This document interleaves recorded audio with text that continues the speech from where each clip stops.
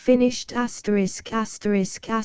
finished by H. Rider Haggard. Contents: Introduction. Chapter I. Alan Quatermain meets Anscombe. Chapter 2. Mr. Marnham. Chapter 3. The Hunters Hunted. Chapter 4. Dr. Rod. Chapter V. A Game of Cards. Chapter 6. Miss Hidder. Chapter 7. The Stope. Chapter 8. Rod's Last Card. Chapter 9. Flight. Chapter Xnum. Chapter 11. Zykalai. Chapter 12. Trapped. Chapter 13. Setwayo. Chapter 14. The Valley of Bones. Chapter 15. The Great Council. Chapter 16. War. Chapter 17. Katia brings news. Chapter 18. Isandlwana. Chapter 19. Alan awakes. Chapter XX. Hidder's Tale. Chapter XXI. The King visits Zykalai. Chapter XXII.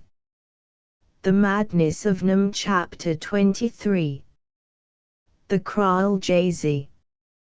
Ditchingham House, Norfolk, May, 1917.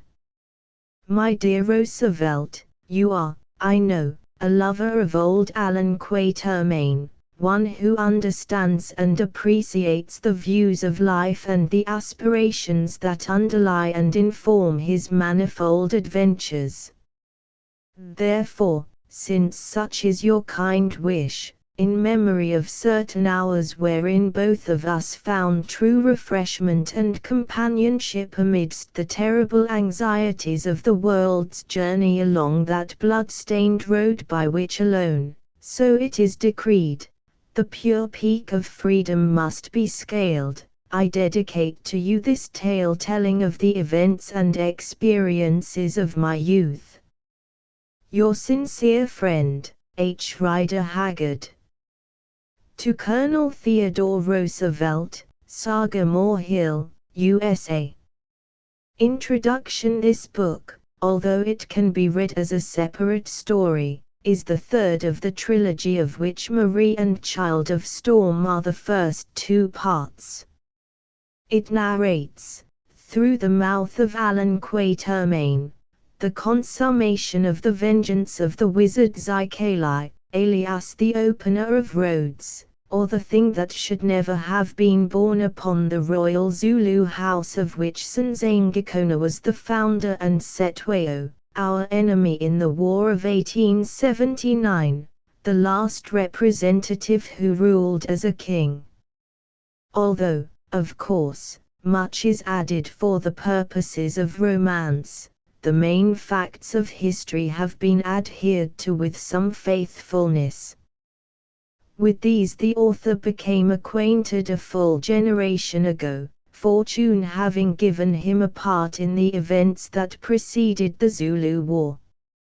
Indeed, he believes that with the exception of Colonel Phillips, who, as a lieutenant, commanded the famous escort of 25 policemen, he is now the last survivor of the party who, under the leadership of Sir Theophilus Shepstone, or Somsu as the natives called him from the Zambesi to the Cape, were concerned in the annexation of the Transvaal in 1877. Recently also he has been called upon as a public servant to revisit South Africa and took the opportunity to travel through Zululand, in order to refresh his knowledge of its people, their customs, their mysteries, and better to prepare himself for the writing of this book.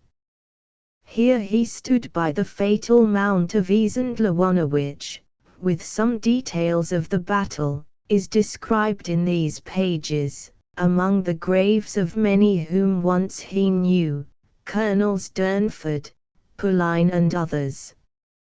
Also he saw Ulandi's plain where the traces of war still lie thick, and talked with an old Zulu who fought in the attacking impi until it crumbled away before the fire of the martinis and shells from the heavy guns. The Battle of the Wall of Sheet Iron, he called it, perhaps because of the flashing fence of bayonets.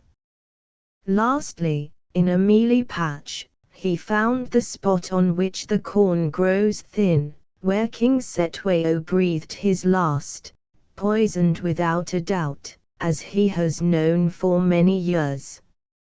It is to be seen at the kraal, ominously named Jay-Z, or, translated into English, finished. The tragedy happened long ago, but even now the quiet-faced Zulu who told the tale, looking about him as he spoke, would not tell it all. Yes, as a young man, I was there at the time, but I do not remember, I do not know. The Mkusi Lundanda, i.e., this chronicler, so named in past years by the Zulus, stands on the very place where the king died. His bed was on the left of the door-hole of the hut and so forth, but no certain word as to the exact reason of this sudden and violent death or by whom it was caused. The name of that destroyer of a king is forever hid.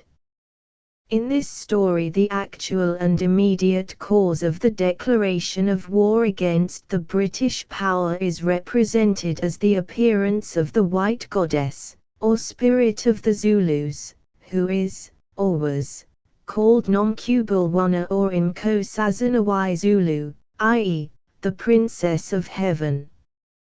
The exact circumstances which led to this decision are not now ascertainable, though it is known that there was much difference of opinion among the Zulu indunas or great captains, and like the writer, many believe that King Cetwayo was personally averse to war against his old allies, the English.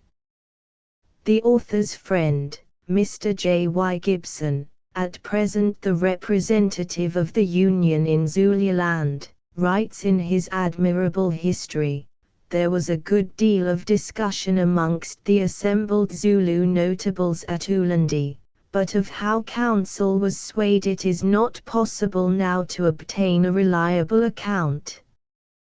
The late Mr. F. B. Finney, FRGS, who also was his friend in days bygone, and, with the exception of Sir Theophilus Shepstone, who perhaps knew the Zulus and their language better than any other official of his day, speaking of this fabled goddess wrote, I remember that just before the Zulu war Nomkubulwana appeared revealing something or other which had a great effect throughout the land. The use made of this strange traditional guardian angel in the following tale is not therefore an unsupported flight of fancy, and the same may be said of many other incidents, such as the account of the reading of the proclamation annexing the Transvaal at Pretoria in 1877, which have been introduced to serve the purposes of the romance. Marmina, who haunts its pages, in a literal as well as figurative sense, is the heroine of Child of Storm, a book to which she gave her own poetic title. The author. 1916. Chapter I. Alan Quatermain meets Anscombe, my friend, into whose hand, if you live, I hope these scribblings of mine will pass one day, must well remember the 12th of April of the year 1877 at Pretoria. Sir Theophilus Shepstone, or Somsu, for I prefer to call him by his native name, having investigated the affairs of the Transvaal for a couple of months or so, had made up his mind to annex that country to the British Crown. It so happened that I, Alan Quatermain, had been on a shooting and trading expedition at the back of the Leidenburg district where there was plenty of game to be killed in those times. Hearing that great events were toward, I made up my mind, curiosity being one of my weaknesses, to come round by Pretoria, which after all was not very far out of my way, instead of striking straight back to Natal. As it chanced, I reached the town about 11 o'clock on this very morning of the 12th of April and, trekking to the church square, proceeded to outspan there, as was usual in the 70s. The place was full of people, English and Dutch together, and I noted that the former seemed very elated and were talking excitedly, while the latter for the most part appeared to be sullen and depressed. Presently I saw a man I knew, a tall, dark man, a very good fellow and an excellent shot, named Robinson. By the way, you knew him also, for afterwards he was an officer in the Pretoria Horse at the time of the Zulu War, the corps in which you held a commission. I called to him and asked what was up. A good deal, Alan, he said as he shook my hand. Indeed, we shall be lucky if all isn't up, or something like it, before the day is over. Shepston's proclamation annexing the Transvaal is going to be read presently. I whistled and asked, how will our Boer friends take it? They don't look very pleased. That's just what no one knows, Alan. Burgers, the president is squared, they say. He is to have a pension, also he thinks it the only thing to be done. Most of the Hollanders up here don't like it, but I doubt whether they will put out their hands further than they can draw them back. The question is, what will be the line of the Boers themselves? There are a lot of them about, all armed, you see, and more outside the town. What do you think? Can't tell you. Anything may happen. They may shoot Shepston and his staff and the 25 policemen, or they may just grumble and go home. Probably they have no fixed plan. How about the English? Oh, we are all crazy with joy, but of course there is no organization and many have no arms. Also there are only a few of us.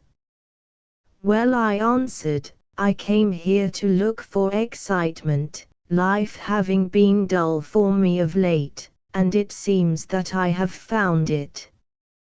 Still, I bet you those Dutchmen do nothing, except protest. They are slim and know that the shooting of an unarmed mission would bring England on their heads. Can't say, I am sure. They like Shepston who understands them, and the move is so bold that it takes their breath away. But as the Kaffirs say, when a strong wind blows, a small spark will make the whole veld burn. It just depends upon whether the spark is there. If an Englishman and a Boer began to fight, for instance, anything might happen. Goodbye, I have got a message to deliver. If things go right, we might dine at the European tonight, and if they don't, goodness knows where we shall dine. I nodded sagely and he departed. Then I went to my wagon to tell the boys not to send the oxen off to graze at present, for I feared lest they should be stolen if there were trouble, but to keep them tied to the trektoe. After this I put on the best coat and hat I had, feeling that as an Englishman it was my duty to look decent on such an occasion, washed, brushed my hair, with me a ceremony without meaning, for it always sticks up, and slipped a loaded Smith & Wesson revolver into my inner poacher pocket. Then I started out to see the fun, and avoiding the groups of surly-looking boors, mingled with the crowd that I saw was gathering in front of a long, low building with a broad stope, which I supposed, rightly, to be one of the government offices. Presently I found myself standing by a tall, rather loosely-built man whose face attracted me. It was clean-shaven and much bronzed by the sun, but not in any way good-looking.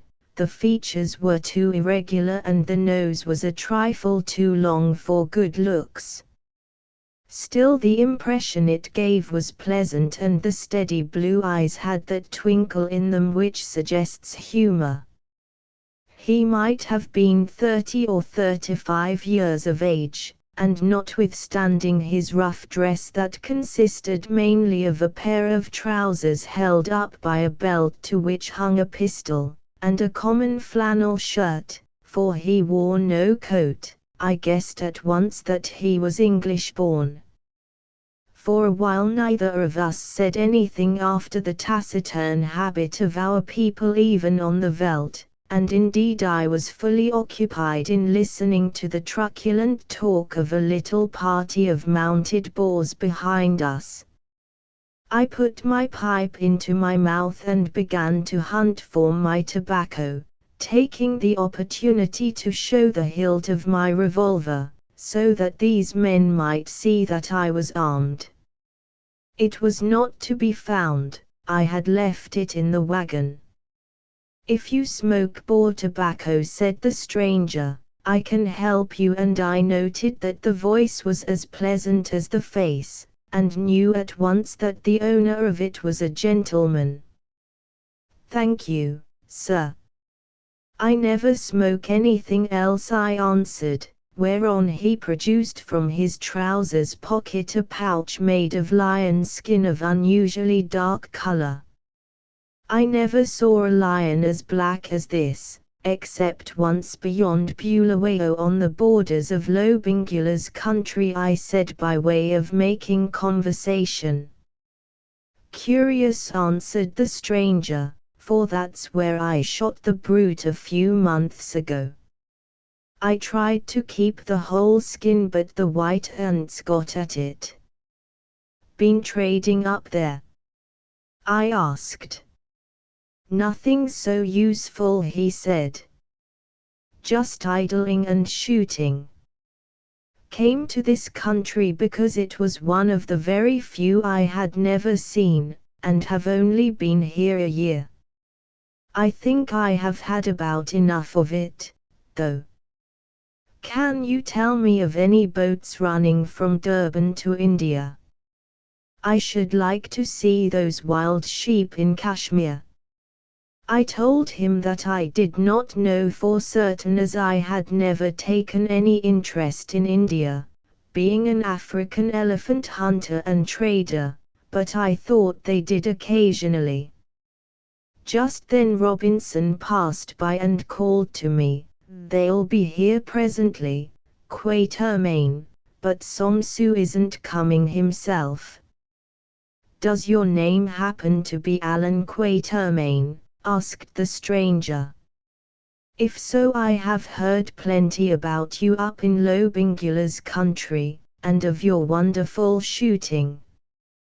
"Yes," I replied, "but as for the shooting, natives always exaggerate." "They never exaggerated about mine," he said with a twinkle in his eye. "Anyhow, I am very glad to see you in the flesh, though in the spirit you rather bored me because I heard too much of you. Whenever I made a particularly bad miss, my gun-bearer, who at some time seems to have been yours, would say, 'Ah, if only it had been the Nkosi Macumazan, how different would have been the end.' My name is Anscombe, Maurice Anscombe," he added rather shyly. Afterwards I discovered from a book of reference that he was a younger son of Lord Mountford, one of the richest peers in England.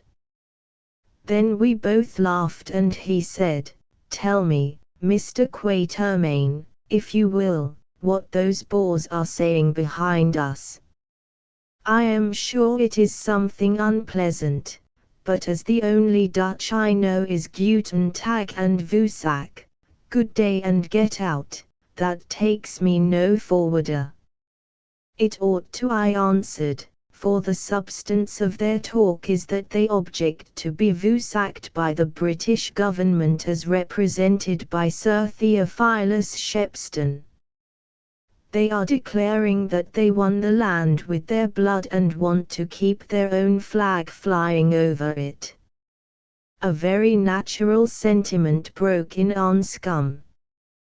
"They say that they wish to shoot all damned Englishmen, especially Shepstone and his people, and that they would make a beginning now were they not afraid that the damned English government, being angered, would send thousands of damned English Ruabatjes, that is, redcoats, and shoot them out of evil revenge." A very natural conclusion, laughed on Scum again, which I should advise them to leave untested. Hush! Here comes the show. I looked and saw a body of black-coated gentlemen with one officer in the uniform of a colonel of engineers, advancing slowly.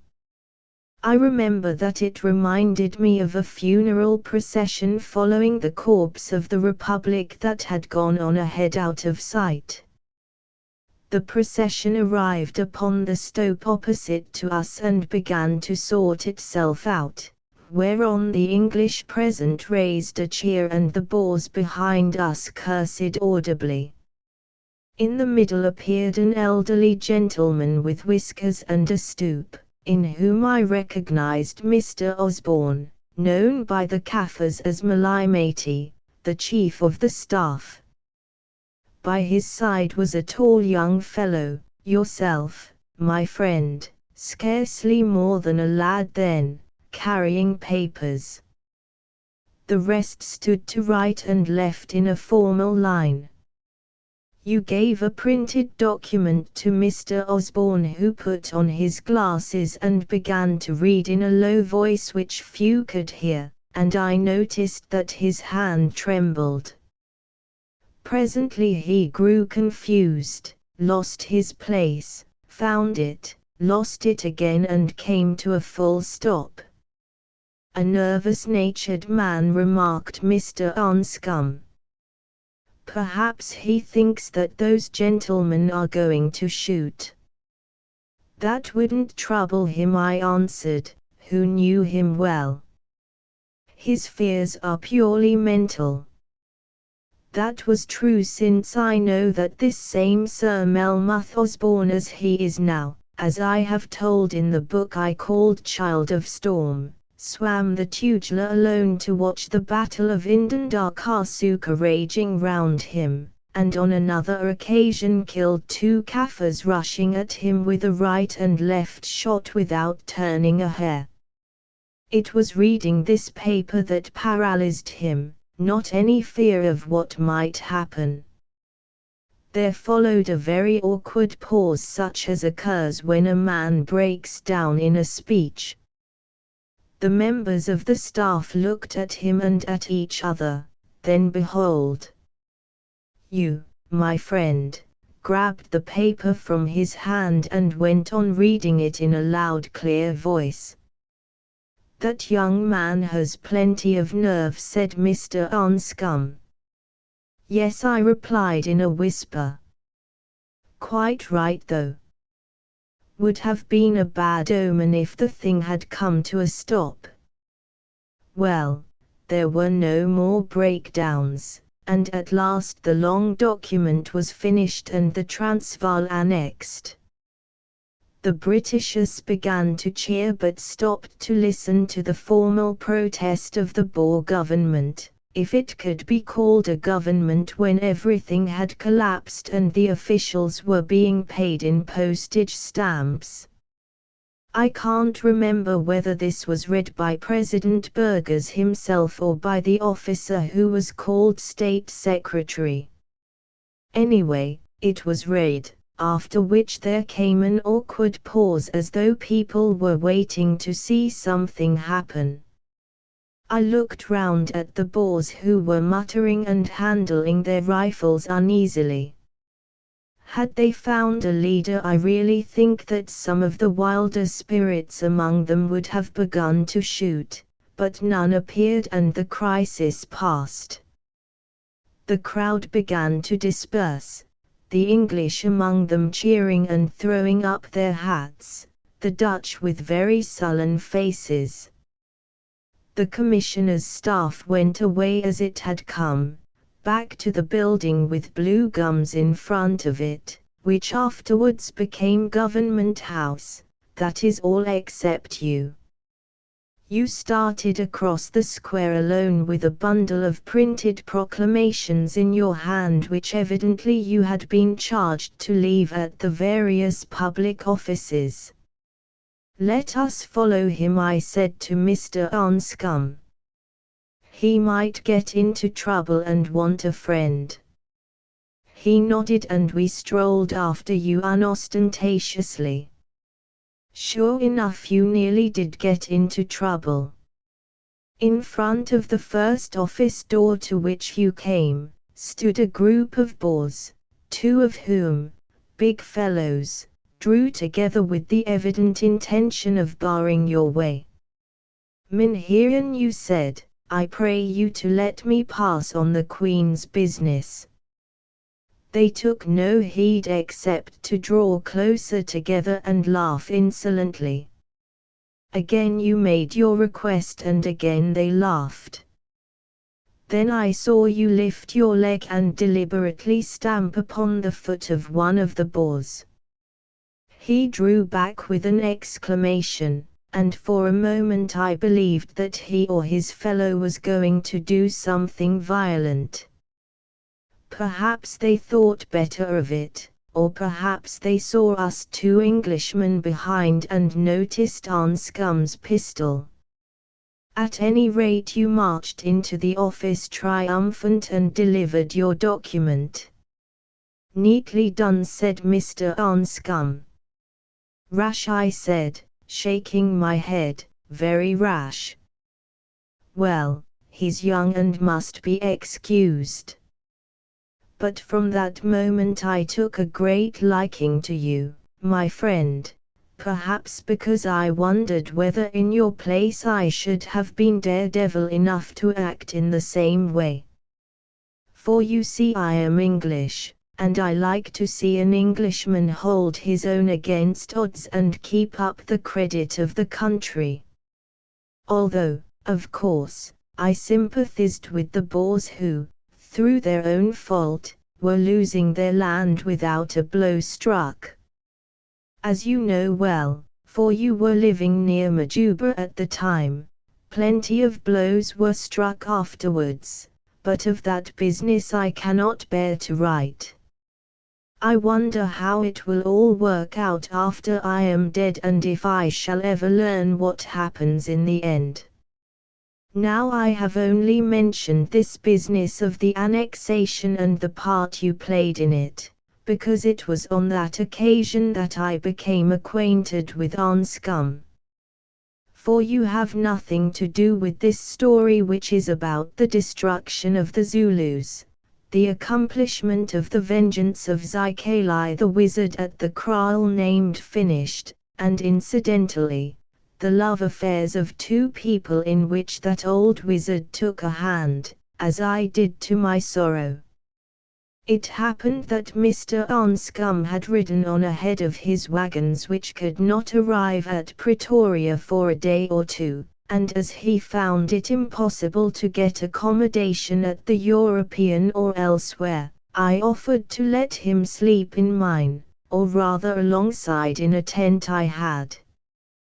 He accepted and soon we became very good friends. Before the day was out I discovered that he had served in a crack cavalry regiment, but resigned his commission some years before. I asked him why. Well, he said, I came into a good lot of money on my mother's death and could not see a prospect of any active service. While the regiment was abroad I liked the life well enough, but at home it bored me. Too much society for my taste, and that sort of thing. Also I wanted to travel, nothing else really amuses me.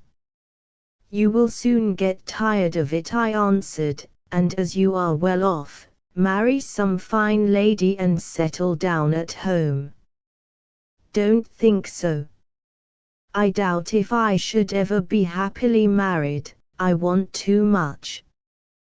One doesn't pick up an earthly angel with a cast-iron constitution who adores you, which are the bare necessities of marriage, under every bush. Here I laughed.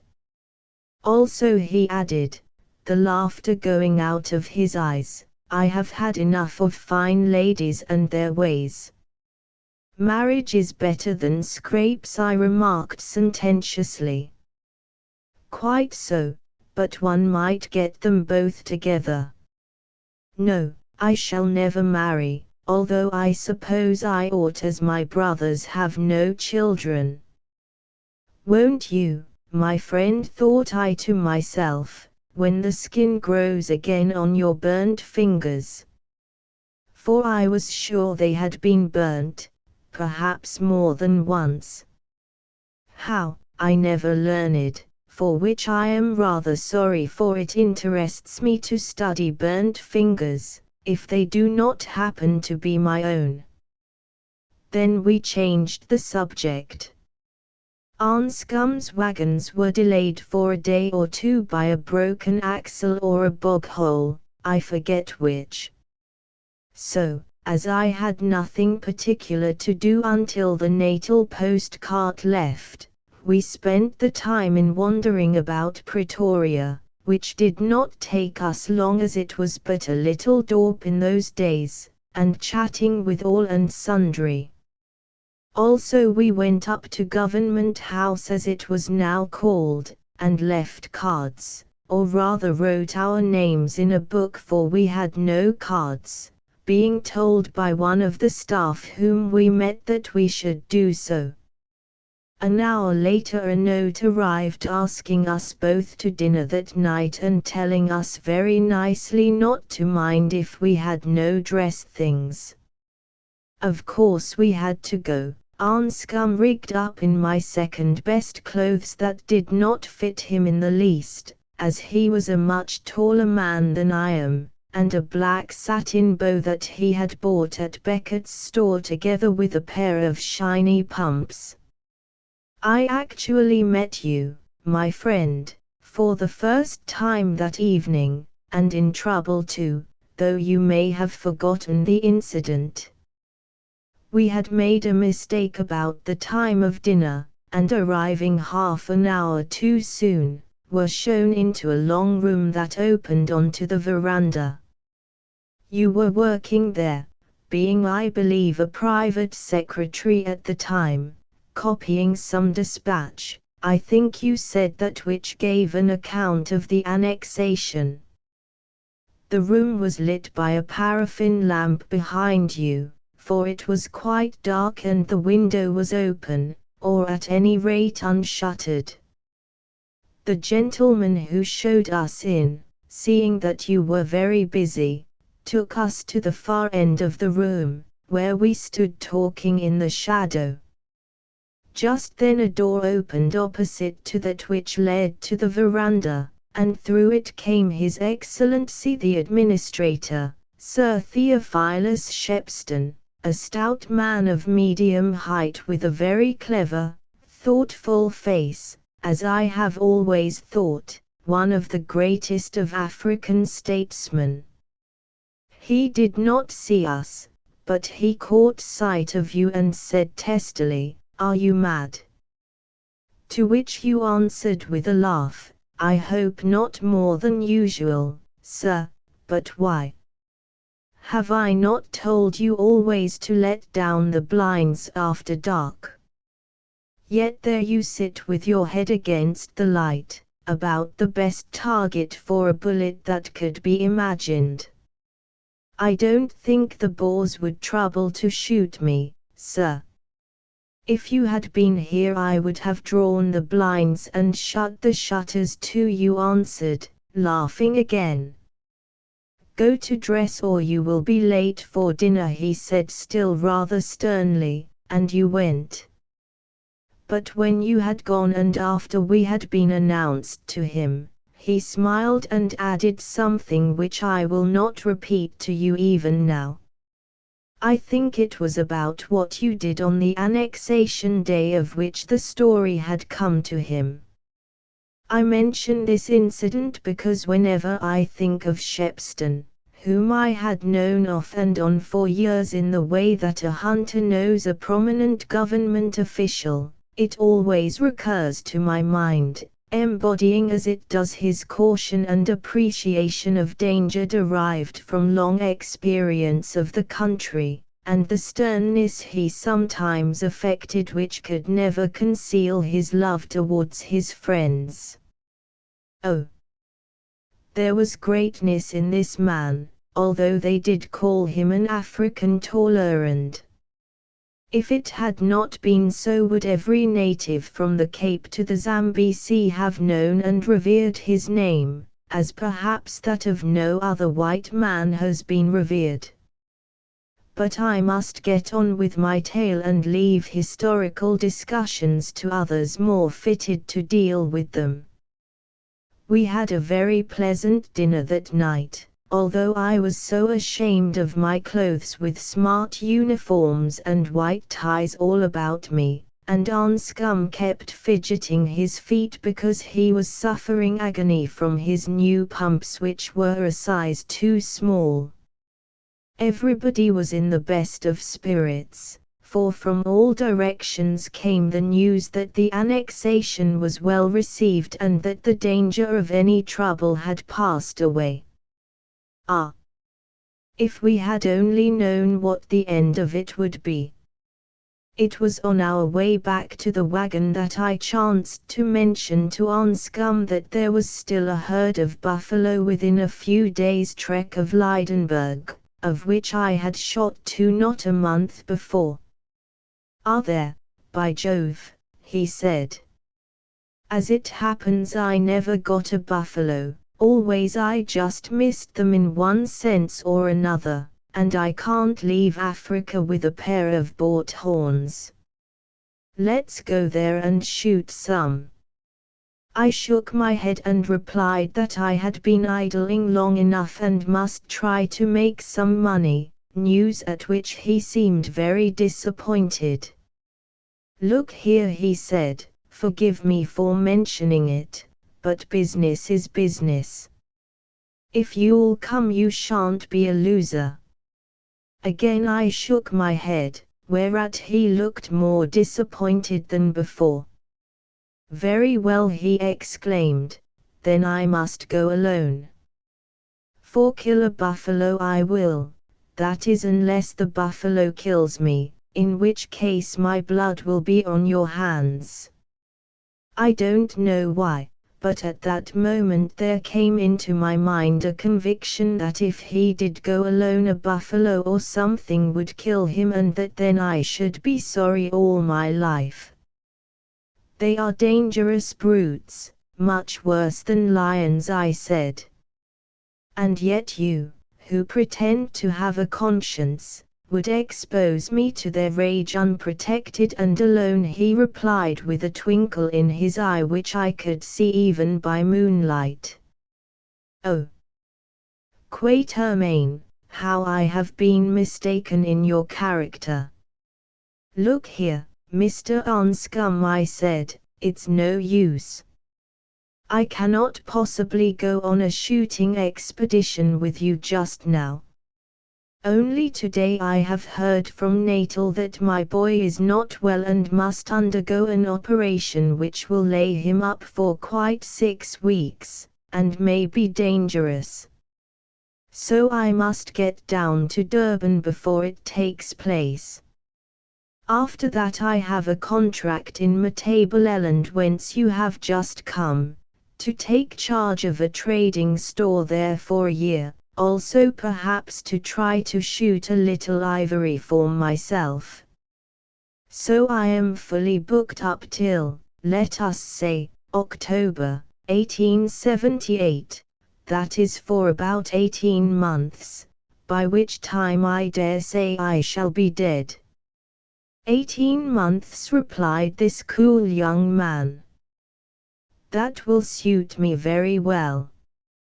I will go on to India as I intended, then home for a bit and will meet you on the 1st of October, 1878, after which we will proceed to the Lydenburg district and shoot those buffalo, or if they have departed, other buffalo. Is it a bargain? I stared at him, thinking that the administrator's champagne had got into his head. Nonsense, I exclaimed. Who knows where you will be in 18 months? Why, by that time you will have forgotten all about me. If I am alive and well, on the 1st of October, 1878, I shall be exactly where I am now, upon this very square in Pretoria, with a wagon, or wagons, prepared for a hunting trip. But as not unnaturally you have doubts upon that point, I am prepared to pay forfeit if I fail, or even if circumstances cause you to fail. Here he took a checkbook from his letter case and spread it out on the little table in the tent, on which there were ink and a pen, adding, "Now, Mr. Quatermain, will it meet your views if I fill this up for £250? No, I answered, taking everything into consideration the sum is excessive. But if you do not mind facing the risks of my non-appearance, to say nothing of your own, you may make it £50. You are very moderate in your demands, he said as he handed me the cheque which I put in my pocket, reflecting that it would just pay for my son's operation. And you are very foolish in your offers, I replied. Tell me, why do you make such crack-brained arrangements? I don't quite know. Something in me seems to say that we shall make this expedition and that it will have a very important effect upon my life. Mind you, it is to be to the Lydenburg district and nowhere else. And now I am tired, so let's turn in. Next morning we parted and went our separate ways. Chapter 2. Mr. Marnham, so much for preliminaries, now for the story. The 18 months had gone by, bringing with them to me their share of adventure, weal and woe, with all of which at present I have no concern. Behold me arriving very hot and tired in the post-cart from Kimberley, whither I had gone to invest what I had saved out of my Matabeleland contract in a very promising speculation whereof, today, the promise remains and no more. I had been obliged to leave Kimberley in a great hurry, before I ought indeed, because of the silly bargain which I have just recorded.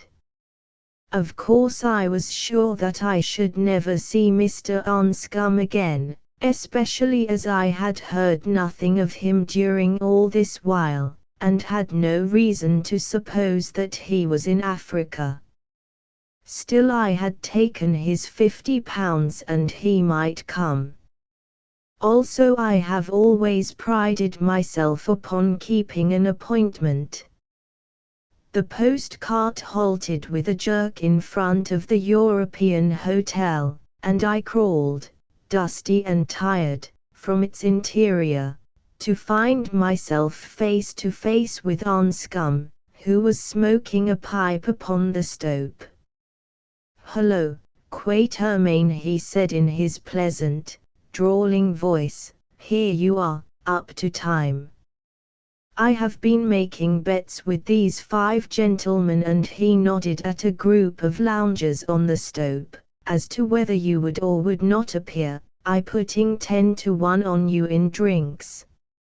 Therefore you must now consume 5 whiskies and sodas, which will save them from consuming 50 and a subsequent appearance at the police court."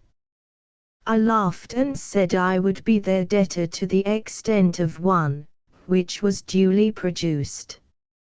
After it was drunk, Anscombe and I had a chat. He said that he had been to India, shot at whatever game he meant to kill there, visited his relations in England, and thence proceeded to keep his appointment with me in Africa. At Durban he had fitted himself out in a regal way with 2 wagons, full teams, and some spare oxen, and trekked to Pretoria, where he had arrived a few days before. Now he was ready to start for the Lydenburg district and look for those buffalo. But I said, the buffalo probably long ago departed. Also there has been a war with Sekhukhune, the Basotho chief who rules all that country, which remains undecided, although I believe some kind of a peace has been patched up. This may make hunting in this neighborhood dangerous. Why not try some other ground, to the north of the Transvaal, for instance? "Quatermain," he answered, "I have come all the way from England, I will not say to kill, but to try to kill buffalo in the Lydenburg district, with you if possible, if not, without you, and thither I am going. If you think it unsafe to accompany me, don't come, I will get on as best I can alone, or with some other skilled person if I can find one." "If you put it like that I shall certainly come," I replied, "with the proviso that should the buffalo prove to be non-existent or the pursuit of them impossible, we either give up the trip, or go somewhere else, perhaps to the country at the back of Delago Bay." "Agreed," he said, after which we discussed terms, he paying me my salary in advance. On further consideration we determined, as 2 were quite unnecessary for a trip of the sort, to leave one of my wagons and half the cattle in charge of a very respectable man, a farmer who lived about 5 miles from Pretoria, just over the pass near to the famous Wonderboom tree, which is one of the sights of the place. Should we need this wagon it could always be sent for, or, if we found the Lydenburg hunting ground, which he was so set upon visiting, unproductive or impossible, we could return to Pretoria over the high veld and pick it up before proceeding elsewhere. These arrangements took us a couple of days or so. On the 3rd we started, without seeing you, my friend, or anyone else that I knew, since just at that time everyone seemed to be away from Pretoria. You, I remember, had by now become the master of the High Court and were, they informed me, at your office, absent on circuit. The morning of our departure was particularly lovely and we trekked away in the best of spirits, as so often happens to people who are marching into trouble. Of our journey there is little to say, as everything went smoothly, so that we arrived at the edge of the high veld feeling as happy as the country which has no history is reported to do. Our road led us past the little mining settlement of Pilgrim's Rest, where a number of adventurous spirits, most of them English, were engaged in washing for gold, a job at which I once took a turn near this very place without any startling success. Of the locality I need only say that the mountainous scenery is among the most beautiful. The hills are the steepest and the roads are, or were, the worst that I have ever traveled over in a wagon. However, going softly as the natives say, we negotiated them without accident and, leaving Pilgrim's Rest behind us, began to descend towards the low veldt where I was informed a herd of buffalo could still be found, since, owing to the war with Sequoia, no one had shot at them of late. This war had been suspended for a while, and the Landdrost at Pilgrim's Rest told me he thought it would be safe to hunt on the borders of that chief's country, though he should not care to do so himself. Game of the smaller sort began to be plentiful about here. So not more than a dozen miles from Pilgrim's Rest we outspanned early in the afternoon to try to get a blue wildebeest or two, for I had seen the spoor of these creatures in a patch of soft ground, or failing them some other buck. Accordingly, leaving the wagon by a charming stream that wound and gurgled over a bed of granite, we mounted our salted horses, which were part of Anscombe's outfit, and set forth rejoicing. Riding through the scattered thorns and following the spoor where I could, within half an hour we came to a little glade. There, not 50 yards away, I caught sight of a single blue wildebeest bull standing in the shadow of the trees on the further side of the glade, and pointed out the ugly beast, for it is the most grotesque of all the antelopes, to Anscombe. "Off you get," I whispered. "It's a lovely shot, you can't miss it." "Oh, can't I?" replied Anscombe. "Do you shoot?" I refused, so he dismounted, giving me his horse to hold, and kneeling down solemnly and slowly covered the bull. Bang went his rifle, and I saw a bough about a yard above the wildebeest fall onto its back. Off it went like lightning, whereon Anscombe let drive with the left barrel of the Express, almost at hazard as it seemed to me, and by some chance hit it above the near foreknee, breaking its leg. "That was a good shot," he cried, jumping onto his horse. "Excellent," I answered. "But what are you going to do?" "Catch it." "It is cruel to leave a wounded animal," and off he started. Of course I had to follow, but the ensuing ride remains among the more painful of my hunting memories. We tore through thorn trees that scratched my face and damaged my clothes. We struck a patch of ant-bear holes, into one of which my horse fell so that my stomach bumped against its head. We slithered down granite koppies, and this was the worst of it. At the end of each chapter, so to speak, always caught sight of that accursed bull which I fondly hoped would have vanished into space. At length, after half an hour or so of this game, we reached a stretch of open, rolling ground, and there not 50 yards ahead of us was the animal still going like a hare, though how it could do so on 3 legs I am sure I do not know. We coursed it like greyhounds, till at last Anscombe, whose horse was the faster, came alongside of the exhausted creature, whereon it turned suddenly and charged. Anscombe held out his rifle in his right hand and pulled the trigger, which, as he had forgotten to reload it, was a mere theatrical performance. Next second there was such a mix-up that for a while I could not distinguish which was Anscombe, which was the wildebeest, and which the horse. They all seemed to be going round and round in a cloud of dust. When things settled themselves a little I discovered the horse rolling on the ground, Anscombe on his back with his hands up in an attitude of prayer, and the wildebeest trying to make up its mind which of them it should finish first. I settled the poor thing's doubts by shooting it through the heart, which I flatter myself was rather clever of me under the circumstances.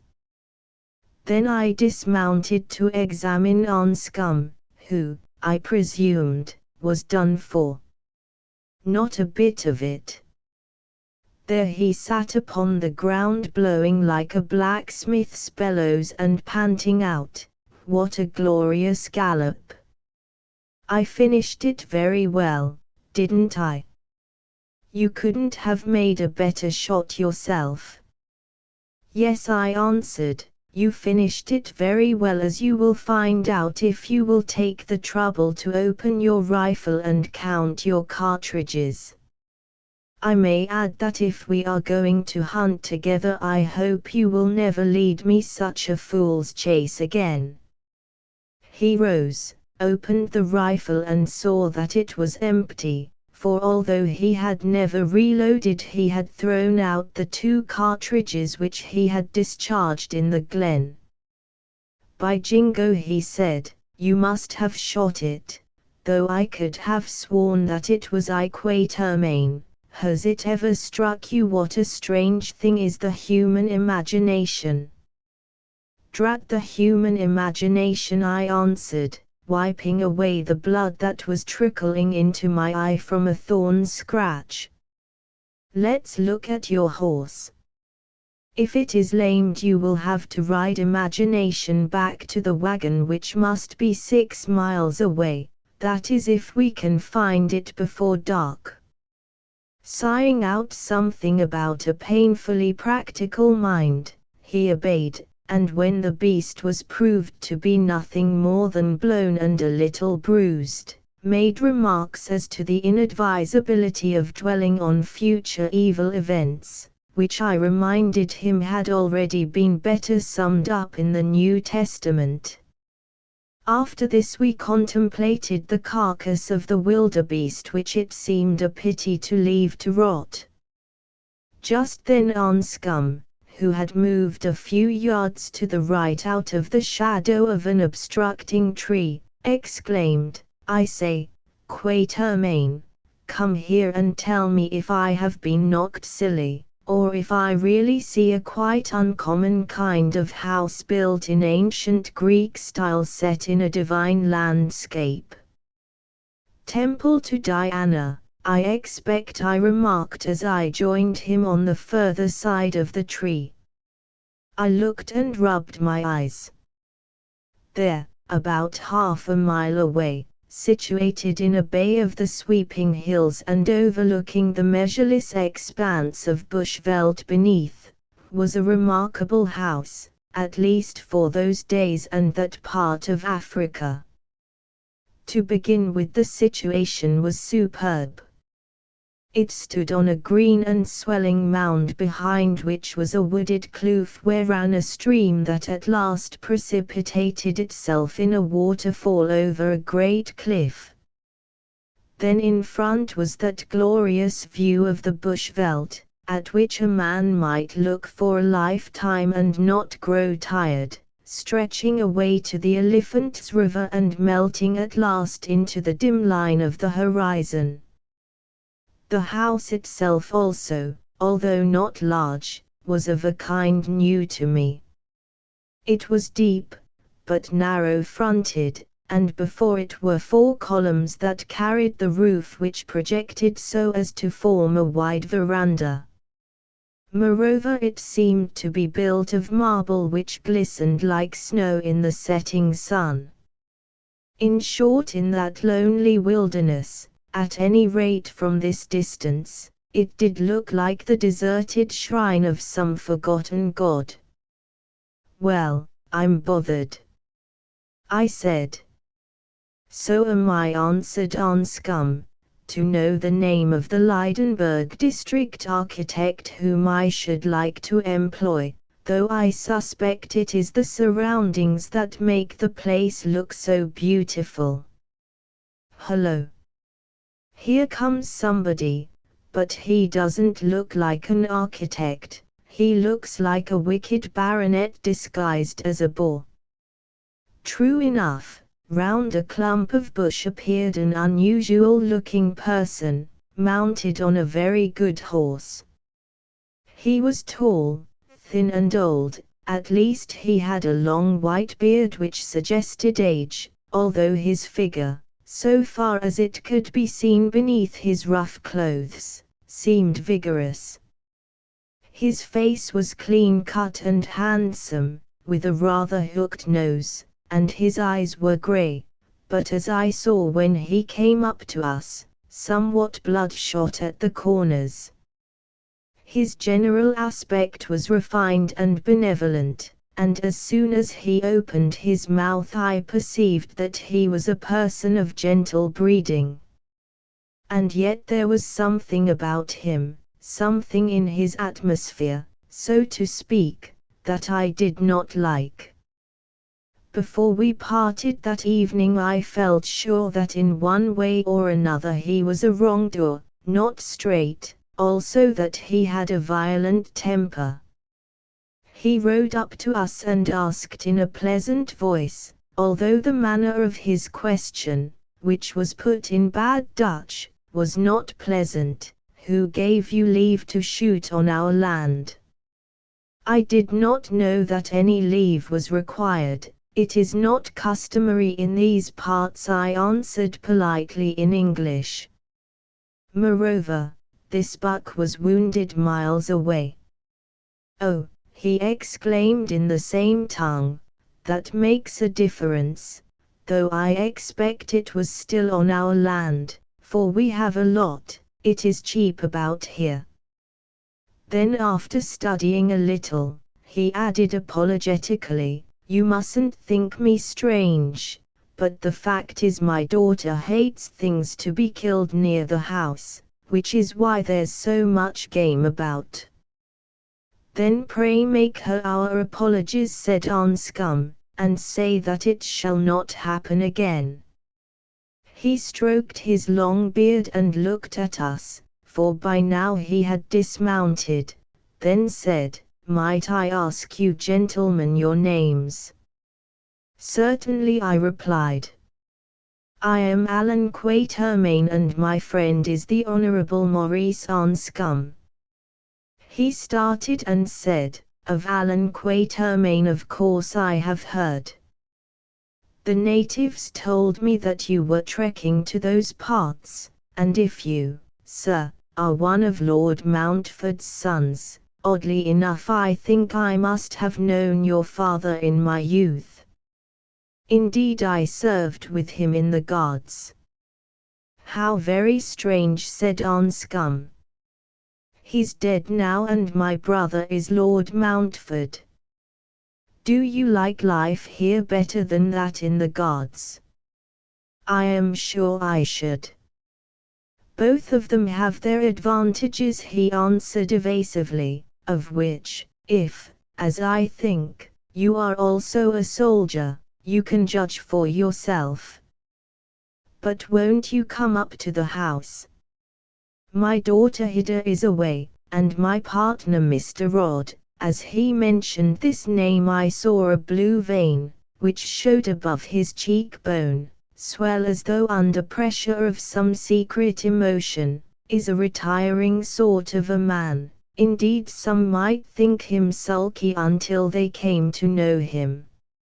Still, we can make you comfortable and even give you a decent bottle of wine." "No, thank you very much," I answered. "We must get back to the wagon or our servants will think that we have come to grief." Perhaps you will accept the wildebeest if it is of any use to you." "Very well," he said in a voice that suggested regret struggling with relief. To the buck he made no allusion, perhaps because he considered that it was already his own property. "Do you know your way?" "I believe your wagon is camped out there to the east by what we call the Granite Stream. If you follow this Kaffir path," and he pointed to a track nearby, "it will take you quite close." "Where does the path run to?" I asked. "There are no kraals about, are there?"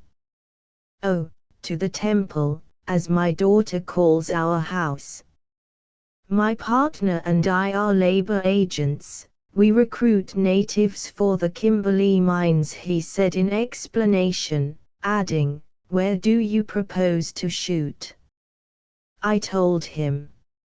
"Isn't that rather a risky district?" he said.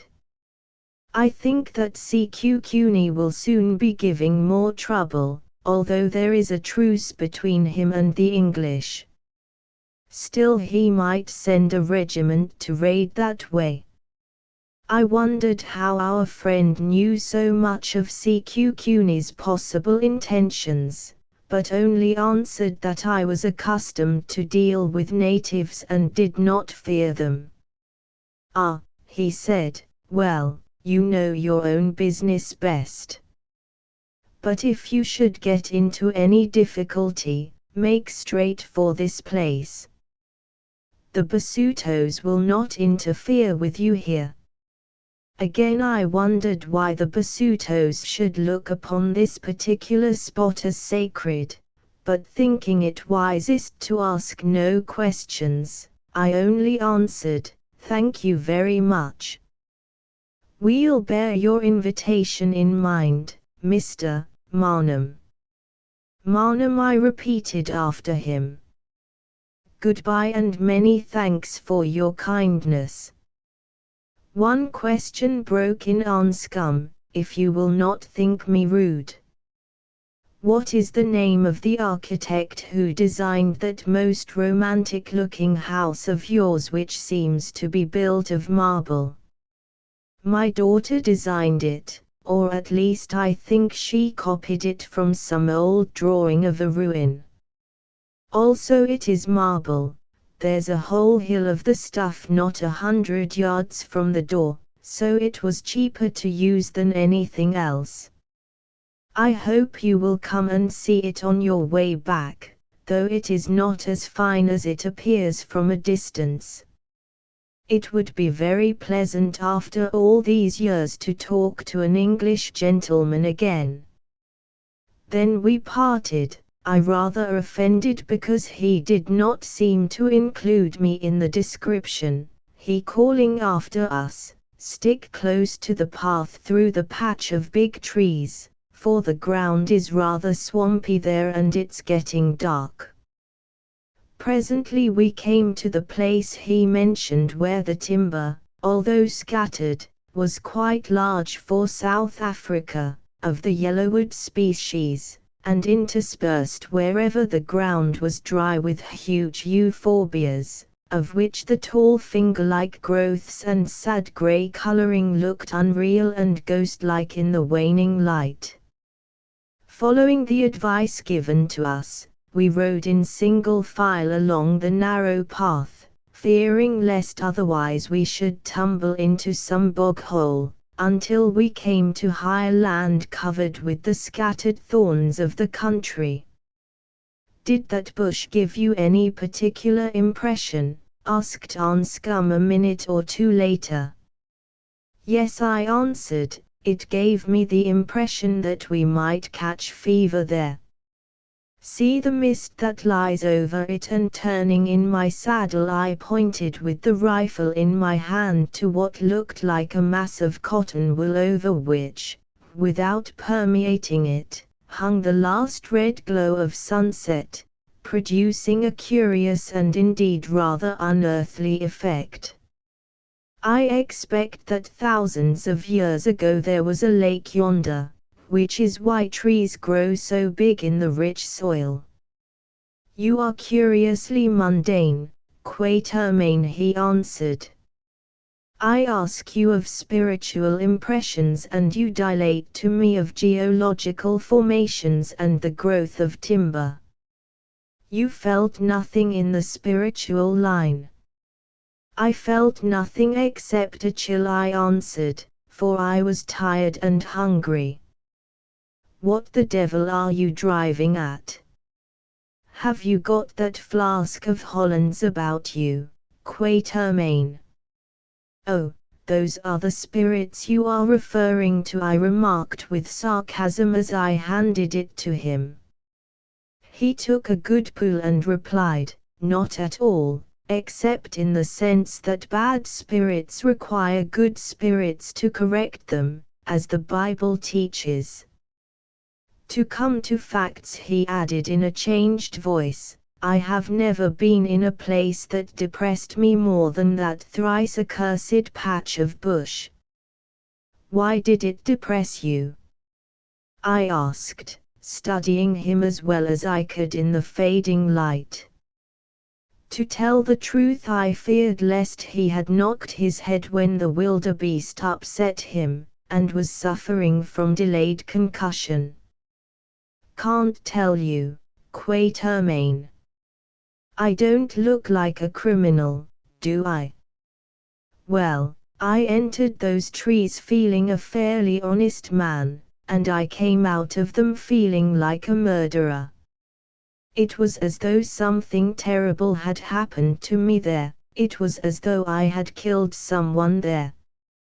Ah, and he shivered and took another pull at the Hollands. What bosh! I said.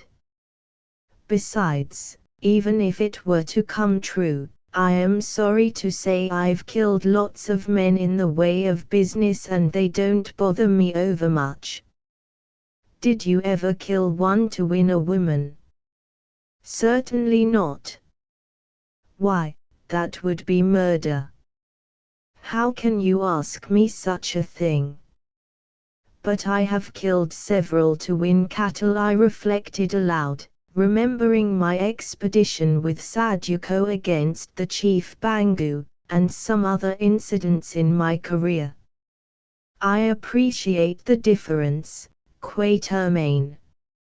If you kill for cows, it is justifiable homicide. If you kill for women, it is murder.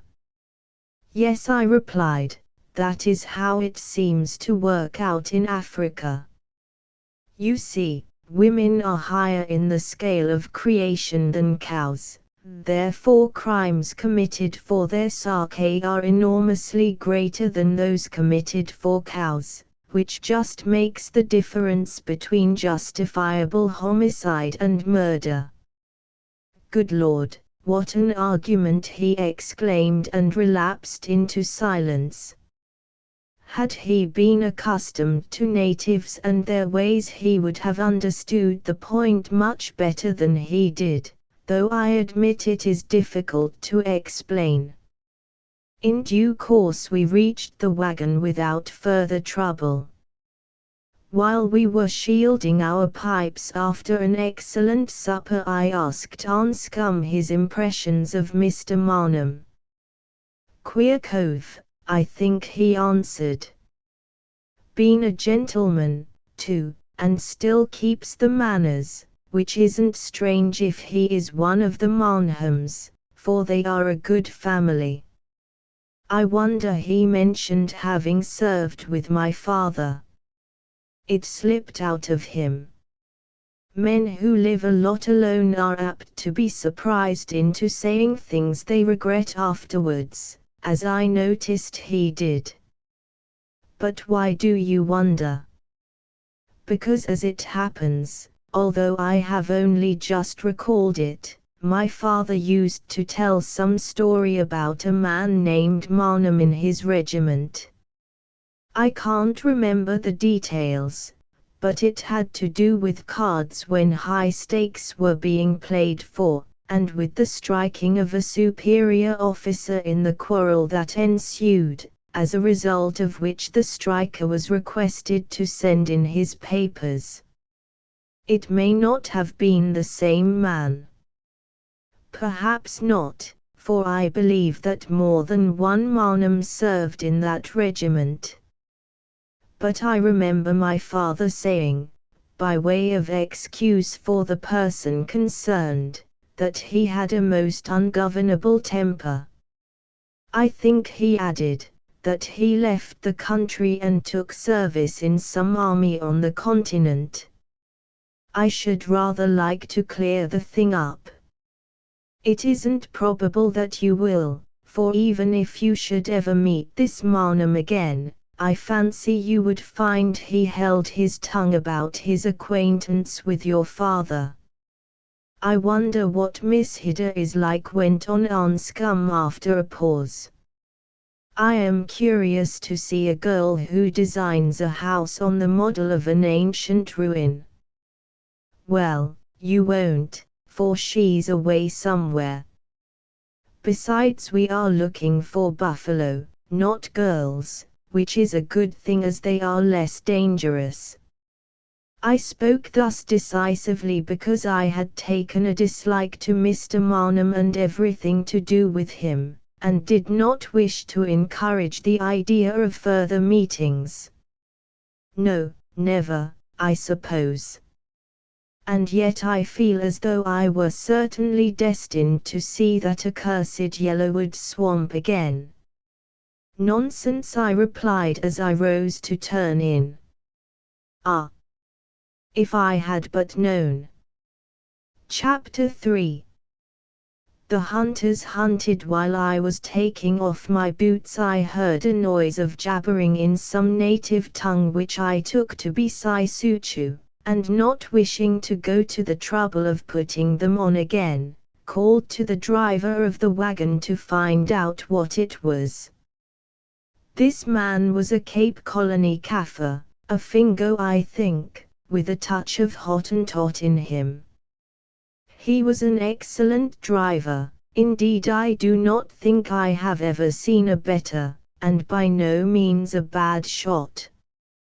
Among Europeans he rejoiced in the name of Fussak, a Boer Dutch term which is generally addressed to troublesome dogs and means get out.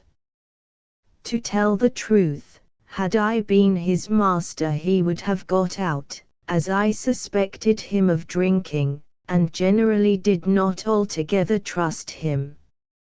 Anscombe, however, was fond of him because he had shown courage in some hunting adventure in Matabeleland. I think it was at the shooting of that very dark-colored lion whose skin had been the means of making us acquainted nearly 2 years before. Indeed, he said that on this occasion Fussak had saved his life, though from all that I could gather I do not think this was quite the case. Also the man, who had been on many hunting trips with sportsmen, could talk Dutch well and English enough to make himself understood, and therefore was useful. He went as I bade him, and coming back presently, told me that a party of Basutos, about 30 in number, who were returning from Kimberley, where they had been at work in the mines, under the leadership of a bastard named Carl, asked leave to camp by the wagon for the night, as they were afraid to go on to Tampel in the dark. At first I could not make out what Tampel was, as it did not sound like a native name.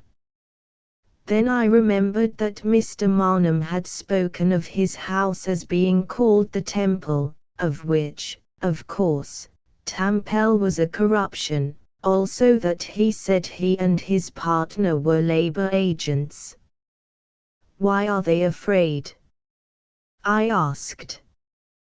Because, Buzz, they say that they must go through a wood in a swamp, which they think is haunted by spooks, and they much afraid of spooks, that is of ghosts. What spooks?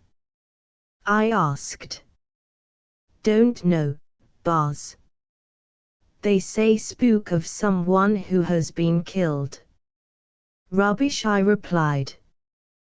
Tell them to go and catch the spook. We don't want a lot of noisy fellows howling shanties here all night. Then it was that Anscombe broke in his humorous, rather drawling voice.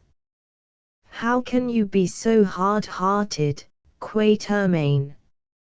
After the supernatural terror which, as I told you, I experienced in that very place, I wouldn't condemn a kicking mule to go through it in this darkness. Let the poor devils stay, I dare say they are tired. So I gave in, and presently saw their fires beginning to burn through the end canvas of the wagon, which was unlaced because the night was hot. Also later on I woke up, about midnight I think, and heard voices talking, one of which I reflected sleepily, sounded very like that of Fussac. Waking very early, as is my habit, I peeped out of the wagon, and through the morning mist perceived Fussac in converse with a particularly villainous-looking person.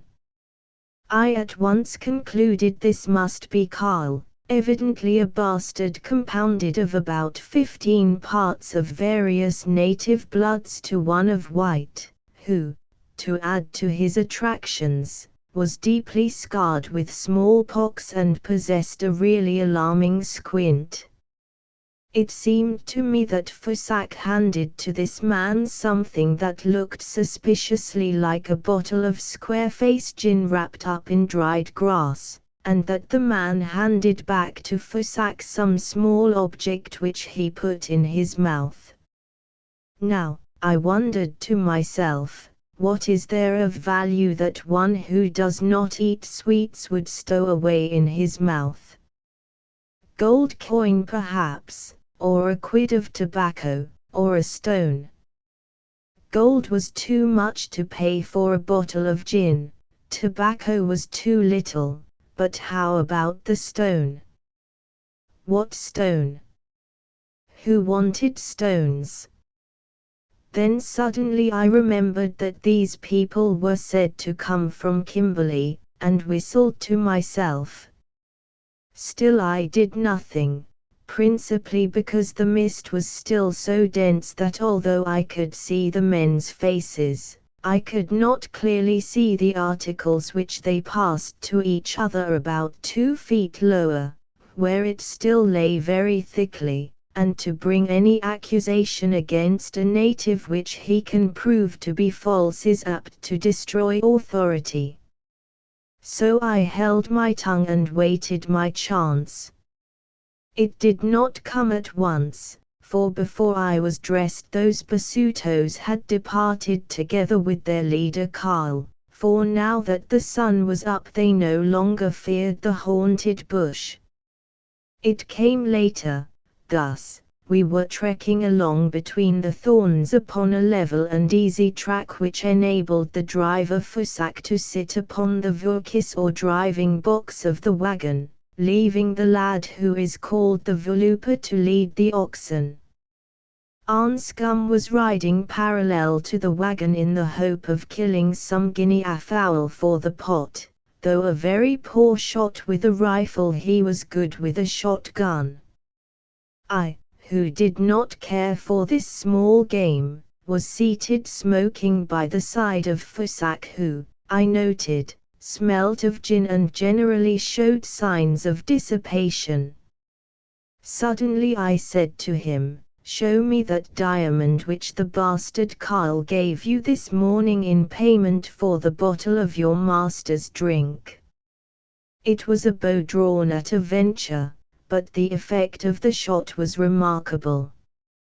Had I not caught it, the long bamboo whip Fussac held would have fallen to the ground, while he collapsed in his seat like a man who has received a bullet in his stomach. "Bars," he gasped, "Bars, how did you know?" "I knew," I replied grandly, "in the same way that I know everything." Show me the diamond. Bars, he said, it was not the Bars Anscom's gin, it was some I bought in Pilgrim's Rest. I have counted the bottles in the case and know very well whose gin it was, I replied ambiguously, for the reason that I had done nothing of the sort. Show me the diamond. Fossack fumbled about his person, his hair, his waistcoat pockets and even his mooka, and ultimately from somewhere produced a stone which he handed to me. I looked at it, and from the purity of color and size, judged it to be a diamond worth £200, or possibly more. After careful examination I put it into my pocket, saying, "This is the price of your master's gin and therefore belongs to him as much as it does to anybody. Now if you want to keep out of trouble, tell me, whence came it into the hands of that man, Carl?" "Bars," replied Fossack, trembling all over, "how do I know? He and the rest have been working at the mines, I suppose he found it there." "Indeed. And did he find others of the same sort?" "I think so, Bars. At least he said that he had been buying bottles of gin with such stones all the way down from Kimberley. Carl is a great drunkard, Bars, as I am sure, who have known him for years." "That is not all," I remarked, keeping my eyes fixed on him. "What else did he say?"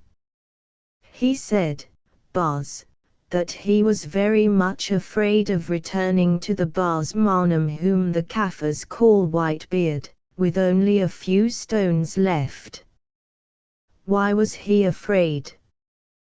"Because the Bars Whitebeard, he who dwells at Tampel, is, he says, a very angry man if he thinks himself cheated, and Carl is afraid lest he should kill him as another was killed, he whose spook haunts the wood through which those silly people feared to pass last night." "Who was killed and who killed him?" I asked. "Bars, I don't know," replied Fossack, collapsing into sullen silence in a way that Kaffirs have when suddenly they realize that they have said too much. Nor did I press the matter further, having learned enough. What had I learned? This, that Messrs. Marnham and Rod were illicit diamond buyers, I.D.B.S. as they are called, who had cunningly situated themselves at a great distance from the scene of operations, practically beyond the reach of civilized law. Probably they were engaged also in other nefarious dealings with Kaffirs, such as supplying them with guns wherewith to make war upon the whites. CQ Cuny had been fighting us recently, so that there would be a very brisk market for rifles. This, too, would account for Marnham's apparent knowledge of that chief's plans. Possibly, however, he had no knowledge and only made a pretense of it to keep us out of the country. Later on I confided the whole story and my suspicions to Anscombe, who was much interested. "What picturesque scoundrels!" he exclaimed. "We really ought to go back to the temple. I have always longed to meet some real live I.D.B.S. It is probable that you have done that already without knowing it. For the rest, if you wish to visit that den of iniquity, you must do so alone." "Wouldn't White Sepulchre be a better term, especially as it seems to cover dead men's bones?" he replied in his frivolous manner. Then I asked him what he was going to do about Fossack and the bottle of gin, which he countered by asking me what I was going to do with that diamond. "Give it to you as Fusak's master," I said, suiting the action to the word. "I don't wish to be mixed up in doubtful transactions." Then followed a long argument as to who was the real owner of the stone, which ended in its being hidden away to be produced if called for, and in Fusak, who ought have had a round dozen, receiving a scolding from his master, coupled with the threat that if he stole more gin he would be handed over to a magistrate, when we met one. On the following day we reached the hot, low-lying veldt which the herd of buffalo was said to inhabit. Next morning, however, when we were making ready to begin hunting, a Basuto Kaffir appeared who, on being questioned, said that he was one of Sekukuni's people sent to this district to look for 2 lost oxen. I did not believe this story, thinking it more probable that he was a spy, but asked him whether in his hunt for oxen he had come across buffalo. He replied that he had, a herd of 32 of them, counting the calves, but that they were over the Elephant's River about 25 miles away, in a valley between some outlying hills and the rugged range of mountains, beyond which was situated Sekukuni's town. Moreover, in proof of his story he showed me spoor of the beasts heading in that direction which was quite a week old. Now for my part, as I did not think it wise to get too near to Sekukuni, I should have given them up and gone to hunt something else. Anscombe, however, was of a different opinion and pleaded hard that we should follow them. They were the only herd within 100 miles, he said, if indeed there were any others this side of the Lebombo Mountains.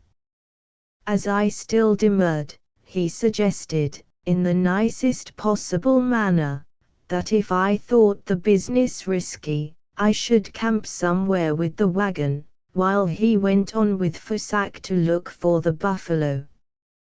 I answered that I was well used to risks, which in a sense were my trade, and that as he was more or less in my charge I was thinking of him, not of myself, who was quite prepared to follow the buffalo, not only to Sekukuni's mountains but over them. Then fearing that he had hurt my feelings, he apologized, and offered to go elsewhere if I liked. The upshot was that we decided to trek to the Elephant's River, camp there and explore the bush on the other side on horseback, never going so far from the wagon that we could not reach it again before nightfall. This, then, we did, outspanning that evening by the hot but beautiful river which was still haunted by a few hippopotamus and many crocodiles, one of which we shot before turning in.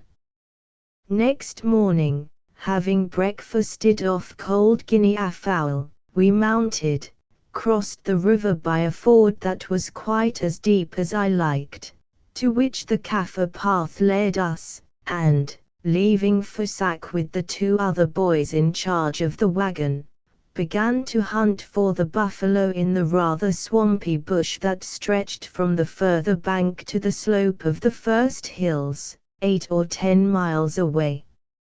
I did not much expect to find them, as the Basuto had said that they had gone over these hills, but either he lied or they had moved back again. Not half a mile from the river bank, just as I was about to dismount to stalk a fine waterbuck of which I caught sight standing among some coarse grass and bushes, my eye fell upon buffalo spoor that from its appearance I knew could not be more than a few hours old. Evidently the beasts had been feeding here during the night and at dawn had moved away to sleep in the dry bush nearer the hills. Beckoning to Anscombe, who fortunately had not seen the water buck, at which he would certainly have fired, thereby perhaps frightening the buffalo, I showed him the spoor that we at once started to follow. Soon it led us into other spoor, that of a whole herd of 30 or 40 beasts indeed, which made our task quite easy, at least till we came to harder ground, for the animals had gone a long way. An hour or more later, when we were about 7 miles from the river, I perceived ahead of us, for we were now almost at the foot of the hills, a cool and densely wooded kloof. "That is where they will be," I said. "Now come on carefully and make no noise." We rode to the wide mouth of the kloof where the signs of the buffalo were numerous and fresh, dismounted and tied our horses to a thorn, so as to approach them silently on foot. We had not gone 200 yards through the bush when suddenly about 50 paces away, standing broadside on in the shadow between two trees, I saw a splendid old bull with a tremendous pair of horns.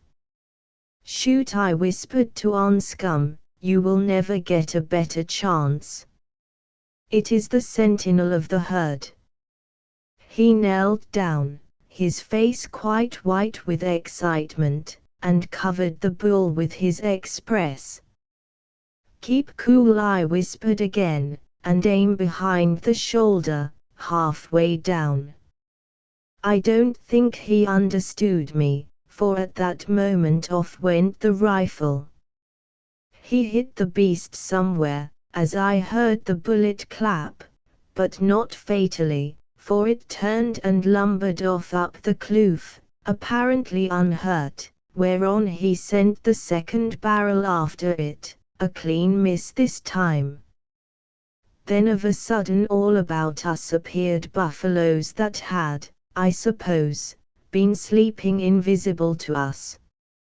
These, with snorts and bellows, rushed off towards the river, for having their senses about them, they had no mind to be trapped in the kloof.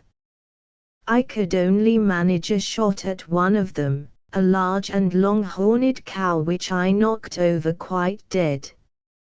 If I had fired again it would have been but to wound, a thing I hate. The whole business was over in a minute. We went and looked at my dead cow which I had caught through the heart. "It's cruel to kill these things," I said, "for I don't know what use we are going to make of them, and they must love life as much as we do." "We'll cut the horns off," said Anscombe. "You may if you like," I answered, "but you will find it a tough job with a sheath knife." "Yes, I think that shall be the task of the worthy Fusak tomorrow," he replied. "Meanwhile let us go and finish off my bull, as Fusak and company may as well bring home 2 pair of horns as one." I looked at the dense bush, and knowing something of the habits of wounded buffaloes, reflected that it would be a nasty job. Still I said nothing, because if I hesitated, I knew he would want to go alone. So we started. Evidently the beast had been badly hit, for the blood spoor was easy to follow. Yet it had been able to retreat up to the end of the kloof that terminated in a cliff over which trickled a stream of water. Here it was not more than 100 paces wide, and on either side of it were other precipitous cliffs. As we went from one of these a war horn, such as the Basutos use, was blown. Although I heard it, oddly enough, I paid no attention to it at the time, being utterly intent upon the business in hand. Following a wounded buffalo bull up a tree-clad and stony kloof is no game for children, as these beasts have a habit of returning on their tracks and then rushing out to gore you. So I went on with every sense alert, keeping Anscombe well behind me. As it happened, our bull had either been knocked silly or inherited no guile from his parents.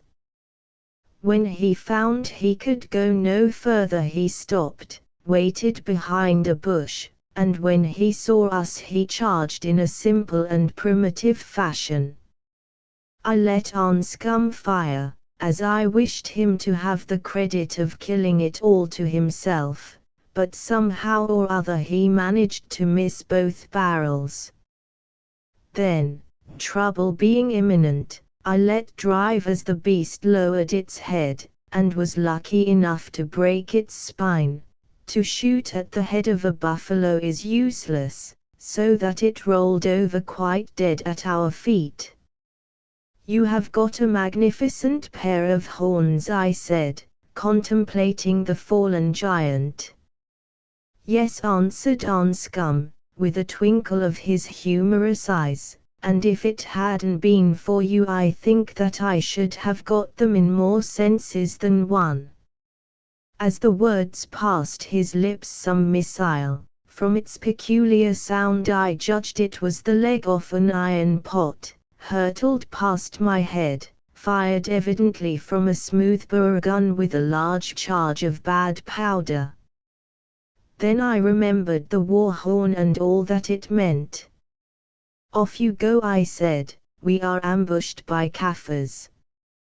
We were indeed, for as we tailed down that kloof, from the top of both cliffs above us came a continuous but luckily ill-directed fire. Lead-coated stones, pot legs and bullets whirred and whistled all round us, yet until the last, just when we were reaching the tree to which we had tied our horses, quite harmlessly. Then suddenly I saw Anscombe begin to limp. Still he managed to run on and mount, though I observed that he did not put his right foot into the stirrup. "What's the matter?" I asked as we galloped off. "Shot through the instep, I think," he answered with a laugh, "but it doesn't hurt a bit." "I expect it will later," I replied. "Meanwhile, thank God it wasn't at the top of the kloof. They won't catch us on the horses, which they never thought of killing first. They are going to try though. Look behind you." I looked and saw 20 or 30 men emerging from the mouth of the kloof in pursuit.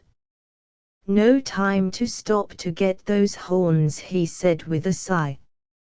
"No," I answered, "unless you are particularly anxious to say goodbye to the world pinned over a broken ant heap in the sun, or something pleasant of the sort." Then we rode on in silence, I thinking what a fool I had been first to allow myself to be overruled by Anscombe and cross the river, and secondly not to have taken warning from that war horn. We could not go very fast because of the difficult and swampy nature of the ground, also the great heat of the day told on the horses. Thus it came about that when we reached the ford we were not more than 10 minutes ahead of our active pursuers, good runners every one of them, and accustomed to the country. I suppose that they had orders to kill or capture us at any cost, for instead of giving up the chase, as I hoped they would, they stuck to us in surprising fashion. We splashed through the river, and luckily on the further bank were met by Fusak, who had seen us coming and guessed that something was wrong. "Inspan!" I shouted to him, and be quick about it if you want to see tomorrow's light. The Basutos are after us." Off he went like a shot, his face quite green with fear. "Now," I said to Anscombe, as we let our horses take a drink for which they were mad, "we have got to hold this ford until the wagon is ready, or those devils will get us after all. Dismount and I'll tie up the horses."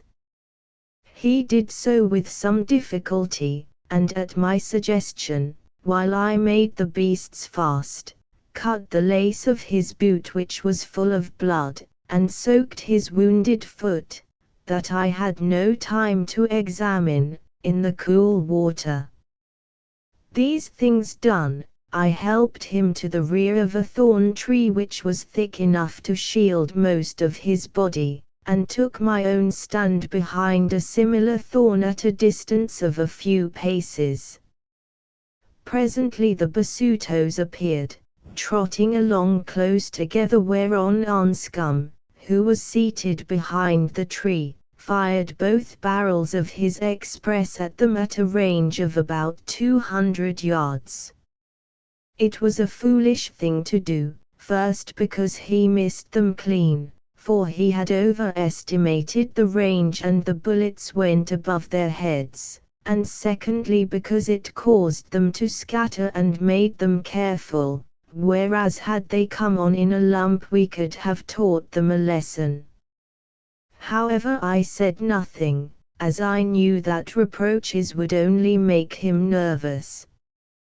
Down went those scoundrels onto their hands and knees and, taking cover behind stones and bushes on the further bank, began to fire at us, for they were all armed with guns of one sort and another, and there was only about 100 yards of water between us.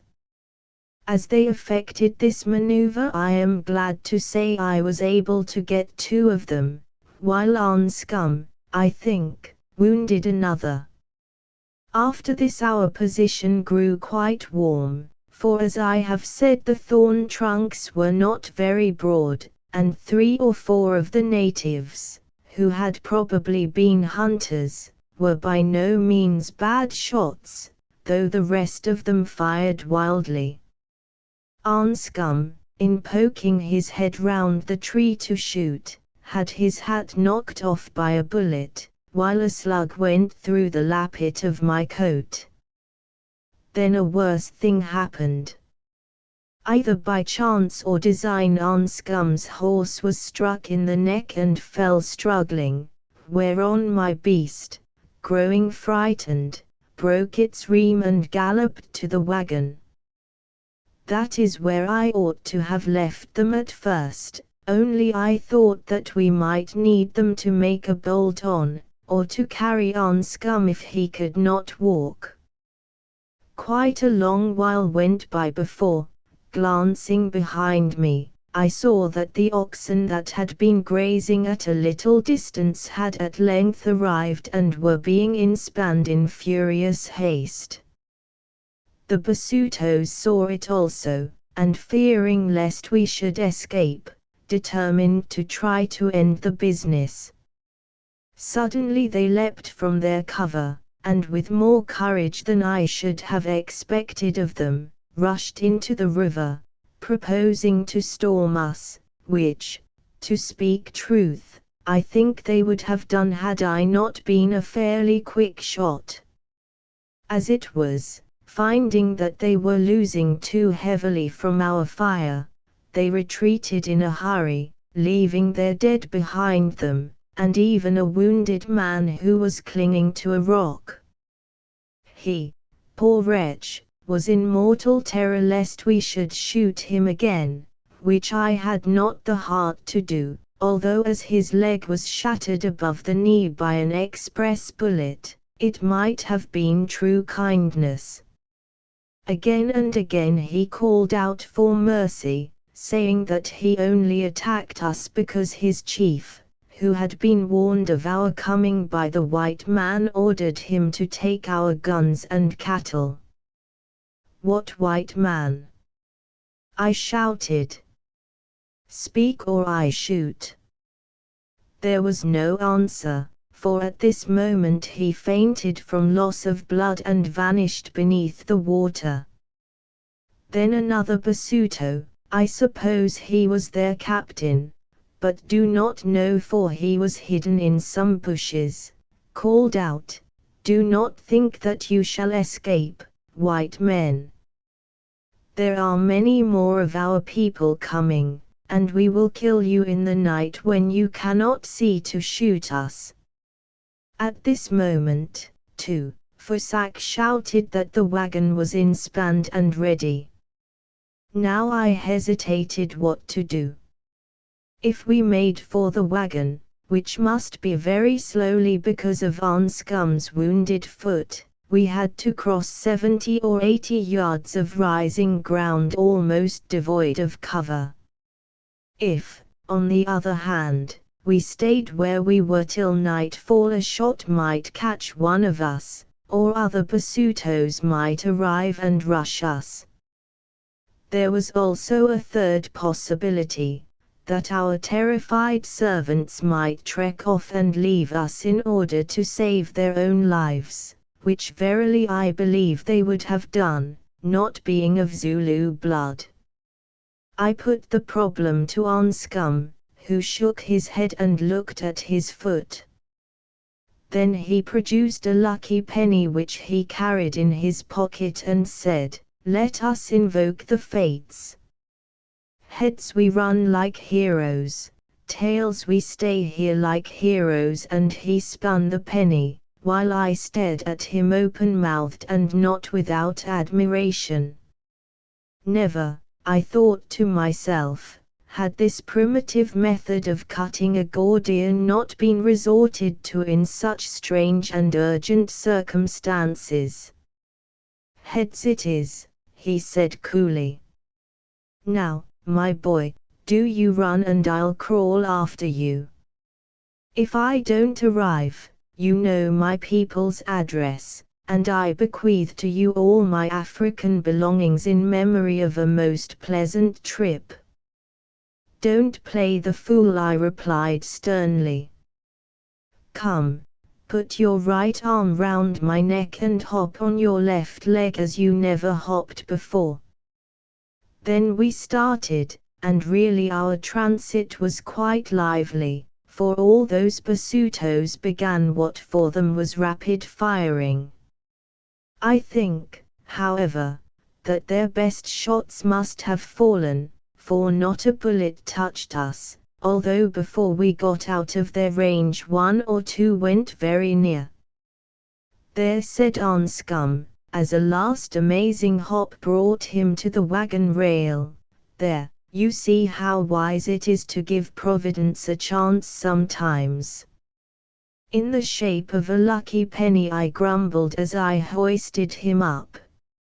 "Certainly, for why should not Providence inhabit a penny as much as it does any other mundane thing? Oh, my dear Quatermain, have you never been taught to look to the pence and let the rest take care of itself? Stop talking rubbish and look to your foot, for the wagon is starting," I replied.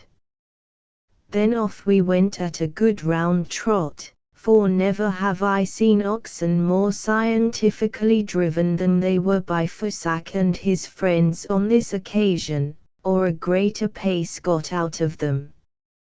As soon as we reached a fairly level piece of ground, I made Anscombe lie down on the cartel of the wagon and examined his wound as well as circumstances would allow. I found that the bullet, or whatever the missile may have been, had gone through his right instep just beneath the big sinew, but so far as I could judge without injuring any bone. There was nothing to be done except rub in some carbolic ointment, which fortunately he had in his medicine chest, and bind up the wound as best I could with a clean handkerchief, after which I tied a towel, that was not clean, over the whole foot. by this time evening was coming on, so we ate of such as we had with us, which we needed badly enough, without stopping the wagon. I remember that it consisted of cheese and hard biscuits. At dark we were obliged to halt a little by a stream until the moon rose, which fortunately she did very soon, as she was only just past her full. As soon as she was up we started again, and with a breathing space or two, trekked all that night, which I spent seated on the after part of the wagon and keeping a sharp lookout, while, notwithstanding the roughness of the road and his hurt, Anscombe slept like a child upon the cartel inside. I was very tired, so tired that the fear of surprise was the only thing that kept me awake, and I recall reflecting in a stupid kind of way, that it seemed always to have been my lot in life to watch thus, in one sense or another, while others slept. The night passed somehow without anything happening, and at dawn we halted for a while to water the oxen, which we did with buckets, and let them eat what grass they could reach from their yokes, since we did not dare to outspan them. Just as we were starting on again, the voortrekker, whom I had set to watch at a little distance, ran up with his eyes bulging out of his head, and reported that he had seen a basuto with an assegai hanging about in the bush, as though to keep touch with us, after which we delayed no more. All that day we blundered on, thrashing the weary cattle that at every halt tried to lie down, and by nightfall came to the outspan near to the house called the Temple, where we had met the Kaffirs returning from the diamond fields. This journey we had accomplished in exactly half the time it had taken on the outward trip. Here we were obliged to stop, as our team must have rest and food.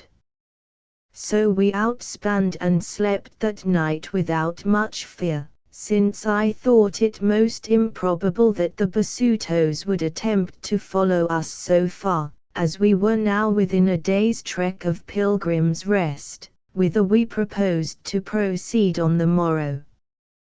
But that is just where I made a mistake. Chapter 4. Dr. Roddy did get a little sleep that night, with one eye open, but before dawn I was up again seeing to the feeding of our remaining horse with some mealies that we carried, and other matters. The oxen we had been obliged to unyoke that they might fill themselves with grass and water, since otherwise I feared that we should never get them onto their feet again. As it was, the poor brutes were so tired that some of them could scarcely eat, and all lay down at the first opportunity.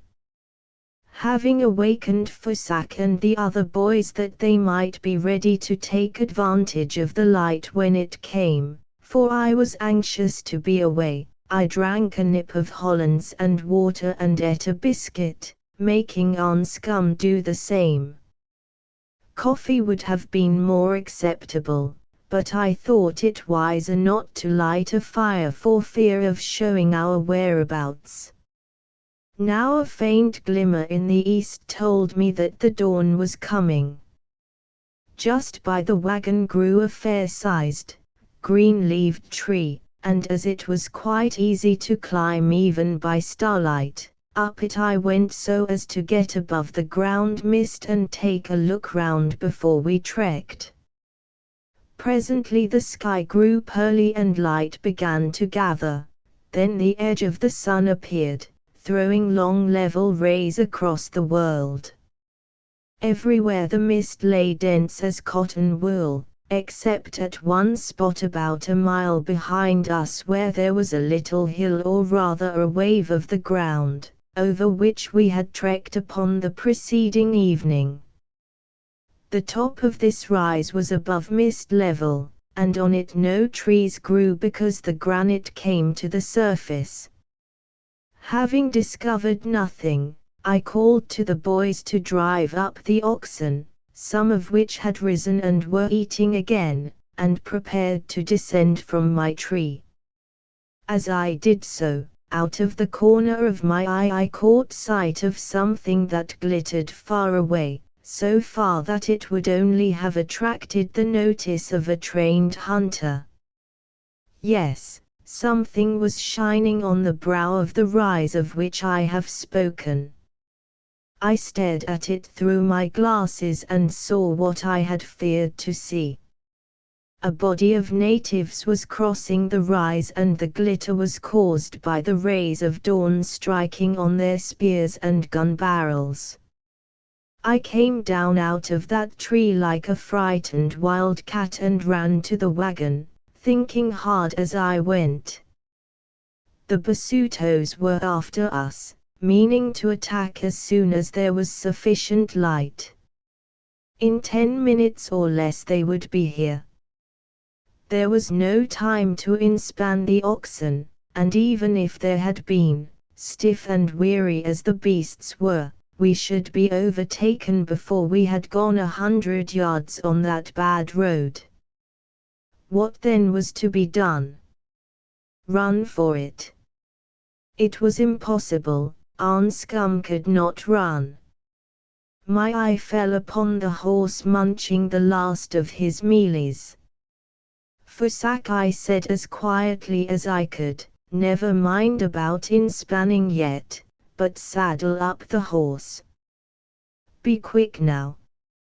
He looked at me doubtfully, but obeyed, having seen nothing. If he had seen, I knew that he would have been off. I nipped round to the end of the wagon, calling to the other 2 boys to let the oxen be a while and come to me. "Now, Anscombe," I said, "hand out the rifles and cartridges. Don't stop to ask questions, but do what I tell you. They are on the rack by your side. So. Now put on your revolver and let me help you down. Man, don't forget your hat."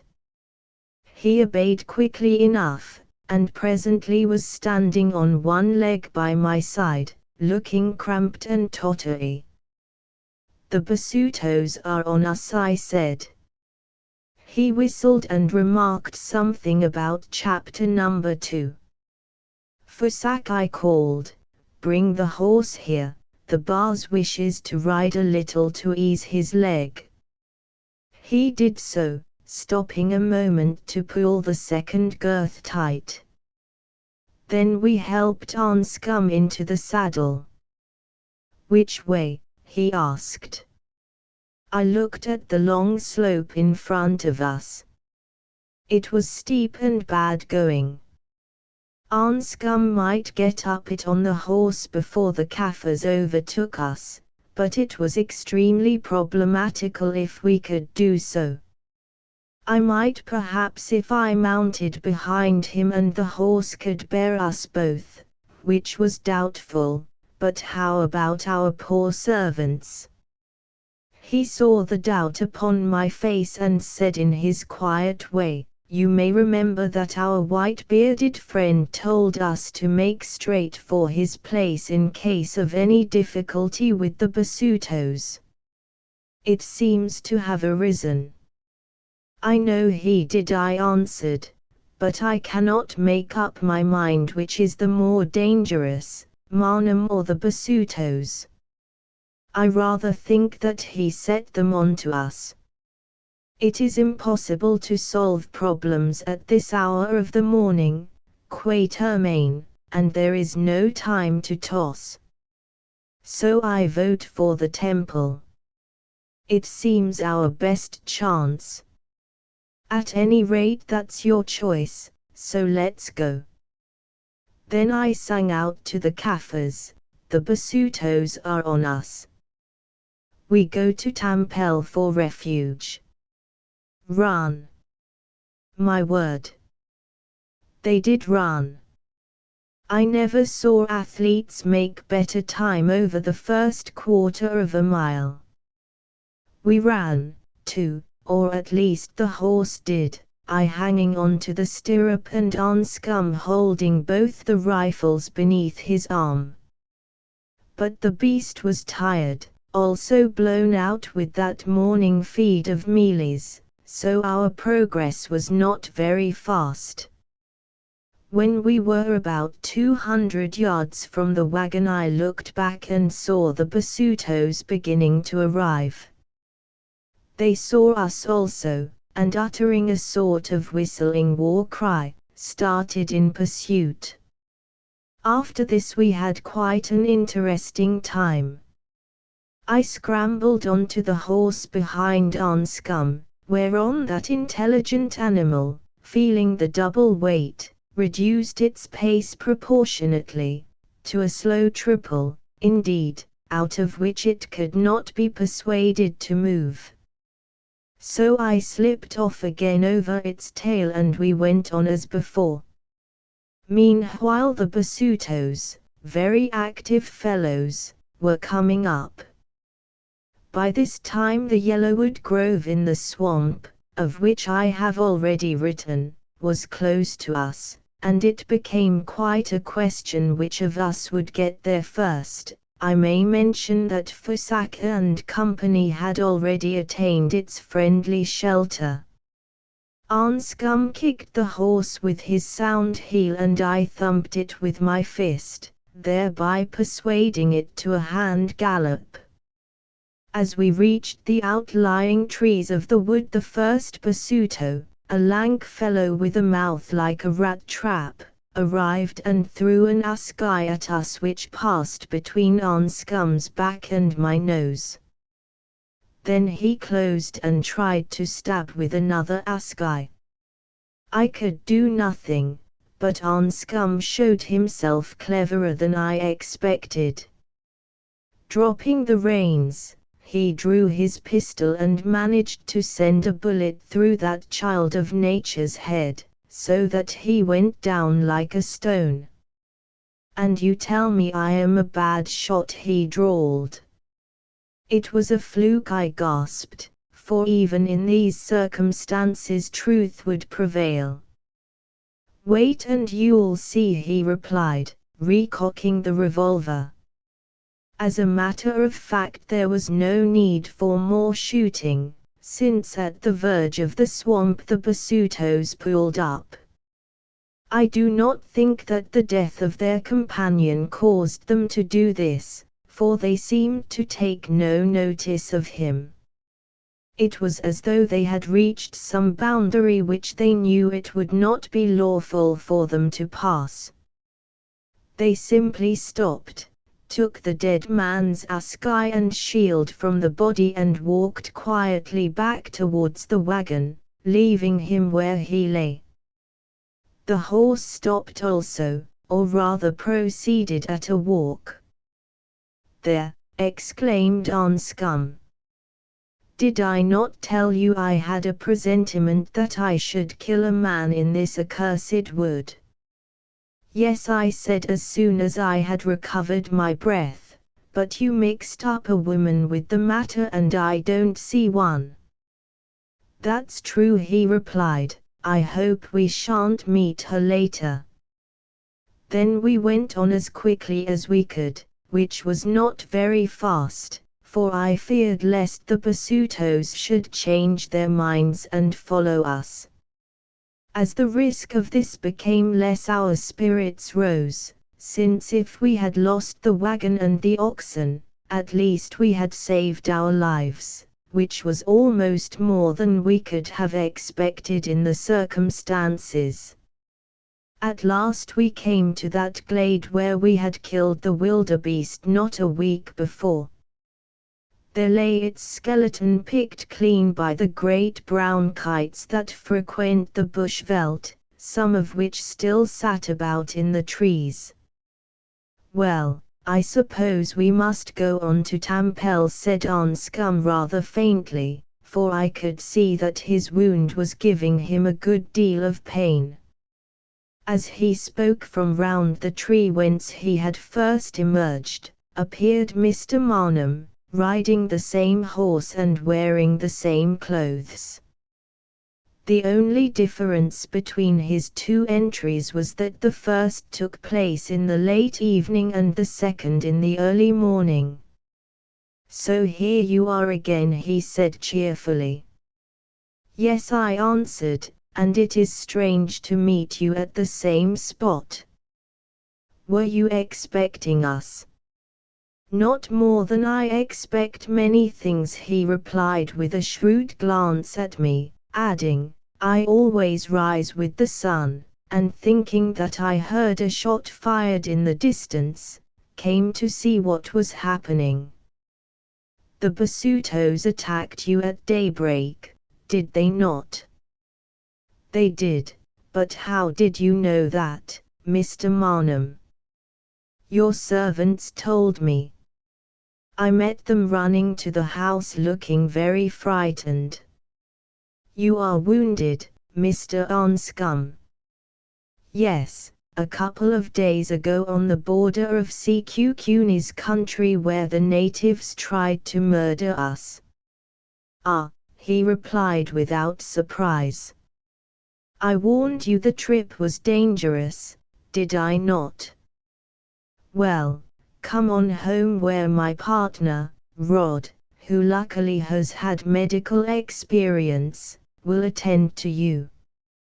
Mr. Quatermain can tell me the story as we go." So we went on up the long slope, I relating our adventures, to which Mr. Marnham listened without comment.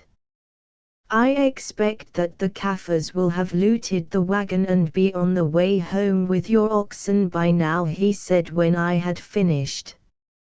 "Are you not afraid that they will follow us here?" I asked. "Oh no, Mr. Quatermain.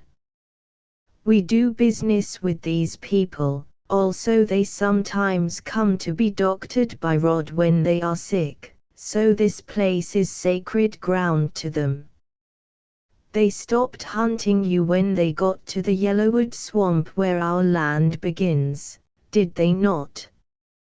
"Yes, but now I want to hunt them." "Can you give me any help?" "Those oxen are tired out and footsore, so we might be able to catch them up." He shook his head. "We have very few people here, and by the time that you could get assistance from the camp at Barberton, if the commandant is able and willing to give you any, which I rather doubt, they will be far away. Moreover," he added, dropping his voice, "let us come to an understanding. You are most welcome to any help or hospitality that I can offer, but if you wish to do more fighting I must ask you to go elsewhere.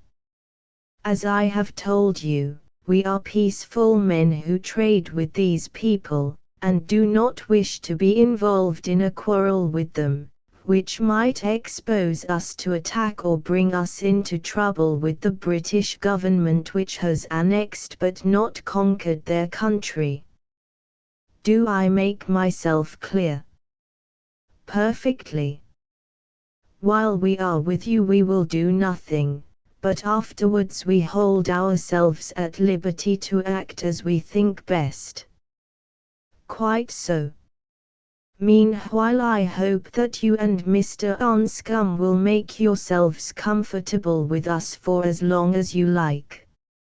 In my own mind I came to the conclusion that this would be for the shortest time possible, but I only said, "It is most kind of you to take in complete strangers thus."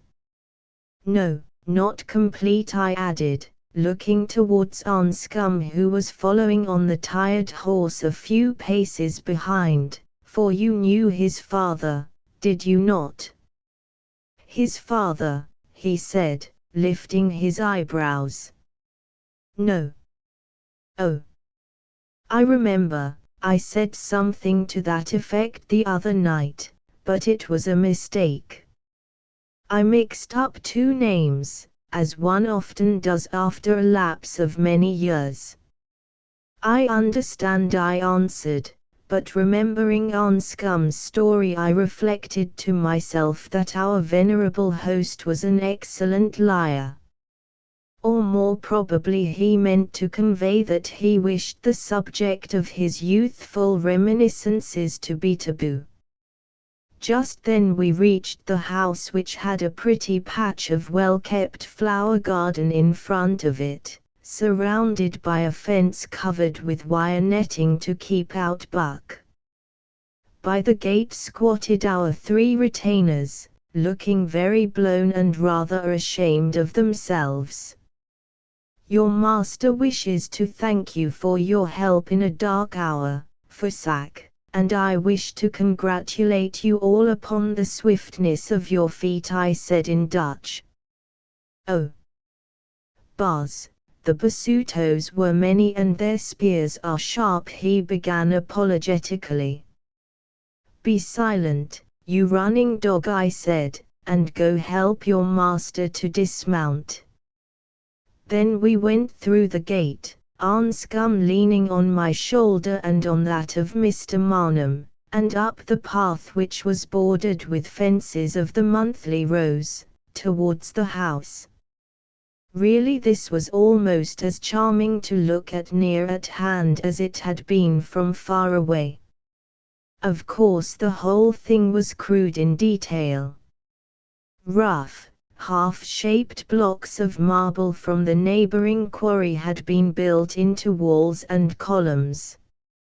Nothing was finished, and considered bit by bit all was coarse and ugly. Yet the general effect was beautiful because it was an effect of design, the picture of an artist who did not fully understand the technicalities of painting, the work of a great writer who had as yet no proper skill in words. Never did I see a small building that struck me more. But then what experience have I of buildings, and, as Anscombe reminded me afterwards, it was but a copy of something designed when the world was young, or rather when civilization was young, and man new risen from the infinite ages of savagery, saw beauty in his dreams and tried to symbolize it in shapes of stone. We came to the broad stoep, to which several rough blocks of marble served as steps. On it, in a long chair made of native wood and seated with hide rimpis, sat or rather lolled a man in a dressing gown who was reading a book. He raised himself as we came, and the light of the sun, for the veranda faced to the east, shone full upon his face, so that I saw him well. It was that of a man of something under 40 years of age, dark, powerful, and weary, not a good face, I thought.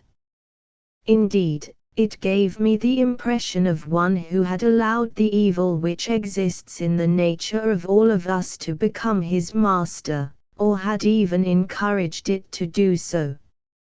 In the Psalms and elsewhere we are always reading of the righteous and the unrighteous until those terms grow wearisome. It is only of late years that I have discovered, or think that I have discovered, what they mean. Our lives cannot be judged by our deeds, they must be judged by our desires, or rather by our moral attitude. It is not what we do so much as what we try to do that counts in the formation of character. All fall short, all fail, but in the end those who seek to climb out of the pit, those who strive, however vainly, to fashion failure to success, are, by comparison, the righteous, while those who are content to wallow in our native mire and to glut themselves with the daily bread of vice, are the unrighteous. To turn our backs thereon wilfully and without cause, is the real unforgivable sin against the Spirit. At least that is the best definition of the problem at which I in my simplicity can arrive. Such thoughts have often occurred to me in considering the character of Dr. Rod and some others whom I have known. Indeed, the germ of them arose in my mind which, being wearied at the time and therefore somewhat vacant, was perhaps the more open to external impressions, as I looked upon the face of this stranger on the stoep. Moreover, as I am proud to record, I did not judge him altogether wrongly. He was a blackguard who, under other influences or with a few added grains of self-restraint and of the power of recovery, might have become a good or even a saintly man. But by some malice of fate or some evil inheritance from an unknown past, those grains were lacking, and therefore he went not up but down the hill. "Case for you," Rod called out Marnham. "Indeed," he answered, getting to his feet and speaking in a full voice, which, like his partner's, was that of an educated Englishman. "What's the matter?" "Horse accident." Then we were introduced, and Anscombe began to explain his injury. Said the doctor, studying him with dark eyes. "Caff a bullet through the foot some days ago. Ought to be attended to at once. Also you look pretty done, so don't tire yourself with the story, which I can get from Mr. Quatermain. Come and lie down and I'll have a look at you while they are cooking breakfast." Then he guided us to a room of which the double French windows opened onto the stoep, a very pretty room with 2 beds in it. Making Anscombe lie down on one of these, he turned up his trouser, undid my rough bandage and examined the wound. "Painful?" he asked. "Very," answered Anscombe, "right up to the thigh." After this he drew off the nether garments and made a further examination. He said again, "I must syringe this out. Stay still while I get some stuff." I followed him from the room, and when we were out of hearing on the stoep inquired what he thought. I did not like the look of that leg. "It is very bad," he answered, "so bad that I am wondering if it wouldn't be best to remove the limb below the knee and make it a job. You can see for yourself that it is septic and the inflammation is spreading up rapidly." "Good heavens!" I exclaimed, "do you fear mortification?" He nodded. "Can't say what was on that slug or bit of old iron, and he hasn't had the best chance since. Mortification, or tetanus, or both, are more than possible." "Is he a temperate man?" "So far as I know," I answered, and stared at him while he thought. Then he said with decision, "That makes a difference. To lose a foot is a serious thing, some might think almost as bad as death. I'll give him a chance, but if those symptoms do not abate in 24 hours, I must operate. You needn't be afraid, I was house surgeon at a London hospital, once, and I keep my hand in. Lucky you came straight here." Having made his preparations and washed his hands, he returned, syringed the wound with some antiseptic stuff, and dressed and bandaged the leg up to the knee. After this he gave Anscombe hot milk to drink, with 2 eggs broken into it, and told him to rest a while as he must not eat anything solid at present. Then he threw a blanket over him, and, signing to me to come away, let down a mat over the window. I put a little something into that milk he said outside, which will send him to sleep for a few hours. So we will leave him quiet. Now you'll want a wash. Where are you going to take Mr. Quatermain? Asked Marnham, who was seated on the stoep. Into my room, he answered. Why? There's Hidda's ready. Hidda might return at any moment, replied the doctor. Also Mr. Quatermain had better sleep in Mr. Anscombe's room. He will very likely want someone to look after him at night. Marnham opened his mouth to speak again, then changed his mind and was silent, as a servant is silent under rebuke.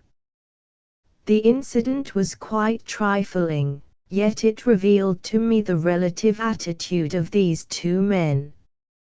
Without a doubt Rod was the master of his partner, who did not even care to dispute with him about the matter of the use of his daughter's bedroom. They were a queer couple who, had it not been for my anxiety as to Anscombe's illness, would have interested me very much, as indeed they were destined to do. Well, I went to tidy up in the doctor's room, and as he left me alone while I washed, had the opportunity of studying it a little. Like the rest of the house, it was lined with native wood which was made to serve as the backs of bookshelves and of cupboards filled with medicines and instruments. The books formed a queer collection. There were medical works, philosophical works, histories, novels, most of them French, and other volumes of a sort that I imagine are generally kept under lock and key, also some that had to do with occult matters. There was even a Bible. I opened it thoughtlessly, half in idle curiosity, to see whether it was ever used, only to replace it in haste. For at the very page that my eye fell on, I remember it was one of my favorite chapters in Isaiah, was a stamp in violet ink marked HMS Prison. Well, I won't say where. I may state, however, that the clue enabled me in after years to learn an episode in this man's life which had brought about his ruin. There is no need to repeat it or to say more than that gambling and an evil use of his medical knowledge to provide the money to pay his debts, were the cause of his fall. The strange thing is that he should have kept the book which had probably been given to him by the prison chaplain. Still, everybody makes mistakes sometimes. Or it may have had associations for him, and of course he had never seen this stamp upon an unread page, which happened to leap to my eye. Now I was able to make a shrewd guess at his later career. After his trouble he had emigrated and began to practice in South Africa. Somehow his identity had been discovered. His past was dragged up against him, possibly by rivals jealous of his skill. His business went and he found it advisable to retire to the Transvaal before the annexation, at that time the home of sundry people of broken repute. Even there he did not stop in a town, but hid himself upon the edge of savagery. Here he foregathered with another man of queer character, Marnham, and in his company entered upon some doubtful but lucrative form of trade while still indulging his love of medicine by doctoring and operating upon natives, over whom he would in this way acquire great influence. Indeed, as I discovered before the day was over, He had quite a little hospital at the back of the house in which were 4 or 5 beds occupied by Kaffirs and served by 2 male native nurses whom he had trained. Also numbers of outpatients visited him, some of whom traveled from great distances, and occasionally, but not often, he attended white people who chanced to be in the neighborhood. The 3 of us breakfasted in a really charming room from the window of which could be studied a view as beautiful as any I know. The Kaffirs who waited were well trained and dressed in neat linen uniforms. The cooking was good, there was real silver on the table, then a strange sight in that part of Africa, and amongst engravings and other pictures upon the walls, hung an oil portrait of a very beautiful young woman with dark hair and eyes. "Is that your daughter, Mr. Marnham?" I asked. "No," he replied rather shortly, "it is her mother." Immediately afterwards he was called from the room to speak to someone, whereon the doctor said, "A foreigner, as you see, a Hungarian. The Hungarian women are very good-looking and very charming." "So I have understood," I answered, "but does this lady live here?" "Oh, no. She is dead, or I believe that she is dead. I am not sure, because I make it a rule never to pry into people's private affairs. All I know about her is that she was a beauty whom Marnham married late in life upon the continent when she was but 18. As is common in such cases, he was very jealous of her, but it didn't last long, as she died, or I understand that she died, within a year of her daughter's birth.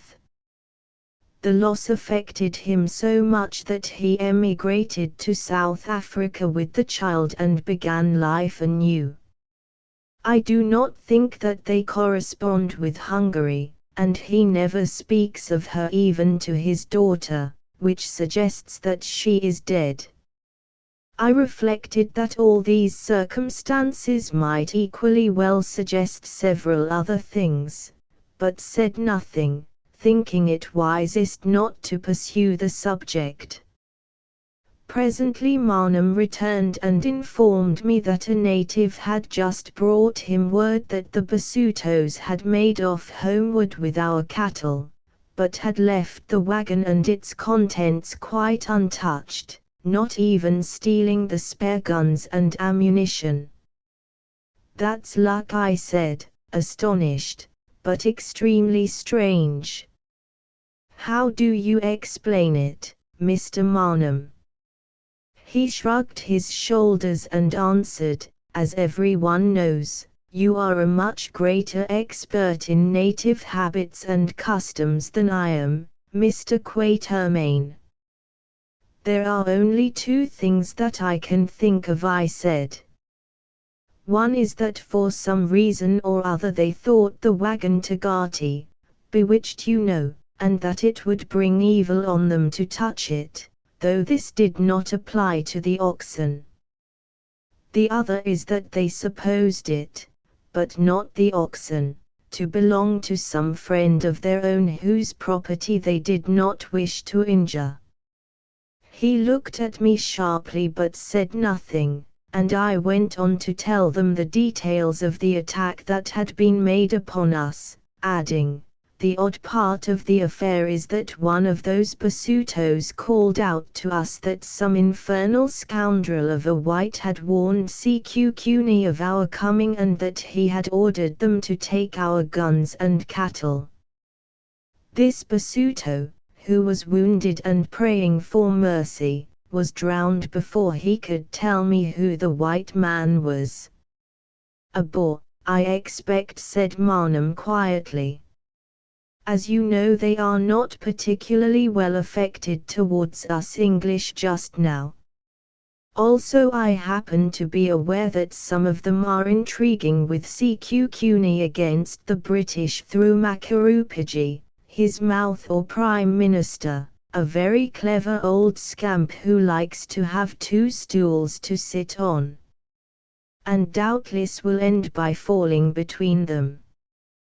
Well, you see, now that I think of it, the wounded Kaffir only said that they were ordered to take our guns and oxen, and incidentally our lives. The wagon was not mentioned. Quite so, Mr. Quatermain. I will send some of our boys to help your servants to bring everything it contains up here. Can't you lend me a team of oxen, I asked, to drag it to the house? No, we have nothing but young cattle left.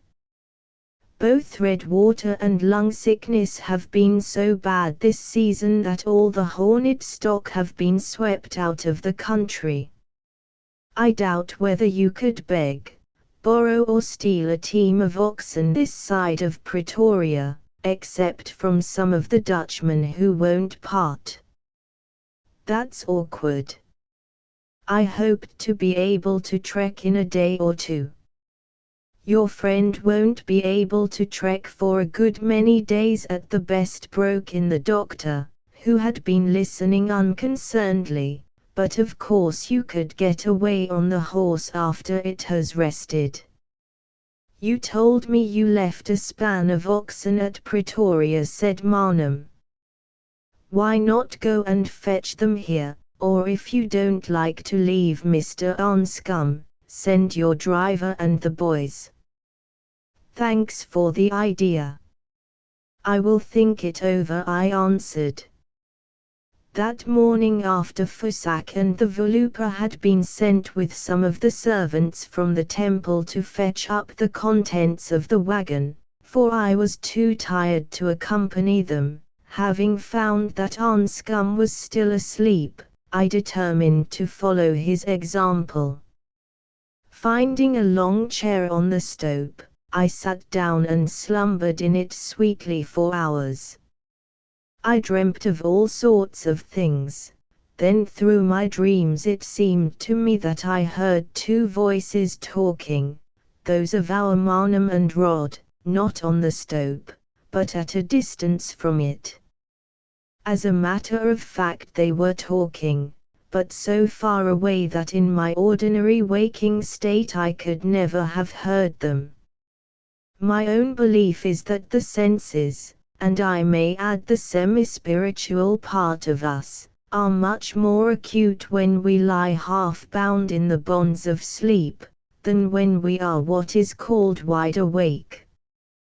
Doubtless when we are quite bound they attain the limits of their power and, I think, sail at times to the uttermost ends of being. But unhappily of their experiences we remember nothing when we awake. In half-sleep it is different, then we do retain some recollection. In this curious condition of mind it seemed to me that Rod said to Marnham, "Why have you brought these men here?" "I did not bring them here," he answered. "Luck, fate, fortune, God or the devil, call it what you will, brought them here, though if you had your wish, it is true they would never have come. Still, as they have come, I am glad. It is something to me, living in this hell, to get a chance of talking to English gentlemen again before I die." "English gentlemen," remarked Rod reflectively. "Well, Anscombe is of course, but how about that other hunter? After all, in what way is he better than the scores of other hunters and Kaffir traders and wanderers whom one meets in this strange land?" In what way indeed, thought I to myself, in my dream. If you can't see, I can't explain to you. But as I happen to know, the man is of blood as good as mine, and a great deal better than yours," he added with a touch of insolence. "Moreover, he has an honest name among white and black, which is much in this country." "Yes," replied the doctor in the same reflective voice, "I agree with you. I let him pass as a gentleman. But I repeat, why did you bring them here when with one more word it would have been so easy?" And he stopped. "I have told you, it was not I." "What are you driving at? Do you think it is exactly convenient, especially when we are under the British flag again, to have two people who, we both admit, are English gentlemen, that is, clean, clear-eyed men, considering us and our affairs for an indefinite period, just because you wish for the pleasure of their society? Would it not have been better to tell those Basutos to let them trek on to Pretoria?" "I don't know what would have been better." "I repeat, what are you driving at?" "Hida is coming home in a day or two. She might be here any time," remarked Rod as he knocked the ashes out of his pipe. "Yes, because you made me write and say that I wanted her." "But what of that?" "Nothing in particular, except that I am not sure that I wish her to associate with an English gentleman like this Anscombe." Marnham laughed scornfully. "Ah, I understand," he said. "Too clean and straight. Complications might ensue and the rest of it. Well, I wish to God they would, for I know the Anscombes, or used to, and I know the genus called Rod." "Don't be insulting, you may carry the thing too far one day, and whatever I have done I have paid for." "But you've not paid, yet." "The man is very ill." "You are a skilled doctor. If you're afraid of him, why don't you kill him?" asked Marnham with bitter scorn. "There you have me," replied Rod. "Men may shed much, but most of them never shed their professional honor. I shall do my honest best to cure Mr. Anscombe, and I tell you that he will take some curing." Then I woke up, and as no one was in sight, wondered whether or no I had been dreaming. The upshot of it was that I made up my mind to send Fusak to Pretoria for the oxen, not to go myself. Chapter V. A game of cards. I slept in Anscombe's room that night and looked after him. He was very feverish and the pain in his leg kept him awake a good deal. He told me that he could not bear Dr. Rod and wished to get away at once. I had to explain to him that this was impossible until his spare oxen arrived, which I was going to send for to Pretoria, but of other matters, including that of the dangerous state of his foot, I said nothing. I was thankful when towards 2 in the morning, he fell into a sound sleep and allowed me to do the same. Before breakfast time, just as I had finished dressing myself in some of the clean things which had been brought from the wagon, Rod came and made a thorough and businesslike examination of his patient, while I awaited the result with anxiety on the stoep. At length he appeared and said, "Well, I think that we shall be able to save the foot, though I can't be quite sure for another 24 hours. The worst symptoms have abated and his temperature is down by 2 degrees. Anyway, he will have to stay in bed and live on light food till it is normal, after which he might lie in a long chair on the stoep. On no account must he attempt to stand. I thanked him for his information heartily enough and asked him if he knew where Marnham was, as I wanted to speak to him with reference to the dispatch of Fussac to fetch the oxen from Pretoria. Not up yet, I think he answered. I fancy that yesterday was one of his wet nights, excitement of meeting strangers and so on. Wet nights? I queried, wishing for a clearer explanation. Yes, he is a grand old fellow, one of the best, but like most other people he has his little weaknesses, and when the fit is on him he can put away a surprising amount of liquor. I tell you so that you should not be astonished if you notice anything, or try to argue with him when he is in that state, as then his temper is apt to be, well, lively.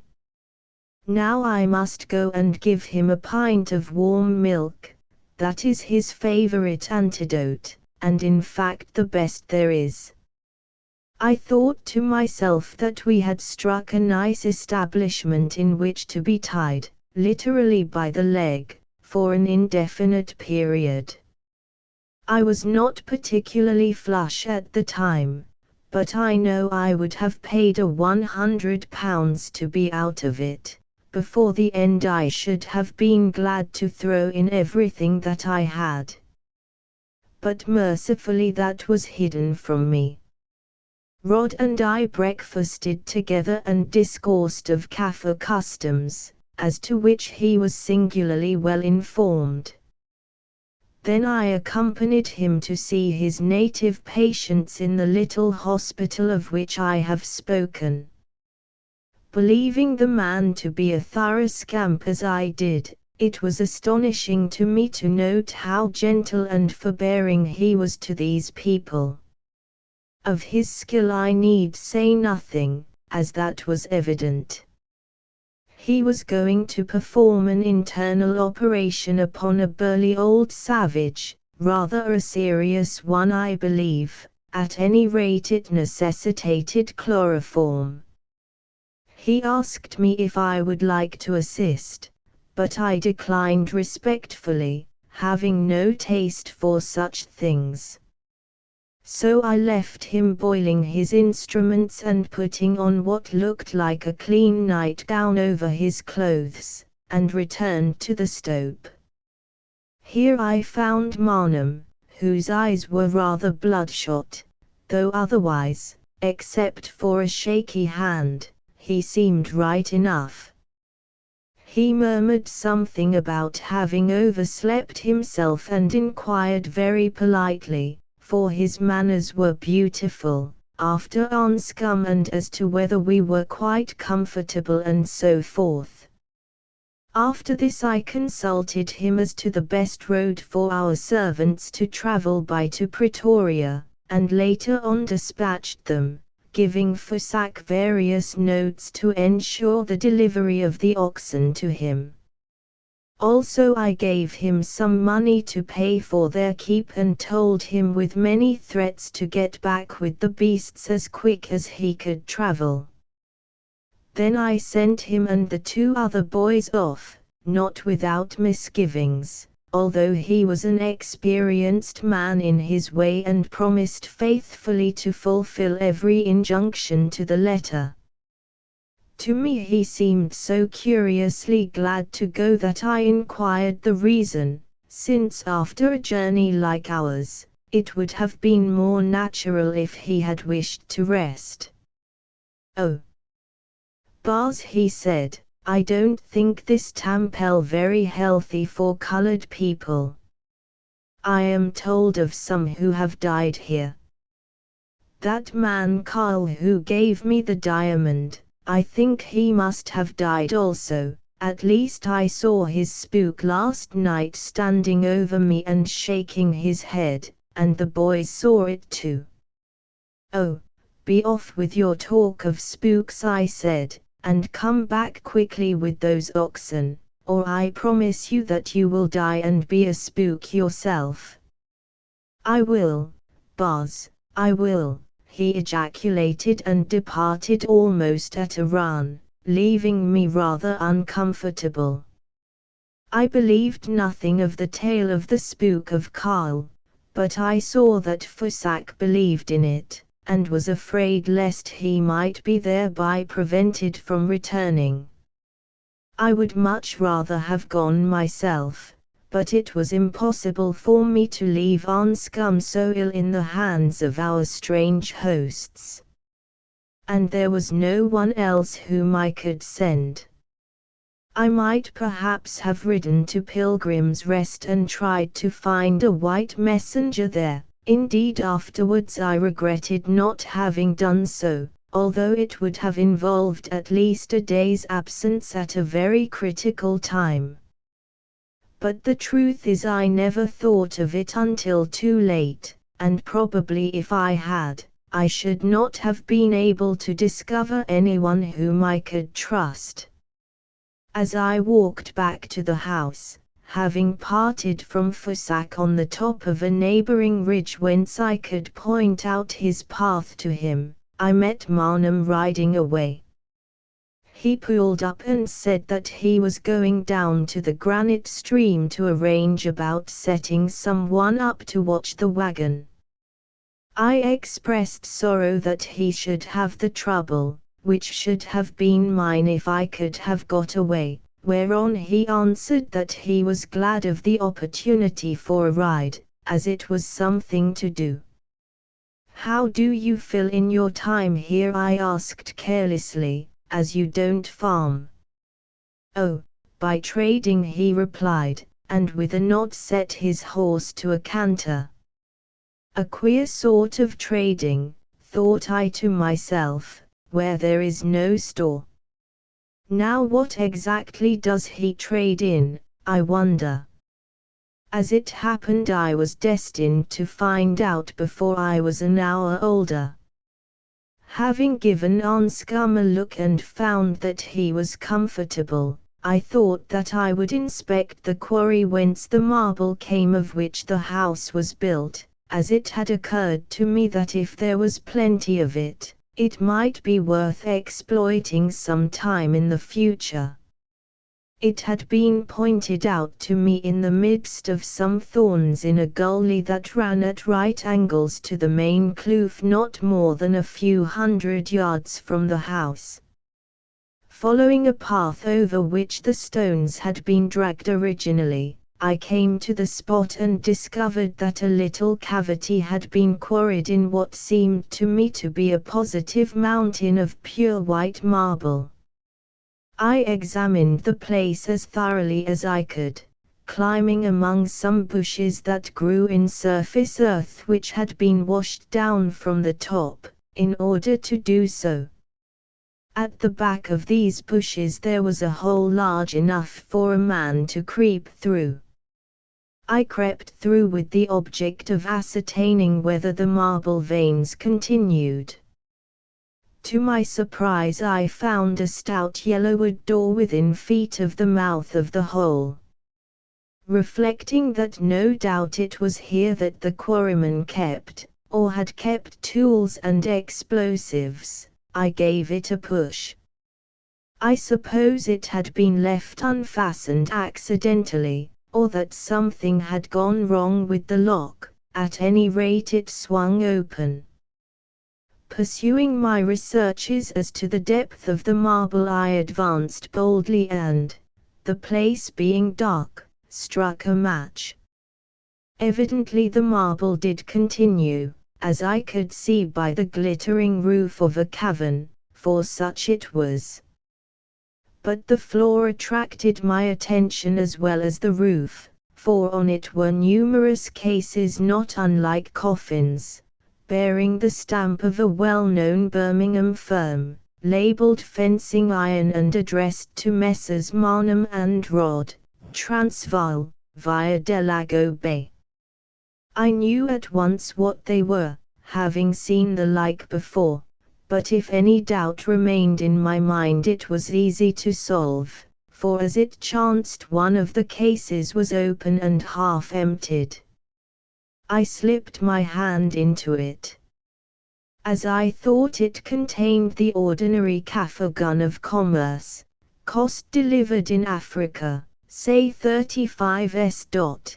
Cost delivered to native chief in cash or cattle, say £10, which, when the market is eager, allows for a decent profit. Contemplating those cases, survivors probably of a much larger stock, I understood how it came about that Sekukuni had dared to show fight against the government. Doubtless it was hence that the guns had come which sent a bullet through Anscombe's foot and nearly polished off both of us. Moreover, as further matches showed me, that cave contained other stores, item, kegs of gunpowder, item, casks of cheap spirit, item, bars of lead, also a box marked bullet molds and another marked percussion caps. I think, too, there were some innocent bags full of beads and a few packages of Birmingham-made assegai blades. There may have been other things, but if so I did not wait to investigate them.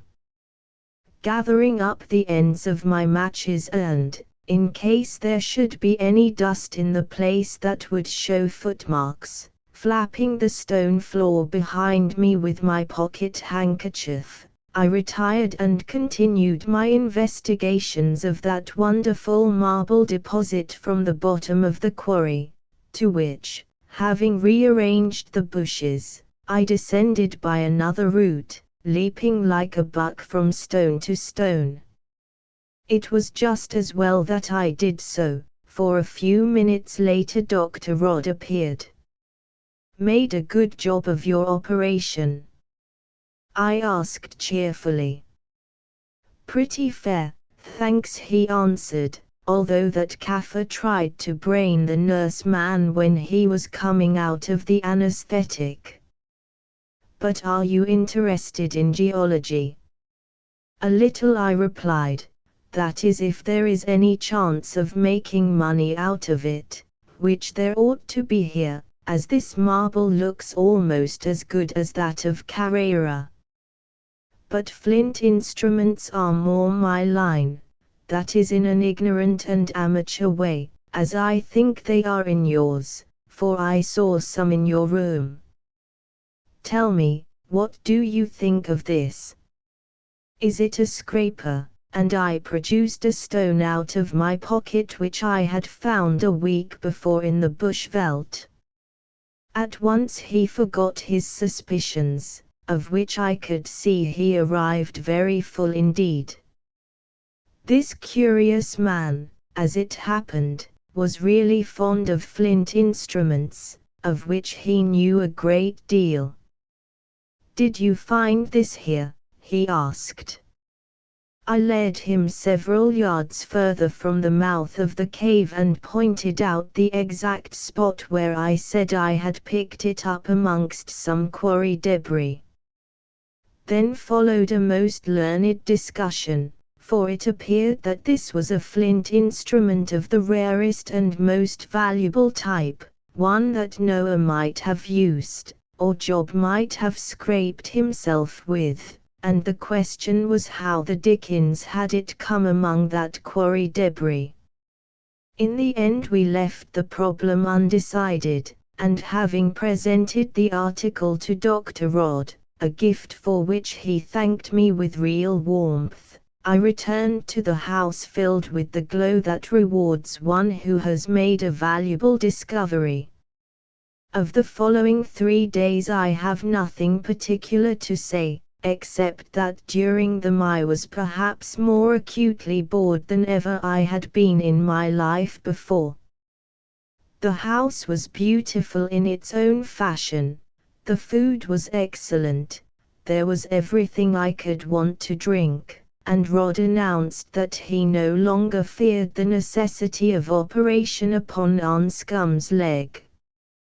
His recovery was now a mere matter of time, and meanwhile he must not use his foot or let the blood run into it more than could be helped, which meant that he must keep himself in a recumbent position. The trouble was that I had nothing on earth to do except study the characters of our hosts, which I found disagreeable and depressing. I might have gone out shooting, but nothing of the sort was allowed upon the property in obedience to the wish of Miss Hidder, a mysterious young person who was always expected and never appeared, and beyond it I was afraid to travel for fear of Basutos. I might have gone to Pilgrim's Rest or Leidenburg to make report of the nefarious deeds of the said Basutos, but at best it would have taken 1 or 2 days, and possibly I should have been detained by officials who never consider anyone's time except their own. This meant that I should have been obliged to leave Anscombe alone, which I did not wish to do, so I just sat still and, as I have said, was intensely bored, hanging about the place and smoking more than was good for me. In due course Anscombe emerged onto the stoep, where he lay with his leg up, and was also bored, especially after he had tried to pump old Marnham about his past in the Guards and completely failed. It was in this mood of utter dejection that we agreed to play a game of cards one evening. Not that either of us cared for cards, indeed, personally, I have always detested them because, with various colored counters to represent money which never passed, they had formed one of the afflictions of my youth. It was so annoying if you won, to be handed a number of green counters and be informed that they represented so many hundreds or thousands of pounds, or vice versa if you lost, for as it cost no one anything, my dear father insisted upon playing for enormous stakes. Never in any aspect of life have I cared for fooling. Anscombe also disliked cards, I think because his ancestors too had played with counters, such as some that I have seen belonging to the Cocoa Tree Club and other gambling places of a past generation, marked as high as 1,000 guineas, which counters must next morning be redeemed in hard cash, whereby his family had been not a little impoverished. "I fancy you will find they are high flyers," he said when the pair had left to fetch a suitable table, for the night being very hot we were going to play on the stoep by the light of the hanging paraffin lamp and some candles. I replied to the effect that I could not afford to lose large sums of money, especially to men who for aught I knew might then be engaged in marking the cards. "I understand," he answered. "Don't you bother about that, old fellow. This is my affair, arranged for my special amusement. I shan't grumble if the fun costs something, for I am sure there will be fun." "All right," I said, "only if we should happen to win money, it's yours, not mine." To myself I reflected, however, that with these two opponents we had about as much chance of winning as a snowflake has of resisting the atmosphere of the lower regions. Presently they returned with the table, which had a green cloth over it that hung down halfway to the ground. Also one of the native boys brought a tray with spirits, from which I judged by various signs, old Marnham, who had already drunk his share at dinner, had helped himself freely on the way. Soon we were arranged, Anscombe, who was to be my partner, opposite to me in his long chair, and the game began. I forget what particular variant of cards it was we played, though I know it admitted of high and progressive stakes. At first, however, These were quite moderate and we won, as I suppose we were meant to do.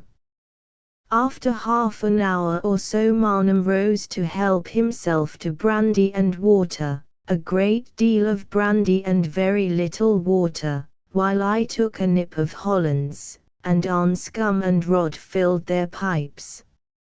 "I think this is getting rather slow," said Rod to Anscombe. "I vote we put a bit more on." "As much as you like," answered Anscombe with a little drawl and twinkle of the eye, which always showed that he was amused. "Both Quatermain and I are born gamblers." "Don't look angry, Quatermain, you know you are. Only if we lose you will have to take a cheque, for I have precious little cash." "I think that will be good enough," replied the doctor quietly, "if you lose." So the stakes were increased to an amount that made my hair stand up stiffer even than usual, and the game went on. Behold! A marvel came to pass. How it happened I do not know, unless Marnham had brought the wrong cards by mistake or had grown too fuddled to understand his partner's telegraphic signals, which I, being accustomed to observe, saw him make, not once but often. Still we won. What is more, with a few setbacks, we went on winning, till presently the sums written down to our credit, for no actual cash passed, were considerable. And all the while, at the end of each bout Marnham helped himself to more brandy, while the doctor grew more mad in a suppressed thunder kind of a way. For my part I became alarmed, especially as I perceived that Anscombe was on the verge of breaking into open merriment, and his legs being up I could not kick him under the table. My partner ought to go to bed. "Don't you think we should stop?" I said. "On the whole I do," replied Rod, glowering at Marnham, who, somewhat unsteadily, was engaged in wiping drops of brandy from his long beard. D if I do," exclaimed that worthy. "When I was young and played with gentlemen they always gave losers an opportunity of revenge." Then replied Anscombe with a flash of his eyes, "Let us try to follow in the footsteps of the gentlemen with whom you played in your youth. I suggest that we double the stakes." "That's right. That's the old form," said Marnham. The doctor half rose from his chair, then sat down again. Watching him, I concluded that he believed his partner, a seasoned vessel, was not so drunk as he pretended to be, and either in an actual or a figurative sense, had a card up his sleeve. If so, it remained there, for again we won, all the luck was with us. "I am getting tired," drawled Anscombe. "Lemon and water are not sustaining. Shall we stop?" "By heaven, no," shouted Marnham, to which Anscombe replied that if it was wished, he would play another hand, but no more. "All right," said Marnham, "but let it be for double or quits." He spoke quite quietly and seemed suddenly to have grown sober. Now I think that Rod made up his mind that he really was acting and that he really had that card up his sleeve. At any rate he did not object. I, however, was of a different opinion, having often seen drunken men succumb to an access of sobriety under the stress of excitement and remarked that it did not last long. "Do you really mean that?" I said, speaking for the first time and addressing myself to the doctor. I don't quite know what the sum involved is, but it must be large. Of course, he answered. Then, remembering that at the worst Anscombe stood to lose nothing, I shrugged my shoulders and held my tongue. It was Marnham's deal, and although he was somewhat in the shadow of the hanging lamp and the candles had guttered out, I distinctly saw him play some hocus-pocus with the cards, but in the circumstances made no protest. As it chanced, he must have hocus-pocused them wrong, for though his hand was full of trumps, Rod held nothing at all. The battle that ensued was quite exciting, but the end of it was that an ace in the hand of Anscombe, who really was quite a good player, did the business, and we won again. In the rather awful silence that followed, Anscombe remarked in his cheerful drawl, "I'm not sure that my addition is quite right, we'll check that in the morning, but I make out that you two gentlemen owe Quatermain and myself £749 10s. Then the doctor broke out. "You accursed old fool," he hissed. "There is no other word for it, at Marnham.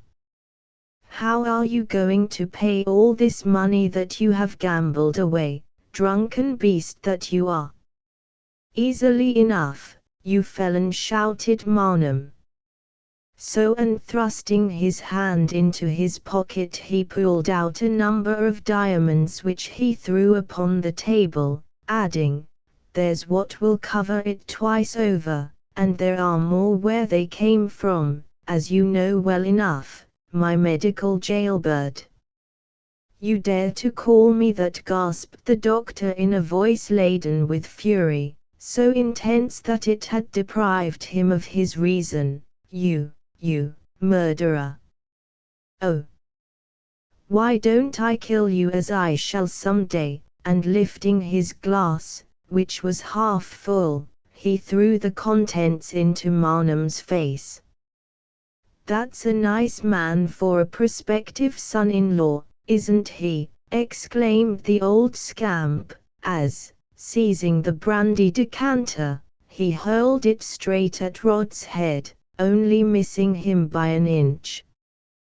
"Don't you think you had both better go to bed, gentlemen?" I inquired. "You are saying things you might regret in the morning." Apparently they did think it, for without another word they rose and marched off in different directions to their respective rooms, which I heard both of them lock. For my part, I collected the I.O.US, also the diamonds which still lay upon the table, while Anscombe examined the cards. "Marked, by Jove," he said. "Oh, my dear Quatermain, never have I had such an amusing evening in all my life." "Shut up, you silly idiot," I answered. "There'll be murder done over this business, and I only hope it won't be on us." Chapter 6. Miss Hidder. It might be thought that after all this there would have been a painful explanation on the following morning, but nothing of the sort happened. After all, the greatest art is the art of ignoring things, without which the world could scarcely go on, even among the savage races. Thus on this occasion the two chief actors in the scene of the previous night pretended that they had forgotten what took place, as I believe, to a large extent truly.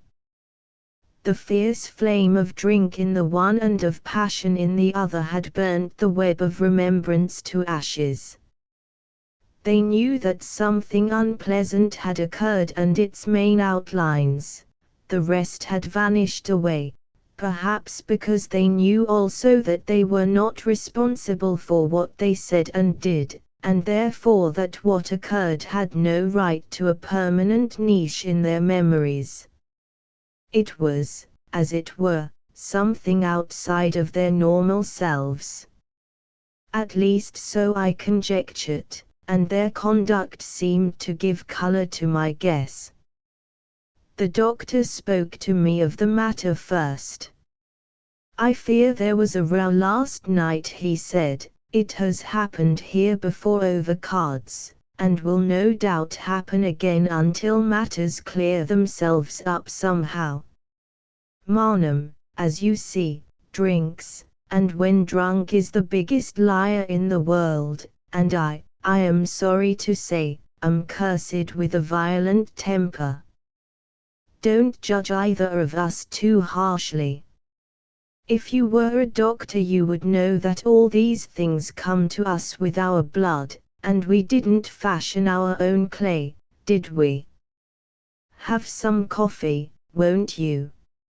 Subsequently, when Rod wasn't there, Marnham spoke also, and with that fine air of courtesy which was peculiar to him.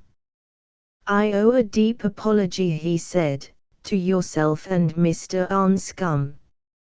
I do not recall much about it, but I know there was a scene last night over those cursed cards. A weakness overtakes me sometimes. I will say no more, except that you, who are also a man who perhaps have felt weaknesses of one sort or another, will, I hope, make allowances for me and pay no attention to anything that I may have said or done in the presence of guests. Yes, that is what pains me, in the presence of guests." Something in his distinguished manner caused me to reflect upon every peccadillo that I had ever committed, setting it in its very worst light. "Quite so," I answered, "quite so.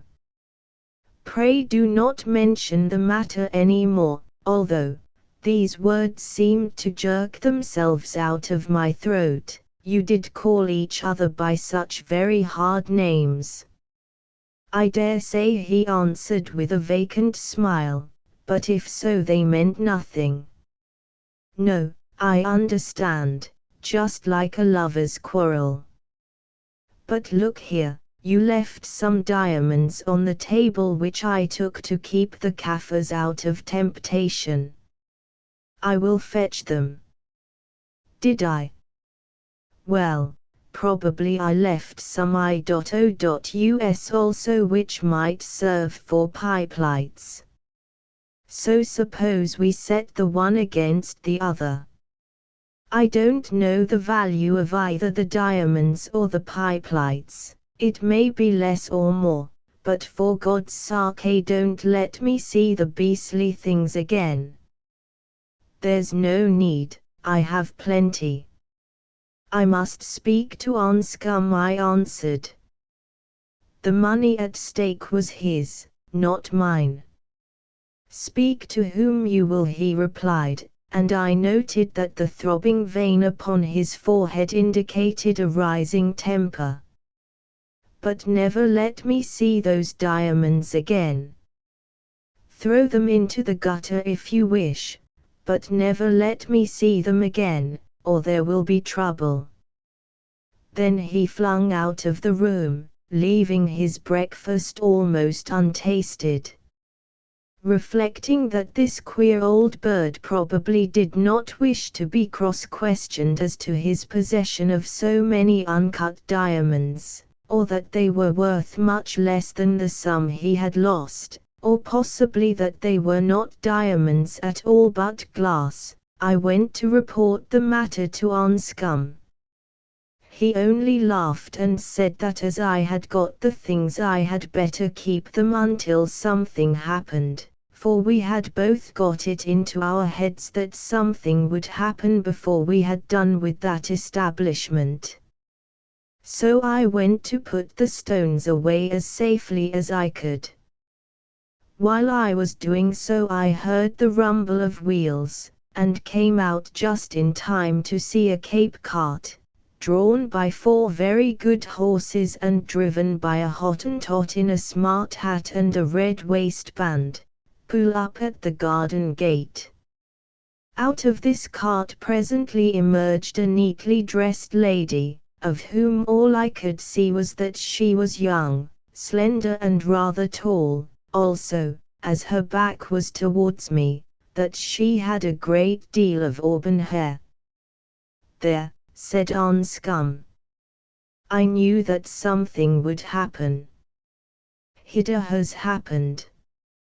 Quatermain, as neither her venerated parent nor her loving fiancé, for such I gather he is, seems to be about, you had better go and give her a hand.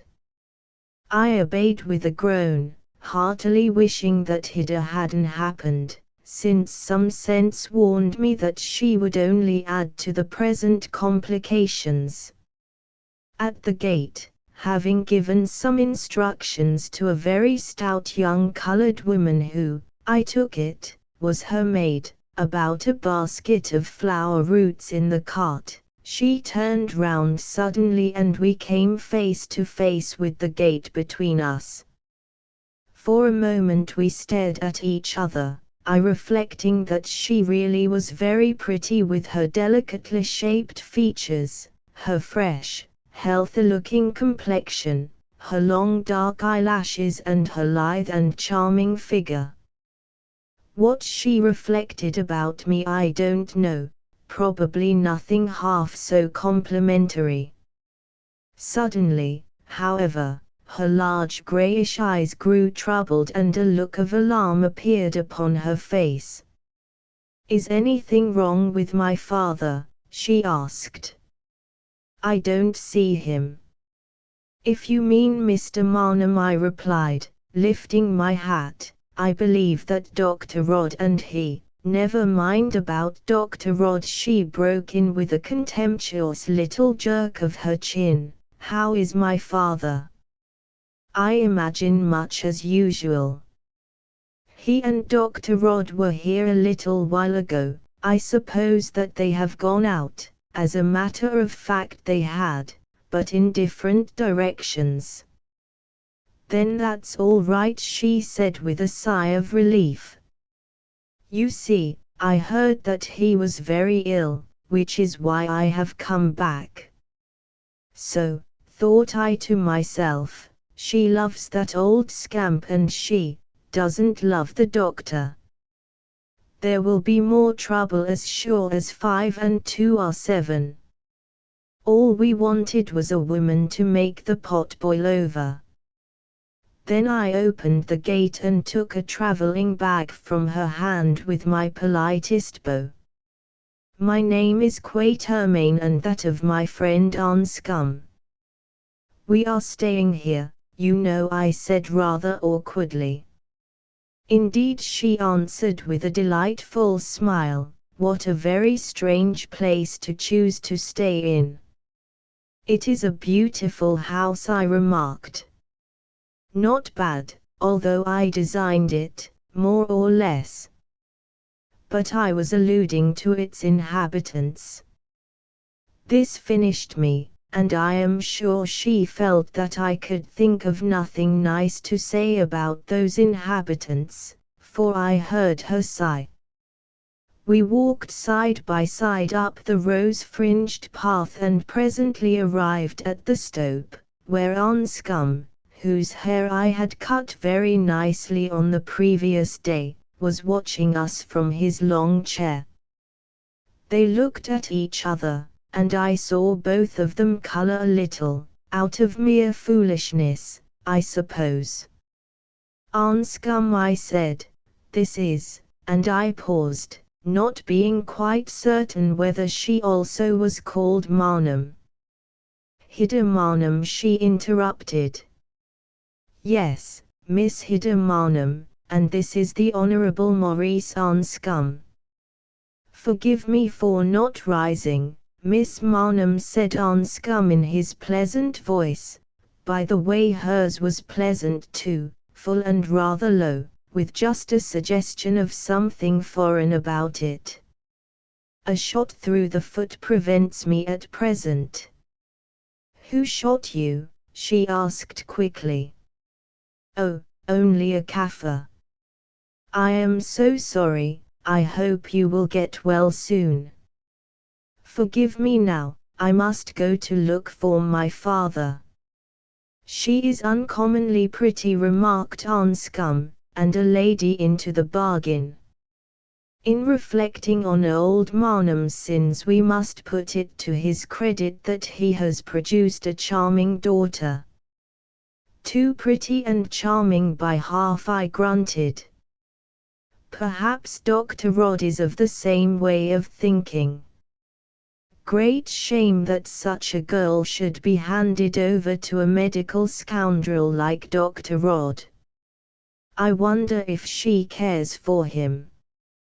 Just about as much as a canary cares for a tomcat. I have found that out already. Really, Quatermain, you are admirable. I never knew anyone who could make a better use of the briefest opportunity. Then we were silent, waiting, not without a certain impatience, for the return of Miss Hidder. She did return with surprising quickness, considering that she had found time to search for her parent, to change into a clean white dress, and to pin a single hibiscus flower onto her bodice, which gave just the touch of color that was necessary to complete her costume. I can't find my father, she said, but the boys say he has gone out riding. I can't find anybody. When you have been summoned from a long way off and traveled post haste, rather to your own inconvenience, it is amusing, isn't it? Wagons and carts in South Africa don't arrive like express trains, Miss Marnham said Anscombe, so you shouldn't be offended. I am not at all offended, Mr. Anscombe. Now that I know there is nothing the matter with my father, but, tell me, how did you get your wound? So he told her with much amusing detail after his fashion. She listened quietly with a puckered up brow and only made one comment. It was, I wonder what white man told those CQQNI Kaffirs that you were coming. I don't know, he answered, but he deserves a bullet through him somewhere above the ankle. Yes, though few people get what they deserve in this wicked world.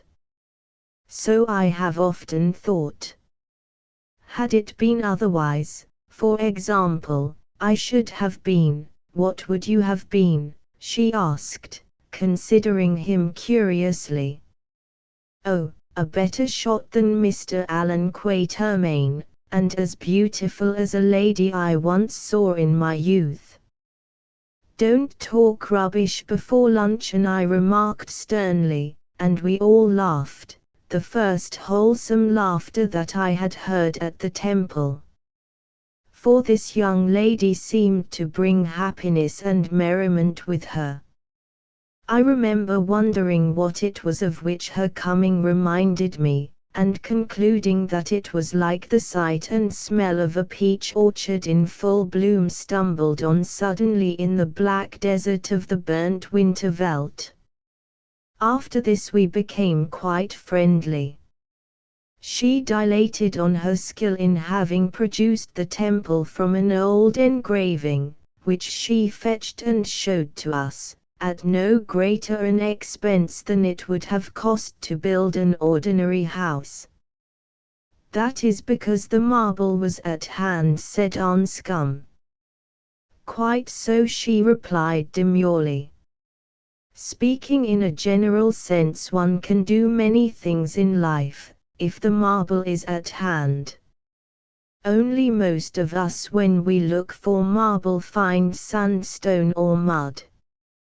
Bravo, said Anscombe, I have generally lit upon the sandstone. And I on the mud, she mused.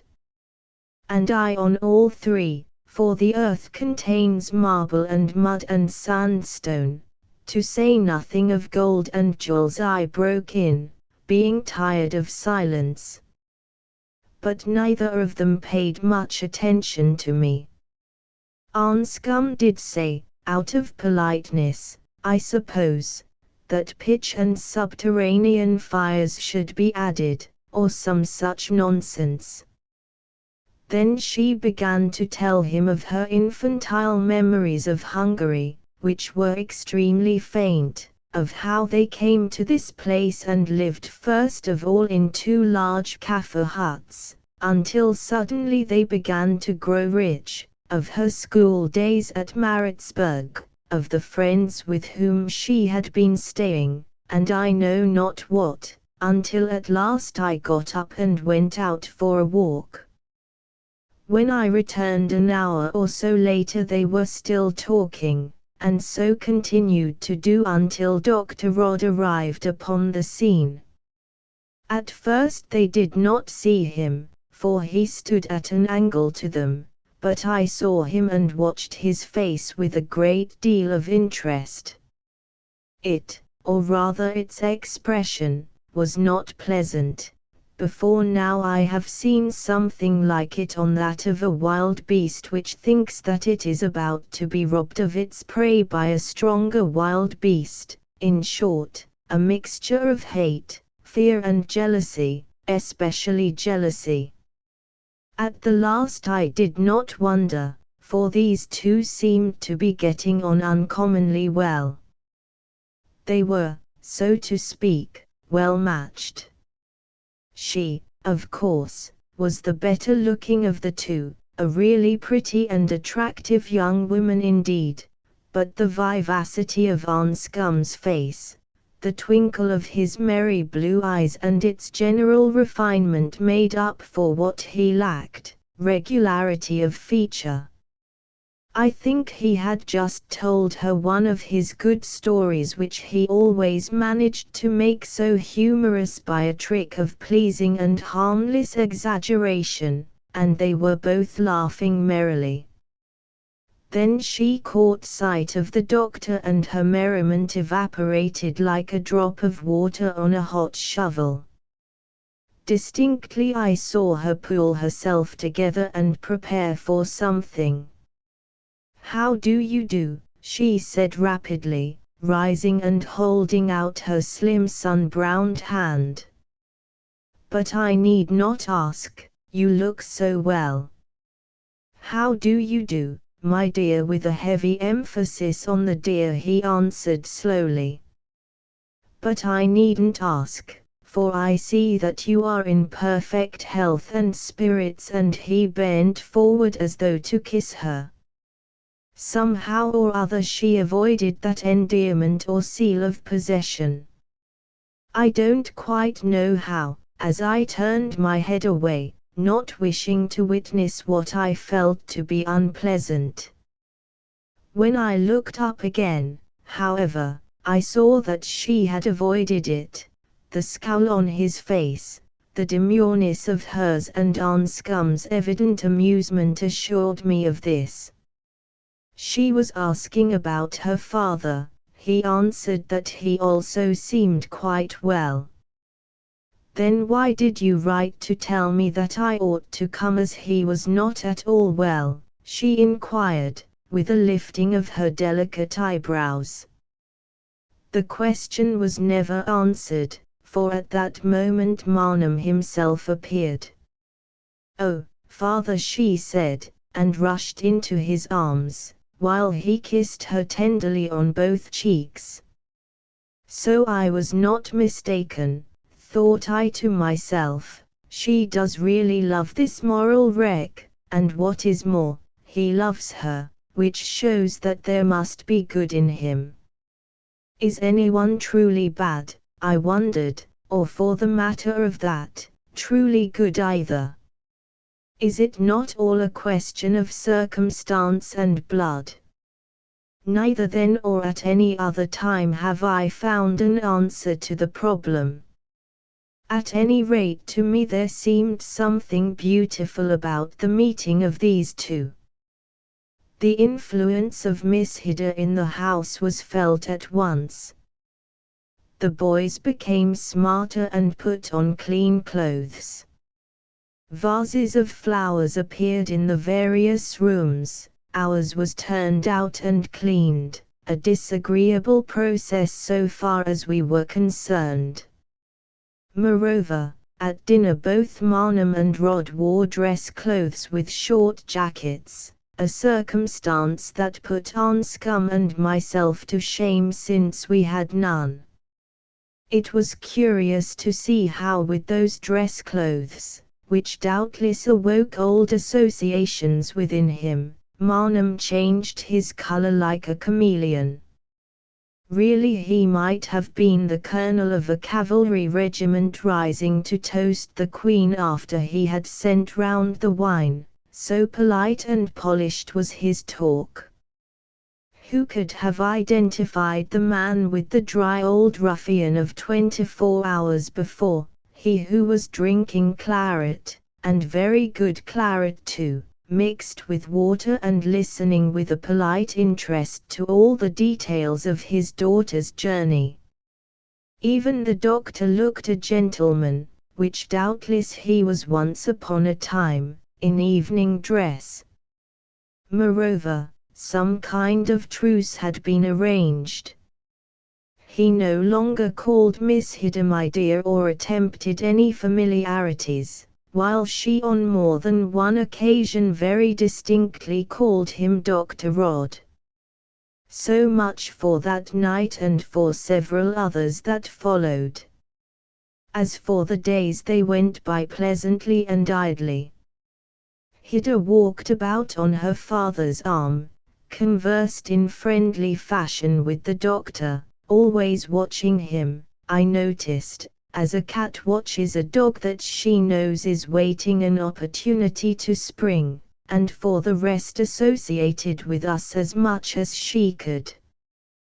Particularly did she seem to take refuge behind my own insignificance, having, I suppose, come to the conclusion that I was a harmless person who might possibly prove useful. But all the while I felt that the storm was banking up. Indeed Marnham himself, at any rate to a great extent, played the part of the cloud-compelling Jove, for soon it became evident to me, and without doubt to Dr. Rod also, that he was encouraging the intimacy between his daughter and Anscombe by every means in his power. In one way and another he had fully informed himself as to Anscombe's prospects in life, which were brilliant enough. Moreover he liked the man who, as the remnant of the better perceptions of his youth told him, was one of the best class of Englishmen, and what is more, he saw that Hidder liked him also, as much indeed as she disliked Rod. He even spoke to me of the matter in a roundabout kind of fashion, saying that the young woman who married Anscombe would be lucky, and that the father who had him for a son-in-law might go to his grave confident of his child's happiness. I answered that I agreed with him, unless the lady's affections had already caused her to form other ties. Affections, he exclaimed, dropping all pretense, there are none involved in this accursed business, as you are quite sharp enough to have seen for yourself. I understood that an engagement was involved, I remarked. On my part, perhaps, not on hers, he answered. Oh, can't you understand, Quatermain, that sometimes men find themselves forced into strange situations against their will? Remembering the very ugly name that I had heard Rod call Marnham on the night of the card party, I reflected that I could understand well enough, but I only said, after all, marriage is a matter that concerns a woman even more than it does her father, one, in short, of which she must be the judge. Quite so, Quatermain, but there are some daughters who are prepared to make great sacrifices for their fathers. Well, she will be of age ere long, if only I can stave it off till then. But how, and with a groan he turned and left me. That old gentleman's neck is in some kind of a noose, thought I to myself, and his difficulty is to prevent the rope from being drawn tight. Meanwhile this poor girl's happiness and future are at stake. Alan said Anscombe to me a little later, for by now he called me by my Christian name. I suppose you haven't heard anything about those oxen, have you? No, I could scarcely expect to yet, but why do you ask? He smiled in his droll fashion and replied, because, interesting as this household is in sundry ways, I think it is about time that we, or at any rate that I, got out of it. Your leg isn't fit to travel yet, Anscombe, although Rod says that all the symptoms are very satisfactory. Yes, but to tell you the truth, I am experiencing other symptoms quite unknown to that beloved physician and so unfamiliar to myself that I attribute them to the influences of the locality. Altitude affects the heart, does it not, and this house stands high. Don't play off your jokes on me, I said sternly. What do you mean? I wonder if you find Miss Hidder attractive, Alan, or if you are too old. I believe there comes an age when the only beauties that can move a man are those of architecture, or scenery, or properly cooked food. Hang it all! I am not Methuselah, I replied, but if you mean that you are falling in love with Hidder, why the deuce don't you say so, instead of wasting my time and your own? Because time was given to us to waste. Properly considered, it is the best use to which it can be put, or at any rate the one that does least mischief. Also because I wished to make you say it for me that I might judge from the effect of your words whether it is or is not true. I may add that I fear the former to be the case. Well, if you are in love with the girl, you can't expect one so ancient as myself, who is quite out of touch with such follies, to teach you how to act. No, Alan. Unfortunately, there are occasions when one must rely upon one's own wisdom, and mine, what there is of it, tells me I had better get out of this. But I can't ride even if I took the horse and you ran behind, and the oxen haven't come. Perhaps you could borrow Miss Marnham's cart in which to run away from her, I suggested sarcastically. Perhaps, though I believe it would be fatal to my foot to sit up in a cart for the next few days, and the horses seem to have been sent off somewhere. Look here, old fellow, he went on, dropping his bantering tone, it's rather awkward to make a fool of oneself over a lady who is engaged to someone else, especially if one suspects that with a little encouragement she might begin to walk the same road. The truth is I have taken the fever pretty bad, worse than ever I did before, and if it isn't stopped soon it will become chronic. Oh no, Anscombe, only intermittent at the worst, and African malaria nearly always yields to a change of climate. How can I expect a cynic and a misogynist to understand the simple fervor of an inexperienced soul? Oh, drat it all, Quatermain, stop your acid chaff and tell me what is to be done. Really, I am in a tight place. very, so tight that I rejoice to think, as you were kind enough to point out, that my ears protect me from anything of the sort. I have no advice to give, I think you had better ask it of the lady. Well, we did have a little conversation, hypothetical of course, about some friends of ours who found themselves similarly situated, and I regret to say without result. Indeed. I did not know you had any mutual acquaintances. What did she say and do? She said nothing, only sighed and looked as though she were going to burst into tears, and all she did was to walk away. I'd have followed her if I could, but as my crutch wasn't there it was impossible. It seemed to me that suddenly I had come up against a brick wall, that there was something on her mind which she could not or would not let out. Yes, and if you want to know, I will tell you what it is. Rod has got a hold over Marnham of a sort that would bring him somewhere near the gallows. As the price of his silence, Marnham has promised him his daughter.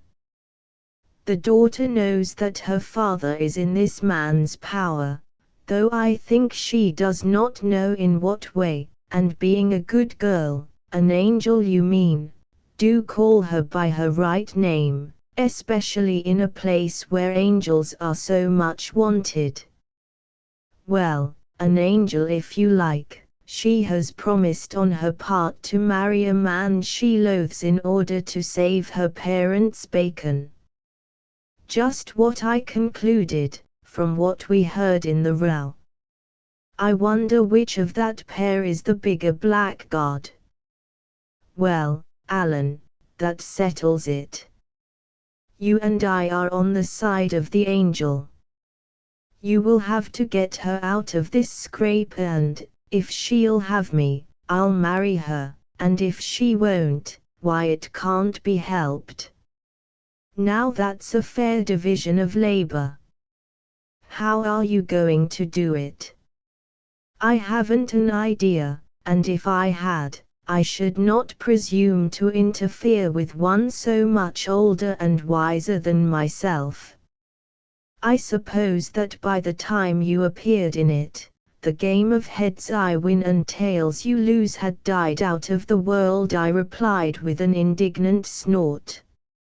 I think the best thing I can do will be to take the horse and look for those oxen. Meanwhile you can settle your business by the light of your native genius, and I only hope you'll finish it without murder and sudden death. I say, old fellow, said Anscombe earnestly, you don't really mean to go off and leave me in this hideousness. I haven't bothered much up to the present because I was sure that you would find a way out, which would be nothing to a man of your intellect and experience. I mean it honestly, I do indeed. Do you? Well, I can only say that my mind is a perfect blank, but if you will stop talking I will try to think the matter over. There's Miss Hidder in the garden cutting flowers. I will go to help her, which will be a very pleasant change. And I went, leaving him to stare after me jealously. Chapter 7. The Stope. When I reached Miss Hidder she was collecting half-opened monthly roses from the hedge, and not quite knowing what to say I made the appropriate quotation. At least it was appropriate to my thought, and, from her answer, to hers also. Yes, she said, I am gathering them while I may, and she sighed and, as I thought, glanced towards the veranda, though of this I could not be sure because of the wide brim of the hat she was wearing. Then we talked a little on indifferent matters, while I pricked my fingers helping to pluck the roses. She asked me if I thought that Anscombe was getting on well, and how long it would be before he could travel. I replied that Dr. Rod could tell her better than myself, but that I hoped in about a week. In a week, she said, and although she tried to speak lightly there was dismay in her voice. I hope you don't think it too long, I answered, but even if he is fit to go, the oxen have not come yet, and I don't quite know when they will. Too long, she exclaimed. Too long. Oh! If you only knew what it is to me to have such guests as you are in this place, and her dark eyes filled with tears. By now we had passed to the side of the house in search of some other flower that grew in the shade, I think it was mignonette, and were out of sight of the veranda and quite alone. Mr. Quatermain, she said hurriedly, I am wondering whether to ask your advice about something, if you would give it. I have no one to consult here, she added rather piteously. That is for you to decide. If you wish to do so, I am old enough to be your father, and will do my best to help.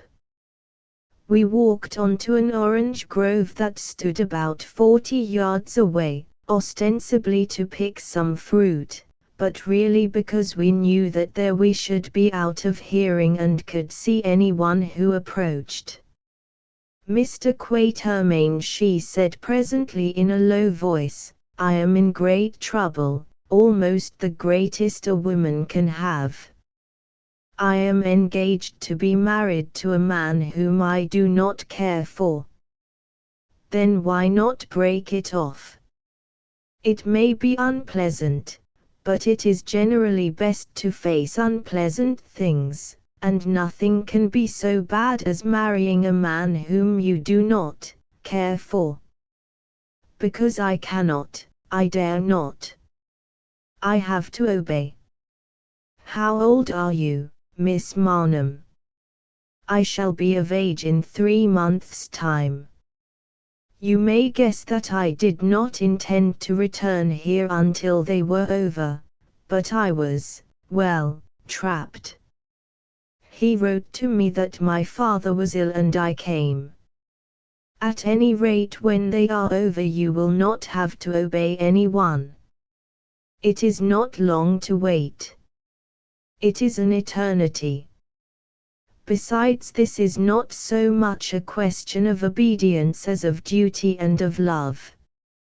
I love my father who, whatever his faults, has always been very kind to me.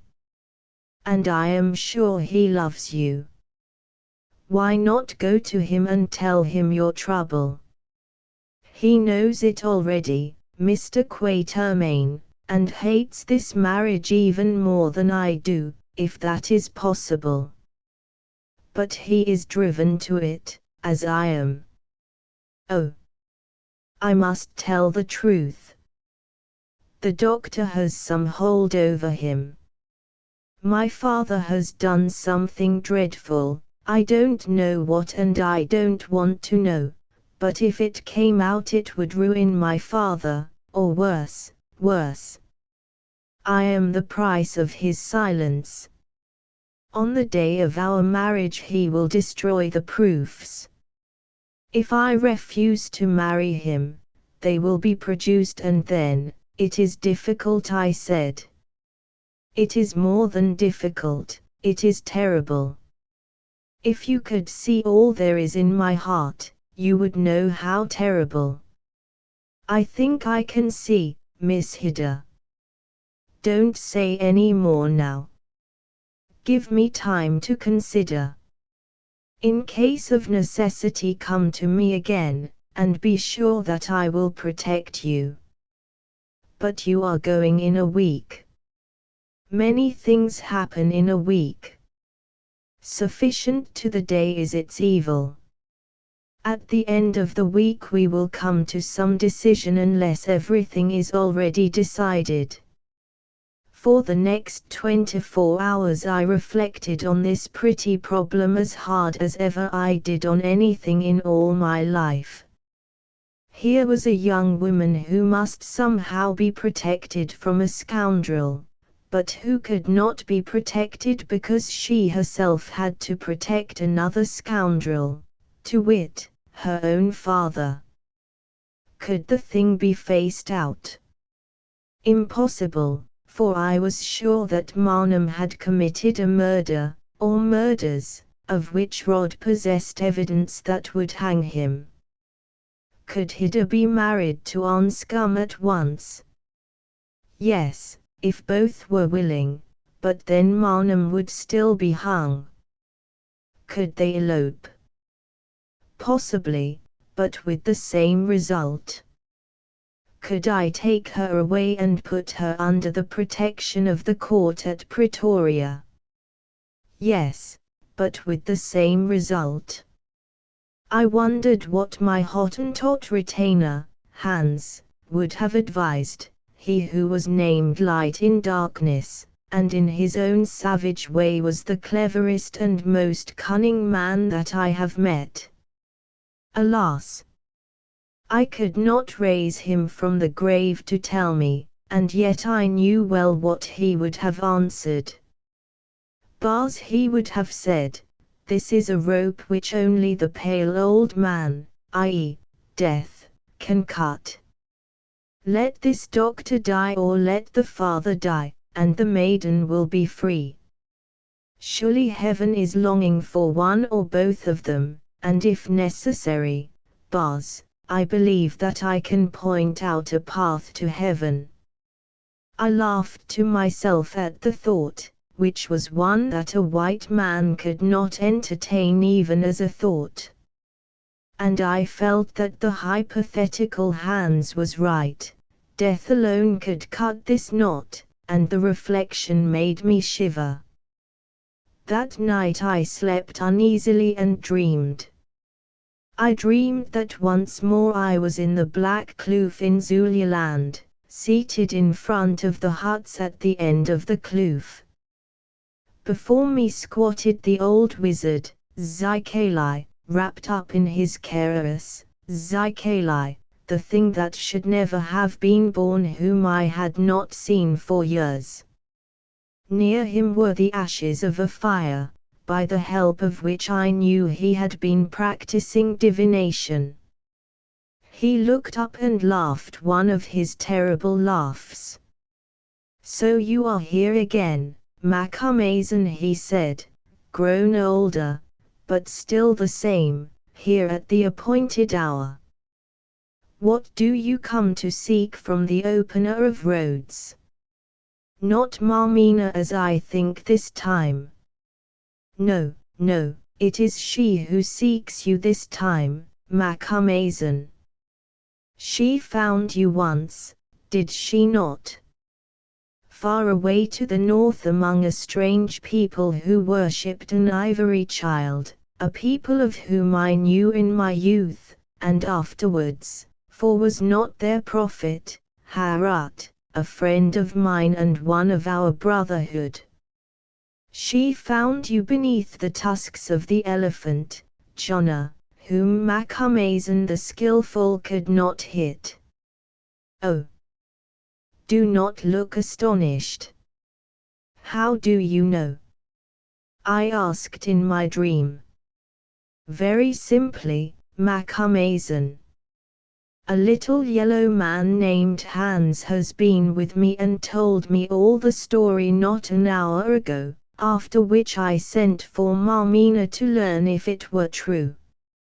She will be glad to meet you, Macumazahn, she who has a hungry heart that does not forget. Oh! Don't be afraid. I mean here beneath the sun. In the land beyond there will be no need for her to meet you since she will dwell ever at your side. Why do you lie to me, Zikali? I seemed to ask. How can a dead man speak to you, and how can I meet a woman who is dead? Seek the answer to that question in the hour of the battle, when the white men, your brothers, fall beneath our sky as weeds fall before the hoe, or perhaps before it. But have done with Marmina, since she who never grows more old can well afford to wait. It is not of Marmina that you came to speak to me, it is of a fair white woman named Hedana you would speak, and of the man she loves, you, who will ever be mixing yourself up in affairs of others, and therefore must bear their burdens with no pay save that of honor. Hearken, for the time is short. When the storm bursts upon them, bring hither the fair maiden, Hedana, and the white lord, Moriti, and I will shelter them for your sake. Take them nowhere else. Bring them hither if they would escape trouble. I shall be glad to see you, Macumazan, for at last I am about to smite the Zulu house of Sanzangakona, my foes, with a bladder full of blood, and oh, it stains their doorposts red. Then I woke up, feeling afraid, as one does after a nightmare, and was comforted to hear Anscombe sleeping quietly on the other side of the room. Moriti. Why did Zikali call him Moriti? I wondered drowsily to myself. Oh, of course his name is Maurice, and it was a Zulu corruption of a common sort, as was Hedana of Hida. Then I dozed off again, and by the morning had forgotten all about my dream until it was brought back to me by subsequent events. Still it was this and nothing else that put it into my head to fly to Zululand on an emergency that was to arise ere long. 1. For the history of Zikali and Marmina, see the book called Child of Storm by H. Rider Haggard. That evening Rod was absent from dinner, and on inquiring where he might be, I was informed that he had ridden to visit a Kaffir headman, a patient of his who lived at a distance, and would very probably sleep at the kraal, returning early next day. One of the topics of conversation during dinner was as to where the exact boundary line used to run between the Transvaal and the country over which the Basuto chief, Sekhukhune, claimed ownership and jurisdiction. Marnum said that it passed within a couple of miles of his house, and when we rose, the moon being very bright, offered to show me where the beacons had been placed years before by a Boer commission. I accepted, as the night was lovely for a stroll after the hot day. Also I was half conscious of another undefined purpose in my mind, which perhaps may have spread to that of Marnum. Those two young people looked very happy together there on the stoep, and as they must part so soon it would, I thought, be kind to give them the opportunity of a quiet chat. So off we went to the brow of the hill on which the temple stood, whence old Marnum pointed out to me a beacon, which I could not see in the dim, silvery bush veldt below, and how the line ran from it to another beacon somewhere else. You know the Yellowwood swamp, he said. It passes straight through that.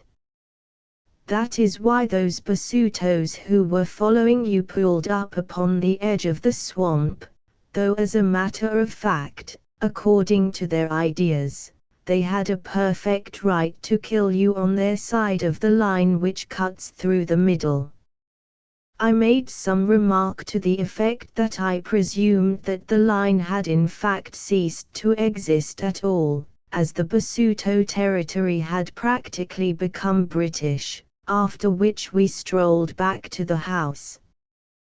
walking quietly between the tall rose hedges and without speaking, for each of us was preoccupied with his own thoughts. Suddenly we came upon a very pretty scene. We had left Anscombe and Hida seated side by side on the stoep. They were still there, but much closer together. In fact, his arms were round her, and they were kissing each other in a remarkably whole-hearted way.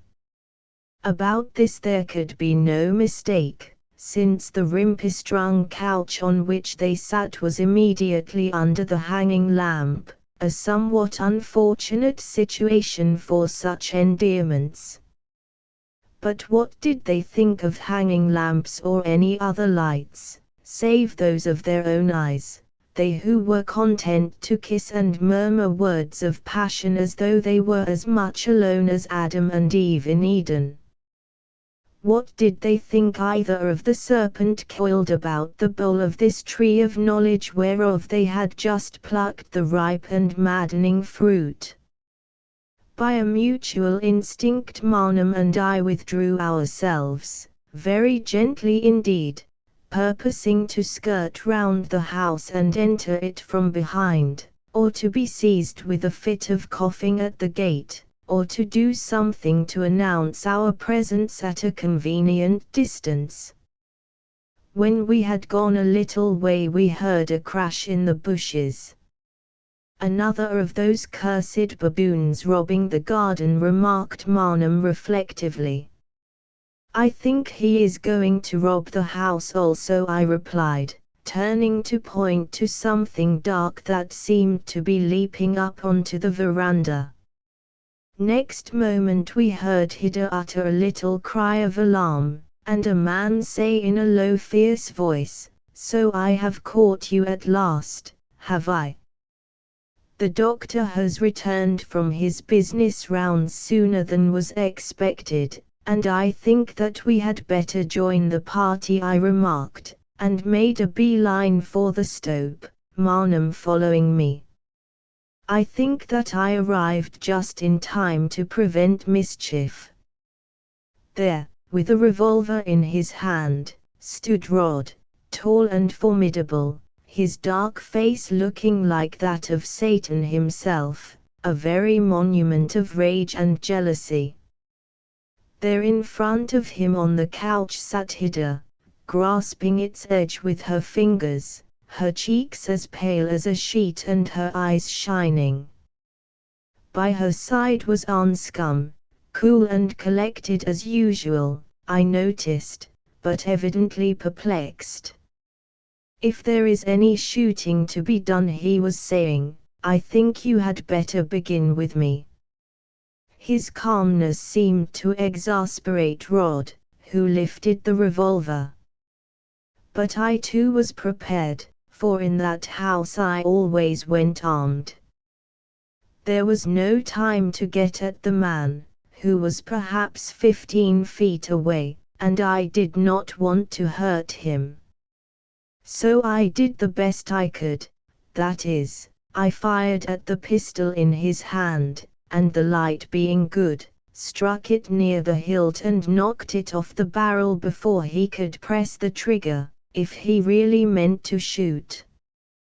"That's a good shot," remarked Anscombe, who had seen me, while Rod stared at the hilt which he still held. "A lucky one," I answered, walking forward.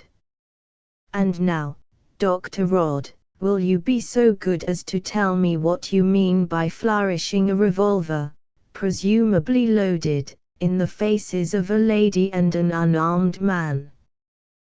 "What the devil is that to you?" he asked furiously, "and what do you mean by firing at me?"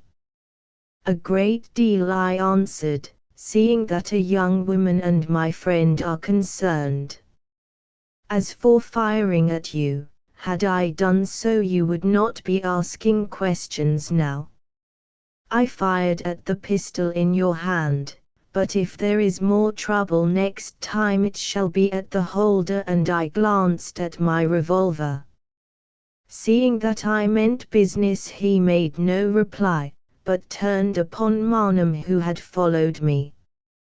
"This is your work, you old villain," he said in a low voice that was heavy with hate. "You promised your daughter to me. She is engaged to me, and now I find her in this wanderer's arms." "What have I to do with it?" said Marnham.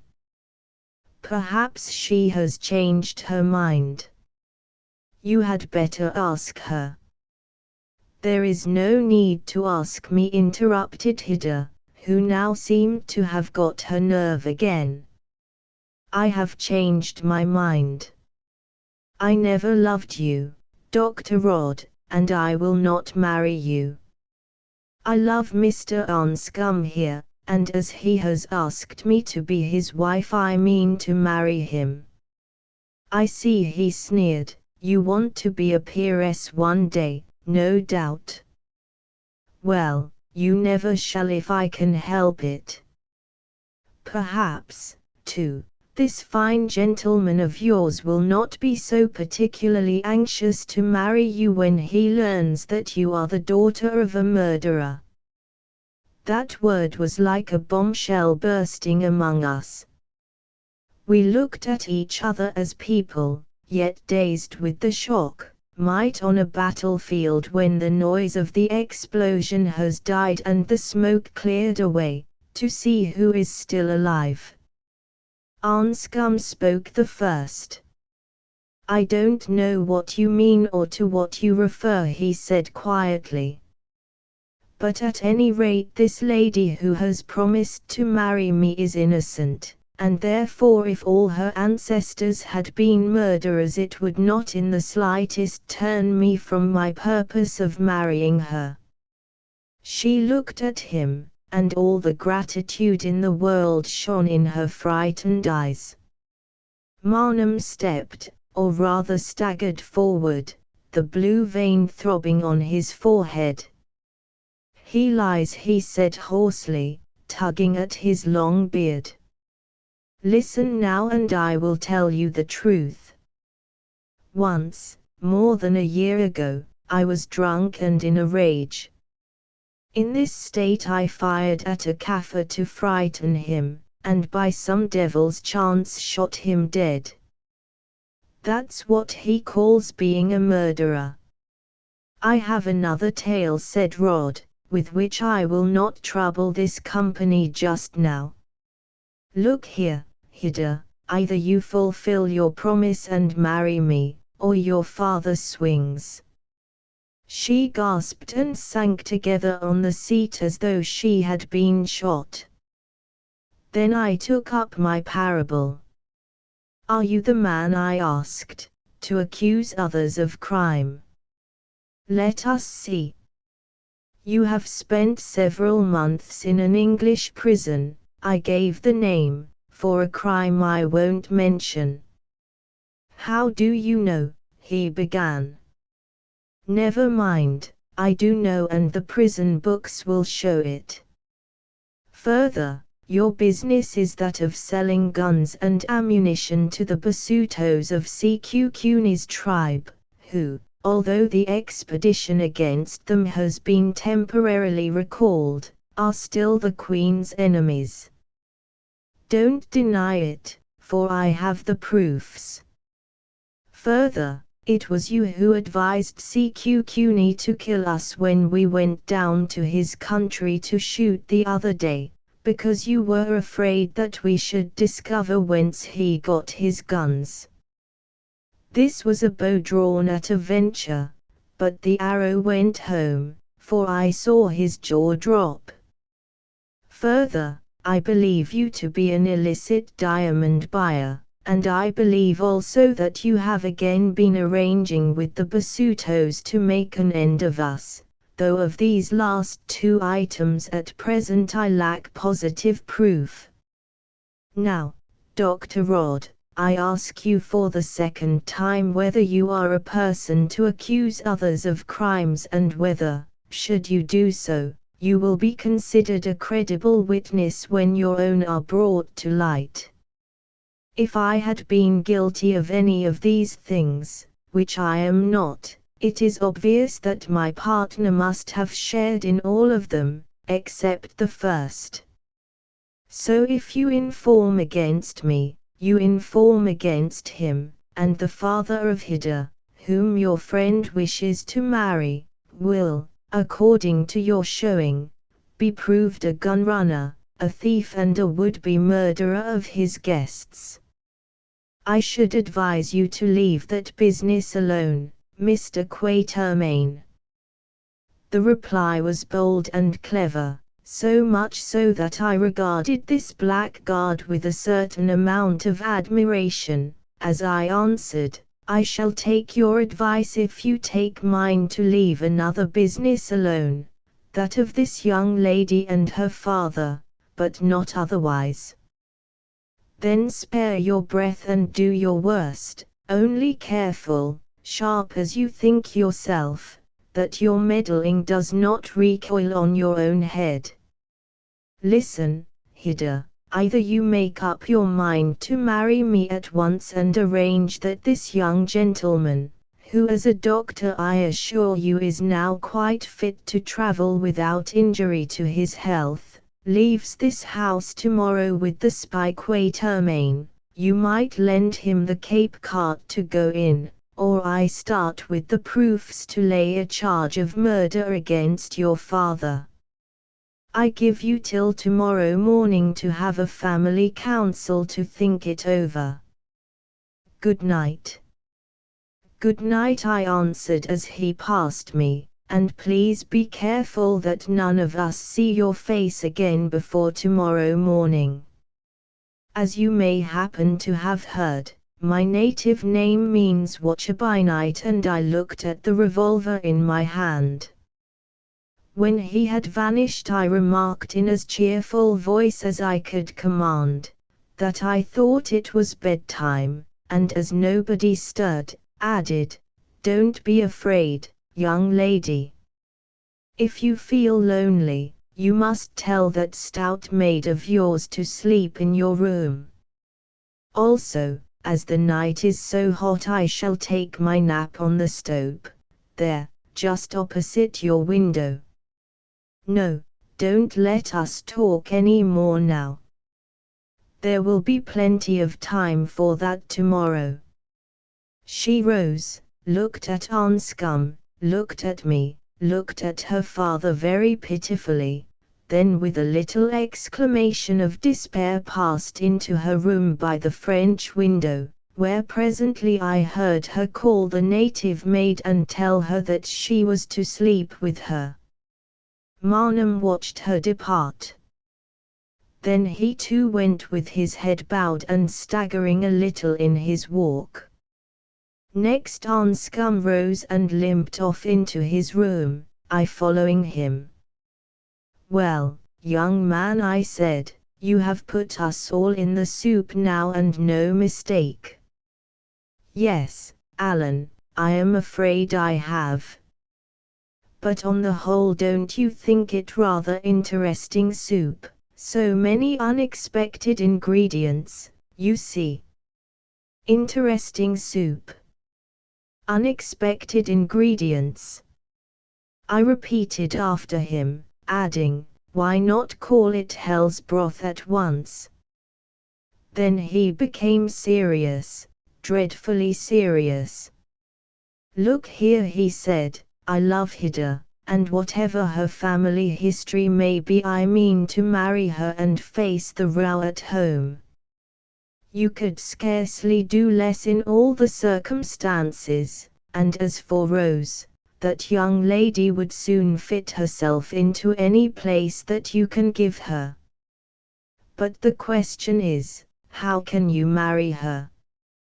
Oh, something will happen, he replied optimistically. You are quite right there. Something will certainly happen, but the point is, what? Something was very near happening when I turned up on that stope, so near that I think it was lucky for you, or for Miss Haggard, or both, that I have learned how to handle a pistol. Now let me see your foot, and don't speak another word to me about all this business tonight. I'd rather tackle it when I am clear-headed in the morning." Well, I examined his instep and leg very carefully and found that Rod was right. Although it still hurt him to walk, the wound was quite healed and all inflammation had gone from the limb. Now it was only a question of time for the sinews to right themselves. While I was thus engaged, he held forth on the virtues and charms of Haggard, I making no comment. "Lie down and get to sleep, if you can," I said when I had finished. "The door is locked and I am going on to the stoep, so you needn't be afraid of the windows. Good night." I went out and sat myself down in such a position that by the light of the hanging lamp, which still burned, I could make sure that no one could approach either Haggard's or my room without my seeing him. For the rest, all my life I have been accustomed to night vigils, and the loaded revolver hung from my wrist by a loop of hide. Moreover, never had I felt less sleepy. There I sat hour after hour, thinking. The substance of my thoughts does not matter, since the events that followed make them superfluous to the story. I will merely record, therefore, that towards dawn a great horror took hold of me. I did not know of what I was afraid, but I was much afraid of something. Nothing was passing in either Haggard's or our room, of that I made sure by personal examination. Therefore it would seem that my terrors were unnecessary, and yet they grew and grew. I felt sure that something was happening somewhere, a dread occurrence which it was beyond my power to prevent, though whether it were in this house or at the other end of Africa I did not know. The mental depression increased and culminated. Then of a sudden it passed completely away, and as I mopped the sweat from off my brow I noticed that dawn was breaking. It was a tender and beautiful dawn, and in a dim way I took it as a good omen. Of course it was nothing but the daily resurrection of the sun, and yet it brought to me comfort and hope. The night was past with all its fears, the light had come with all its joys. From that moment I was certain that we should triumph over these difficulties and that the end of them would be peace. So sure was I that I ventured to take a nap, knowing that the slightest movement or sound would wake me. I suppose I slept until 6 o'clock, when I was aroused by a footfall. I sprang up, and saw before me one of our native servants. He was trembling and his face was ashen beneath the black. Moreover, he could not speak. All he did was to put his head on one side, like a dead man, and keep on pointing downwards. Then with his mouth open and starting eyes he beckoned to me to follow him. I followed. Chapter 8. Rod's last card. The man led me to Marnham's room, which I had never entered before. All I could see at first, for the shutters were closed, was that the place seemed large, as bedchambers go in South Africa. When my eyes grew accustomed to the light, I made out the figure of a man seated in a chair with his head bent forward over a table that was placed at the foot of the bed almost in the center of the room. I threw open the shutters and the morning light poured in. The man was Marnham. On the table were writing materials, also a brandy bottle with only a dredge of spirit in it. I looked for the glass and found it by his side on the floor, shattered, not merely broken. "Drunk," I said aloud, whereon the servant, who understood me, spoke for the first time, saying in a frightened voice in Dutch, "No, Bas, dead, half cold. I found him so just now." I bent down and examined Marnum, also felt his face. Sure enough, he was dead, for his jaw had fallen, also his flesh was chill, and from him came a horrible smell of brandy. I thought for a moment, then bade the boy fetch Dr. Rod and say nothing to anyone else. He went, and now for the first time I noticed a large envelope addressed Alan Quatermain, Esquire, in a somewhat shaky hand.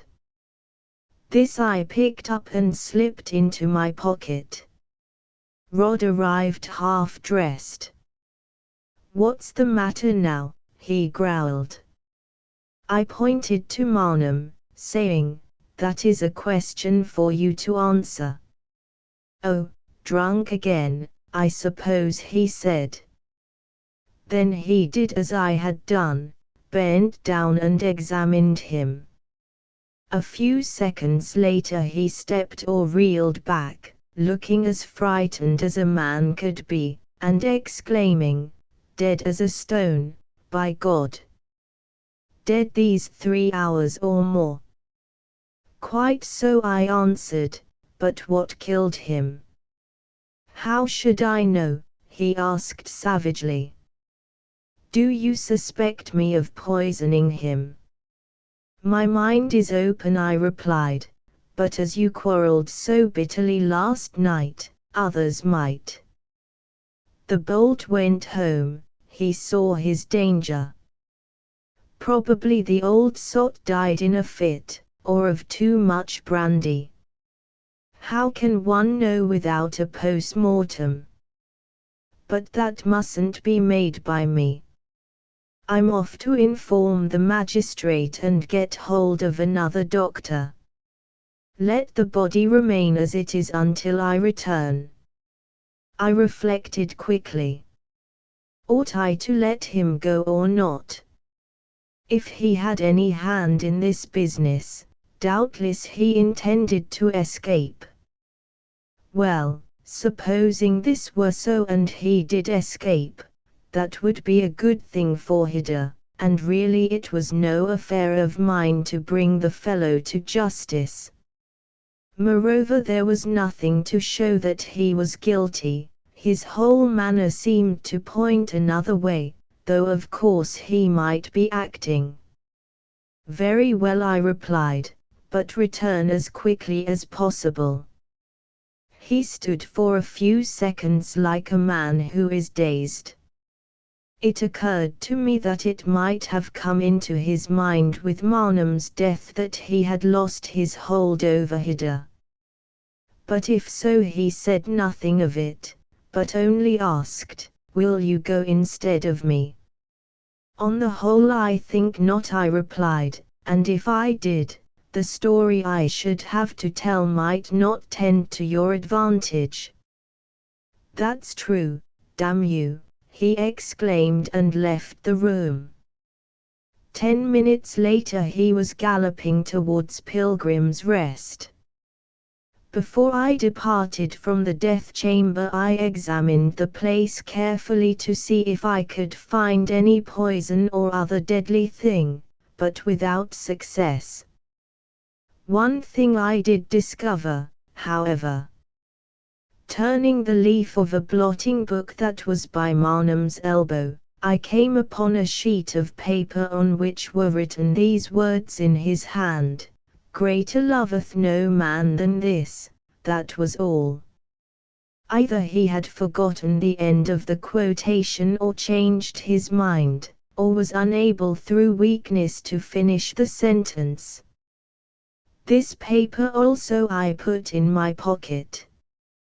Bolting the shutters and locking the door, I returned to the stoep, where I was alone, for as yet no one else was stirring. Then I remembered the letter in my pocket and opened it.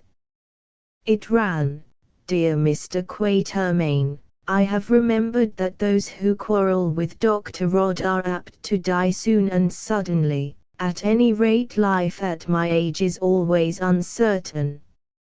Therefore, as I know you to be an honest man, I am enclosing my will that it may be in safe keeping and purpose to send it to your room tomorrow morning.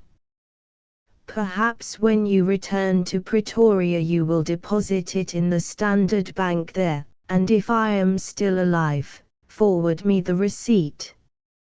You will see that I leave everything to my daughter whom I dearly love, and that there is enough to keep the wolf from her door, besides my share in this property, if it is ever realized. After all that has passed tonight I do not feel up to writing a long letter, so remain sincerely yours, H. Marnham.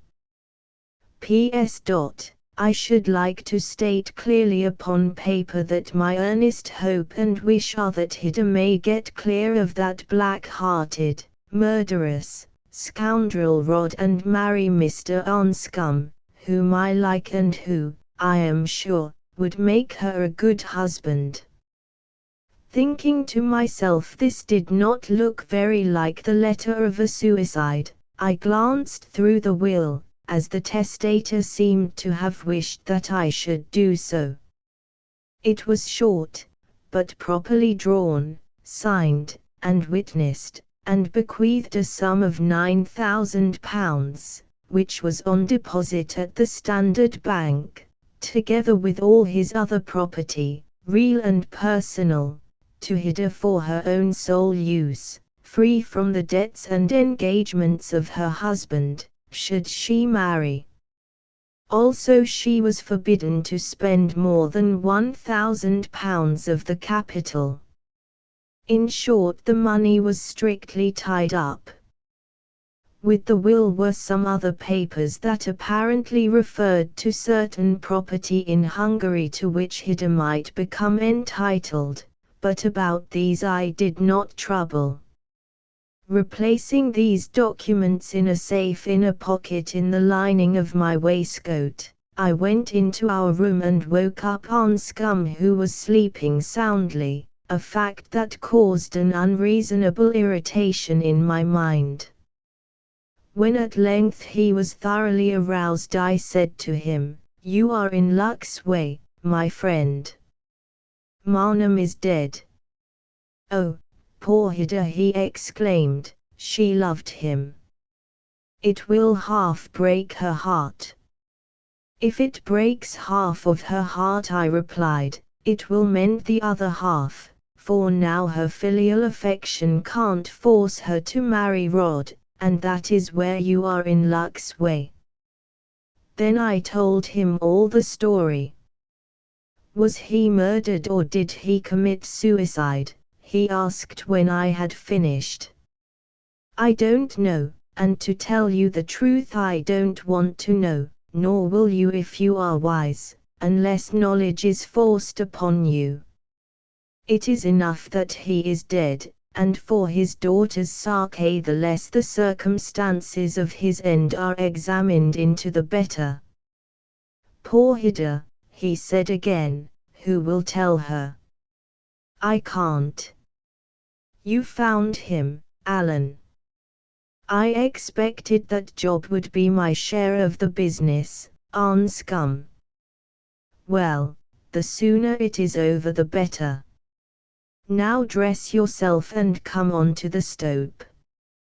Then I left him and next minute met Hida's fat, half-breed maid, a stupid but good sort of a woman who was called Katia, emerging from her mistress's room with a jug, to fetch hot water, I suppose. "Katia," I said, "go back and tell the Missy Hida that I want to speak to her as soon as I can. Never mind the hot water, but stop and help her to dress." She began to grumble a little in a good-natured way, but something in my eye stopped her and she went back into the room. 10 minutes later Hida was by my side. "What is it, Mr. Quatermain?" she asked. "I feel sure that something dreadful has happened." "It has, my dear," I answered, "that is, if death is dreadful. Your father died last night." "Oh," she said, "oh," and sank back onto the seat. "Bear up," I went on, "we must all die one day, and he had reached the full age of man." "But I loved him," she moaned. "He had many faults, I know, still I loved him."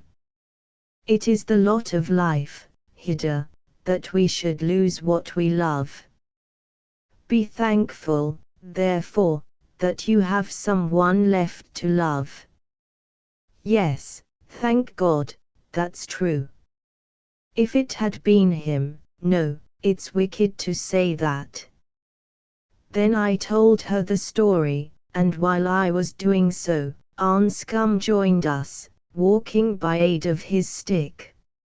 Also I showed them both Marnham's letter to me and the will, but the other bit of paper I did not speak of or show. She sat very pale and quiet and listened till I had done. Then she said, "I should like to see him." "Perhaps it is as well," I answered. "If you can bear it, come at once, and do you come also, Anscombe." We went to the room, Anscombe and Hida holding each other by the hand. I unlocked the door and, entering, threw open a shutter. There sat the dead man as I had left him, only his head had fallen over a little. She gazed at him, trembling, then advanced and kissed his cold forehead, muttering, "Goodbye, father." "Oh, goodbye, father." A thought struck me, and I asked, "Is there any place here where your father locked up things? As I have shown you, you are his heiress, and if so it might be as well in this house that you should possess yourself of his property." "There is a safe in the corner," she answered, "of which he always kept the key in his trouser pocket." "Then with your leave I will open it in your presence." Going to the dead man I searched his pocket and found in it a bunch of keys. These I withdrew and went to the safe over which a skin rug was thrown. I unlocked it easily enough. Within were 2 bags of gold, each marked £100, also another larger bag marked my wife's jewelry. For Hida, also some papers and a miniature of the lady whose portrait hung in the sitting room, also some loose gold. "Now who will take charge of these?" I asked. "I do not think it safe to leave them here." "You, of course," said Anscombe, while Hida nodded. So with a groan I consigned all these valuables to my capacious pockets. Then I locked up the empty safe, replaced the keys where I had found them on Marnham, fastened the shutter and left the room with Anscombe, waiting for a while outside till Hida joined us, sobbing a little. After this we got something to eat, insisting on Hida doing the same. On leaving the table I saw a curious sight, namely, the patients whom Rod was attending in the little hospital of which I have spoken, departing towards the bush veldt, those of them who could walk well and the attendants assisting the others. They were already some distance away, too far indeed for me to follow, as I did not wish to leave the house. The incident filled me with suspicion, and I went round to the back to make inquiries, but could find no one.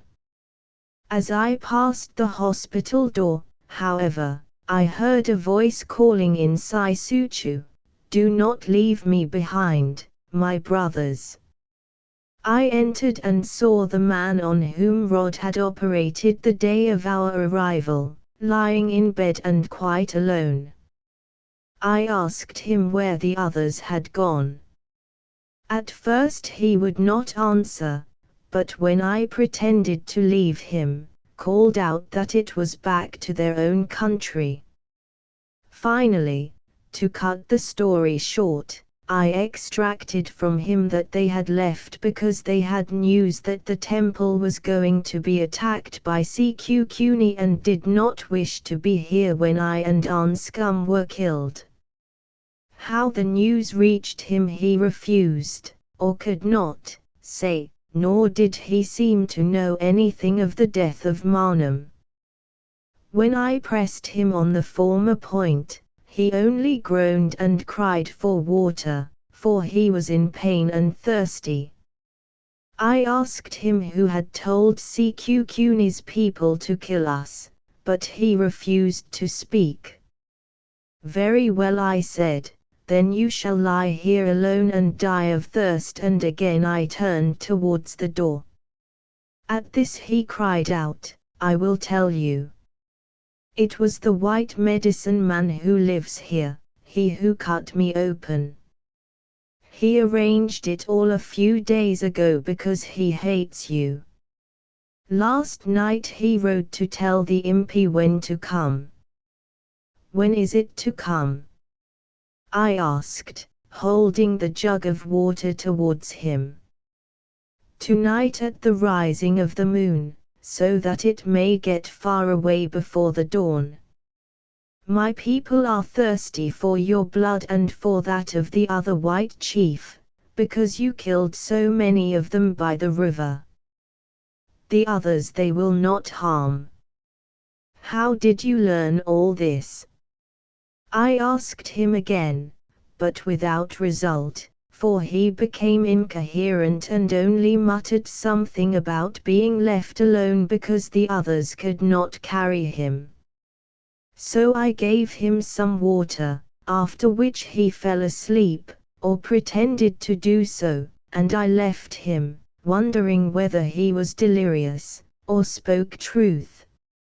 As I passed the stables I saw that my own horse was there, for in this district horses are always shut up at night to keep them from catching sickness, but that the 4 beasts that had brought Hida from Natal in the Cape cart were gone, though it was evident that they had been kraaaled here till within an hour or two. I threw my horse a bundle of forage and returned to the house by the back entrance. The kitchen was empty, but crouched by the door of Marnum's room sat the boy who had found him dead. He had been attached to his master and seemed half dazed. I asked him where the other servants were, to which he replied that they had all run away. Then I asked him where the horses were. He answered that the Bars Rod had ordered them to be turned out before he rode off that morning. I bade him accompany me to the stope, as I dared not let him out of my sight, which he did unwillingly enough. There I found Anscum and Hida. They were seated side by side upon the couch. Tears were running down her face and he, looking very troubled, held her by the hand. Somehow that picture of Hida has always remained fixed in my mind. Sorrow becomes some women and she was one of them. Her beautiful dark grey eyes did not grow red with weeping, the tears just welled up in them and fell like dewdrops from the heart of a flower. She sat very upright and very still, as he did, looking straight in front of her, while a ray of sunshine, falling on her head, showed the chestnut-hued lights in her waving hair, of which she had a great abundance. Indeed, the pair of them, thus seated side by side, reminded me of an engraving I had seen somewhere of the statues of a husband and wife in an old Egyptian tomb. With just such a look did the woman of thousands of years ago sit gazing in patient hope into the darkness of the future.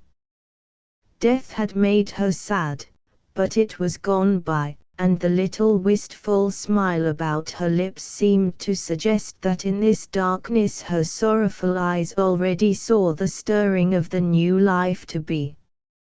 Moreover, was not the man she loved the companion of her hopes as he had been of her woes? Such was the fanciful thought that sprang up in my mind, even in the midst of those great anxieties, like a single flower in a stony wilderness of thorns or one star on the blackness of the night. In a moment it had gone and I was telling them of what I had learned. They listened till I had finished. Then Anscombe said slowly, "Two of us can't hold this house against an impy. We must get out of it." "Both your conclusions seem quite sound," I remarked, "that is if yonder old Kaffir is telling the truth. But the question is, how? We can't all three of us ride on one nag, as you are still a cripple." "There is the Cape cart," suggested Hida. "Yes, but the horses have been turned out, and I don't know where to look for them. Nor dare I send that boy alone, for probably he would bolt like the others.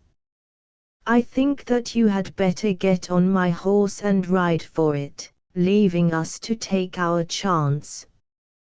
I dare say the whole thing is a lie and that we shall be in no danger," I added by way of softening the suggestion. "That I will never do," she replied with so much quiet conviction that I saw it was useless to pursue the argument. I thought for a moment, as the position was very difficult. The boy was not to be trusted, and if I went with him I should be leaving these two alone and, in Anscombe's state, almost defenseless. Still it seemed as though I must.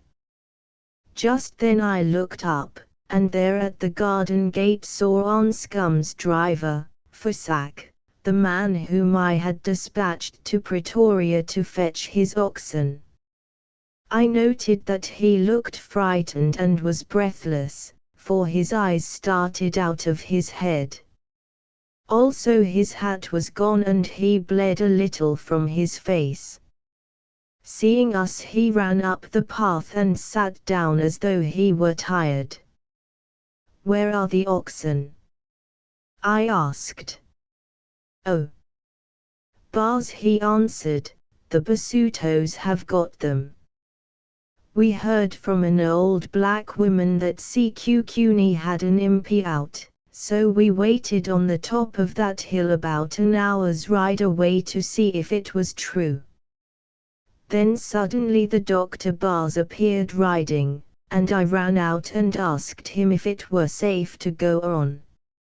He knew me again and answered, "Yes, quite safe. For have I not just ridden this road without meeting so much as a black child?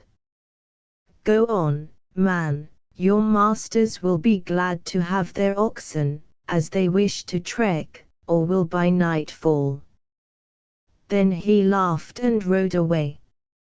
So we went on, driving the oxen. But when we came to the belt of thorns at the bottom of the hill, we found that the Dr. Bars had either lied to us or he had not seen. For there suddenly the tall grass on either side of the path grew spears, yes, everywhere were spears. In a minute the two Volupas were askied. As for me, I ran forward, not back, since the Kaffirs were behind me, across the path, Buzz, driving off the oxen. They sprang at me, but I jumped this way and that way and avoided them. Then they threw Aske, see, one of them cut my cheek, but the rest missed. They had guns in their hands also, but none shot. I think they did not wish to make a noise. Only one of them shouted after me, "Tell Macumazan that we are going to call on him tonight when he cannot see to shoot. We have a message for him from our brothers whom he killed at the drift of the Elephant's River." Then I ran on here without stopping, but I saw no more Kaffirs. That is all, Buzz. Now I did not delay to cross-examine the man or to sift the true from the false in his story, since it was clear to me that he had run into a company of Basutos, or rather been beguiled thereto by Rod, and lost our cattle, also his companions, who were either killed as he said, or had escaped some other way. "Listen, man," I said. "I am going to fetch some horses. Do you stay here and help the missy to pack the cart and make the harness ready. If you disobey me or run away, then I will find you and you will never run again. Do you understand?" He vowed that he did and went to get some water, while I explained everything to Anscombe and Hida, pointing out that all the information we could gather seemed to show that no attack was to be made upon the house before nightfall, and that therefore we had the day before us. As this was so, I proposed to go to look for the horses myself, since otherwise I was sure we should never find them. Meanwhile Hida must pack and make ready the cart with the help of Fusak, Anscombe superintending everything, as he could very well do since he was now able to walk leaning on a stick. Of course neither of them liked my leaving them, but in view of our necessities they raised no objection. So off I went, taking the boy with me. He did not want to go, being, as I have said, half dazed with grief or fear, or both, but when I had pointed out to him clearly that I was quite prepared to shoot him if he played tricks, he changed his mind. Having saddled my mare that was now fresh and fat, we started, the boy guiding me to a certain kloof at the foot of which there was a small plain of good grass where he said the horses were accustomed to graze. Here sure enough we found two of them, and as they had been turned out with their headstalls on, were able to tie them to trees with the rheims which were attached to the headstalls. But the others were not there, and as two horses could not drag a heavy Cape cart, I was obliged to continue the search. Oh! What a hunt those beasts gave me! Finding themselves free, for as Rod's object was that they should stray, he had ordered the stable boy not to kneel halter them. After filling themselves with grass they had started off for the farm where they were bred, which, it seemed, was about 50 miles away, grazing as they went. Of course I did not know this at the time, so for several hours I rode up and down the neighboring kloofs, as the ground was too hard for me to hope to follow them by their spoor. It occurred to me to ask the boy where the horses came from, a question that he happened to be able to answer, as he had brought them home when they were bought the year before. Having learned in what direction the place lay, I rode for it at an angle, or rather for the path that led to it, making the boy run alongside, holding to my stirrup leather, About 3 o'clock in the afternoon I struck this path, or rather track, at a point 10 or 12 miles away from the temple, and there, just mounting a rise, met the two horses quietly walking towards me. Had I been a quarter of an hour later they would have passed and vanished into a sea of thorn veldt. We caught them without trouble and once more headed homewards, leading them by their rheims. Reaching the glade where the other two were tied up, we collected them also and returned to the house, where we arrived at 5 o'clock. As everything seemed quiet I put my mare into the stable, slipped its bit and gave it some forage. Then I went round the house, and to my great joy found Anscombe and Hida waiting anxiously, but with nothing to report, and with them Fusak. Very hastily I swallowed some food, while Fusak inspanned the horses. In a quarter of an hour all was ready. Then suddenly, in an inconsequent female fashion, Hida developed a dislike to leaving her father unburied. "My dear young lady," I said, "it seems that you must choose between that and our all stopping to be buried with him." She saw the point and compromised upon paying him a visit of farewell, which I left her to do in Anscombe's company, while I fetched my mare. To tell the truth I felt as though I had seen enough of the unhappy Marnham, and not for £50 would I have entered that room again. As I passed the door of the hospital, leading my horse, I heard the old Kaffir screaming within and sent the boy who was with me to find out what was the matter with him. That was the last I saw of either of them, or ever shall see this side of Kingdom Come. I wonder what became of them. When I got back to the front of the house I found the cart standing ready at the gate, Fusak at the head of the horses and Hida with Anscombe at her side. It had been neatly packed during the day by Hida with such of her and our belongings as it would hold, including our arms and ammunition. The rest, of course, we were obliged to abandon. Also there were 2 baskets full of food, some bottles of brandy and a good supply of overcoats and wraps. I told Fusak to take the reins, as I knew him to be a good driver, and helped Anscombe to a seat at his side, while Hida and the maid Katia got in behind in order to balance the vehicle. I determined to ride, at any rate for the present. "Which way, Baz?" asked Fusak. "Down to the granite stream where the wagon stands," I answered. "That will be through the Yellowwood swamp." "Can't we take the other road to Pilgrim's Rest and Leidenburg, or to Barberton?" asked Anscombe in a vague way, and as I thought, rather nervously. "No," I answered. "That is unless you wish to meet those Basutos who stole the oxen and Dr. Rod returning, if he means to return." "Oh, let us go through the Yellowwood," exclaimed Hida, who, I think, would rather have met the devil than Dr. Rod. Ah!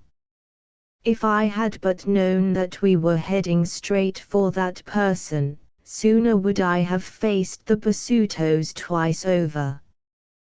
But I did what seemed wisest, thinking that he would be sure to return with another doctor or a magistrate by the shorter and easier path which he had followed in the morning. It just shows once more how useless are all our care and foresight, or how strong is fate, have it which way you will. So we started down the slope, and I, riding behind, noted poor Hida staring at the marble house, which grew ever more beautiful as it receded and the roughness of its building disappeared, especially at that part of it which hid the body of her old scamp of a father whom still she loved. We came down to the glen and once more saw the bones of the blue wildebeest that we had shot, years and years ago, or so it seemed. Then we struck out for the granite stream. Before we reached the patch of yellowwood forest where I knew that the cart must travel very slowly because of the trees and the swampy nature of the ground, I pushed on ahead to reconnoiter, fearing lest there might be basutos hidden in this cover. Riding straight through it I went as far as the deserted wagon at a sharp canter, seeing nothing and no one. Once indeed, towards the end of the wood where it was more dense, I thought that I heard a man cough and peered about me through the gloom, for here the rays of the sun, which was getting low in the heavens, scarcely penetrated. As I could perceive no one I came to the conclusion that I must have been deceived by my fancy. Or perhaps it was some baboon that coughed, though it was strange that a baboon should have come to such a low-lying spot where there was nothing for it to eat.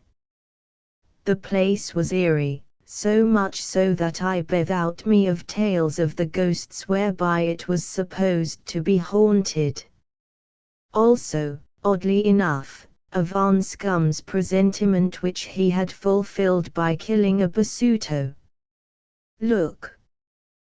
There lay his grinning skull with some patches of hair still on it, dragged away from the rest of the bones by a hyena. I cantered on down the slope beyond the wood and through the scattered thorns to the stream on the banks of which the wagon should be. It had gone, and by the freshness of the trail, within an hour or two. A moment's reflection told me what had happened. Having stolen our oxen, the basutos drove them to the wagon, inspanned them and departed with their loot. On the whole I was glad to see this, since it suggested that they had retired towards their own country, leaving our road open. Turning my horse I rode back again to meet the cart. As I reached the edge of the wood at the top of the slope I heard a whistle blown, a very shrill whistle, of which the sound would travel for a mile or two on that still air. Also I heard the sound of men's voices in altercation and caught words, such as, "Let go," or "By heaven," then a furious laugh and other words which seemed to be, "In 5 minutes the Kaffirs will be here. In 10 you will be dead. Can I help it if they kill you after I have warned you to turn back?" Then a woman's scream. Rod's voice, Anscombe's voice and Katya's scream, not Hida's but Katya's. Then as I rode furiously round the last patch of intervening trees the sound of a pistol shot. I was out of them now and saw everything. There was the cart on the further side of a swamp. The horses were standing still and snorting. Holding the rein of one of the leaders was Rod, whose horse also stood close by.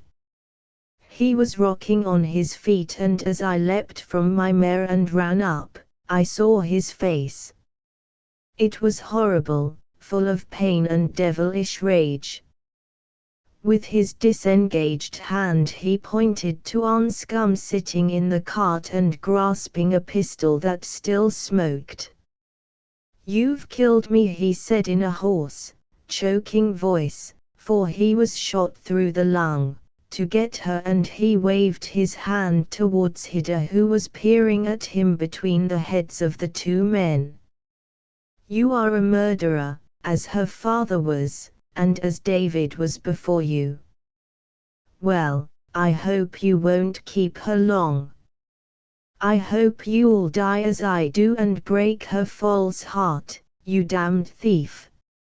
All of this he said in a slow voice, pausing between the words and speaking ever more thickly as the blood from his wound choked him. Then of a sudden it burst in a stream from his lips, and still pointing with an accusing finger at Anscombe, he fell backwards into the slimy pool behind him and there vanished without a struggle. So horrible was the sight that the driver, Fossack, leapt from the cart, uttering a kind of low howl, ran to Rod's horse, scrambled into the saddle and galloped off, striking it with his fist, where to I do not know. Anscombe put his hand before his eyes, Hida sank down on the seat in a heap, and the coloured woman, Katia, beat her breast and said something in Dutch about being accursed or bewitched. Luckily I kept my wits and went to the horses' heads, fearing lest they should start and drag the trap into the pool. "Wake up," I said. "That fellow has only got what he deserved, and you were quite right to shoot him." "I am glad you think so," answered Anscombe absently. "It was so like murder. Don't you remember I told you I should kill a man in this place and about a woman?" "I remember nothing," I answered boldly, "except that if we stop here much longer we shall have those Basutos on us." That brute was whistling to them and holding the horses till they came to kill us. "Pull yourself together, take the reins and follow me." He obeyed, being a skilful whip enough who, as he informed me afterwards, had been accustomed to drive a four-in-hand at home. Mounting my horse, which stood by, I guided the cart out of the wood and down the slope beyond, till at length we came to our old outspan where I proposed to turn on to the wagon track which ran to Pilgrim's Rest. I say proposed, for when I looked up it I perceived about 500 yards away a number of armed Basutos running towards us, the red light of the sunset shining on their spears. Evidently the scout or spy to whom Rod whistled, had called them out of their ambush which they had set for us on the Pilgrim's Rest road in order that they might catch us if we tried to escape that way. Now there was only one thing to be done. At this spot a native track ran across the little stream and up a steepish slope beyond. On the first occasion of our outspanning here I had the curiosity to mount this slope, reflecting as I did so that although rough it would be quite practicable for a wagon. At the top of it I found a wide flat plain, almost high veld, for the bushes were very few, across which the track ran on. On subsequent inquiry I discovered that it was one used by the Swazis and other natives when they made their raids upon the Basutos, or when bodies of them went to work in the mines. "Follow me," I shouted and crossed the stream which was shallow between the little pools, then led the way up the stony slope. The 4 horses negotiated it very well and the Cape cart, being splendidly built, took no harm. At the top I looked back and saw that the Basutos were following us. "Flog the horses!" I cried to Anscombe, and off we went at a hand gallop along the native track, the cart swaying and bumping upon the rough veldt. The sun was setting now, in half an hour it would be quite dark. Could we keep ahead of them for that half hour? Chapter 9. Flight. The sun sank in a blaze of glory. Looking back by the light of its last rays, I saw a single native silhouetted against the red sky. He was standing on a mound that we had passed a mile or more behind us, doubtless waiting for his companions whom he had outrun. So they had not given up the chase. What was to be done? Once it was completely dark, we could not go on. We should lose our way, the horses would get into ant-bear holes and break their legs. Perhaps we might become bogged in some hollow, therefore we must wait till the moon rose, which would not be for a couple of hours. Meanwhile those accursed Basutos would be following us even in the dark. This would hamper them, no doubt, but they would keep the path, with which they were probably familiar, beneath their feet, and what is more, the ground being soft with recent rain, they could feel the wheels spore with their fingers. I looked about me. Just here another track started off in a norwesterly direction from that which we were following. Perhaps it ran to Leidenburg, I do not know. To our left, not more than 100 yards or so away, the higher veld came to an end and sloped in an easterly direction down to bushland below. Should I take the westerly road which ran over a great plain? No, for then we might be seen for miles and cut off. Moreover, even if we escaped the natives, was it desirable we should plunge into civilization just now and tell all our story, as in that case we must do? Rod's death was quite justified, but it had happened on Transvaal territory and would require a deal of explanation. Fortunately there was no witness of it, except ourselves. Yes, there was though, the driver Fusak, if he had got away, which, being mounted, would seem probable, a man who, for my part, I would not trust for a moment. It would be an ugly thing to see Anscombe in the dock charged with murder and possibly myself, with Fusak giving evidence against us before a Boer jury who might be hard on Englishmen. Also there was the body with a bullet in it. Suddenly there came into my mind a recollection of the very vivid dream of Zikali which had visited me, and I reflected that in Zululand there would be little need to trouble about the death of Rod. But Zululand was a long way off, and if we were to avoid the Transvaal, there was only one way of going there, namely through Swaziland. Well, among the Swazis we should be quite safe from the Basutos, since the two peoples were at fierce enmity. Moreover, I knew the Swazi chiefs and king very well, having traded there, and could explain that I came to collect debts owing to me. There was another difficulty. I had heard that the trouble between the English government and Setweo, the Zulu king, was coming to a head, and that the High Commissioner, Sir Bartle Frere, talked of presenting him with an ultimatum. It would be awkward if this arrived while we were in the country, though even so, being on such friendly terms with the Zulus of all classes, I did not think that I, or any with me, would run great risks.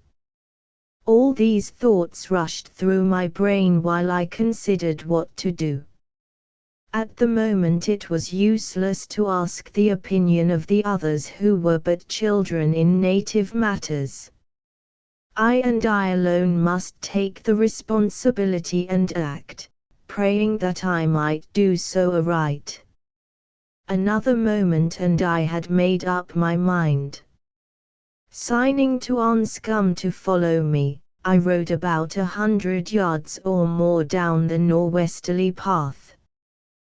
Then I turned sharply along a rather stony ridge of ground, the cart following me all the time, and came back across our own track, my object being of course to puzzle any Kaffirs who might spoor us.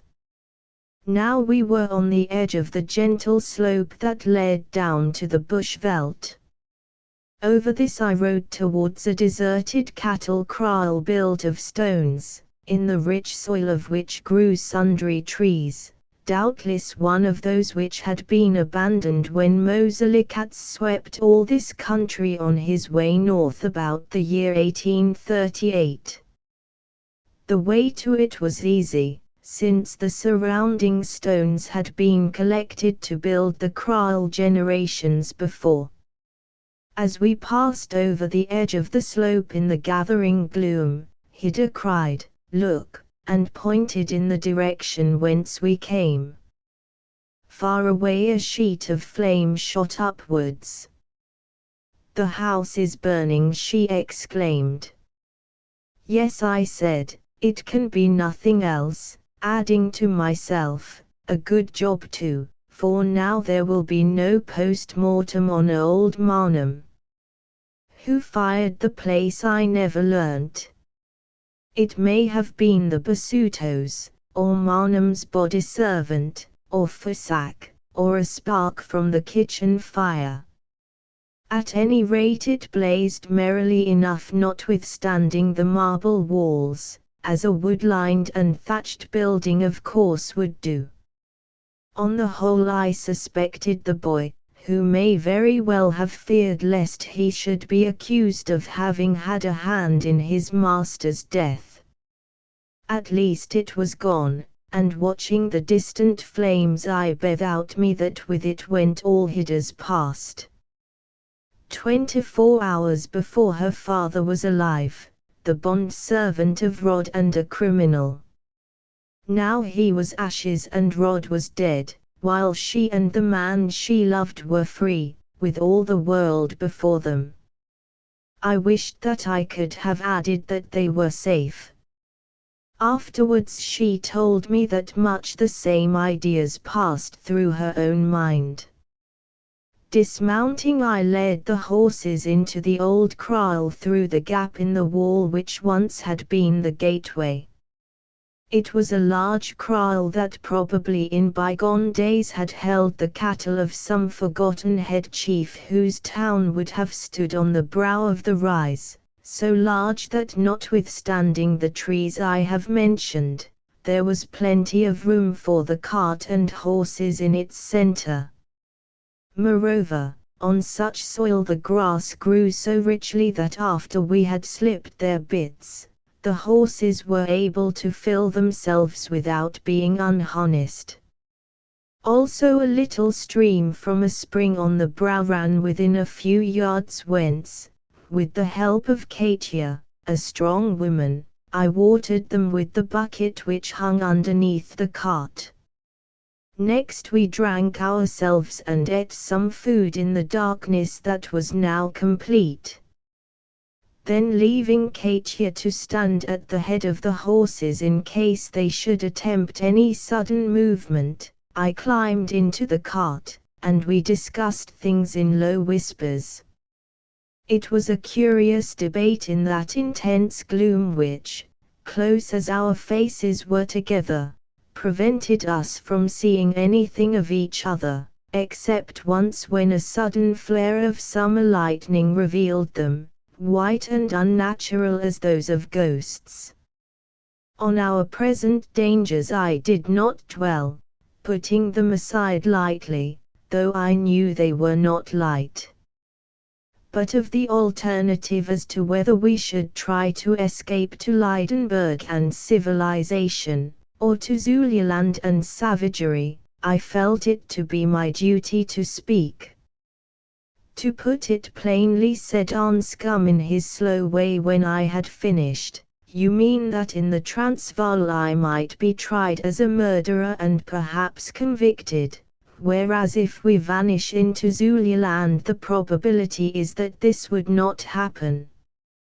I mean, I whispered back, that we might both be tried and, if Fusak should chance to appear and give evidence, find ourselves in an awkward position. Also there is another witness, Katia, and for the matter of that, Hida herself. Of course her evidence would be in our favor, but to make it understood by a jury she would have to explain a great deal of which she might prefer not to speak. Further, at the best, the whole business would get into the English papers, which you and your relatives might think disagreeable, especially in view of the fact that, as I understand, you and Hida intend to marry. Still I think that I would rather face it out, he said in his outspoken way, even if it should mean that I could never return to England. After all, of what have I to be afraid? I shot this scoundrel because I was obliged to do so. Yes, but it is of this that you may have to convince a jury who might possibly find a motive in Rod's past, and your present, relationship to the same lady. But what has she to say? I have to say, whispered Hida, that for myself I care nothing, but that I could never bear to see all these stories about my poor father raked up. Also there is Maurice to be considered. It would be terrible if they put him in prison, or worse. Let us go to Zululand, Mr. Quatermain, and afterwards get out of Africa. Don't you agree, Maurice? What does Mr. Quatermain think himself? He answered. He is the oldest and by far the wisest of us, and I will be guided by him. Now I considered and said, there is such a thing as flying from present troubles to others that may be worse, the ills we know not of. Zululand is disturbed. If war broke out there we might all be killed. On the other hand we might not, and it ought to be possible for you to work up to Delago Bay and there get some ship home, that is if you wish to keep clear of British law. I cannot do so, as I must stay in Africa. Nor can I take the responsibility of settling what you are to do, since if things went wrong, it would be on my head. However, if you decide for the Transvaal or Natal and we escape, I must tell you that I shall go to the first magistrate we find and make a full deposition of all that has happened. It is not possible for me to live with the charge of having been concerned in the shooting of a white man hanging over me that might be brought up at any time, perhaps when no one was left in the country to give evidence on my behalf, for then, even if I were acquitted, my name would always be tarnished. In Zululand, on the other hand, there are no magistrates before whom I could depose, and if this business should come out, I can always say that we went there to escape from the Basutos. Now I am going to get down to see if the horses are all right. Do you two talk the thing over and make up your minds. Whatever you agree on, I shall accept and do my best to carry through. Then, without waiting for an answer, I slipped from the cart. Having examined the horses, who were cropping all the grass within reach of them, I crept to the wall of the kraal so as to be quite out of earshot. The night was now pitch dark, dark as it only knows how to be in Africa. More, a thunderstorm was coming up, of which that flash of sheet lightning had been a presage. The air was electric.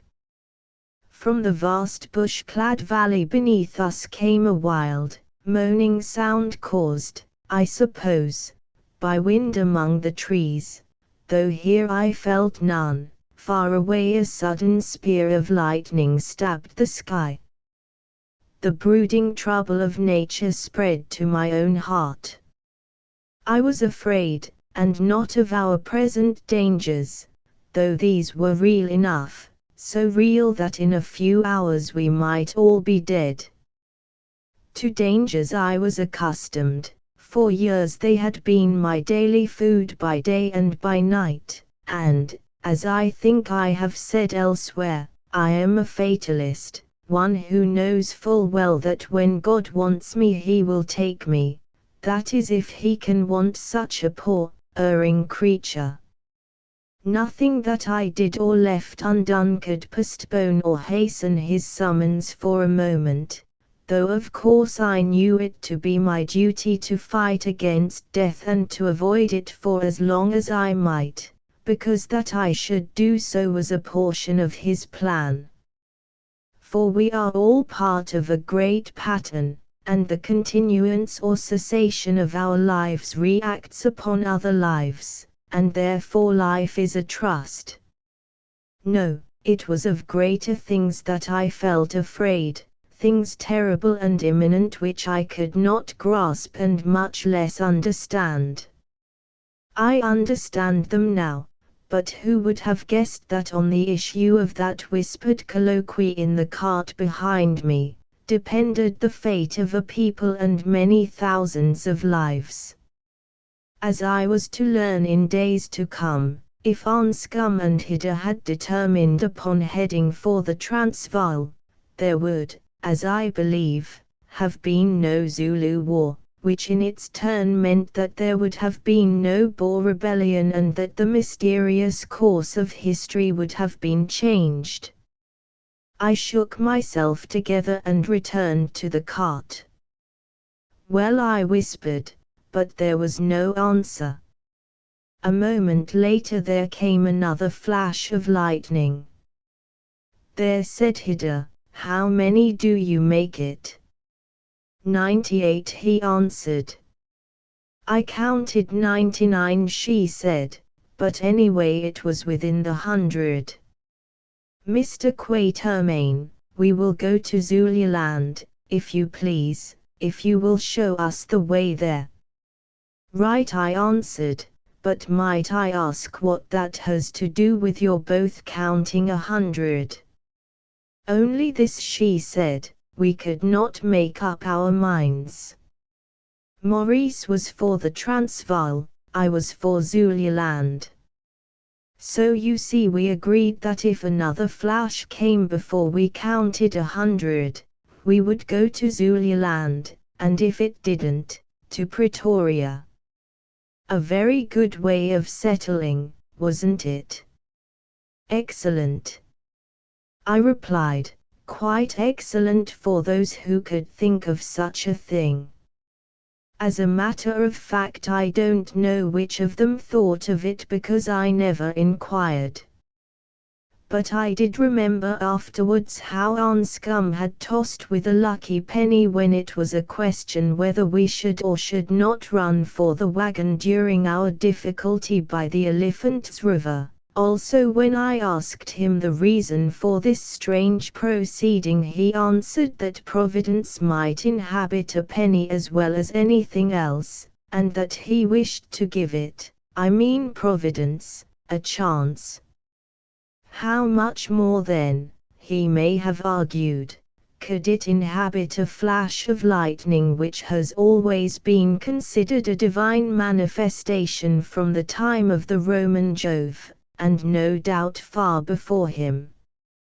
40 or 50 generations ago, which is not long, our ancestors set great store by the behavior of lightning and thunder, and doubtless the instinct is still in our blood, in the same way that all our existing superstitions about the moon come down to us from the time when our forefathers worshipped her.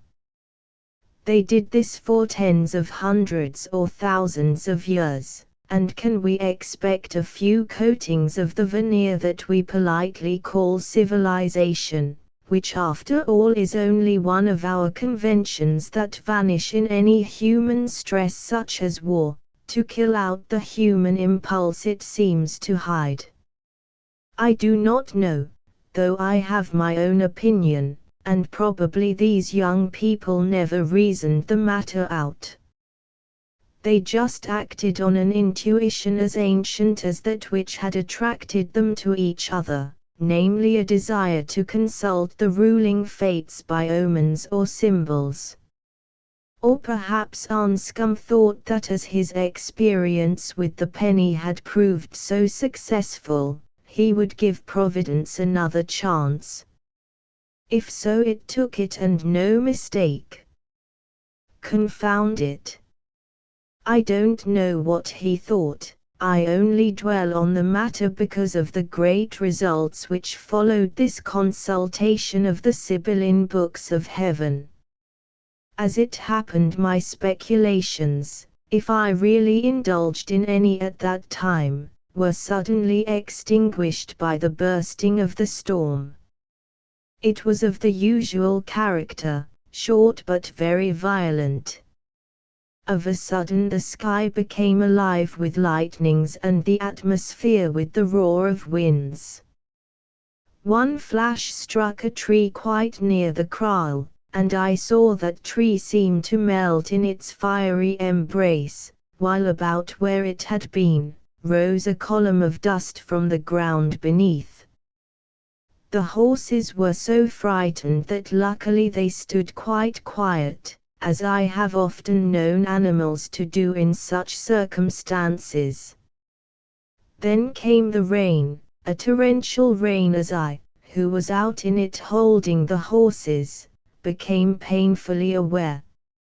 It thinned after a while, however, as the storm rolled away.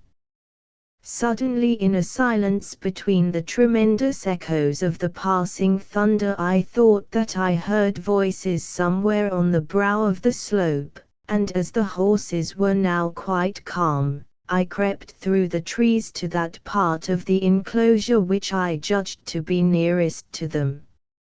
Voices they were sure enough, and of the Basutos who were pursuing us. What was more, they were coming down the slope. The top of the old wall reached almost to my chin. Taking off my hat, I thrust my head forward between two loose stones, that I might hear the better. The men were talking together in Sisuchu. One, whom I took to be their captain, said to the others, "That white-headed old jackal, Macumazon, has given us the slip again." He doubled on his tracks and drove the horses down the hillside to the lower path in the valley. I could feel where the wheels went over the edge. "It is so, father," answered another voice, "but we shall catch him and the others at the bottom if we get there before the moon rises, since they cannot have moved far in this rain and darkness. Let me go first and guide you, who know every tree and stone upon this slope where I used to herd cattle when I was a child." "Do so," said the captain. "I can see nothing now the lightning has gone, and were it not that I have sworn to dip my spear in the blood of Macumazon who has fooled us again, I would give up the hunt." "I think it would be better to give it up in any case," said a third voice, "since it is known throughout the land that no luck has ever come to those who tried to trap the watcher by night." "Oh, he is a leopard who springs and is gone again. How many are the throats in which his fangs have met? Leave him alone, I say, lest our fate should be that of the White Doctor in the Yellowwood Swamp, he who set us on this hunt. We have his wagon and his cattle, let us be satisfied." I will leave him alone when he sleeps for the last time, and not before, answered the captain, he who shot my brother in the drift the other day. What would Sekukuni say if we let him escape to bring the Swazis on us? Moreover, we want that white maiden for a hostage in case the English should attack us again. Come, you who know the road, and lead us. There was some disturbance as this man passed to the front. Then I heard the line move forward. Presently they were going by the wall within a foot or two of me. Indeed, by ill luck, just as we were opposite to each other, the captain stumbled and fell against the wall. There is an old cattle kraal here, he said. What if those white rats have hidden in it? I trembled as I heard the words. If a horse should neigh or make any noise that could be heard above the hiss of the rain. I did not dare to move for fear lest I should betray myself. There I stood so close to the Kaffirs that I could smell them and hear the rain pattering on their bodies. Only very stealthily I drew my hunting knife with my right hand. At that moment the lightning, which I thought had quite gone by, flashed again for the last time, revealing the fat face of the Basuto captain within a foot of my own, for he was turned towards the wall on which one of his hands rested. Moreover, the blue and ghastly light revealed mine to him thrust forward between the two stones, my eyes glaring at him. The head of a dead man is set upon the wall, he cried in terror. It is the ghost of. He got no further, for as the last word passed his lips I drove the knife at him with all my strength deep into his throat. He fell back into the arms of his followers, and next instant I heard the sound of many feet rushing in terror down the hill.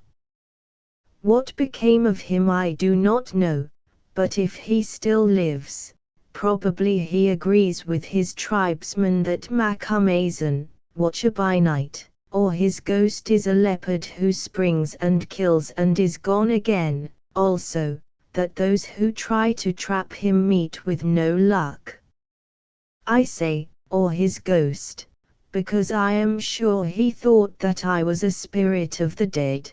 Doubtless I must have looked like one with my white, rain-drowned face appearing there between the stones and made ghastly and livid by the lightning.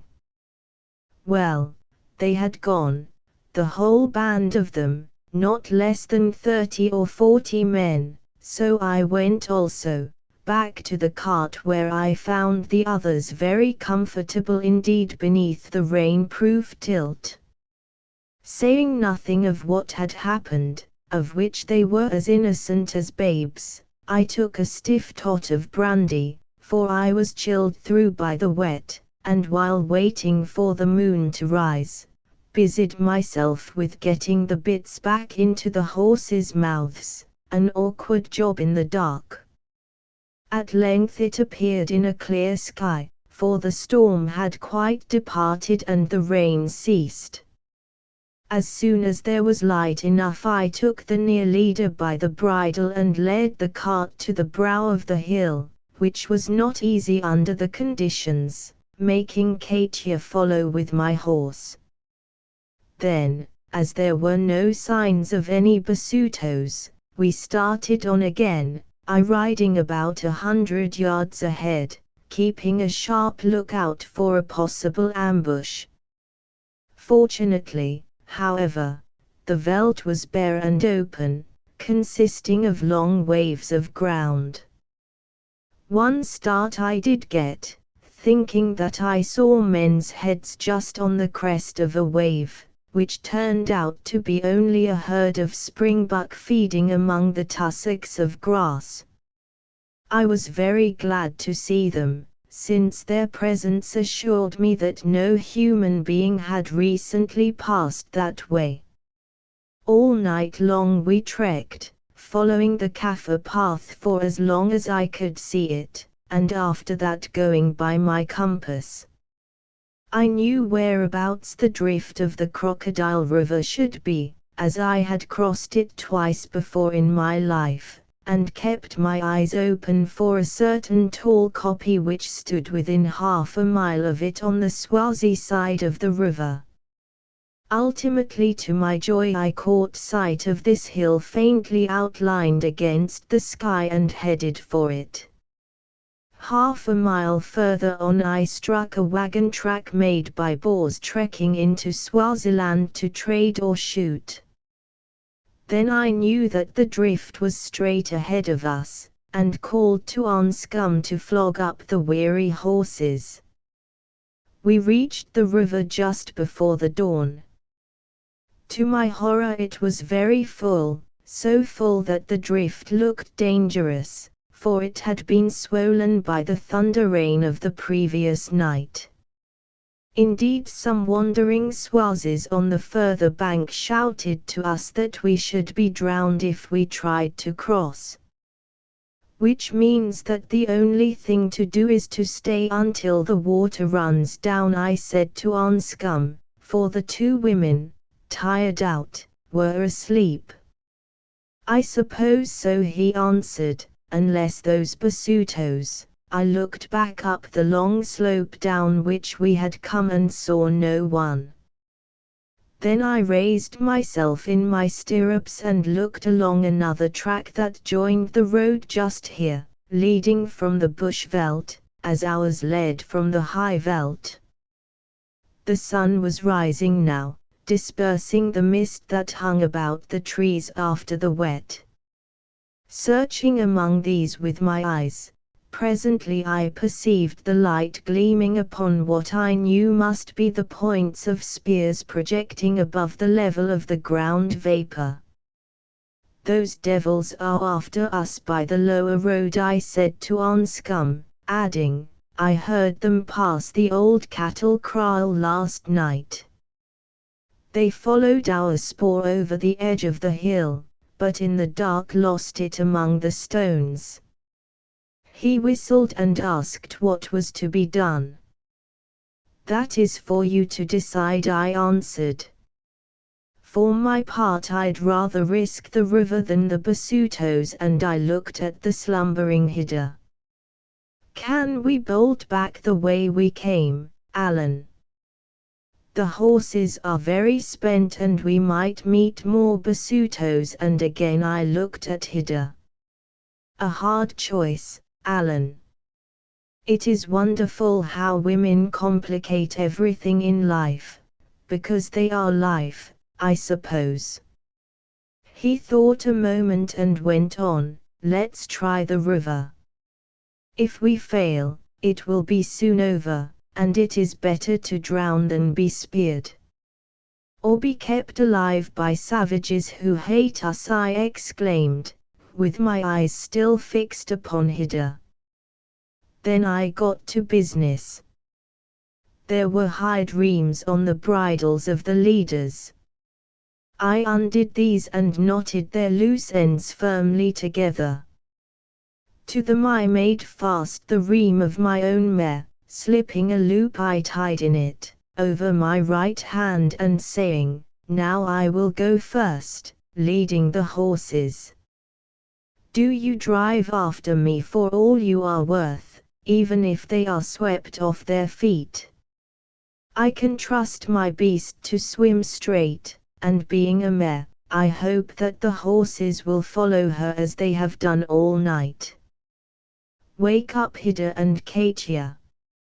He nodded, and looking very pale, said, "Hida, my dear, I am sorry to disturb you, but we have to get over a river with a rough bottom, so you and Katia must hang on and sit tight.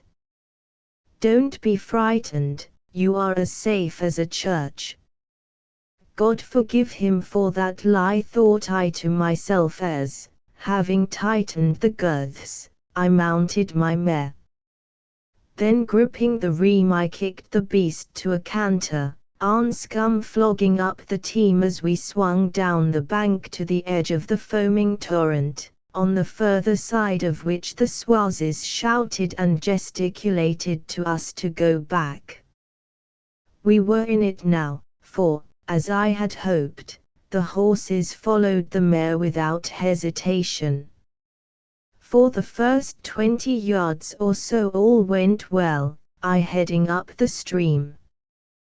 Then suddenly I felt that the mare was swimming. "Flog the horses and don't let them turn," I shouted to Anscombe.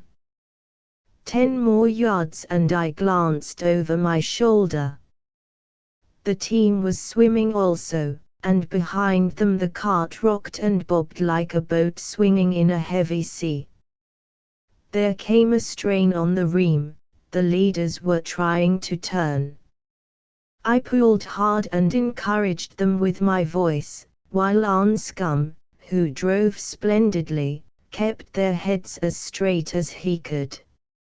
Mercifully they came round again and struck out for the further shore, the waterlogged cart floating after them. Would it turn over? That was the question in my mind.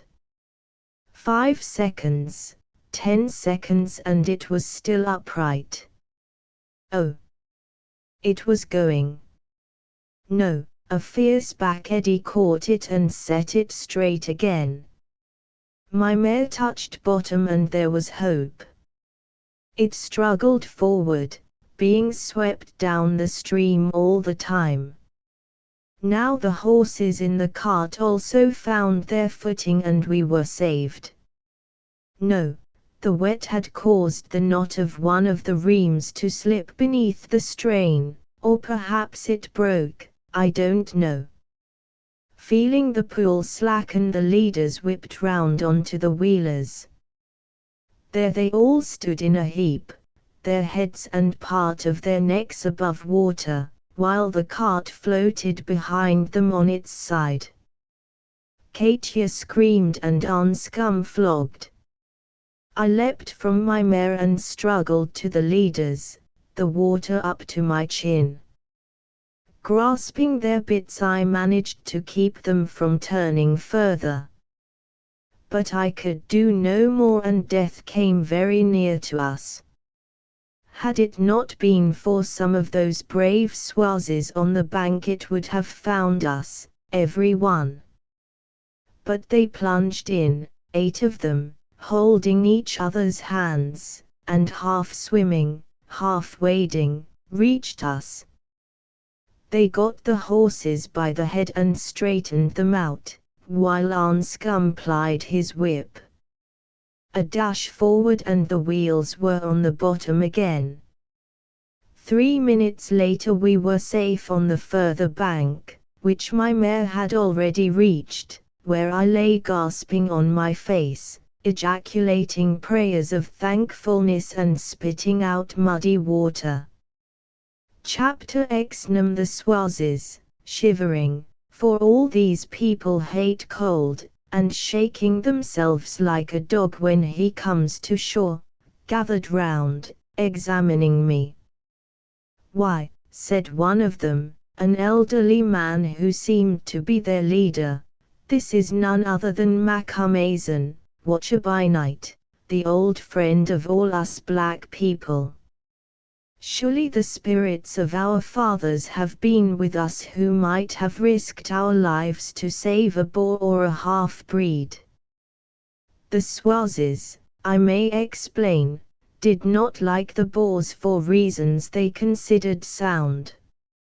"Yes," I said, sitting up, "it is I, Macumazahn." "Then why," asked the man, "did you, whom all know to be wise, show yourself to have suddenly become a fool?" And he pointed to the raging river. "And why," I asked, "do you show yourself a fool by supposing that I, whom you know to be none, am a fool? Look across the water for your answer." He looked and saw the Basutos, 50 or more of them, arriving, just too late. "Who are these?" he asked. "They are the people of Sekukuni whom you should know well enough. They have hunted us all night, yes, and before, seeking to murder us. Also they have stolen our oxen, 32 fine oxen which I give to your king if he can take them back. Now perhaps you understand why we dared the Crocodile River in its rage."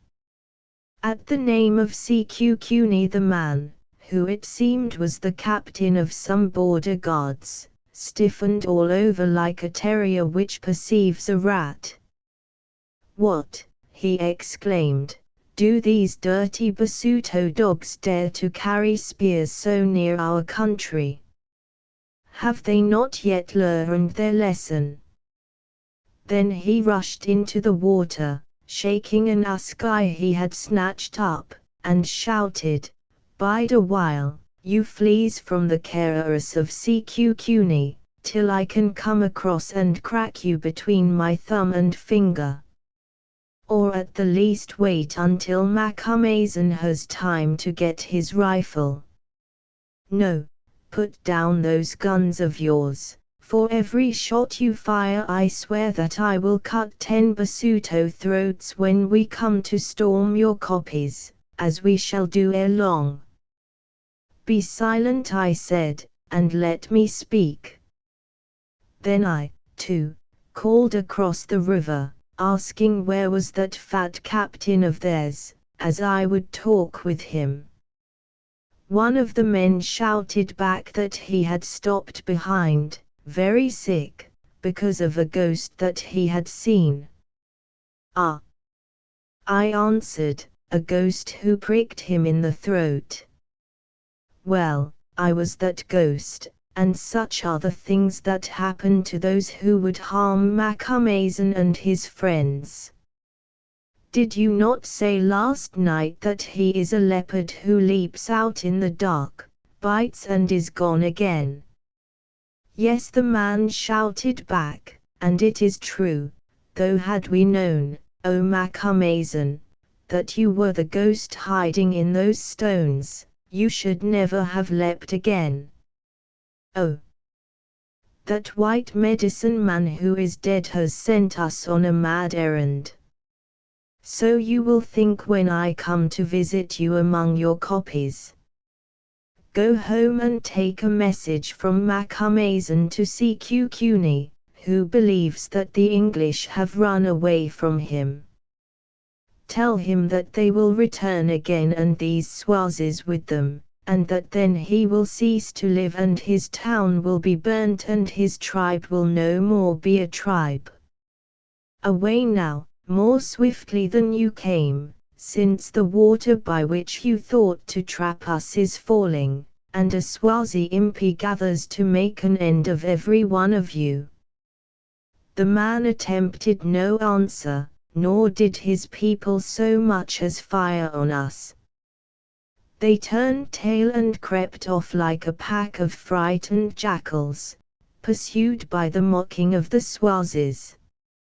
Still in a way they had the laugh of us, seeing that they gave us a terrible fright and stole our wagon and 32 oxen. Well, a year or two later I helped to pay them back for that fright and even recovered some of the oxen.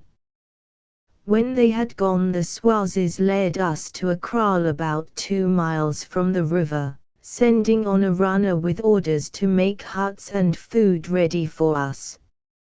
It was just as much as we could do to reach it, for we were all utterly worn out, as were the horses.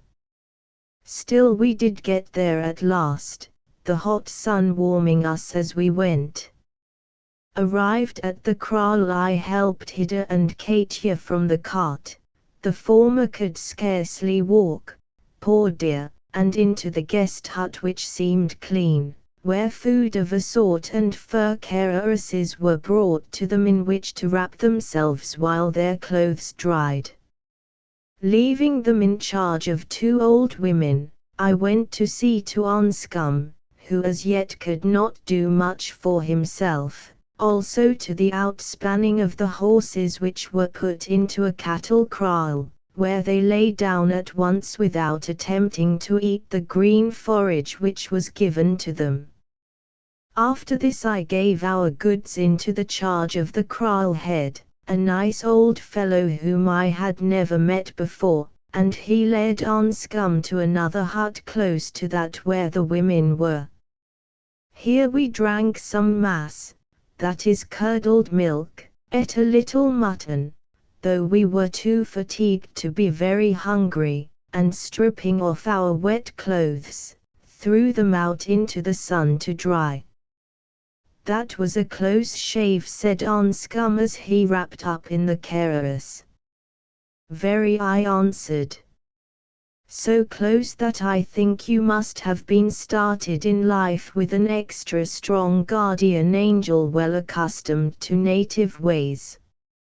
"Yes," he replied, "and, old fellow, I believe that on earth he goes by the name of Alan Quatermain."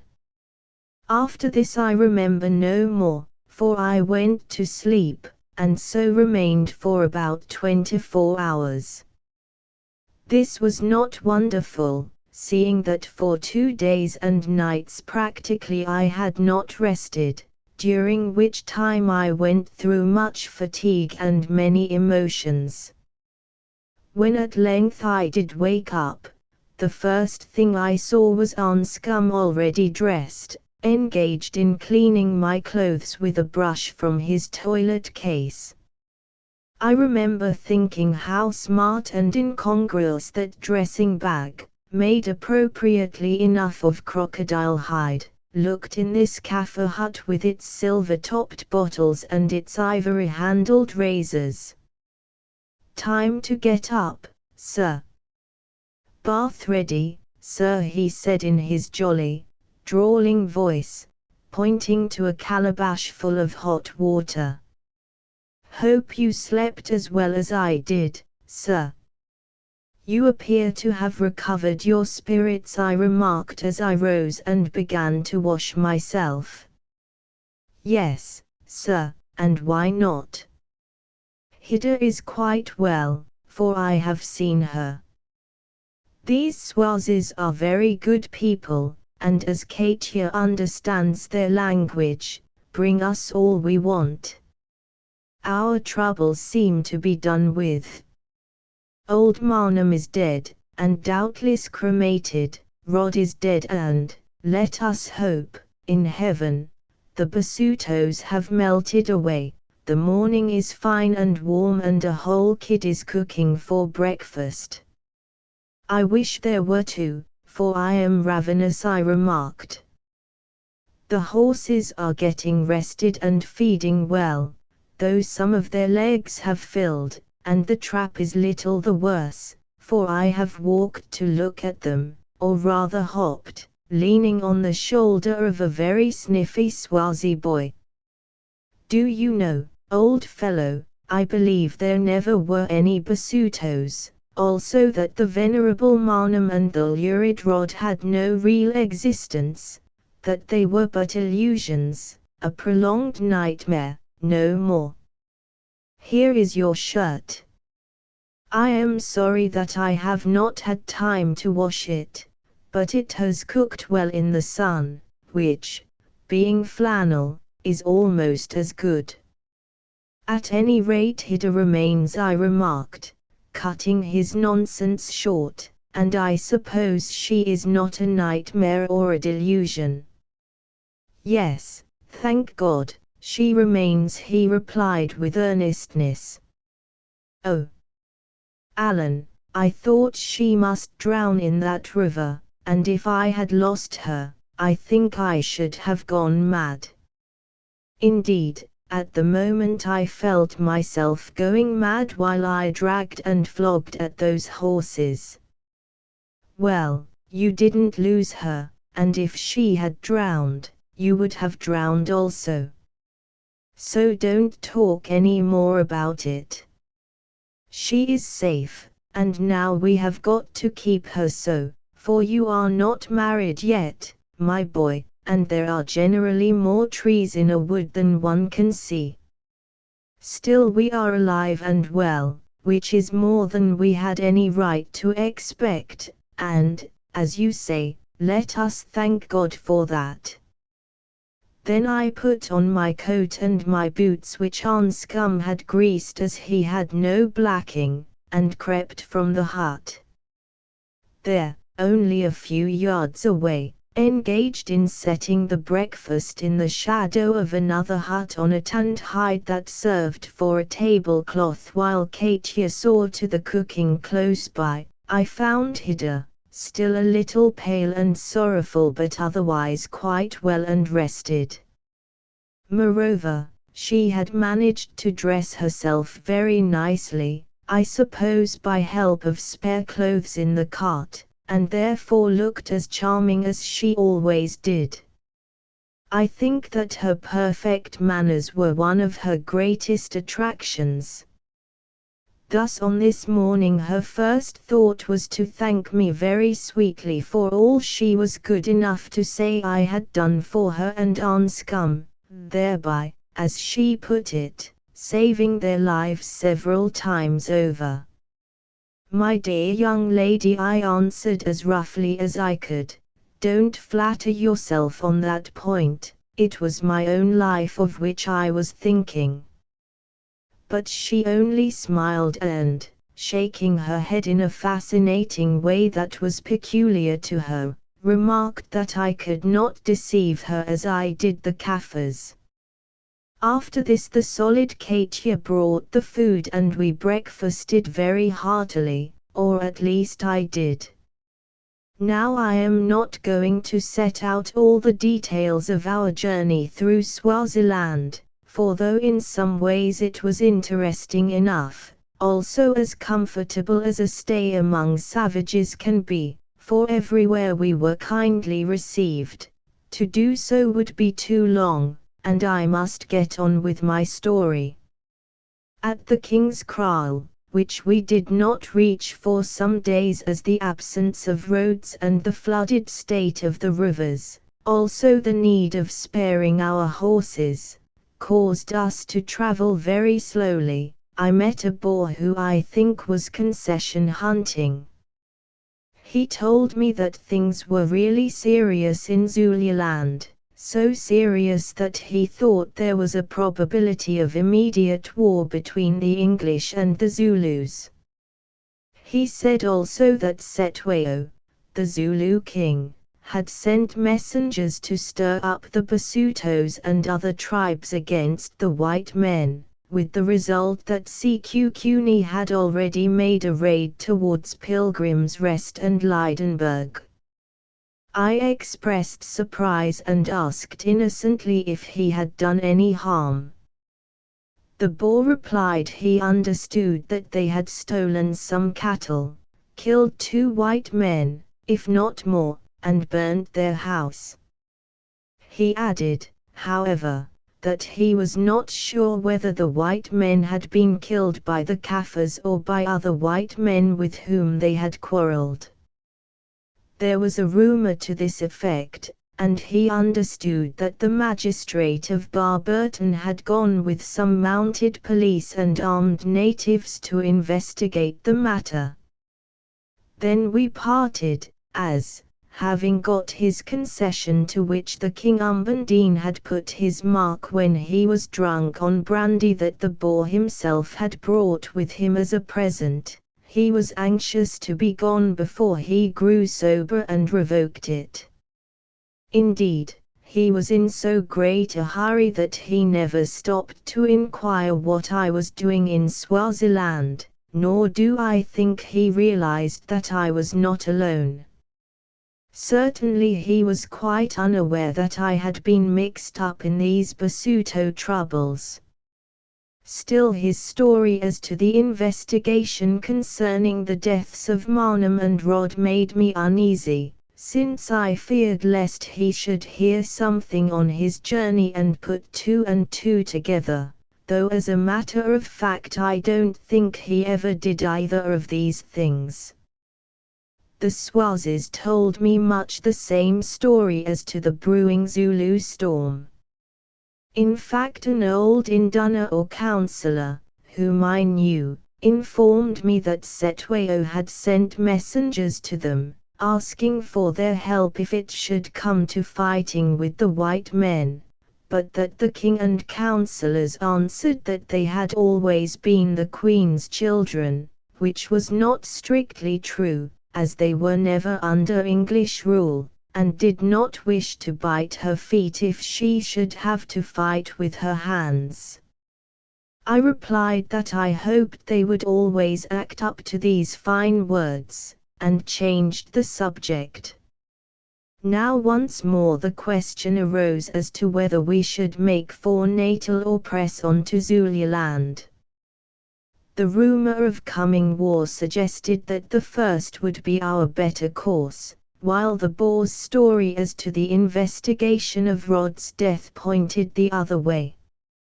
Really I did not know which to do, and as usual Anscombe and Hida seemed inclined to leave the decision to me. I think that after all Natal would have gained the day had it not been for a singular circumstance, not a flash of lightning this time. Indeed, I had almost made up my mind to risk trouble and inquiry as to Rod's death, remembering that in Natal these two young people could get married, which, being in loco parentis, I thought it desirable they should do as soon as possible, if only to ease me of my responsibilities. Also thence I could attend to the matter of Hida's inheritance and rid myself of her father's will that already had been somewhat damaged in the Crocodile River, though not as much as it might have been since I had taken the precaution to enclose it in Anscombe's sponge bag before we left the house. The circumstance was this: on emerging from the cart one morning, where I slept to keep an eye upon the valuables, for it will be remembered that we had a considerable sum in gold with us, also Hida's jewels, a Swazi informed me that a messenger wished to see me.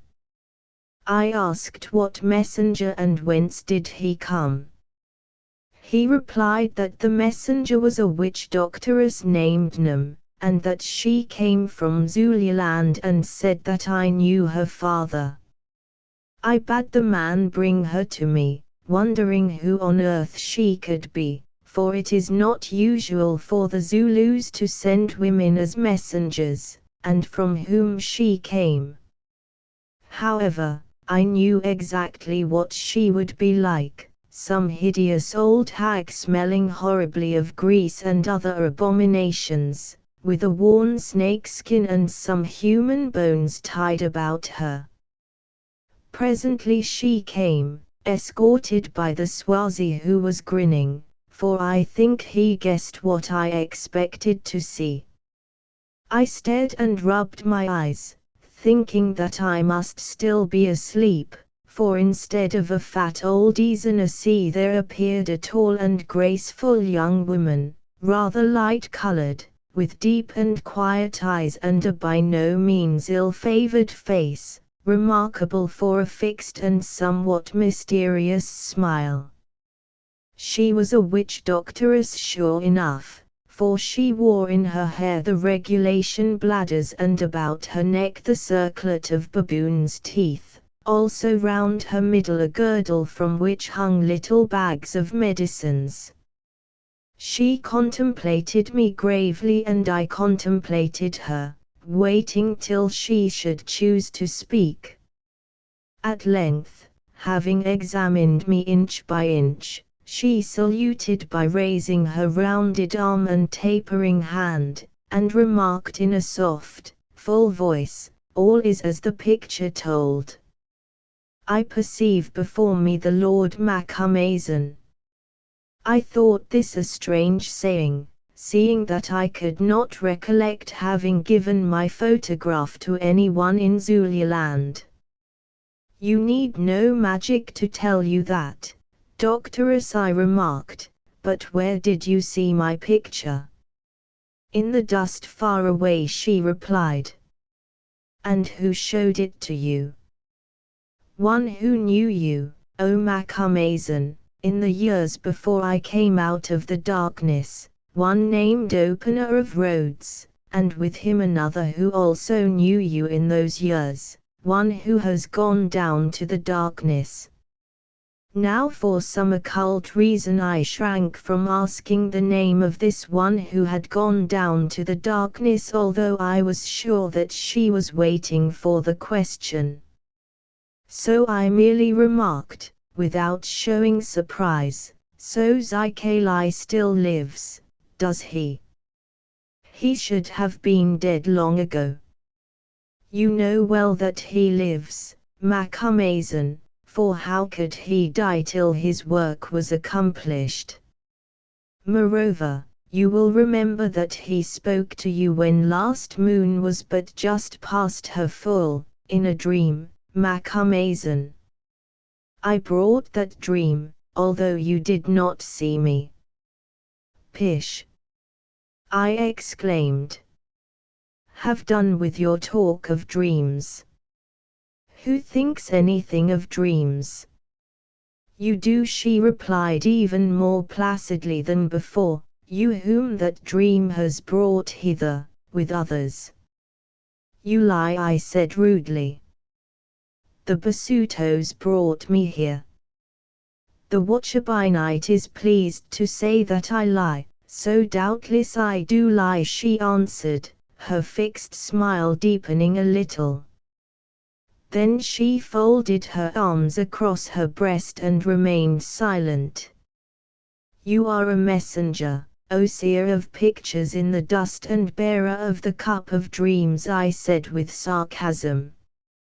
Who sends a message by your lips for me, and what are the words of the message?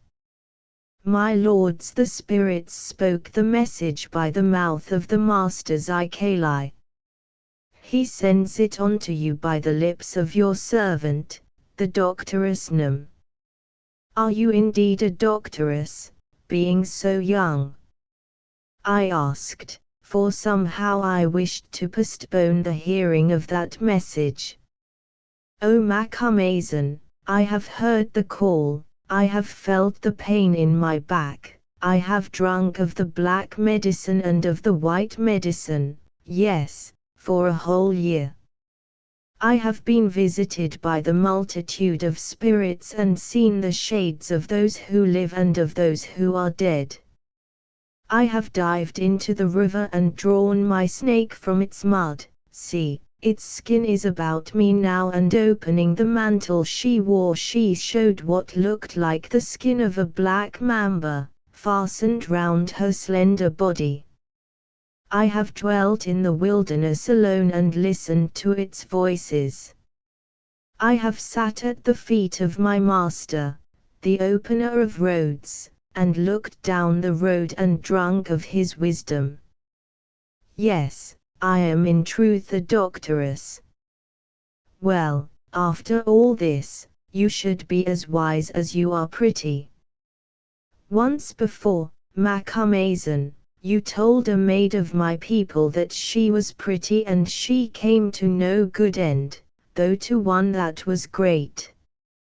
Therefore do not say to me that I am pretty, though I am glad that you should think so. Who can compare me with so many whom you have known? And she dropped her eyes, looking a little shy.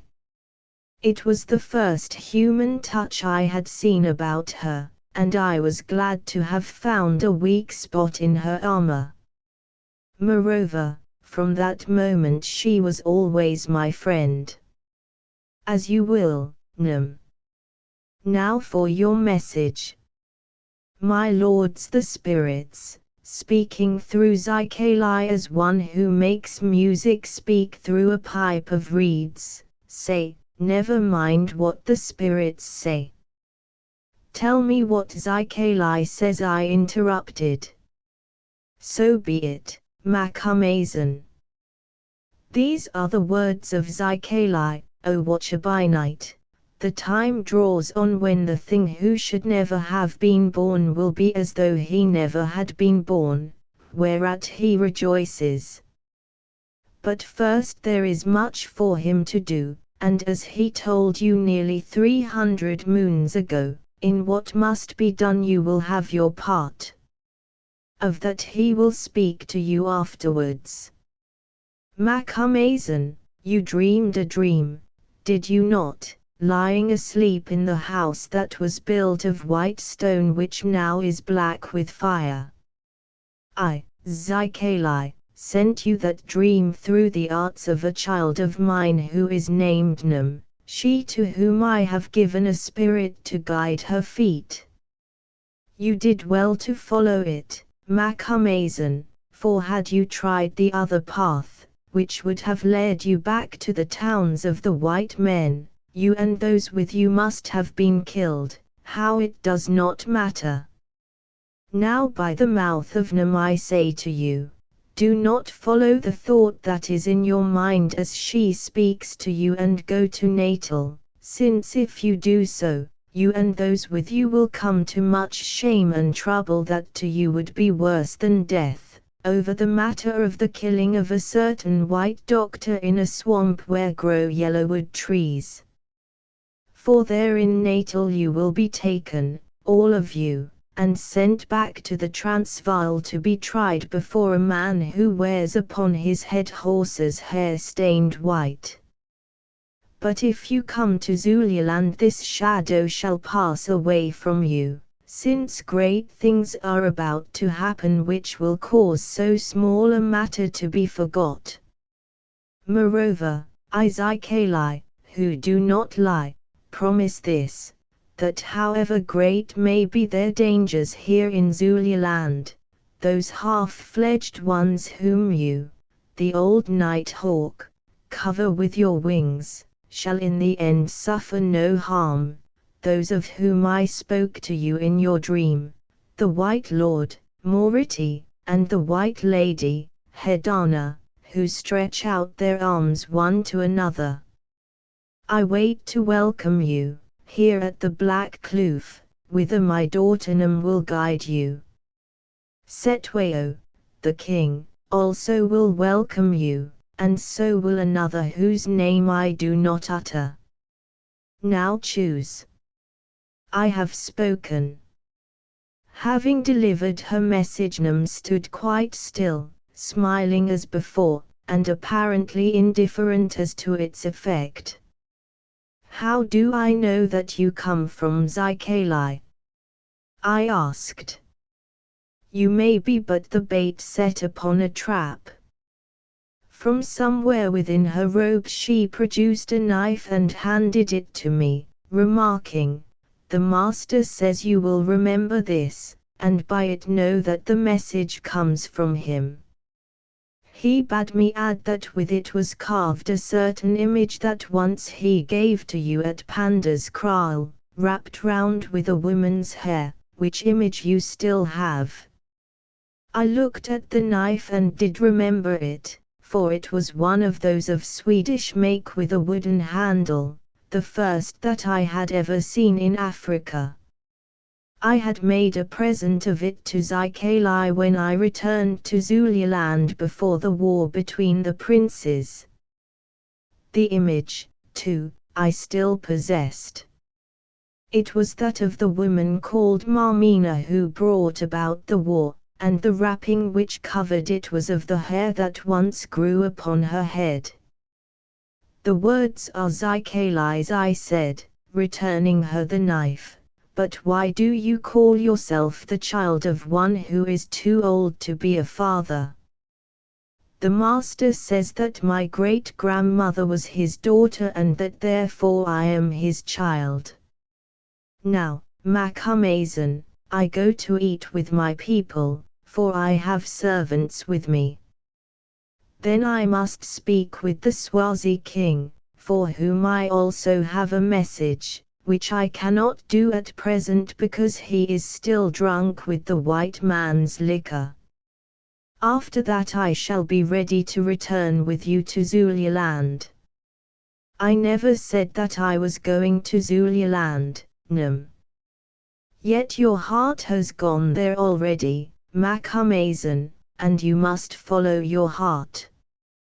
Does not the image which was carved with the knife you gave, hold a white heart in its hand, and although it seems to be but a bit of umzimbeat wood, is it not alive and bewitched, which perhaps is why you could never make up your mind to burn it, Macumazan? I wish I had, I replied angrily, but having thrown this last spear, with a flash of her unholy eyes Num had turned and gone. A clever woman and thoroughly coached, thought I. Well, Zykalai was never one to suffer fools, and doubtless she is another of the pawns whom he uses on his board of policy. Oh! She, or rather he was right, my heart was in Zululand, though not in the way he thought, and I longed to see the end of that great game played by a wizard against a despot and his hosts. So we went to Zululand because after talking it over we all came to the conclusion that this was the best thing to do, especially as there we seemed to be sure of a welcome.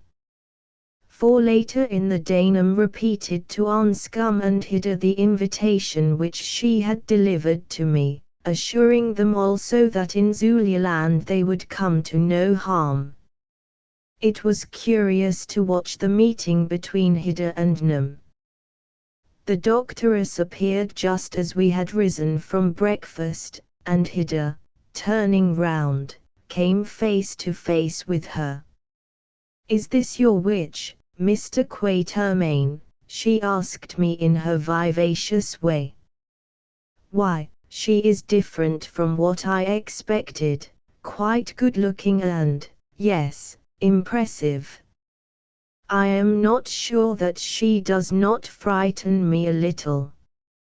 "What does the Inkosakazi, i.e., the chieftainess, say concerning me, Macumazan?" asked Num. "Only what I said, that you are young who she thought would be old, and pretty who she thought would be ugly.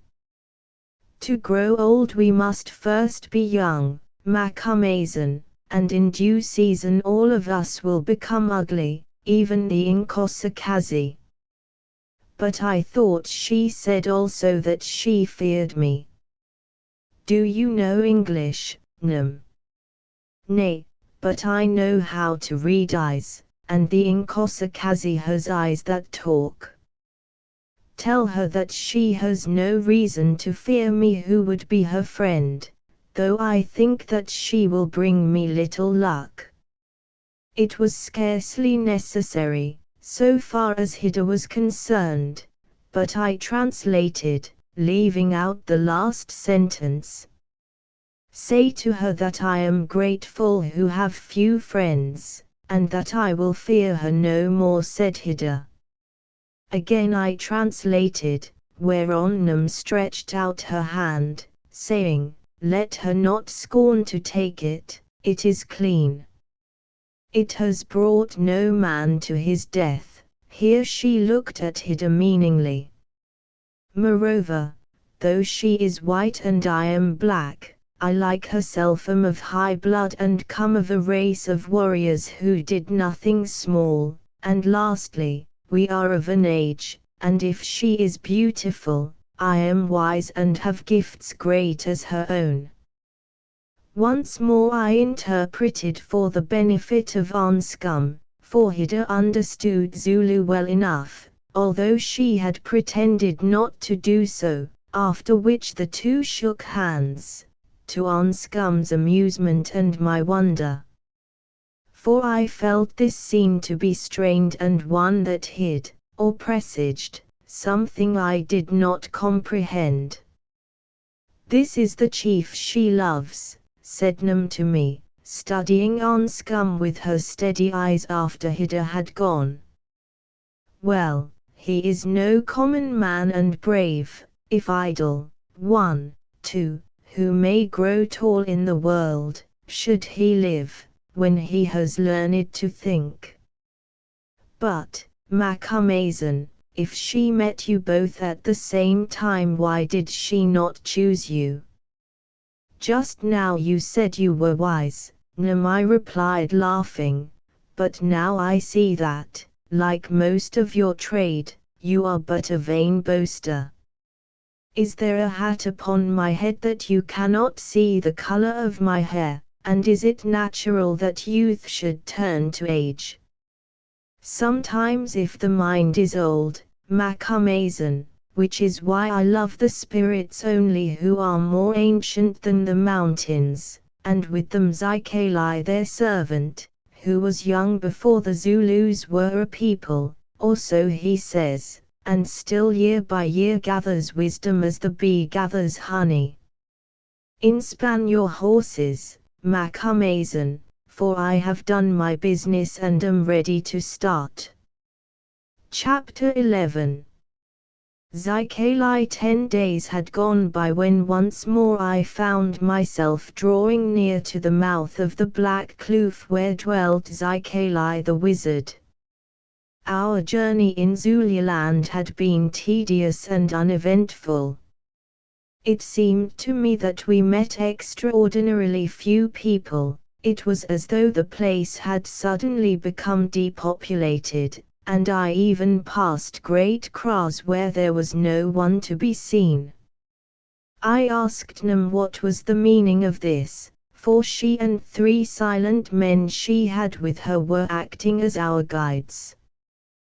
Once she answered that the people had moved because of lack of food, as the season had been one of great scarcity owing to drought, and once that they had been summoned to a gathering at the king's kraal near Ulandi. At any rate they were not there, and the few who did appear stared at us strangely. Moreover, I noticed that they were not allowed to speak to us. Also Hida was kept in the cart and Nam insisted that the rear canvas curtain should be closed and a blanket fastened behind Anscum who drove, evidently with the object that she should not be seen.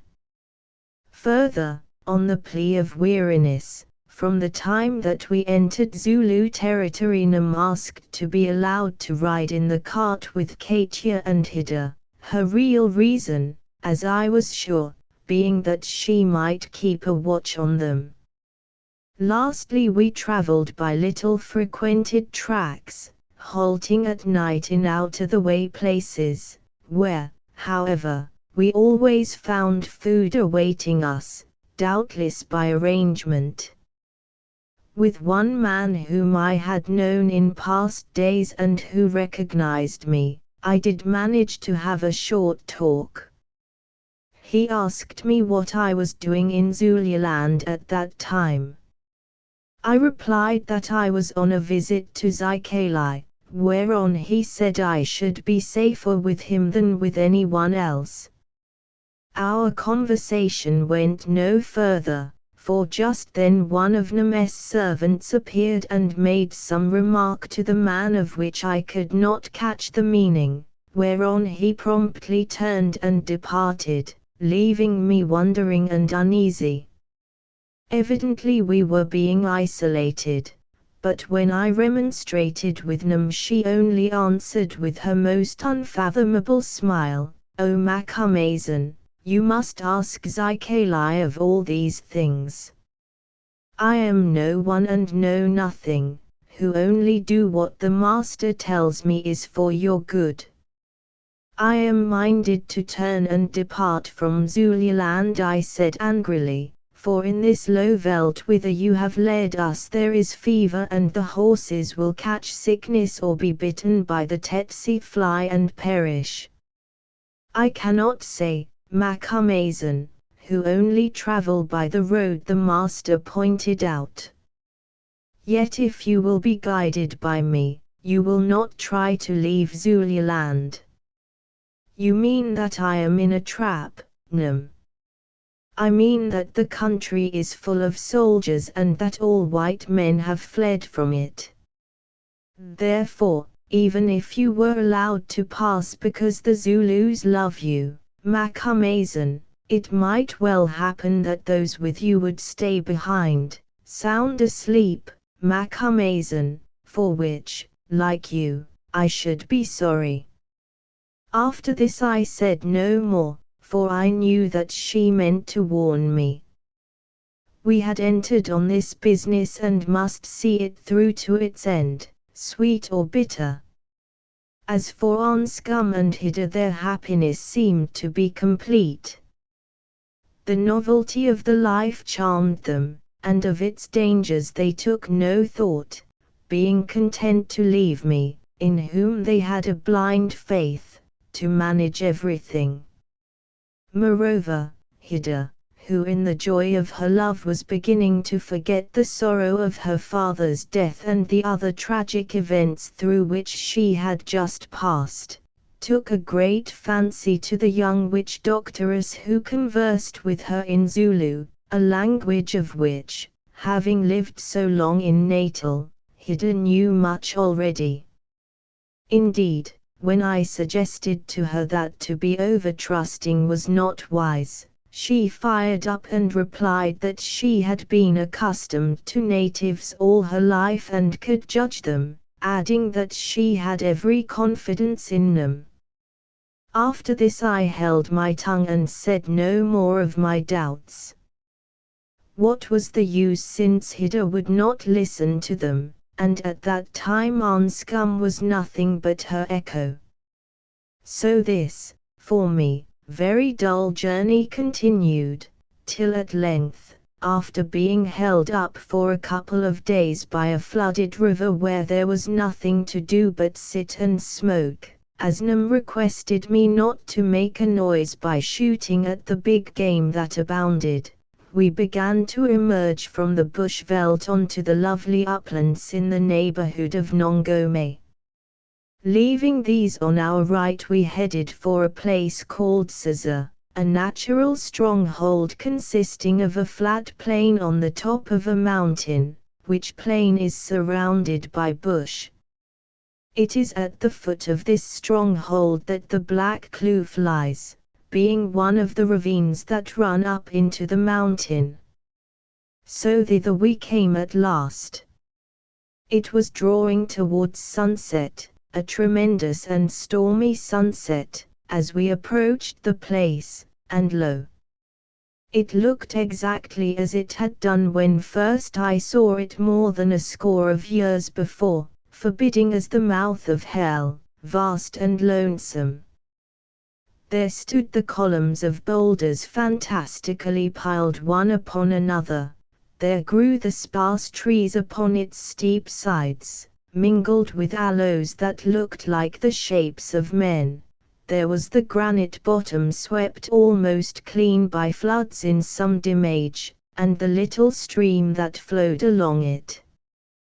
There, too, was the spot where once I had outspanned my wagons on the night when my servants swore that they saw the image of you, or wizard-raised spectres, floating past them on the air in the shapes of the princes and others who were soon to fall at the battle of the Tugela. Up it we went, I riding and Nam, who had descended from the cart that followed, walking by my side and watching me. "You seem sad, Macumazahn," she said at length. "Yes, Nam, I am sad. This place makes me so." "Is it the place, Macumazahn, or is it the thought of one whom once you met in the place, one who is dead?" I looked at her, pretending not to understand, and she went on, "I have the gift of vision, Macumazahn, which comes at times to those of my trade, and now and again, amongst others, I have seemed to see the spirit of a certain woman haunting this kloof as though she were waiting for someone." "Indeed, and what may that woman be like?" I inquired carelessly. As it chances I can see her now gliding backwards in front of you just there, and therefore am able to answer your question, Macumazon. She is tall and slender, beautifully made, and light-colored for one of us black people. She has large eyes like a buck, and those eyes are full of fire that does not come from the sun but from within. Her face is tender yet proud, oh, so proud that she makes me afraid. She wears a cloak of grey fur, and about her neck there is a circlet of big blue beads with which her fingers play. A thought comes from her to me. These are the words of the thought: I have waited long in this dark place, watching by day and night till you, the watcher by night, return to meet me here. At length you have come, and in this enchanted place my hungry spirit can feed upon your spirit for a while. I thank you for coming, who now am no more lonely. Fear nothing, Macumazon, for by a certain kiss I swear to you that till the appointed hour when you become as I am, I will be a shield upon your arm and a spear in your hand. Such are the words of her thought, Macumazon, but she has gone away and I hear no more. It was as though your horse rode over her and she passed through you. Then, like one who wished to answer no questions, Num turned and went back to the cart, where she began to talk indifferently with Hida, for as soon as we entered the kloof her servants had drawn back the curtains and let fall the blanket. As for me, I groaned, for of course I knew that Zykalai, who was well acquainted with the appearance of Marmina, had instructed Num to say all this to me in order to impress my mind for some reason of his own. Yet he had done it cleverly, for such words as those Marmina might well have uttered could her great spirit have need to walk the earth again. Was such a thing possible, I wondered? No, it was not possible. Yet it was true that her atmosphere seemed to cling about this place and that my imagination, excited by memory and Num's suggestions, seemed to apprehend her presence.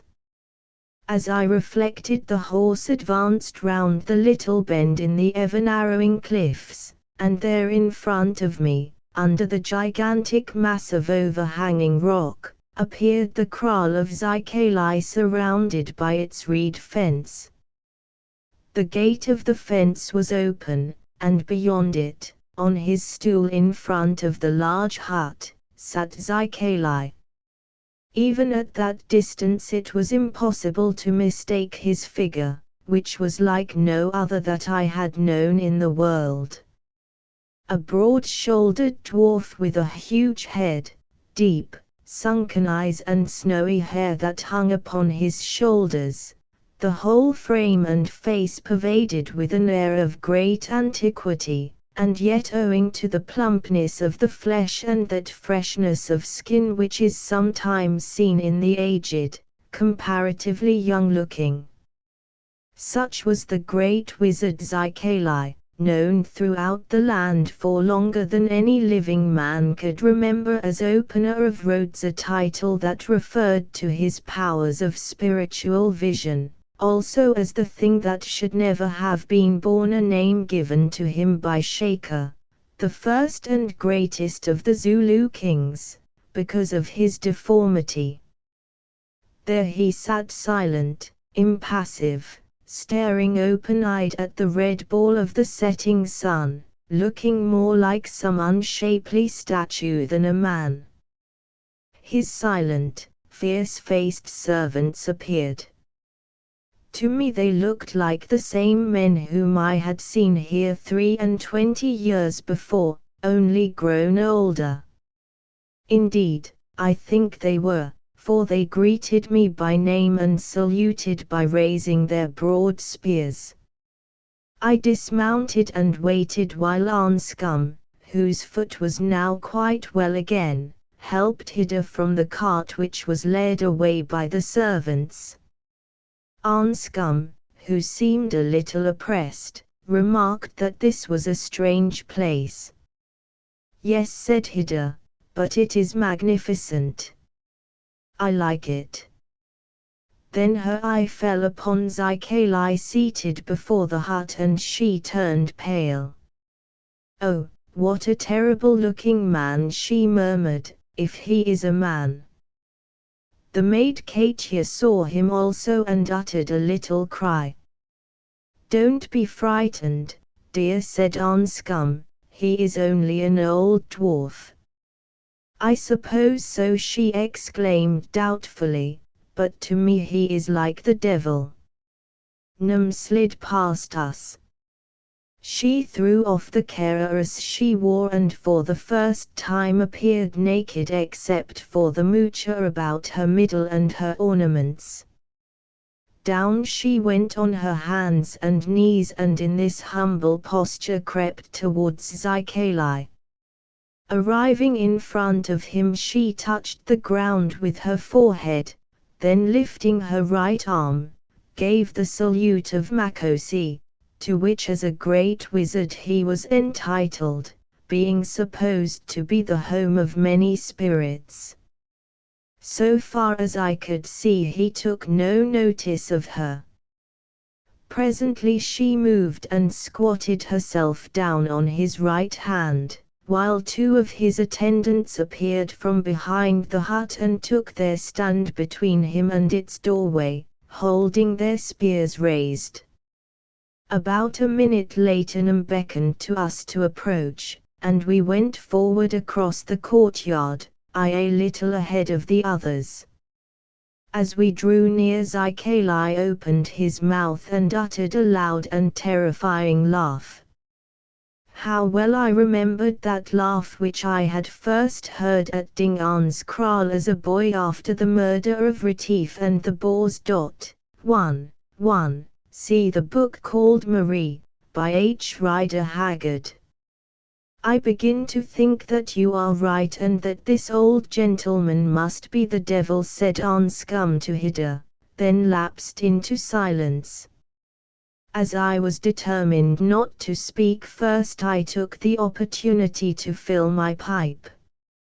Zykalai, who was watching me, although all the while he seemed to be staring at the setting sun, made a sign. One of the servants dashed away and immediately returned, bearing a flaming brand which he proffered to me as a pipe lighter. Then he departed again to bring 3 carved stools of redwood which he placed for us. I looked at mine and knew it again by the carvings. It was the same on which I had sat when first I met Zykalai. At length he spoke in his deep, slow voice. Many years have gone by, Macumazon, since you made use of that stool. They are cut in notches upon the leg you hold and you may count them if you will. I examined the leg. There were the notches, 22 or 3 of them. On the other legs were more notches too numerous to reckon. Do not look at those, Macumazon, for they have nothing to do with you. They tell the years since the first of the house of Sanzangakona sat upon that stool, since Shaker sat upon it, since Dingaan and others sat upon it, one Marmina among them. Well, much has happened since it served you for a rest. You have wandered far and seen strange things and lived where others would have died because it was your lot to live, of all of which we will talk afterwards. And now when you are grey you have come back here, as the opener of roads told you you would do, bringing with you new companions, you who have the art of making friends even when you are old, which is one given to few men. Where are those with whom you used to company, Macumazon? Where are Saduko and Marmina and the rest? All gone except the thing who should never have been born. And again he laughed loudly.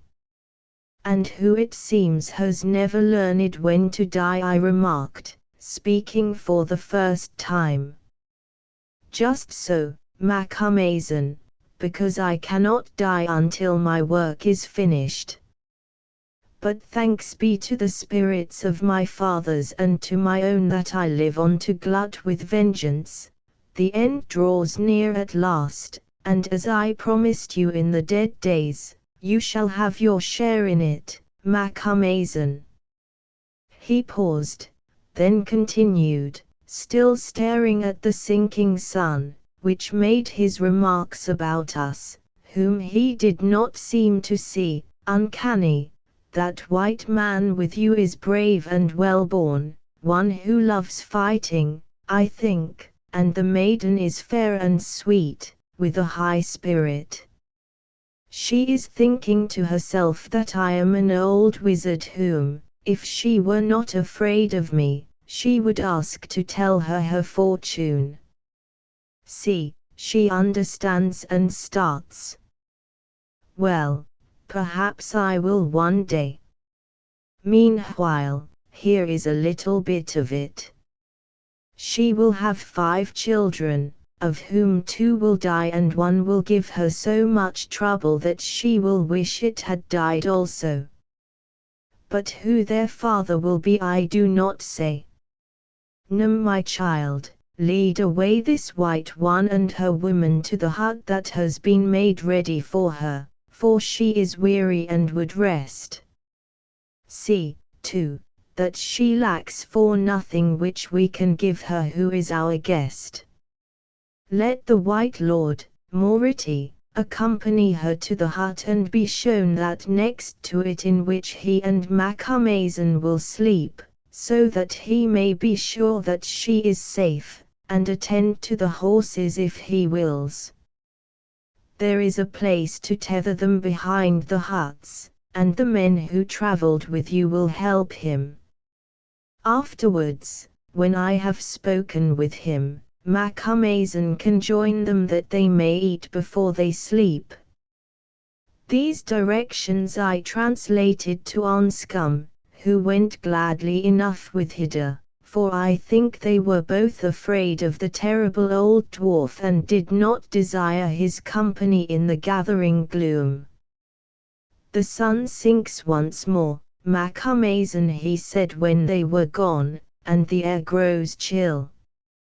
Come with me now into my hut where the fire burns, for I am aged and the cold strikes through me. Also there we can be alone. So speaking he turned and crawled into the hut, looking like a gigantic white-headed beetle as he did so, a creature, I remembered, to which I had once compared him in the past. I followed, carrying the historic stool, and when he had seated himself on his Keras on the further side of the fire, took up my position opposite to him. This fire was fed with some kind of root or wood that gave a thin clear flame with little or no smoke. Over it he crouched, so closely that his great head seemed to be almost in the flame at which he stared with unblinking eyes as he had done at the sun, circumstances which added to his terrifying appearance and made me think of a certain region and its inhabitants. "Why do you come here, Macumazon?" he asked after studying me for a while through that window of fire. "Because you brought me, Zikali, partly through your messenger, Nam, and partly by means of a dream which she says you sent." "Did I, Macumazon? If so, I have forgotten it. Dreams are as many as gnats by the water, they bite us while we sleep, but when we wake up we forget them. Also it is foolishness to say that one man can send a dream to another. Then your messenger lied, Zykalai, especially as she added that she brought it. Of course she lied, Macumazan. Is she not my pupil whom I have trained from a child? Moreover, she lied well, it would seem, who guessed what sort of a dream you would have when you thought of turning your steps to Zululand. Why do you play at sticks, i.e., fence, with me, Zykalai, seeing that neither of us are children?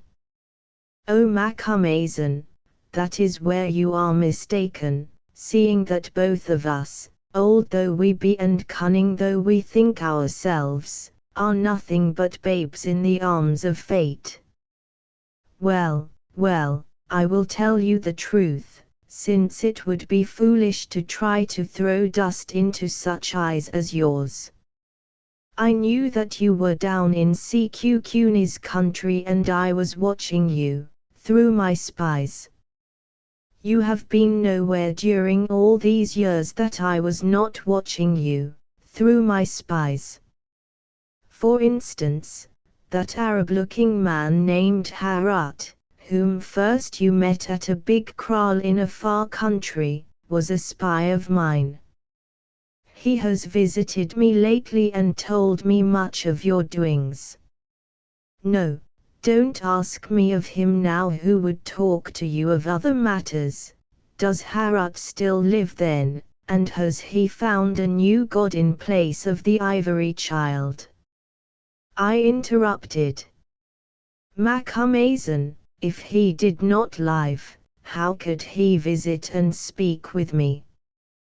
Well, I watched you there by the Elephant's River where you fought Sekukuni's people, and afterwards in the marble hut where you found the old white man dead in his chair and got the writings that you have in your pocket which concern the Maidenhead Anna. Also afterwards when the white man, your friend, killed the doctor who fell into a mud hole and the Basutos stole his cattle and wagon.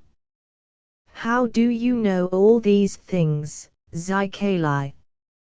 Have I not told you, through my spies? Was there not a half-breed driver called Fusak? And do not the Basutos come and go between the Black Kloof and Sekukuni's town, bearing me tidings? Yes, Zykalai, and so does the wind and so do the birds. True. O Macumazan, I see that you are one who has watched nature and its ways as closely as my spies watch you. So I learned these matters and knew that you were in trouble over the death of these white men, and your friends likewise, and as you were always dear to me, I sent that Childnam to bring you to me, thinking from what I knew of you that you would be more likely to follow a woman who is both wise and good to look at, than a man who might be neither. I told her to say to you that you and the others would be safer here than in Natal at present. It seems that you hearkened and came. That is all. Yes, I hearkened and came. But, Zykalai, that is not all, for you know well that you sent for me for your own sake, not for mine. O Macumazan, who can prevent a needle from piercing cloth when it is pushed by a finger like yours? Your wits are too sharp for me, Macumazan, your eyes read through the blanket of cunning with which I would hide my thought. You speak truly. I did send for you for my own sake as well as for yours. I sent for you because I wanted your counsel, Macumazan, and because Setwayo the king also wants your counsel, and I wished to see you before you saw Setwayo. Now you have the whole truth. What do you want my counsel about, Zykalai? He leaned forward till his white locks almost seemed to mingle with the thin flame, through which he glared at me with eyes that were fiercer than the fire. Macumazahn, you remember the story that I told you long ago, do you not? Very well, Zikali. It was that you hate the house of Sanzangakona, which has given all its kings to Zululand. First, because you are one of the Dwandwe tribe whom the Zulus crushed and mocked at. Secondly, because Shaker the lion named you the thing that should never have been born and killed your wives, for which crime you brought about the death of Shaker. Thirdly, because you have matched your single wit for many years against all the power of the royal house and yet kept your life in you, notably when Panda threatened you in my presence at the trial of one who has gone down and you told him to kill you if he dared. Now you would prove that you were right by causing your cunning to triumph over the royal house. True, quite true, O Macumazahn. You have a good memory, Macumazahn, especially for anything that has to do with that woman who has gone down. I sent her down, but how was she named, Macumazahn? I forget, whose mind being old, falls suddenly into black pits of darkness, like her who went down. He paused and we stared at each other through the veil of fire. Then as I made no answer, he went on, oh. I remember now, she was called Marmina, was she not, a name taken from the wailing of the wind? Hark! It is wailing now. I listened, it was, and I shivered to hear it, since but a minute before the night had been quite still. Yes, the wind moaned and wailed about the rocks of the Black Kloof. Well, enough of her. Why trouble about the dead when there are so many to be sent to join them? Macumazahn, the hour is at hand. The fool Setwayo has quarrelled with your people, the English, and on my counsel. He has sent and killed women, or allowed others to do so, across the river in Natal. His messengers came to me asking what he should do. I answered, shall a king of the blood of Shaker fear to allow his own wicked ones to be slain because they have stepped across a strip of water, and still call himself king of the Zulus? So those women were dragged back across the water and killed, and now the Queen's man from the Cape asks many things, great fines of cattle, the giving up of the slayers, and that an end should be made of the Zulu army, which is to lay down its spears and set to hoeing like the old women in the kraals. And if the king refuses, what then, Zikali? Then, Macumazahn, the Queen's man will declare war on the Zulus. Already he gathers his soldiers for the war. Will Setwayo refuse, Zikali? I do not know. His mind swings this way and that, like a pole balanced on a rock. The ends of the pole are weighted with much counsel, and it hangs so even that if a grasshopper lit on one end or the other, it would turn the scale. And do you wish me to be that grasshopper, Zikali? Who else? That is why I brought you to Zululand. So you wish me to counsel Setwayo to lie down in the bed that the English have made for him. If he seeks my advice I will do so gladly, for so I am sure he will sleep well. Why do you mock me, Macumazahn? I wish you to counsel Setwayo to throw back his word into the teeth of the Queen's man and to fight the English, and thus bring destruction on the Zulus and death to thousands of them and of my own people, and in return gain nothing but remorse. Do you think me mad or wicked, or both, that I should do this thing? Nay, Macumazahn, you would gain much. I could show you where the king's cattle are hidden. The English will never find them, and after the war you might take as many as you chose. But it would be useless, for knowing you well, I am sure that you would only hand them over to the British government, as once you handed over the cattle of Bangu, being fashioned that way by the great Macumazahn. Perhaps I might, but then what should I gain, Zikali?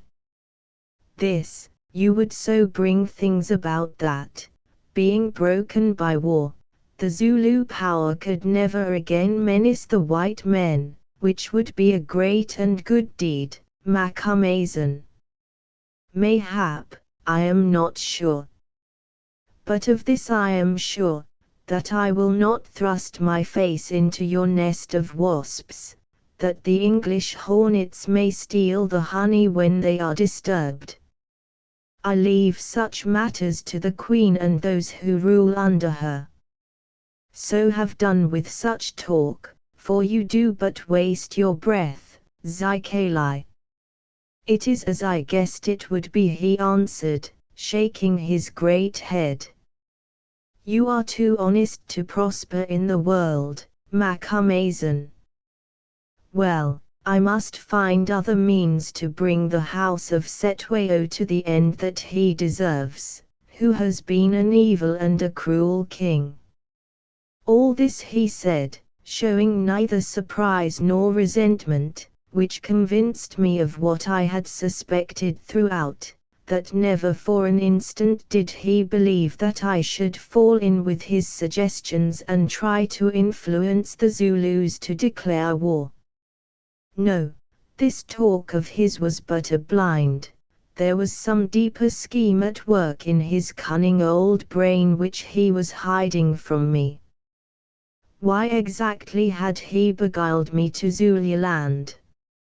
I could not divine, and to ask him would be worse than useless, but then and there I made up my mind that I would get away from the Black Kloof early on the following morning, if that were possible. He began to speak of other matters in a low, droning voice, like a man who converses with himself. Sad, all of them, such as the haunted death of Saduko who had betrayed his lord, the Prince Umbalazi, because of a woman, every circumstance of which seemed to be familiar to him.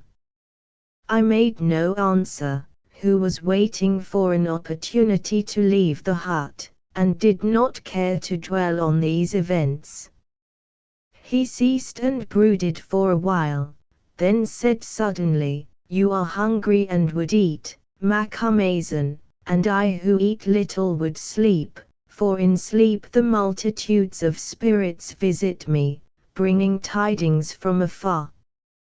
Well, we have spoken together and of that I am glad, for who knows when the chance will come again, though I think that soon we shall meet at Ulandi, where fate spreads its net.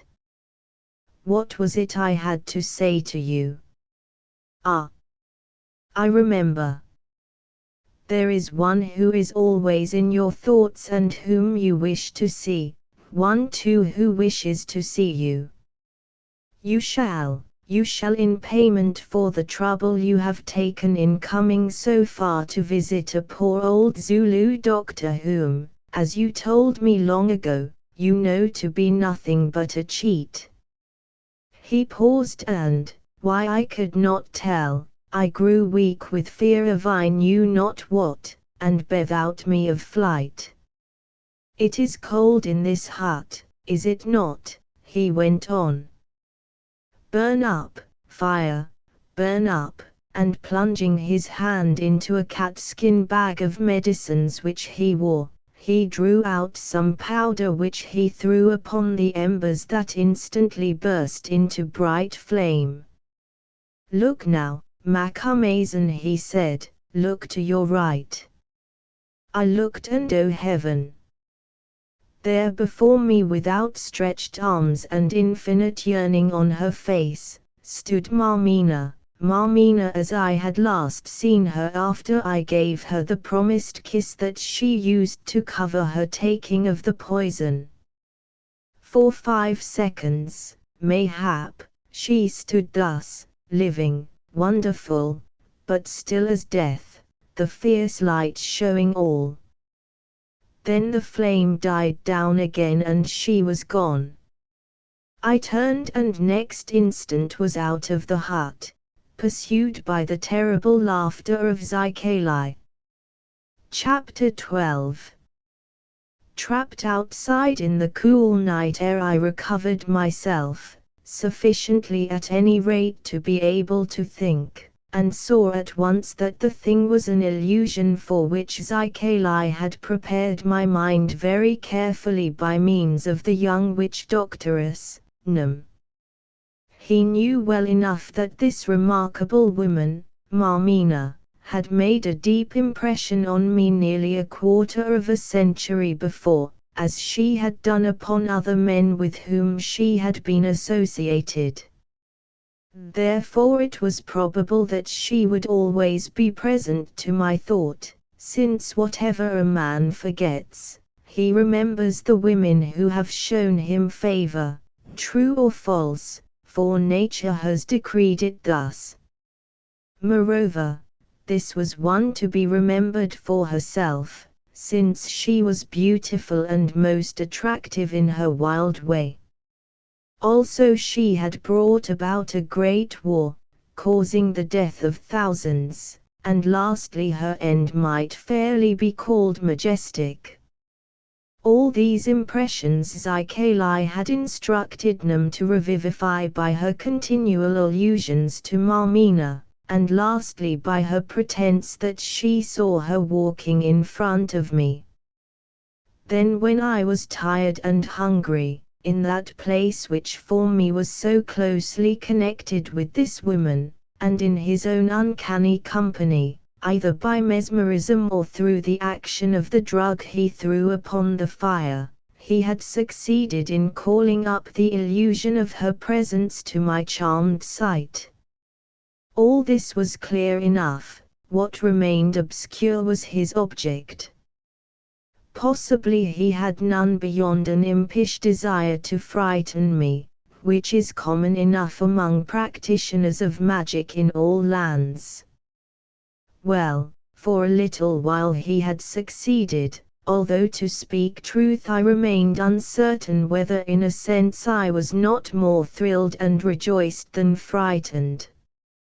Marmina had never been so ill to look upon, and I knew that dead or living I had nothing to fear from her who would have walked through hell fire for my sake, would have done anything, except perhaps sacrifice her ambition. No, even if this were her ghost I should have been glad to see her again. But it was not a ghost, it was only a fancy reproduced exactly as my mind had photographed her, almost as my eyes last saw her, when her kiss was still warm upon my lips. Such were my thoughts as I stood outside that hut with the cold perspiration running down my face, for to tell the truth my nerves were upset, although without reason. So upset were they that when suddenly a silent-footed man appeared out of the darkness I jumped as high as though I had set my foot on a puffadder, and until I recognized him by his voice as one of Nemes's servants who had accompanied us from Swaziland, felt quite alarmed. As a matter of fact he had only come to tell me that our meal was ready and that the other high white ones were waiting for me. He led me round the fence that encircled Zykalai's dwelling place, to two huts that stood nearly behind it, almost against the face of the rock which, overhanging in a curve, formed a kind of natural roof above them. I thought they must have been built since I visited the place, as I, who have a good memory for such things, did not remember them. Indeed, on subsequent examination I found that they were quite new, for the poles that formed their uprights were still green and the grass of the thatch was scarcely dry. It looked to me as if they had been specially constructed for our accommodation. In one of these huts, that to the right which was allotted to Anscombe and myself, I found the others waiting for me, also the food. It was good of its sort and well cooked, and we ate it by the light of some candles that we had with us, Katia serving us. Yet, although a little while before I had been desperately hungry, now my appetite seemed to have left me and I made but a poor meal. Hida and Anscombe also seemed oppressed and ate sparingly. We did not talk much until Katia had taken away the tin plates and gone to eat her own supper by a fire that burned outside the hut. Then Hida broke out, saying that she was terrified of this place and especially of its master, the old dwarf, and felt sure that something terrible was going to happen to her. Anscombe did his best to calm her, and I also told her she had nothing to fear. If there is nothing to fear, Mr. Quatermain, she answered, turning on me, why do you look so frightened yourself? By your face you might have seen a ghost. This sudden and singularly accurate thrust, for after all I had seen something that looked very like a ghost, startled me, and before I could invent any soothing and appropriate fib, Nim appeared, saying that she had come to lead Hida to her sleeping place. After this further conversation was impossible since, although Nim knew but few words of English, she was a great thought reader and I feared to speak of anything secret in her presence. So we all went out of the hut, Nim and I drawing back a little to the fire while the lovers said good night to each other. Nim, I said, the Inkosakazi Hedana is afraid. The rocks of this kloof lie heavy on her heart. The face of the opener of roads is fearful to her and his laughter grates upon her ears. Do you understand? I understand, Macumazan, and it is as I expected. When you yourself are frightened, it is natural that she, an untried maiden, should be frightened also in this home of spirits. It is men we fear, not spirits. Now when all Zululand is boiling like a pot, I replied angrily. Have it as you will, Macumazan, she said, and at that moment her quiet, searching eyes and fixed smile were hateful to me. At least you admit that you do fear. Well, for the Lady Hedana fear nothing. I sleep across the door of her hut, and while I who have learned to love her, live, I say, for her fear nothing, whatever may chance or whatever you may see or hear. I believe you, but, Nim, you might die. Yes, I may die, but be sure of this, that when I die she will be safe, and he who loves her also.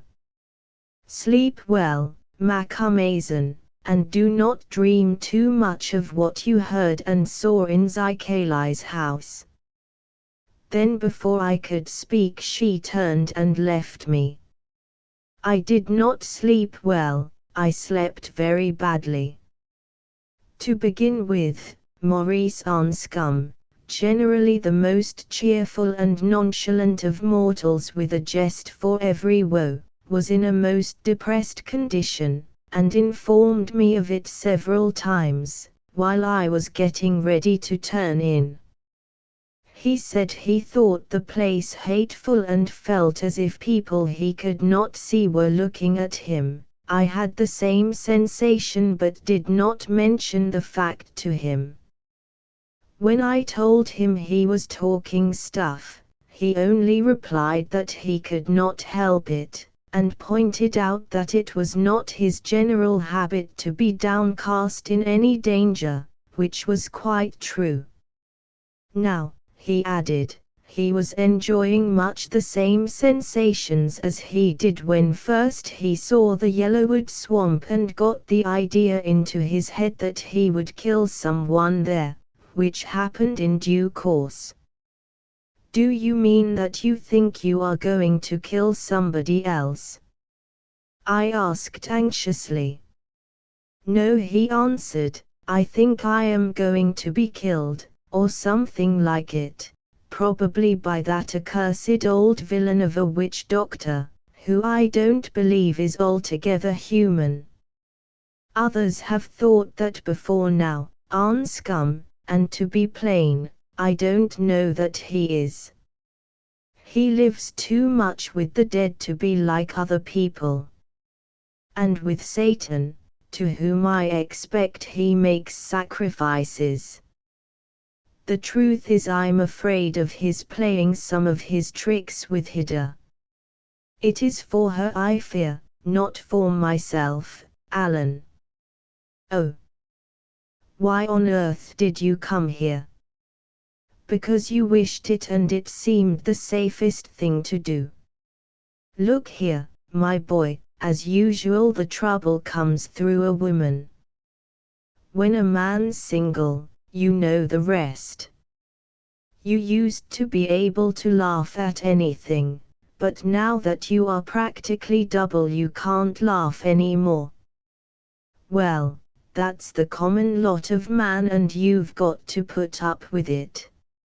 Adam was pretty jolly in his garden until Eve was started, but you know what happened afterwards.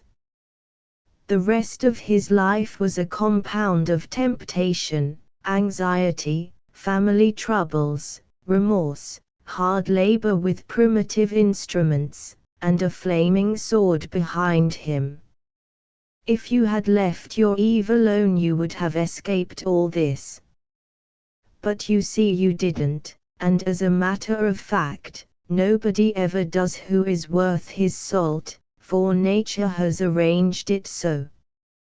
You appear to talk with experience, Alan, he retorted blandly. By the way, that girl Nam, when she isn't stargazing or muttering incantations, is always trying to explain to Hida some tale about you and a lady called Marmina.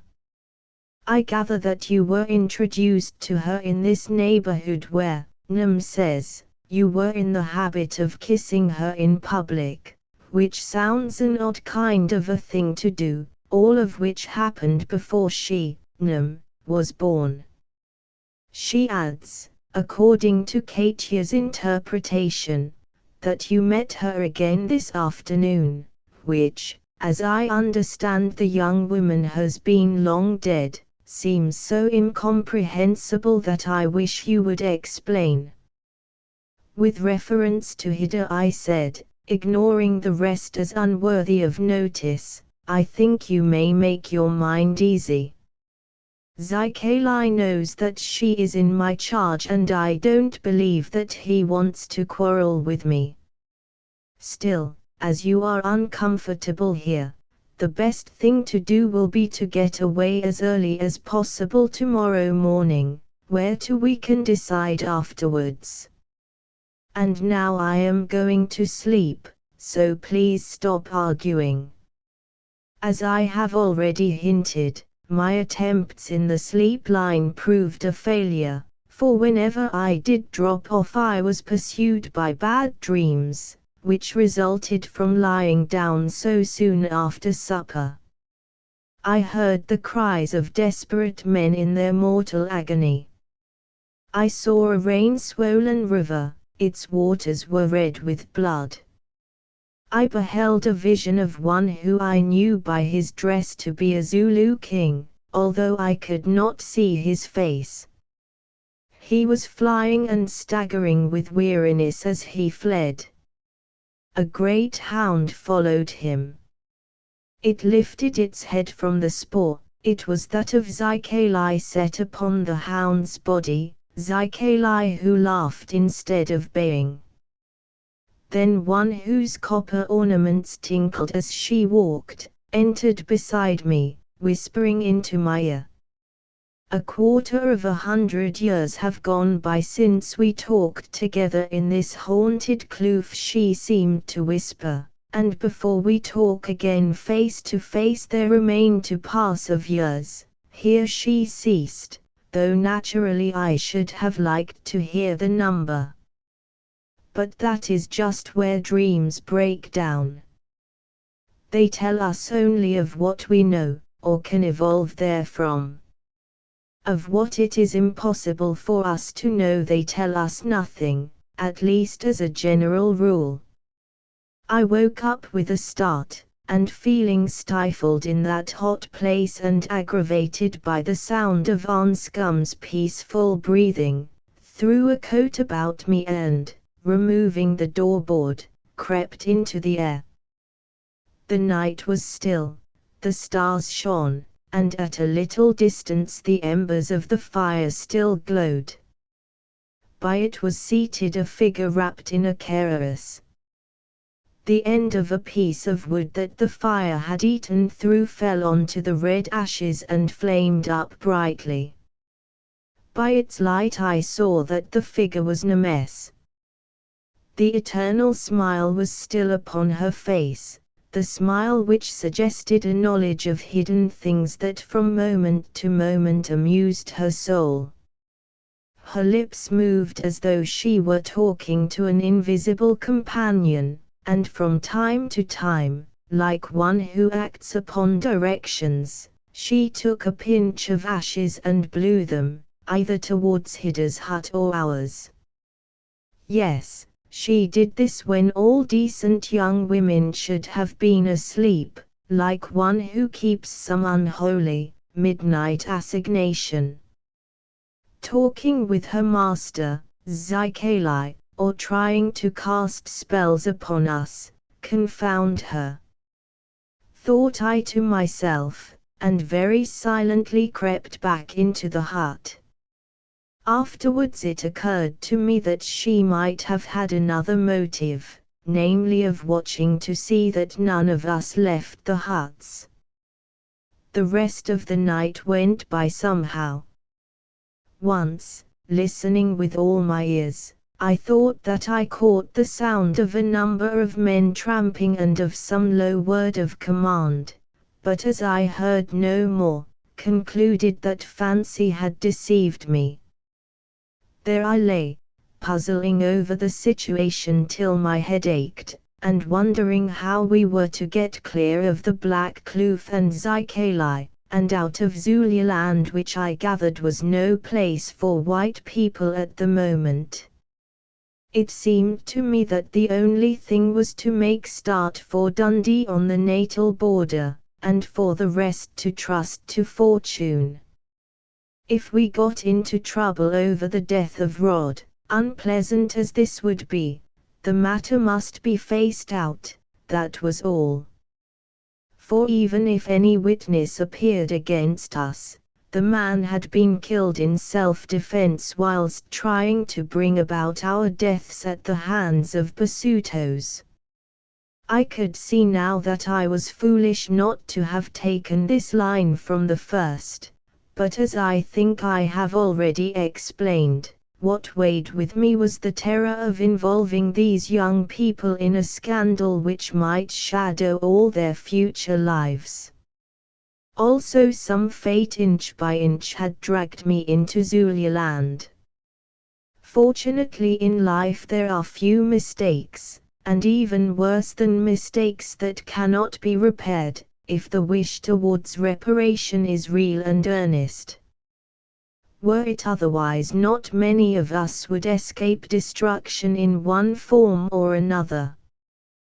Thus I reflected until at length light flowing faintly through the smoke hole of the hut told me that dawn was at hand.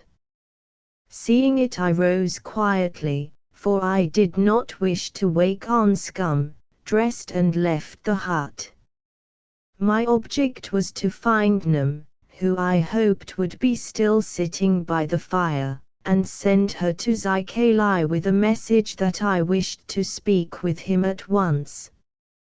Glancing round me in the grey dawn, I saw that she was gone and that as yet no one seemed to be stirring.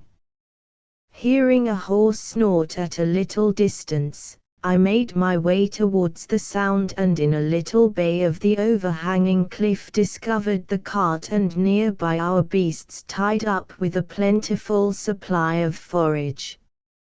Since so far as I could judge in that uncertain light, nothing seemed to be wrong with them except weariness, for 3 of them were still lying down. I walked on to the gate of the fence which surrounded Zykalai's big hut, proposing to wait there until someone appeared by whom I could send my message. I reached the gate, which I tried and found to be fastened on its inner side. Then I sat down, lit my pipe and waited. It was extraordinarily lonesome in that place. At least this was the feeling that came over me. No doubt the sun was up behind the scissor stronghold that I have mentioned, which towered high behind me, for the sky above grew light with the red rays of its rising. But all the vast black kloof with its huge fantastic rocks was still plunged in gloom, whereof the shadows seemed to oppress my heart, weary as I was with my wakeful night and many anxieties. I was horribly nervous also, and, as it proved, not without reason. Presently I heard rustlings on the further side of the fence as of people creeping about cautiously, and the sound of whispering. Then of a sudden the gate was thrown open, and through it emerged about a dozen Zulu warriors, all of them ringed men, who instantly surrounded me, seated there upon the ground. I looked at them and they looked at me for quite a long while, since, following my usual rule, I determined not to be the first to speak. Moreover, if they meant to kill me, there was no use in speaking. At length their leader, an elderly man with thin legs, a large stomach and a rather pleasant countenance, saluted politely, saying, "Good morning, O Macumazan." "Good morning, O Captain, whose name and business I do not know," I answered. "The winds know the mountain on which they blow, but the mountain does not know the winds which it cannot see," he remarked with poetical courtesy, a Zulu way of saying that more people are acquainted with Tom Fool than Tom Fool is aware of. "Perhaps, Captain, yet the mountain can feel the winds," and I might have added, "smell them," for the kloof was close and these Kaffirs had not recently bathed. "I am named Gaza and come on an errand from the king, O Macumazan." "Indeed, Gaza, and is your errand to cut my throat?" "Not at present, Macumazan, that is, unless you refuse to do what the king wishes." "And what does the king wish, Gaza?" "He wishes, Macumazan, that you, his friend, should visit him." "Which is just what I was on my way to do, Gaza." This was not true, but it didn't matter, for, if a lie, in the words of the schoolgirl's definition, is an abomination to the Lord. It is a very present help in time of trouble. After we have eaten, I and my friends will accompany you to the king's kraal at Ulandi. Not so, Macumazahn. The king said nothing about your friends, of whom I do not think he has ever heard any more than we have. Moreover, if your friends are white, you will do well not to mention them, since the order is that all white people in Zululand who have not come here by the king's desire, are to be killed at once, except yourself, Macumazahn. Is it so, Gaza? Well, as you will have understood, I am quite alone here and have no friends. Only I did not wish to travel so early. Of course we understand that you are quite alone and have no friends, is it not so, my brothers? Yes, yes, we understand, they exclaimed in chorus, one of them adding, and shall so report to the king. What kind of blankets do you like, the plain grey ones or the white ones with the blue stripes? I asked, desiring to confirm them in this determination. The grey ones are warmer, Macumazahn, and do not show dirt so much, answered Gaza thoughtfully. Good, I will remember when I have the chance. The promise of Macumazahn is known from of old to be as a tree that elephants cannot pull down and white ants will not eat, said the sententious Gaza, thereby intimating his belief that some time or other they would receive those blankets. As a matter of fact, the survivors of the party and the families of the others did receive them after the war, for in dealing with natives I have always made a point of trying to fulfill any promise or engagement made for value received. And now, went on Gaza, will the Inkosi be pleased to start, as we have to travel far today? Impossible, I replied. Before I leave I must eat, for who can journey upon yesterday's food? Also I must saddle my horse, collect what belongs to me, and bid farewell to my host, Zikali. Of meat we have plenty with us, Macumazahn, and therefore you will not hunger on the way. Your horse and everything that is yours shall be brought after you, since were you mounted on that swift beast and minded to escape, how could we catch you with our feet, and did you please to shoot us with your rifle, how could we who have only spears, save ourselves from dying? As for the opener of roads, his servants have told us that he means to sleep all today that he may talk with spirits in his dreams, and therefore it is useless for you to wait to bid him farewell. Moreover, the orders of the king are that we should bring you to him at once. After this for a time there was silence, while I sat immovable revolving the situation, and the Zulus regarded me with a benignant interest. Gaza took his snuff box from his ear, shook out some into the palm of his hand and, after offering it to me in vain, inhaled it himself. The orders of the king are, sneeze, that we should bring you to him alive if possible, and if not, sneeze, dead. Choose which you will, Macumazahn. Perhaps you may prefer to go to Ulandi dead, which would, how strong is this snuff, it makes me weep like a woman, save you the trouble of walking. But if you prefer that we should carry you, be so good, Macumazahn, first to write the words which will cause the grey blankets to be delivered to us, for we know well that even your bones would desire to keep your promise. Is it not a proverb in the land from the time of the slaying of Bangu when you gave the cattle you had earned to Sadduco's wanderers? I listened and an idea occurred to me, as perhaps it had to Gaza. I hear you, Gaza, I said, and I will start for Ulandi on my feet, to save you the trouble of carrying me.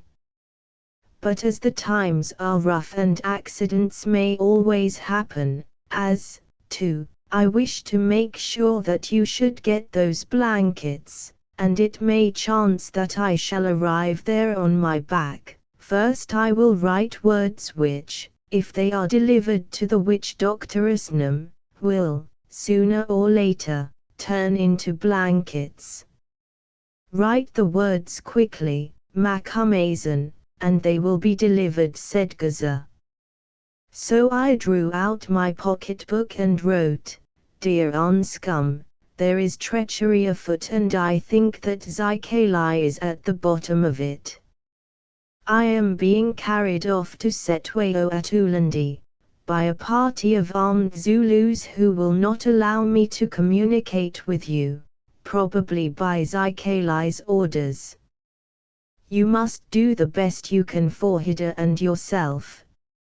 Escape to Natal if you are able. Of course I will help if I get the chance, but if war is about to break out Setweo may kill me. I think that you can trust Nam, also that Zikali does not wish to work you any ill unless he is obliged, though I have no doubt that he has trapped us here for some dark purpose of his own. Tell him through Nam that if harm comes to you I will kill him if I live, and that if I die, I will settle the score with him afterwards. God save and bless you both. Keep up your courage and use your wits. Your friend, A.Q. I tore out the sheet, folded, addressed it and presented it to Gaza, remarking that although it seemed to be but paper, it really was 14 blankets, if given at once to Nam. He nodded and handed it to one of his men, who departed in the direction of our huts. So, thought I to myself, Nam knows all about this business, which means that it is being worked by Zikali. That is why she spoke to me as she did last night.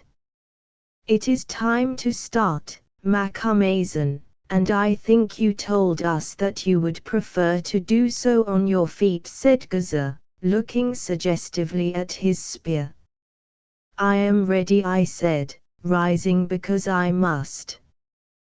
For a moment I contemplated the door in the kraal fence, wondering whether it would be safe to bolt through it and take refuge with Zikali. No, it was not safe, since Zikali sat there in his hut pulling the strings and probably might refuse to see me.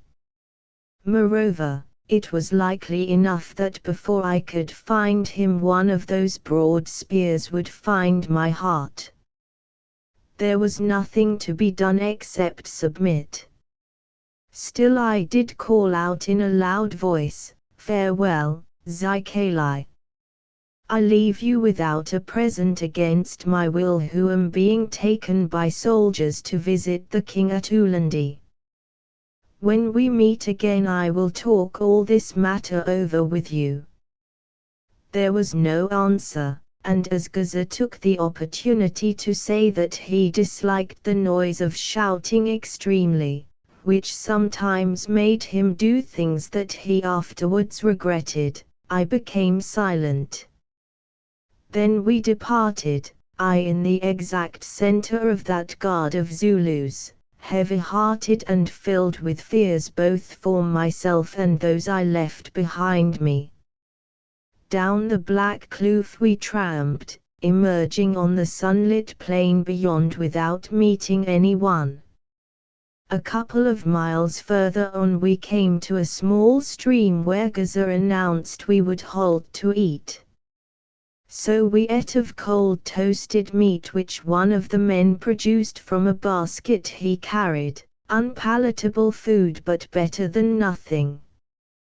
Just as we had finished I looked up and saw the soldier to whom my note had been given. He was leading my mare that had been saddled.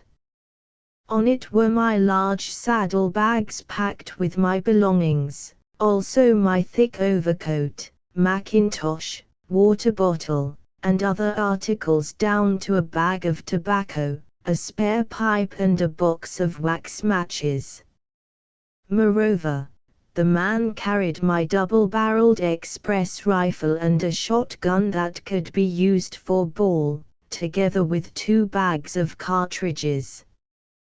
Practically nothing belonging to me had been forgotten.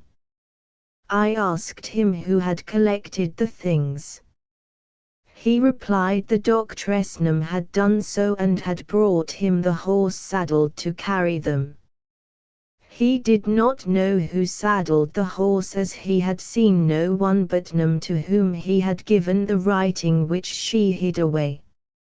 In answer to further questions, he said that Num had sent me a message.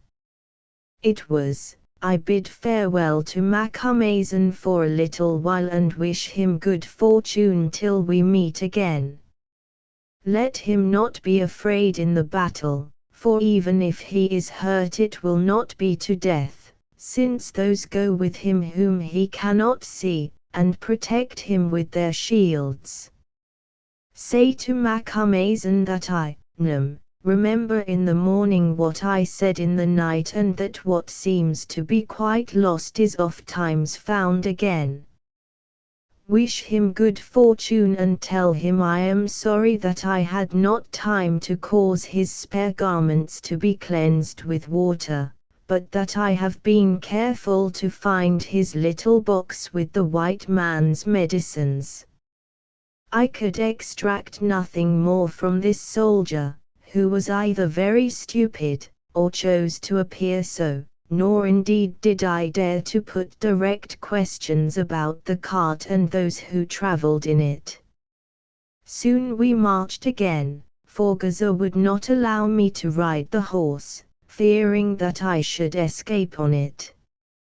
Nor would he let me carry either of the guns lest I should make use of them. All day we travelled, reaching the Nongome heights in the late afternoon. On this beautiful spot we found a kraal situated where afterwards a magistracy was built when we conquered the country, whence there is one of the finest views in Zululand. There was no one in the kraal except 2 old women who appeared to be deaf and dumb for all I could get out of them. These aged dames, however, or others who were hidden, had made ready for our arrival, since a calf lay skinned and prepared for cooking, and by it big gourds filled with Kaffir beer and mass or curdled milk. In due course we ate of these provisions, and after we had finished I gave Gaza a stiff tot of brandy, of which Num, or perhaps Anscum, had thoughtfully sent a bottle with my other baggage. The strong liquor made the old fellow talkative and enabled me to get a good deal of information out of him. Thus I learned that certain demands, as to which he was rather vague, had been made upon Setwayo by the English government, and that the king was now considering whether he should accede to them or fight. The great council of the nation was summoned to attend at Ulandi within a few days, when the matter would be decided. Meanwhile all the regiments were being gathered, or, as we should say, mobilized, an army, said Gaza, greater than any that Shaker had ever led. I asked him what I had to do with this business, that I, a peaceful traveller and an old friend of the Zulus, should be made prisoner and dragged off to Ulandi. He replied he did not know who was not in the council of the high ones, but he thought that Setwayo the king wished to see me because I was their friend, perhaps that he might send me as a messenger to the white people. I asked him how the king knew that I was in the country, to which he replied that Zikali had told him I was coming. He did not know how, whereon he, Gaza, was sent at once to fetch me. I could get no more out of him. I wondered if it would be worthwhile to make him quite drunk and then attempt to escape on the horse, but gave up the idea. To begin with, his men were at hand and there was not enough brandy to make them all drunk. Also, even if I succeeded in winning a way here in the heart of Zululand, it would not help Anscum or Hida, and I should probably be cut off and killed before I could get out of the country.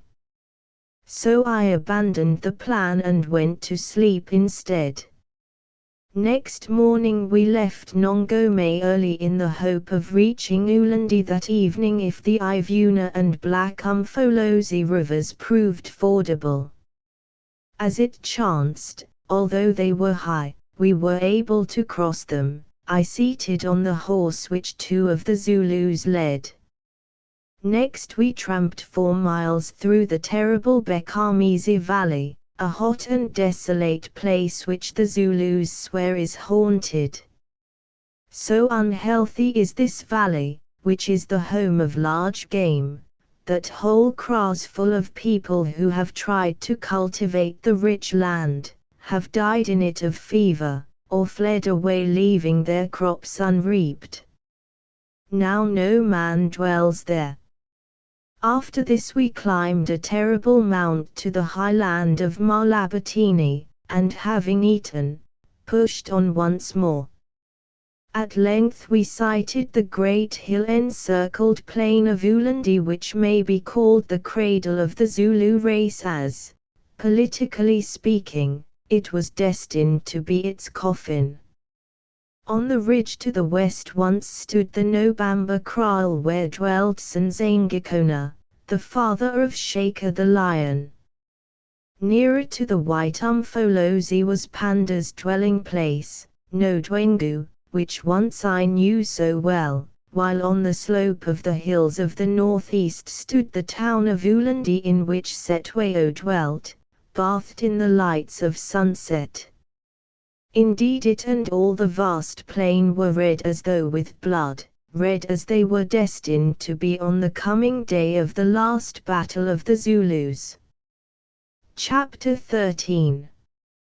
Setwayo. It was dark when at last we reached the Ulandi kraal, for the growing moon was obscured by clouds. Therefore I could see nothing and was only aware, by the sound of voices and the continual challenging, that we were passing through great numbers of men. At length we were admitted at the eastern gate and I was taken to a hut where I at once flung myself down to sleep, being so weary that I could not attempt to eat. Next morning as I was finishing my breakfast in the little fenced courtyard of this guest hut, Gaza appeared and said that the king commanded me to be brought to him at once, adding that I must speak softly to him, as he was very angry.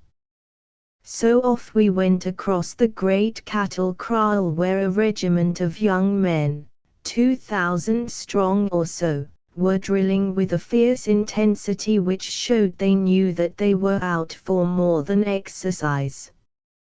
About the sides of the kraal also stood hundreds of soldiers, all of them talking and, it seemed to me, excited, for they stamped upon the ground and even jumped into the air to give point to their arguments.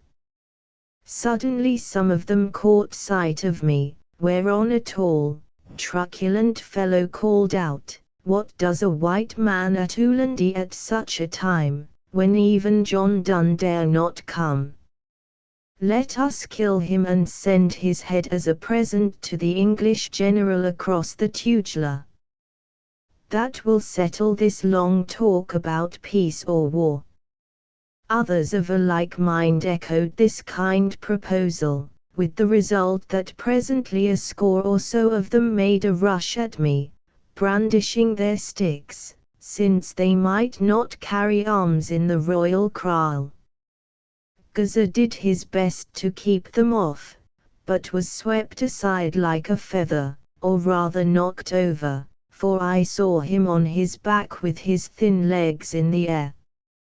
"You must climb out of this pit by yourself," he began, addressing me in his pompous and figurative way.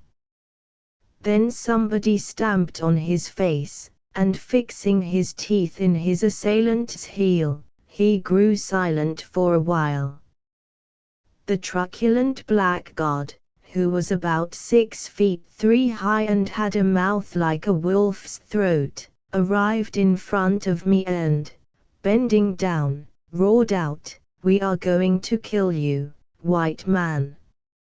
I had a pistol in my pocket and could perfectly well have killed him, as I was much tempted to do. A second's reflection showed me, however, that this would be useless, and in a sense put me in the wrong, though when the matter came on for argument it would interest me no more. So I just folded my arms and, looking up at him, said, "Why, black man?" "Because your face is white," he roared. "No," I answered, "because your heart is black and your eyes are so full of blood that you do not know Macumazahn when you see him." "Wow," said one, "it is Watcher by Night whom our fathers knew before us." "Leave him alone." "No," shouted the great fellow, "I will send him to watch where it is always night, I who keep a club for white rats," and he brandished his stick over me. Now my temper rose. Watching my opportunity, I stretched out my right foot and hooked him round the ankle, at the same time striking up with all my force. My fist caught him beneath the chin and over he went backwards, sprawling on the ground. "Son of a dog," I said, "if a single stick touches me, at least you shall go first," and whipping out my revolver, I pointed it at him. He lay quiet enough, but how the matter would have ended I do not know, for passion was running high, had not Gaza at this moment risen with a bleeding nose and called out, "O fools, would you kill the king's guest to whom the king himself has given safe conduct? Surely you are pots full of beer, not men." "Why not?" answered one. "This is the place of soldiers. The king's house is yonder. Give the old jackal a start of a length of 10 aske. If he reaches it first, he can shake hands with his friend, the king. If not, we will make him into medicine." "Yes, yes, run for it, jackal," clamored the others, knocking their shields with their sticks, as men do who would frighten a buck, and opening out to make a road for me. Now while all this was going on, with some kind of sixth sense I had noted a big man whose face was shrouded by a blanket thrown over his head, who very quietly had joined these drunken rioters, and vaguely wondered who he might be. "I will not run," I said slowly, "that I may be saved by the king. Nay, I will die here, though some of you shall die first. Go to the king, Gaza, and tell him how his servants have served his guest." And I lifted my pistol, waiting till the first stick touched me to put a bullet through the bully on the ground. "There is no need," said a deep voice that proceeded from the draped man of whom I have spoken, "for the king has come to see for himself." Then the blanket was thrown back, revealing Cetwayo grown fat and much aged since last I saw him, but undoubtedly Cetwayo. "Bait!" roared the mob in salute, while some of those who had been most active in the tumult tried to slip away. "Let no man stir," said Cetwayo, and they stood as though they were rooted to the ground, while I slipped my pistol back into my pocket. "Who are you, white man?" he asked, looking at me, "and what do you here?" "The king should know Macumazahn," I answered, lifting my hat, "whom Dingaan knew, whom Panda knew well, and whom the king knew before he was a king." "Yes, I know you," he answered, "although since we spoke together you have shrunk like an ox hide in the sun, and time has stained your beard white. And the king has grown fat like the ox on summer grass. As for what I do here, did not the king send for me by Gaza, and was I not brought like a baby in a blanket? The last time we met," he went on, taking no heed of my words, "was yonder at Nodwengu when the witch Marmina was tried for sorcery, she who made my brother mad and brought about the great battle, in which you fought for him with the Amawum regiment. Do you not remember how she kissed you, Macumazahn, and took poison between the kisses, and how before she grew silent she spoke evil words to me, saying that I was doomed to pull down my own house and to die as she died, words that have haunted me ever since and now haunt me most of all? I wish to speak to you concerning them, Macumazahn, for it is said in the land that this beautiful witch loved you alone and that you only knew her mind." I made no reply, who was heartily tired of this subject of Marmina whom no one seemed able to forget. "Well," he went on, "we will talk of that matter alone, since it is not natural that you should wish to speak of your dead darlings before the world." And with a wave of the hand he put the matter aside. Then suddenly his attitude changed. His face, that had been thoughtful and almost soft, became fierce, his form seemed to swell and he grew terrible. "What was that dog doing?" he asked of Gaza, pointing to the brute whom I had knocked down and who still lay prostrate on his back, afraid to stir. "O king," answered Gaza, "he was trying to kill Macumazahn because he is a white man, although I told him that he was your guest, being brought to you by the royal command. He was trying to kill him by giving him a start of 10 spears' length and making him run to the Izigodlo, the king's house, and beating him to death with the sticks of these men if they caught him, which, as he is old and they are young, they must have done.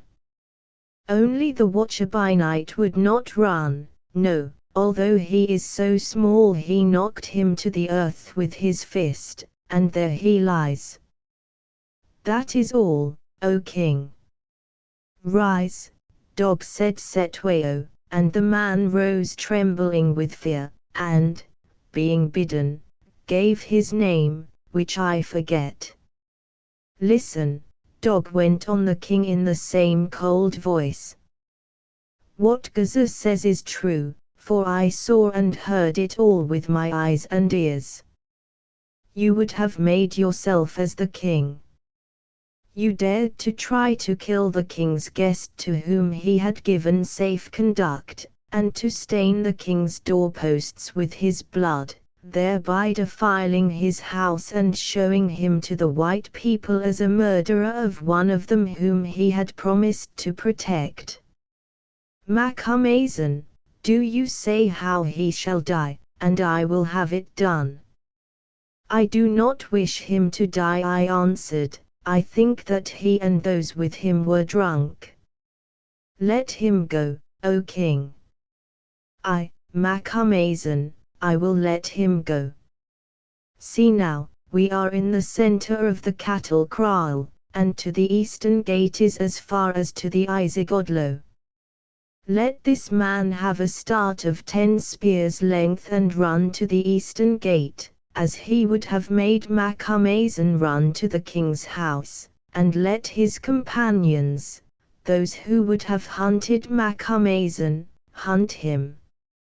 If he wins through to the gate, he can go on to the government in Natal and tell them of the cruelty of the Zulus.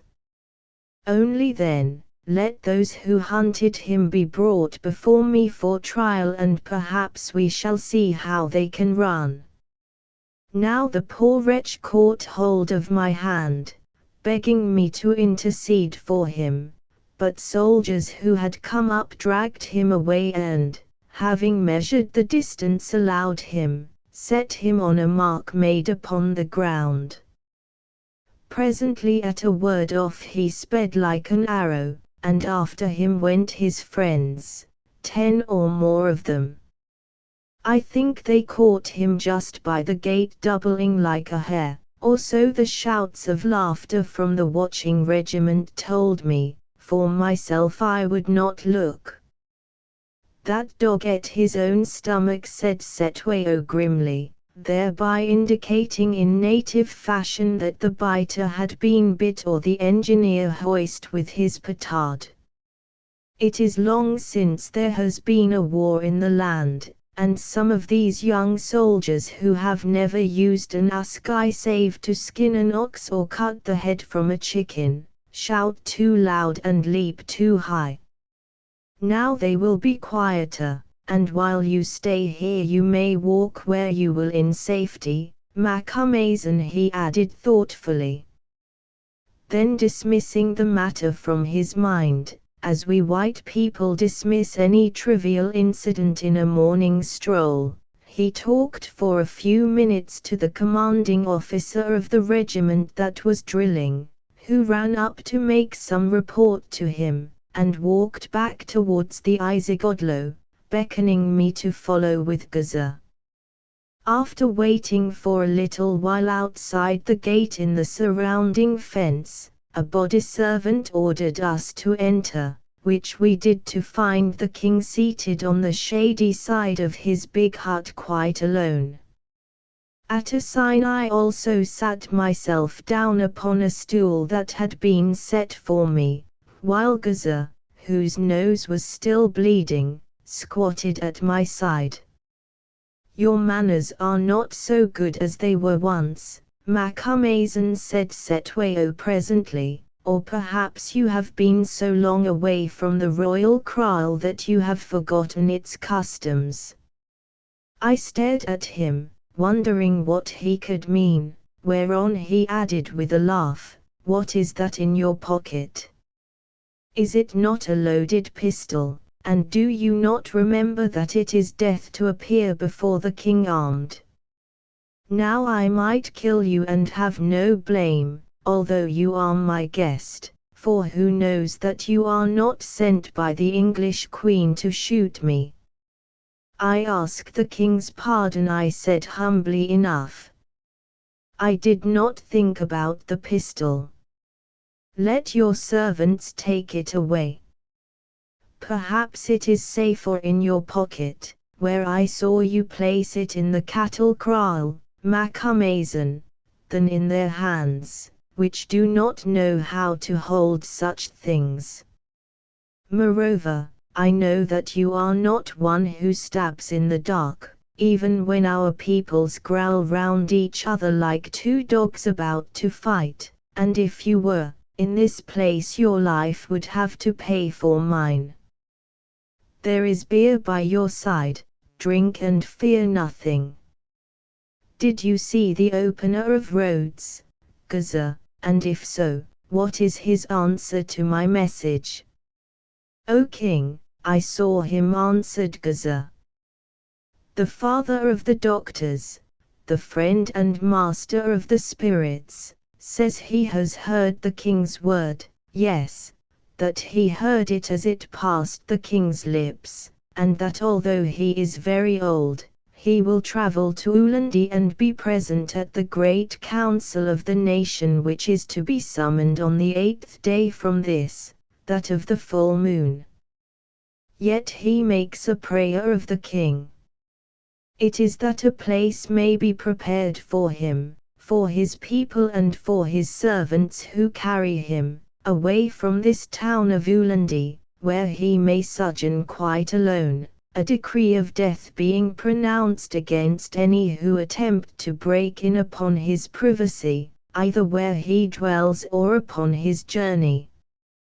These are his very words, O king. I, who am the most ancient man in Zululand, dwell with the spirits of my fathers, who will not suffer strangers to come nigh them, and who, if they are offended, will bring great woes upon the land. Moreover, I have sworn that while there is a king in Zululand and I draw the breath of life, never again will I set foot in a royal kraal, because when last I did so at the slaying of the witch, Marmina, the king who is dead thought it well to utter threats against me, and never more will I, the opener of roads, be threatened by a mortal. Therefore if the king and his council seek to drink of the water of my wisdom, it must be in the place and hour of my own choosing. If this cannot be, let me abide here in my house and let the king seek light from other doctors, since mine shall remain as a lamp to my own heart. Now I saw that these words greatly disturbed Setweo, who feared Zikali, as indeed did all the land. What does the old wizard mean? He asked angrily. He lives alone like a bat in a cave and for years has been seen of none. Yet as a bat flies forth at night, ranging far and wide in search of prey, so does his spirit seem to fly through Zululand. Everywhere I hear the same word. It is, what says the opener of roads? It is, how can aught be done unless the opener of roads has declared that it shall be done? He who was here before the Black One, Shaker, was born, he who it is said was the friend of Nkosi Umkhulu, the father of the Zulus who died before our great-grandfathers could remember, he who has all knowledge and is almost a spirit, if indeed he be not a spirit. I ask you, Macumazan, who are his friend, what does he mean, and why should I not kill him and be done? O king, I answered, in the days of your uncle Dingaan, when Dingaan slew the Boers who were his guests, and thus began the war between the white and the black, I, who was a lad, heard the laughter of Zikali for the first time yonder at the kraal and Gungund love you, I who rode with Retief and escaped the slaughter, but his face I did not see. Many years later, in the days of Panda your father, I saw his face and therefore you name me his friend. Yet this friend who drew me to visit him, perhaps by your will, O king, has now caused me to be brought here to Ulundi, doubtless by your will, O king, but against my own, for who wishes to come to a town where he is well nigh slain by the first brawler he meets in the cattle kraal? Yet you were not slain, Macumazan, and perhaps you do not know all the story of that brawler, replied Setweo almost humbly, like one who begs pardon, though the rest of what I had said he ignored. But still you are Zikali's friend, for between you and him there is a rope which enabled him to draw you to Zululand, which rope I have heard called by a woman's name.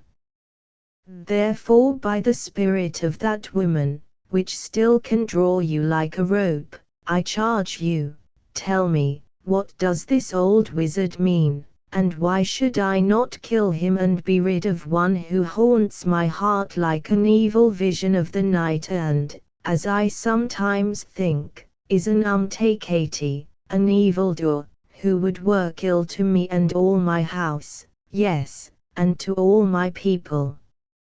How should I know what he means, O king? I answered with indignation, though in fact I could guess well enough. As for killing him, cannot the king kill whom he will? Yet I remember that once I heard your father ask much the same question and of Zykalai himself, saying that he was minded to find out whether or no he were mortal like other men. I remember also Zykalai answered that there was a saying that when the opener of roads came to the end of his road, there would be no more a king of Zululand, as there was none when first he set foot upon his road. Now I have spoken, who am a white man and do not understand your sayings. I remember it also, Macumazan, who was present at the time, he replied heavily. My father feared this Zykalai and his father feared him, and I have heard that the Black One himself, who feared nothing, feared him also. And I, too, fear him, so much that I dare not make up my mind upon a great matter without his counsel, lest he should bewitch me and the nation and bring us to nothing. He paused, then turning to Gaza, asked, Did the opener of roads tell you where he wished to dwell when he comes to visit me here at Ulandi? O king, answered Gaza, yonder in the hills, not further away than an aged man can walk in the half of an hour, is a place called the Valley of Bones, because there in the days of those who went before the king, and even in the king's day, many evildoers have been led to die. Zykalai would dwell in this Valley of Bones, and there and nowhere else would meet the king and the great council, not in the daylight but after sunset when the moon has risen. Why, said Setwayo, starting, the place is ill-omened and, they say, haunted, one that no man dares to approach after the fall of darkness for fear lest the ghosts of the dead should leap upon him gibbering. Such were the words of the opener of roads, O king, replied Gaza. There and nowhere else will he meet the king, and there he demands that 3 huts should be built to shelter him and his folk and stored with all things needful. If this be not granted to him, then he refuses to visit the king or to give counsel to the nation. So be it then, said Setwayo. Send messengers to the opener of roads, Gaza, saying that what he desires shall be done. Let my command go out that under pain of death none spy upon him while he journeys hither or returns. Let the huts be built forthwith, and when it is known that he is coming, let food in plenty be placed in them and afterwards morning by morning taken to the mouth of the valley. Bid him announce his arrival and the hour he chooses for our meeting by messenger. Begone. Gaza leapt up, gave the royal salute, and retreated backwards from the presence of the king, leaving us alone. I also rose to depart, but Setwayo motioned to me to be seated. Macumazan, he said, the great queen's man who has come to Natal, Sir Bartle Frere, threatens me with war because 2 evil-doing women were taken on the Natal side of the Tugela and brought back to Zululand and killed by Melakazulu, being the wives of his father, Siro, which was done without my knowledge.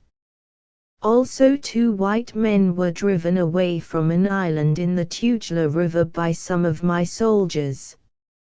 Is that all, O king? I asked. No. The queen's man says I kill my people without trial, which is a lie told him by the missionaries, and that girls have been killed also who refused to marry those to whom they were given and ran away with other men. Also that wizards are smelt out and slain, which happens but rarely now. All of this contrary to the promises I made to Somsu when he came to recognize me as king upon my father's death, and some other such small matters. What is demanded if you would avoid war, O king? Nothing less than this, Macumazan, that the Zulu army should be abolished and the soldiers allowed to marry whom and when they please, because, says the Queen's man, he fears lest it should be used to attack the English, as though I who love the English, as those have done who went before me, desire to lay a finger on them. Also that another Queen's man should be sent to dwell here in my country, to be the eyes and ears of the English government and have power with me in the land, yes, and more demands which would destroy the Zulus as a people and make me, their king, but a petty kraal head. And what will the king answer? I asked. I know not what to answer. The fine of 2,000 cattle I will pay for the killing of the women. If it may be, I wish no quarrel with the English, though gladly I would have fought the Dutch had not Somsu stretched out his arm over their land. But how can I disband the army and make an end of the regiments that have conquered in so many wars? Macumazan, I tell you that if I did this, in a moon I should be dead. Oh! You white people think there is but one will in Zululand, that of the king. But it is not so, for he is but a single man among 10,000, who lives to work the people's wish. If he beats them with too thick a stick, or if he brings them to shame or does what the most of them do not wish, then where is the king? Then, I say, he goes a road that was trodden by Shaker and Dingaan who were before me, yes, the red road of the Askai. Therefore today, I stand like a man between 2 falling cliffs. If I run towards the English, the Zulu cliff falls upon me. If I run towards my own people, the English cliff falls upon me, and in either case I am crushed and no more seen. Tell me then, Macumazan, you whose heart is honest, what must I do? So he spoke, wringing his hands, with tears starting to his eyes, and upon my word, although I never liked Setwayo as I had liked his father, Panda, perhaps because I loved his brother, Umbalazi, whom he killed, and had known him do many cruel deeds, my heart bled for him. I cannot tell you, King, I answered, thinking that I must say something, but I pray you do not make war against the Queen, for she is the most mighty one in the whole earth, and though her foot, of which you see but the little toe here in Africa, seems small to you, yet if she is angered, it will stamp the Zulus flat, so that they cease to be. Many have told me this, Macumazan. Yes, even Nuhamu, the son of my uncle Unzibe, or, as some say, the son of his spirit, to which his mother was married after Unzibe was dead, and others throughout the land, and in truth I think it myself. but who can hold the army which shouts for war? Ow! The council must decide, which means perhaps that Zykalai will decide, for now all hang upon his lips. Then I am sorry, I exclaimed. He looked at me shrewdly. Are you? So am I. Yet his counsel must be asked, and better that it should be here in my presence than yonder secretly at the Black Kloof. I would kill him if I dared, but I dare not, who am sure, why I may not say, that the same sun will see his death and mine. He waved his hand to show that the talk on this matter was ended, then added, Macumazan, you are my prisoner for a while, but give me your word that you will not try to escape, and you may go where you will within an hour's ride of Ulandi. I would pay you well to stop here with me, but this I know you would never do should there be trouble between us and your people. Therefore I promise you that if war breaks out I will send you safely to Natal, or perhaps sooner, as my messenger, whence doubtless you will return to fight against me. Know that I have given orders that every other white man or woman who is found in Zululand shall be killed as a spy. Even John Donne has fled or is flying, or so I hear, John Donne who has fed out of my hand and grown rich on my gifts. You yourself would have been killed as you came from Swaziland in your cart, had not command been sent to those chiefs through whose lands you passed that neither they nor their people were so much as to look at you. Now for one intense moment I thought, as hard as ever I had done in my life. It was evident, unless he were dealing very cunningly with me, which I did not believe, that Setwayo knew nothing of Anscombe and Hida, but thought that I had come into Zululand alone. Should I or should I not tell him and beg his protection for them? If I did so he might refuse or be unable to give it to them far away in the midst of a savage population aflame with the lust of war. As the incident of the morning showed, it was as much as he could do to protect myself, although the Zulus knew me for their friend. On the other hand, no one who dwelt under Zykalai's blanket, to use the Kaffir idiom, would be touched, because he was looked on as half divine, and therefore everything under it down to the rat in his thatch was sacred. Now Zykalai by implication and Nam with emphasis, had promised to safeguard these two. Surely, therefore, they would run less risk in the Black Kloof than here at Ulandi, if ever they got so far. All this went through my brain in an instant, with the result that I made up my mind to say nothing. As the issue proved, this was a terrible mistake, but who can always judge rightly?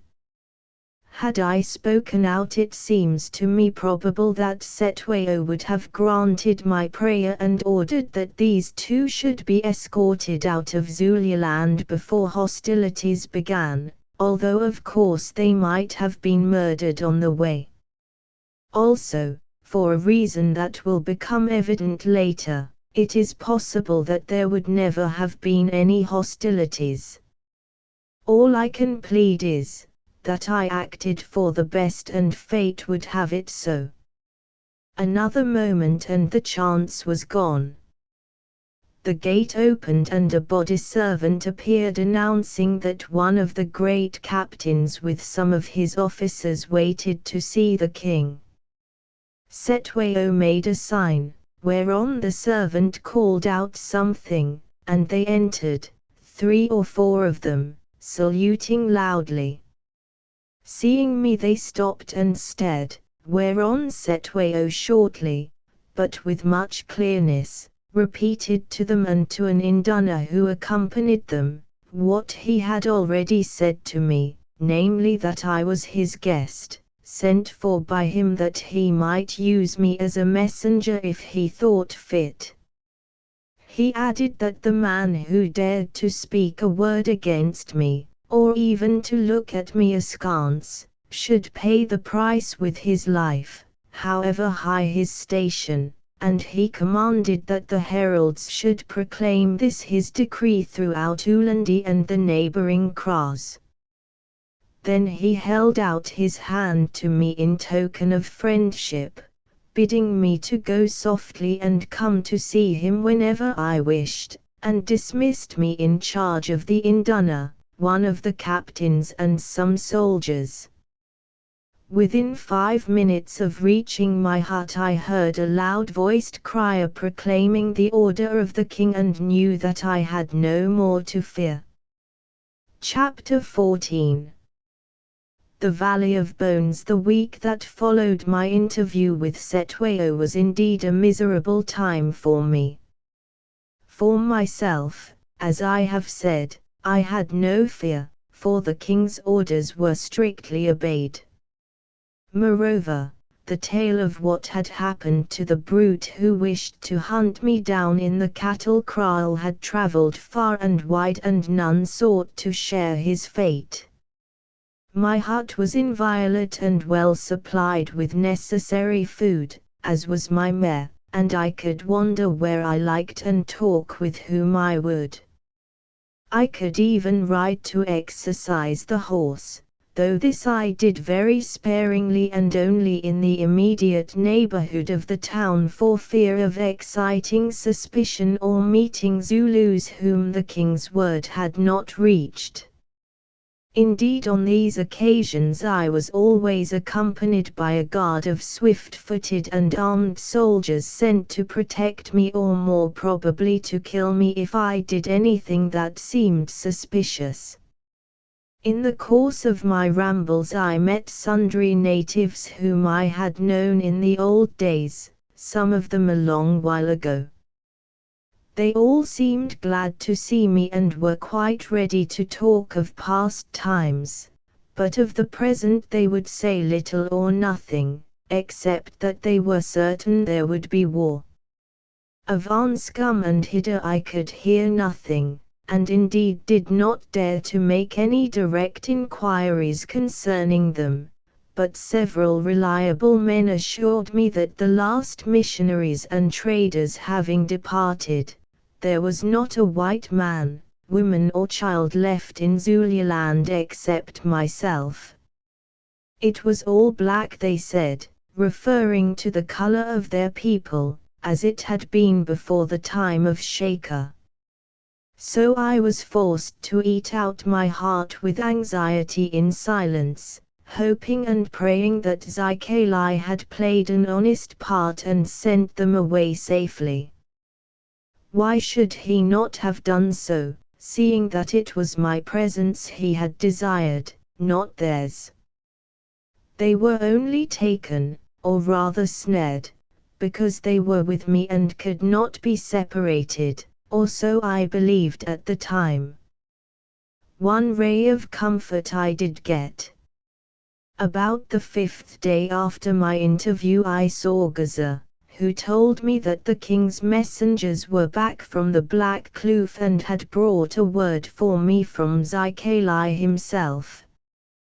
The word was, "Bid Gaza say to Macumazan that I was sorry not to see him to say goodbye, because that morning I slept heavily. Bid him say that I am glad he has seen the king, since for this purpose I sought his presence in Zululand.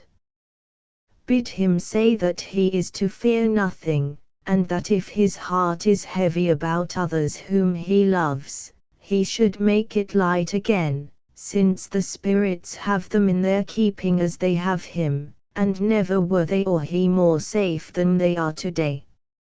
Now I looked at Gaza and asked if I could see this messenger. He replied, no, as he had already been dispatched upon another errand.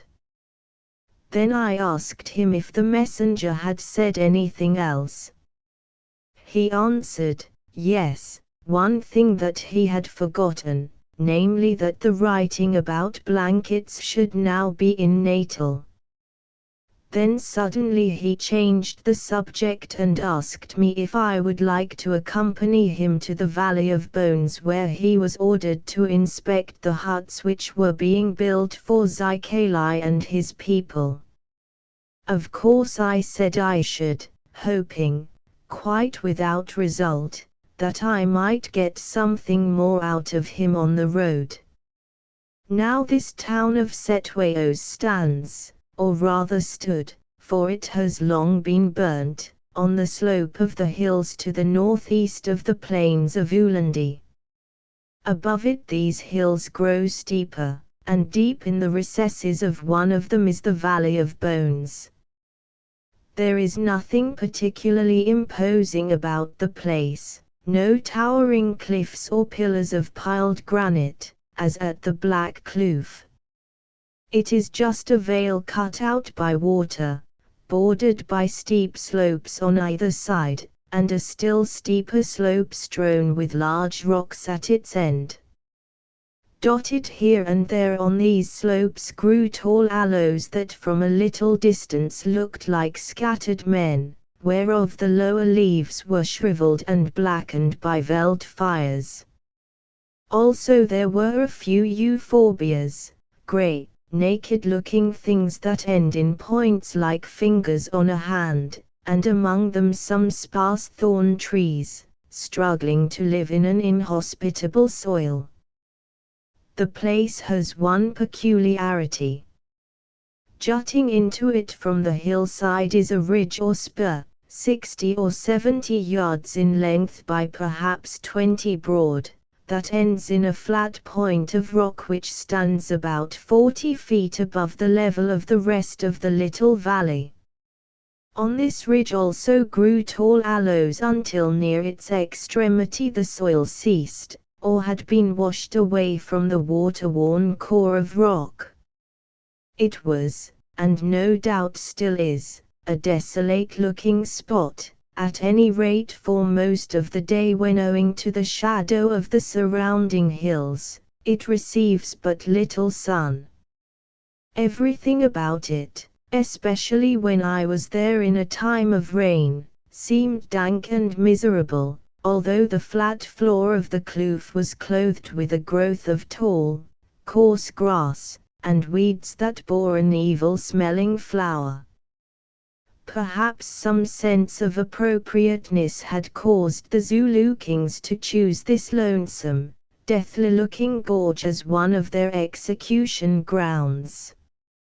At any rate many had been slain here, for skulls and the larger human bones, some of them black with age, lay all about among the grass, as they had been scattered by hyenas and jackals. They were particularly thick beneath and around the table-like rock that I have mentioned.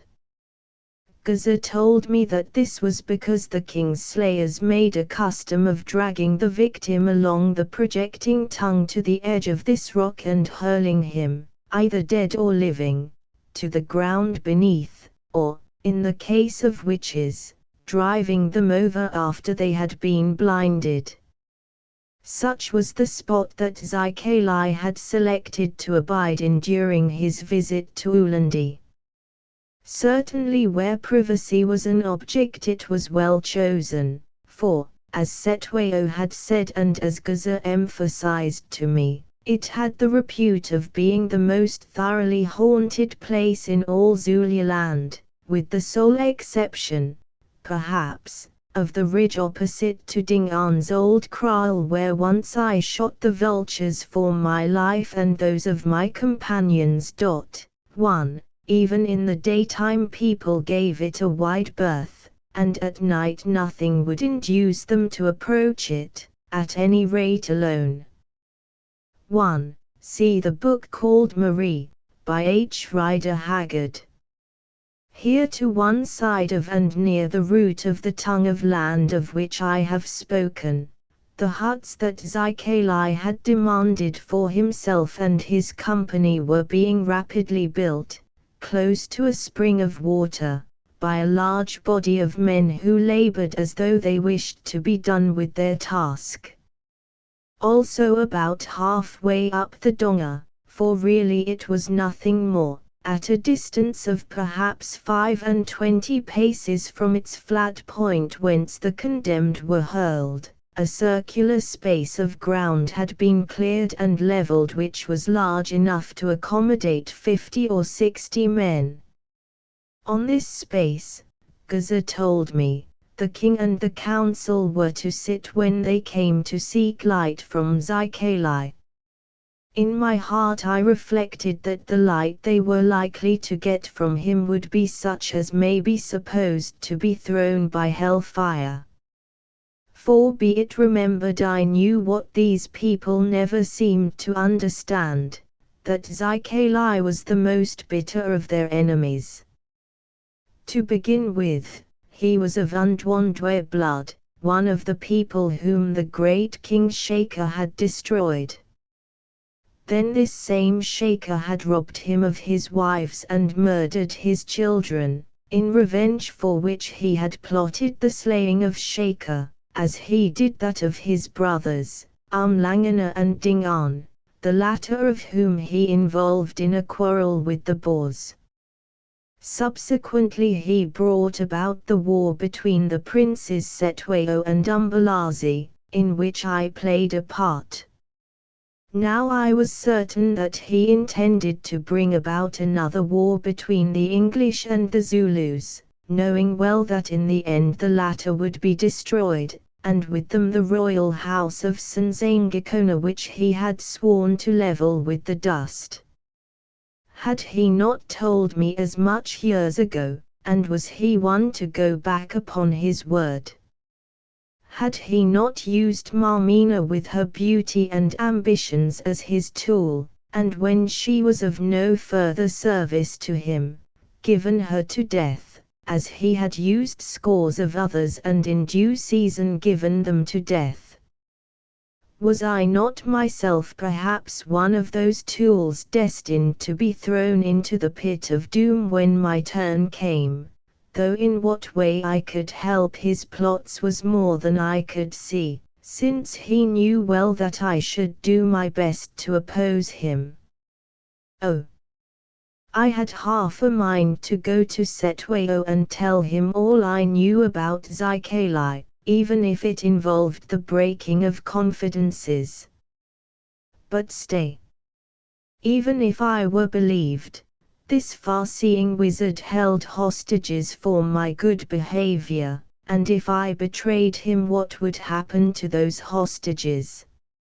He sent me messages saying that they were safe, suggesting that they had escaped to Natal. How was I to know that these were true? I was utterly bewildered. I could not guess why I had been beguiled into Zululand, and I dared not step either this way or that for fear lest I should fall into some pit dug by his cunning hands and, what was worse, drag down others with me. Moreover, was this man quite human, or perhaps an emissary of Satan upon earth who had knowledge denied to other men and a certain mastery over the powers of ill? Again I could not say. His term of life seemed to be extraordinarily prolonged, though none knew how old exactly he might be. Also he had a wonderful knowledge of what was passing in the minds of others, and by his arts, as I had experienced only the other day, could summon up apparitions or illusions before their eyes. Further, he was aware of events which had happened at a distance and could send or read dreams, since otherwise how did Nam know what I had dreamt at Marnam's house? Lastly, he could foretell the future, as once he had done in my own case, prophesying that I should be injured by a buffalo with a split horn. Yet all of this might be nothing more than a mixture of keen observation, clever spying, trickery and mesmerism. I could not say which it was, nor can I with certainty to this hour. Such were the thoughts that passed through my mind as I walked back from the Vale of Bones by the side of the big-paunched gazelle, whom I caught eyeing me from time to time as a curious crow eyes any object that has attracted his attention. "Gazelle," I said at last, "do the Zulus really mean to fight the English?" He turned and pointed to a spot where the hills ran down into the great plain. Here 2 regiments were maneuvering. One of these held the slopes of the hill and the other was attacking them from the plain, so fiercely that at a distance their onslaught looked like that of actual warfare. "That looks like fighting, does it not, Macumazahn?" he replied.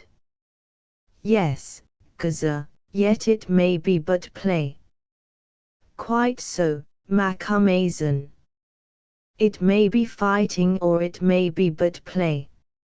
Am I a prophet that I should be able to say which it is? Of that there is but one man in Zululand who knows the truth. It is he for whom the new huts are being built up yonder." "You think he really knows, Gaza?" "No, Macumazahn, I do not think, I am sure. He is the greatest of all wizards, as he was when my father held on to his mother's apron. He pulls the strings and the great ones of the country dance. If he wishes war, there will be war. If he wishes peace, there will be peace. And which does he wish, Gaza?" "I thought perhaps you could tell me that, Macumazahn, who, he says, are such an old friend of his, also why he chooses to sojourn in a dark hole among the dead instead of in the sunshine among the living, here at Ulandi." "Well, I cannot, Gaza, since the opener of roads does not open his heart to me but keeps his secrets to himself. For the rest, those who talk with the dead may prefer to dwell among the dead." "Now as always you speak truth, Macumazahn," said Gaza, looking at me in a way which suggested to me that he believed I spoke anything but the truth. Indeed I am convinced he thought that I was in the council of Zikali and acquainted with his plans. Also I am sure he knew that I had not come to Zululand alone. The incident of the blankets, which I had promised to him a bribe to keep silence, showed it, and suspected that my companions were parties to some plot together with myself. And yet at the time I could not be quite sure, and therefore dared not ask anything concerning them lest thus I should reveal their existence and bring them to death. As a matter of fact I need not have been anxious on this point, since if Gaza, who I may state, was a kind of secret service officer as well as a head messenger, knew, as I think probable, he had been commanded by Zikali to hold his tongue under penalty of a curse. Perhaps the same was true of the soldiers who had come with him to take me to Ulandi. The hint of Zikali was as powerful as the word of the king, since they, like thousands of others, believed that whereas Setwayo could kill them, Zikali, like Satan, could blast their spirits as well as their bodies. But how was I to guess all these things at that time? During the next 2 days nothing happened, though I heard that there had been one if not 2 meetings of the council at the king's house during which the position of affairs was discussed. Setwayo I did not see, although twice he sent messengers to me bringing gifts of food, who were charged to inquire whether I was well and happy and if any had offered me hurt or insult. To these I answered that I was well and unmolested but not happy, who grew lonesome, being but a solitary white man among so many thousands of the Zulus. On the third morning, that of the day of the full moon, Gaza came and informed me that Zykalai had arrived at the Valley of Bones before dawn. I asked him how he, who was so old and feeble, had walked so far. He answered that he had not walked, or so he understood, but had been carried in a litter, or rather in 2 litters, one for himself and one for his spirit. This staggered me even where Zykalai was concerned, and I inquired what on earth Gaza meant. Macumazan, how can I tell you who only know what I myself am told, he exclaimed. Such is the report that the opener of roads has made himself by messengers to the king. None have seen him, for he journeys only in the night. Moreover, when Zykalai passes all men are blind and even women's tongues grow dumb. Perchance by his spirit he means his medicine or the witch doctoress, Nam, whom folks say he created, since none have seen her father or her mother, or heard who begat her, or perchance his snake is hid behind the mats of the second litter, if in truth there was one. It may be so, I said, feeling that it was useless to pursue the matter. Now, Gaza, I would see Zykalai and at once. That cannot be, Macumazan, since he has given out that he will see no one, who rests after his journey, and the king has issued orders that any who attempt to approach the Valley of Bones shall die, even if they be of the royal blood. Yes, if so much as a dog dares to draw near that place, it must die. The soldiers who ring it round have killed one already, so strict are the orders, also a boy who went towards it searching for a calf, which I think a bad omen. Then I will send a message to him, I persisted. Do so, mocked Gaza. Look, yonder sails a vulture. Ask it to take your message, for nothing else will. Be not foolish, Macumazan, but have patience, for tonight you shall see the opener of roads when he attends the council of the king in the Valley of Bones. This is the order of the king, that at the rising of the moon I lead you thither, so that you may be present at the council in case he wishes to ask you any questions about the white people or to give you any message to the government in Natal. Therefore at sunset I will come for you. Till then, farewell. I have business that cannot wait.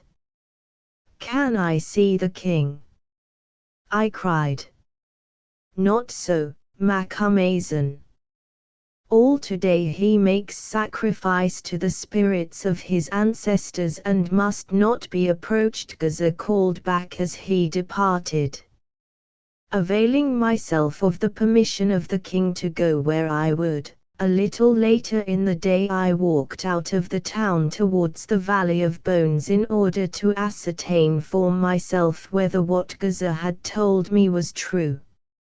So it proved, for about 300 yards from the mouth of the valley, which at that distance looked like a black hole in the hills, I found soldiers stationed about 10 paces apart in a great circle which ran right up the hillside and vanished over the crest. Strolling up to one of these, whose face I thought I knew, I asked him if he would let me pass to see my friend, the opener of roads. The man, who was something of a humorist, replied, "Certainly, if you wish, Macumazon. That is to say, I will let your spirit pass, but to do this, if you come one step nearer, I must first make a hole in you with my spear out of which it can fly." I thanked him for his information and gave him some snuff, which he took gratefully, being bored by his long vigil. Then I asked him how many people the great witch doctor had with him. He said he did not know, but he had seen a number of tall men come to the mouth of the donga to fetch food that had been placed there. Again I inquired if he had seen any women, whereon he replied none, Zykalai being, he understood, too old to trouble himself about the other sex. Just then an officer, making his rounds, came up and looked at me so sternly that I thought it well to retreat. Evidently there was no chance of getting through that line. On my way back I walked as near the fence of the king's house as I dared, and saw witch doctors passing in and out in their hideous official panoply. This told me that here also Gaza had spoken the truth. The king was performing magical ceremonies, which meant that it would be impossible to approach him. In every direction I met with failure. The fates were against me, it lay over me like a spell. Indeed, I grew superstitious and began to think that Zykalai had bewitched me, as he was said to have the power to do. Well, perhaps he had, for the mere fact of finding myself opposed by this persistent wall of difficulties and silence convinced me that there was something behind it to be learned. I went back very dejected to my hut and talked to my mare which whinnied and rubbed its nose against me, for although it was well fed and looked after, the poor beast seemed as lonely as I was myself. No wonder, since like myself it was separated from all its kind and weary of inaction. After this I ate and smoked and finally dozed, no more, for whenever I tried to go to sleep I thought that I heard Zykalai laughing at me, as mayhap he was doing yonder in his hut. At length that wearisome day drew towards its end. The sun began to sink, a huge red ball of fire, now and again veiled by clouds, for the sky was stormy. Its fierce rays, striking upon other clouds, peopled the enormous heavens with fantastic shapes of light which were thickest over the hills wherein was the Valley of Bones. To my strained mind these clouds looked like battling armies, figures of flame warring against figures of darkness. The darkness won, no, the light broke out again and conquered it. And see, there above them both squatted a strange black presence crowned with fire. It might have been that of Zykalai magnified 10,000 times, and hark! It laughed with the low reverberating voice of distant thunder. Suddenly I felt that I was no longer alone and looking round, saw Gaza at my side. "What do you see up there, Macumazon, that you stare so hard?" he asked, pointing at the sky with his stick. "Impis fighting," I answered briefly. "Then you must be a heaven doctor, Macumazon, for I only see black and red clouds." "Well, it is time to go to learn whether or no the Impis will fight, for Zykalai awaits us and the council has started already. By the way, the king says that you will do well to put your pistol in your pocket in case any should seek to harm you in the dark. It is there. But, Gaza, I pray you to protect me, since in the dark bullets fly wide, and if I began to shoot, one might hit you, Gaza. He smiled, making no answer, but I noticed that during the rest of that night he was careful to keep behind me as much as possible. Our way led us through the town where everybody seemed to be standing about doing nothing and speaking very little. There was a curious air of expectancy upon their faces. They knew that the crisis was at hand, that their nation's fate hung upon the scales, and they watched my every look and movement as though in them they expected to read an omen. I too watched them out of the corners of my eyes, wondering whether I should escape from their savage company alive. If once the bloodlust broke out among them, it seemed to me that I should have about as much chance as a chopped fox among a pack of hungry hounds. Once out of the town we saw no one until we came to the circle of guards which I have already mentioned, who stood there like an endless line of black statues. In answer to their challenge, Gaza gave some complicated password in which my name occurred, whereon they opened out and let us through. Then we marched on to the mouth of the kloof. The place was very dark, for now the sun was down in the west and the moon in the east was cut off from us by the hills and would not be visible here for half an hour or more. Presently I saw a spot of light. It was a small fire burning near the tongue of rock which I have described. At a distance, in front of the fire on the patch of prepared ground, squatted a number of men, between 20 and 30 of them, in a semicircle. They were wrapped up in karosses and blankets, and in their center sat a large figure on a chair of wood. The king and the great council whispered Gaza. One of them looked round and saw us. At some sign from the king he rose, and against the fire I saw that he was the Prime Minister, Umnyamana. He came to me and, with a nod of recognition, conducted me some paces to the right where a euphorbia tree grew among the rank herbage.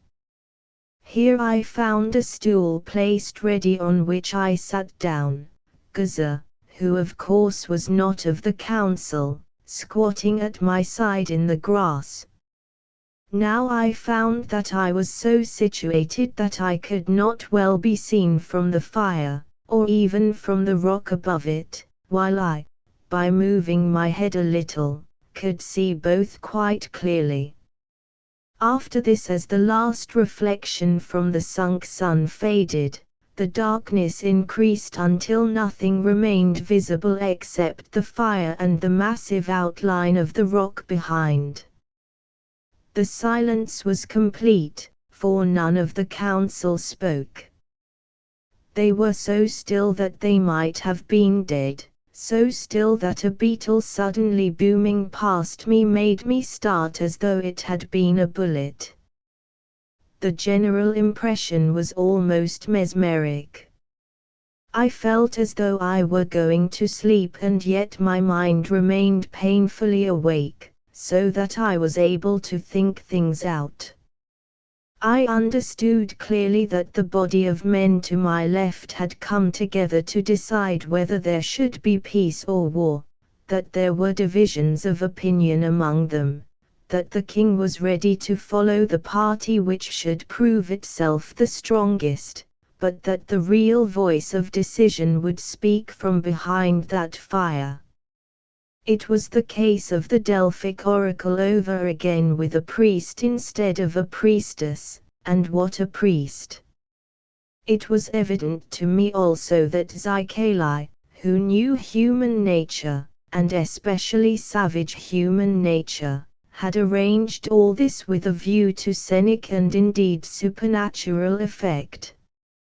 Moreover, he had done it very well, since I knew myself that in this place and our words and occurrences would affect me deeply, at which I should have laughed in the sunlight and open plain. Already the Zulus were affected, for I could hear the teeth of some of them chattering, and Gaza began to shiver at my side. He muttered that it was cold, and lied, for the donga was extremely hot and stuffy. At length the silver radiance of the moon spread itself on the high curtain of the dark. Then the edge of her orb appeared above the hill, and an arrow of white light fell into the little valley. It struck upon and about the jutting rock, revealing a misshapen, white-headed figure squatted between its base and the fire, the figure of Zykalai. Chapter 15. The great council none had seen or heard him come, and though doubtless he had but crept round the rock and taken his place in the darkness, there appeared to be something mysterious about this sudden appearance of Zykalai. So the Zulu nobles thought, at any rate, for they uttered a low ow of fear and wonder. There he sat like a huge ape staring at the sky, for the firelight shone on his deep and burning eyes. The moonlight increased, but now and again it was broken by little clouds which caused strange shadows to appear about the rock. Some of these shadows looked as though veiled figures were approaching the wizard, bending over him and departing again, after giving him their message or counsel. "His spirits visit him," whispered Gaza, but I made no answer. This went on for quite a long time, until the full round of the moon appeared above the hill indeed, and, for the while, the clouds had cleared away. Still Zykalai sat silent, and I, who was acquainted with the habits of this people, knew that I was witnessing a conflict between two they considered to be respectively a spiritual and an earthly king. It is my belief that unless he were first addressed, Zykalai would have sat all night without opening his lips. Possibly Setwayo would have done the same if the impatience of public opinion had allowed him. At any rate it was he who gave way. Makosi, master of many spirits, on behalf of the council and the people of the Zulus, I, the king, greet you here in the place that you have chosen, said Setwayo. Zykalai made no answer. The silence went on as before, till at length, after a pause and some whispering, Setwayo repeated his salutation, adding, "Has age made you deaf, O opener of roads, that you cannot hear the voice of the king?" Then at last Zykalai answered in his low voice that yet seemed to fill all the kloof, "Nay, child of Sanzangakona, age has not made me deaf, but my spirit in these latter days floats far from my body. It is like a bladder filled with air that a child holds by a string, and before I can speak I must draw it from the heavens to earth again. What did you say about the place that I have chosen?" "Well, what better place could I choose, seeing that it was here in this very vale of bones that I met the first king of the Zulus, Shaker the wild beast, who was your uncle. Why then should I not choose it to meet the last king of the Zulus?" Now I, listening, knew at once that this saying might be understood in two ways, namely that Setwayo was the reigning king, or that he was the last king who would ever reign. But the council interpreted it in the latter and worse sense, for I saw a quiver of fear go through them. Why should I not choose it, went on Zykalai, seeing also that this place is holy to me. Here it was, O son of Panda, that Shaker brought my children to be killed and forced me, sitting where you sit, to watch their deaths. There on the rock above me they were killed, 4 of them, 3 sons and a daughter, and the slayers, they came to an evil end, those slayers, as did Shaker, laughed and cast them down from the rock before me. Yes, and Shaker laughed, and I too laughed, for had not the king the right to kill my children and to steal their mothers, and was I not glad that they should be taken from the world and gathered to that of spirits whence they always talk to me, yes, even now. That is why I did not hear you at first, king, because they were talking to me. He paused, turning one ear upwards, then continued in a new and tender voice, what is it you say to me, Noma, my dear little Noma? Oh! I hear you, I hear you. Now he shifted himself along the ground on his haunches some paces to the right, and began to search about, groping with his long fingers. Where, he muttered. Oh, I understand, further under the root, a jackal buried it, did it? Pa! How hard is this soil? Ah! I have it, but look, Noma, a stone has cut my finger. I have it, and from beneath the root of some fallen tree he drew out the skull of a child and, holding it in his right hand, softly rubbed the mold off it with his left. Yes, Noma, it might be yours, it is of the right size, but how can I be sure? What is it you say? The teeth. Ah! Now I remember. Only the day before you were taken I pulled out that front tooth, did I not, and beneath it was another that was strangely split in two. If this skull was yours, it will be there. Come to the fire, Noma, and let us look, the moonlight is faint, is it not? Back to the fire he shifted himself, and bending towards the blaze, made an examination. True, Noma, true. Here is the split tooth, white as when I saw it all those years ago. Oh!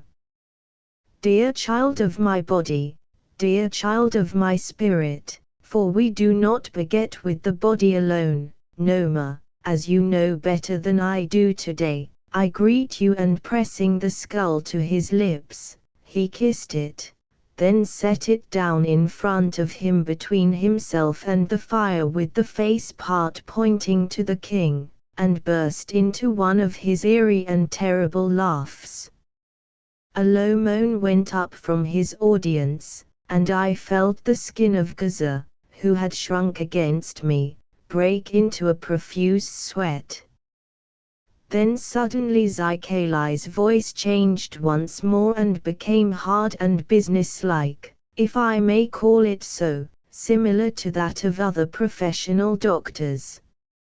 You have sent for me, O king, as those who went before you have sent when great things were about to happen.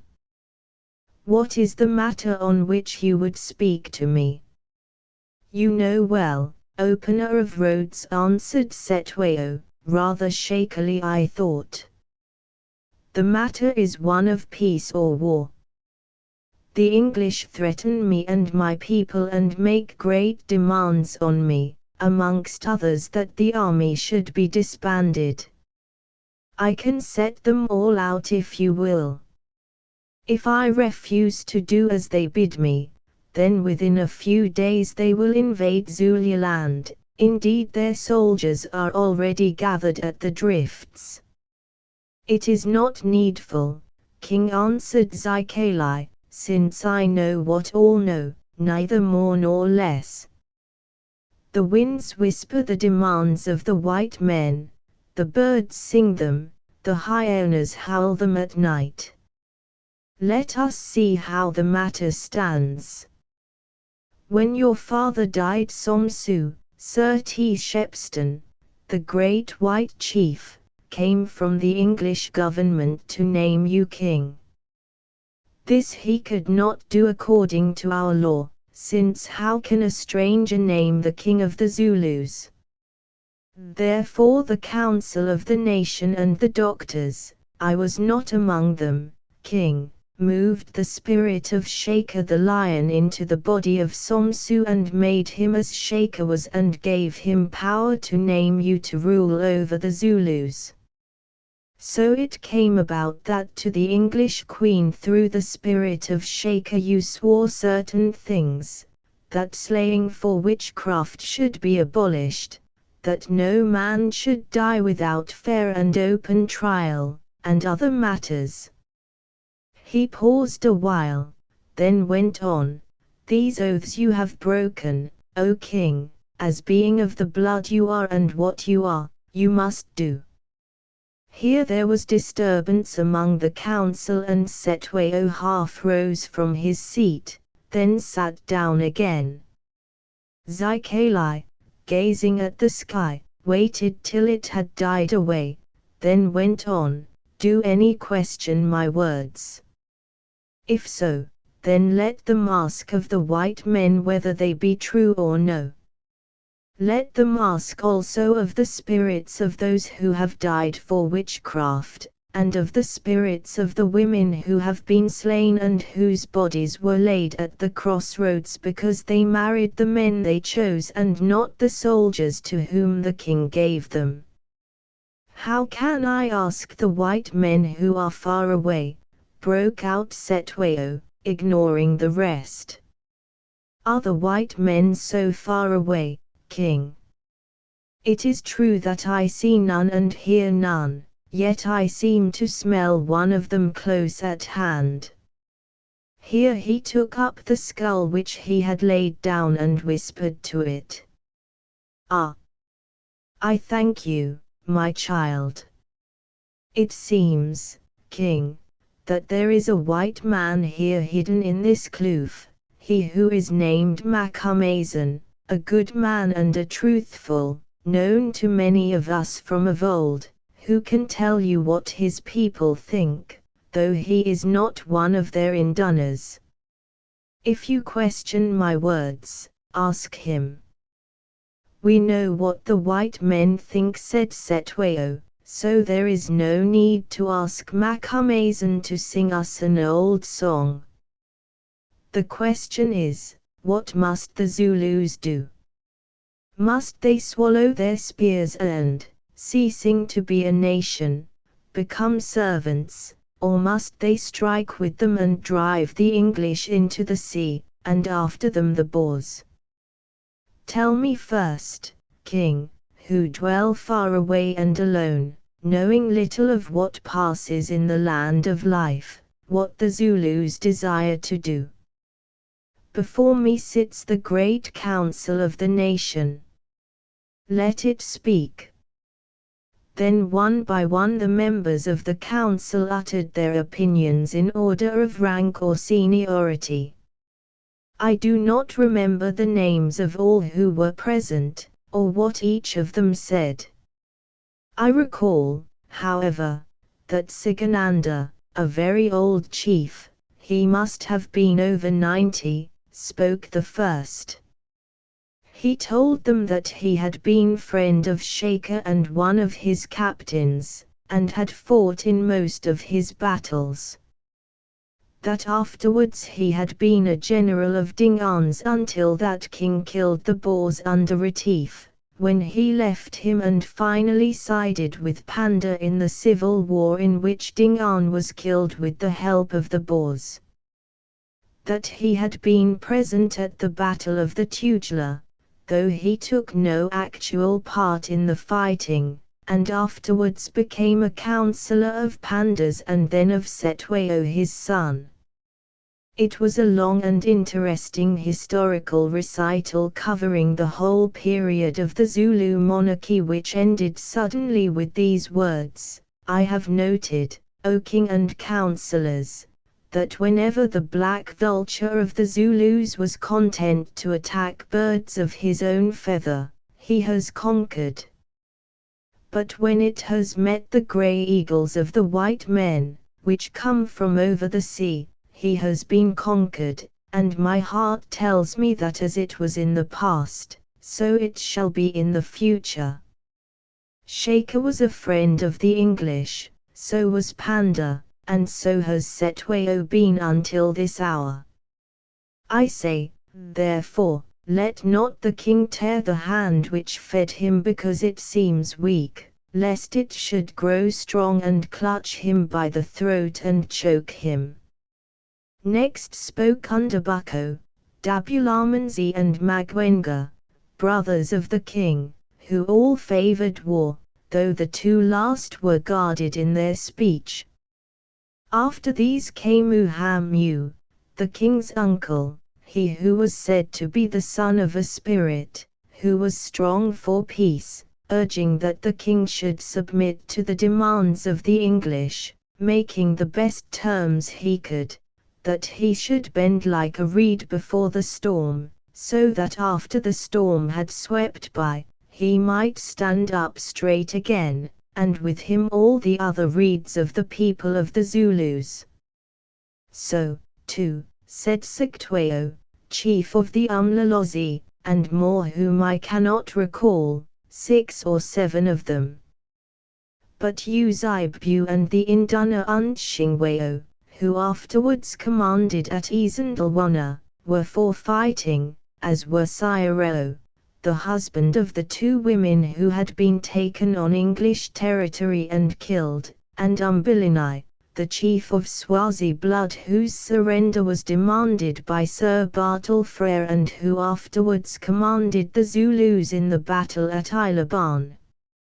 Last of all spoke the Prime Minister, Umnyamana, who declared fiercely that if the Zulu buffalo hid itself in the swamp like a timid calf when the white bull challenged it on the hills, the spirits of Shaker and all his forefathers would thrust its head into the mud and choke it. When all had finished, Cetwayo spoke, saying, "That is a bad counsel which has 2 voices. For to which of them must the captain listen when the impis of the foe gather in front of him? Here I have sat while the moon climbs high and counted, and what do I find? That 1/2 of you, men of wisdom and renown, say yes, and that the other 1/2 of you, men of wisdom and renown, say no. Which then is it to be, yes or no? Are we to fight the English, or are we to sit still?" "That is for the king to decide," said a voice. "See what it is to be a king," went on Cetwayo with passion. "If I declare for war and we win, shall I be greater than I am? If victory gives me more land, more subjects, more wives and more cattle, what is the use of these things to me who already have enough of all of them? And if defeat should take everything from me, even my life perhaps, then what shall I have gained? I will tell you, the curse of the Zulus upon my name from father to son forever.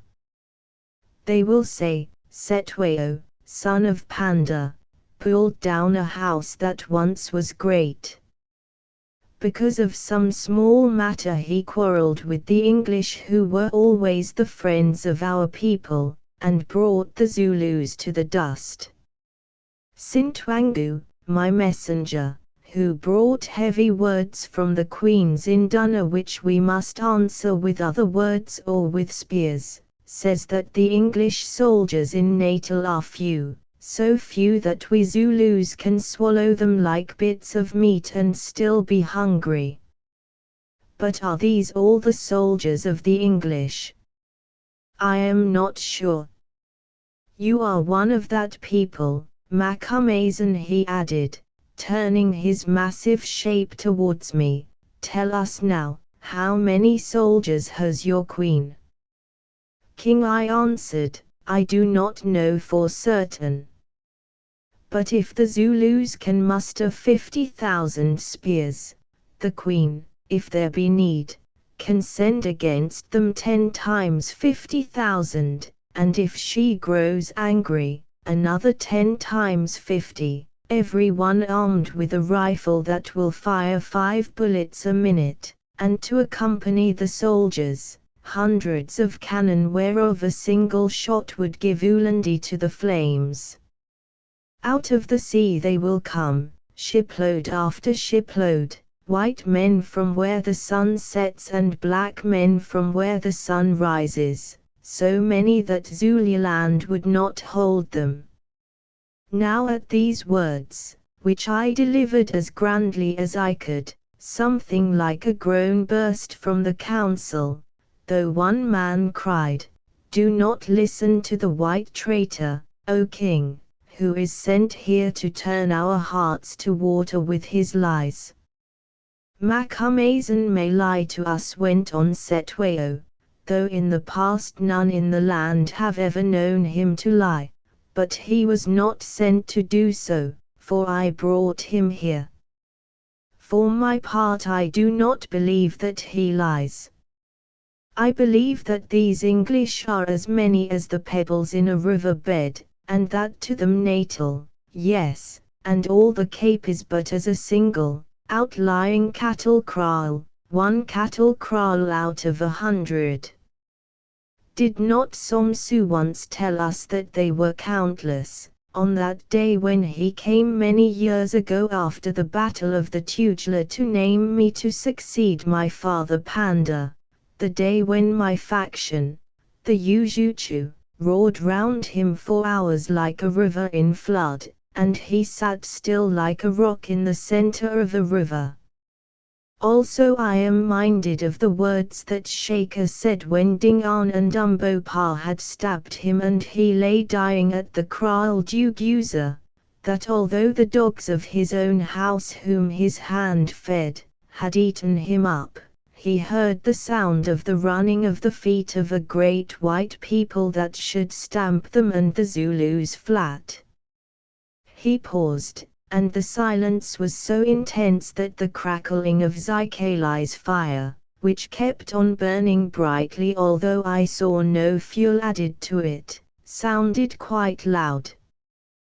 Presently it was broken, first by a dog near at hand, howling horribly at the moon, and next by the hooting of a great owl that flitted across the donga, the shadow of its wide wings falling for a moment on the king.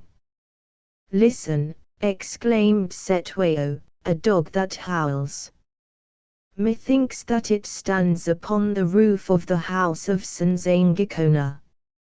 And an owl that hoots. Methinks that owl has its nest in the world of spirits.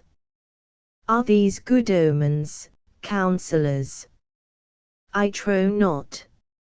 I say that I will not decide this matter of peace or war.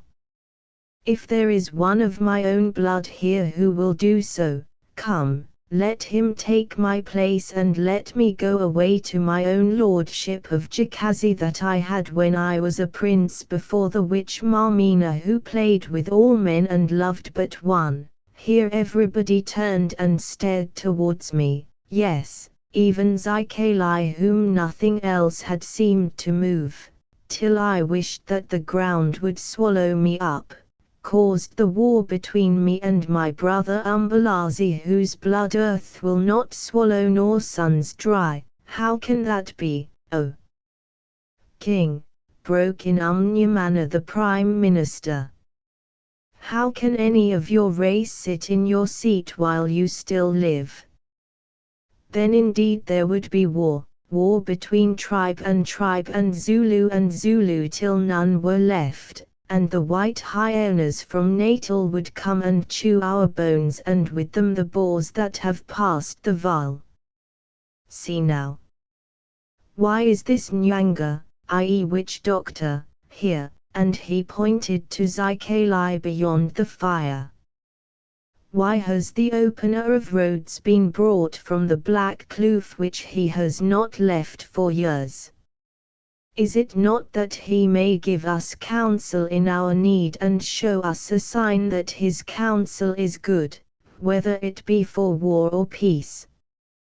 Then when he has made divination and given the counsel and shown the sign, then, O king, do you speak the word of war or peace, and send it to the queen by yonder white man, and by that word we, the people, will abide. At this suggestion, which I had no doubt was made by some secret agreement between Umnyamana and Zikali, Setwayo seemed to grasp.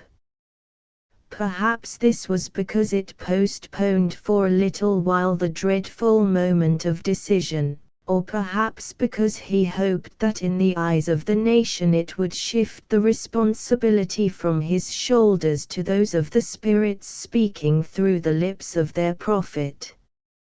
At any rate he nodded and answered, "It is so. Let the opener of roads open us a road through the forests and the swamps and the rocks of doubt, danger and fear. Let him give us a sign that it is a good road on which we may safely travel, and let him tell us whether I shall live to walk that road and what I shall meet thereon. I promise him in return the greatest fee that ever yet was paid to a doctor in Zululand." Now Zikali lifted his big head, shook his grey locks, and opening his wide mouth as though he expected manna to fall into it from the sky, he laughed out loud. "Oh ho ho," he laughed, "ah ho ho ho oh, it is worthwhile to have lived so long when life has brought me to such an hour as this. What is it that my ears hear? That I, the Indwan dwarf, I whom Shaker named the thing that never should have been born, I, one of the race conquered and despised by the Zulus, am here to speak a word which the Zulus dare not utter, which the king of the Zulus dares not utter. Oh ho ho ho! And what does the king offer to me? A fee, a great fee for the word that shall paint the Zulus red with blood or white with the slime of shame. Nay, I take no fee that is the price of blood or shame. Before I speak that word unknown, for as yet my heart has not heard it, and what the heart has not heard the lips cannot shape, I ask but one thing. It is an oath that whatever follows on the word, while there is a Zulu left living in the world, I, the voice of the spirits, shall be safe from hurt or from reproach, I and those of my house and those over whom I throw my blanket, be they black or be they white. That is my fee, without which I am silent." Eyes were. "We hear you." "We swear it on behalf of the people," said every councillor in the semicircle in front of him. "Yes, and the king said it also, stretching out his hand." "Good," said Zikali, "it is an oath, it is an oath, sworn here upon the bones of the dead. Evildoers you call them, but I say to you that many of those who sit before me have more evil in their hearts than had those dead.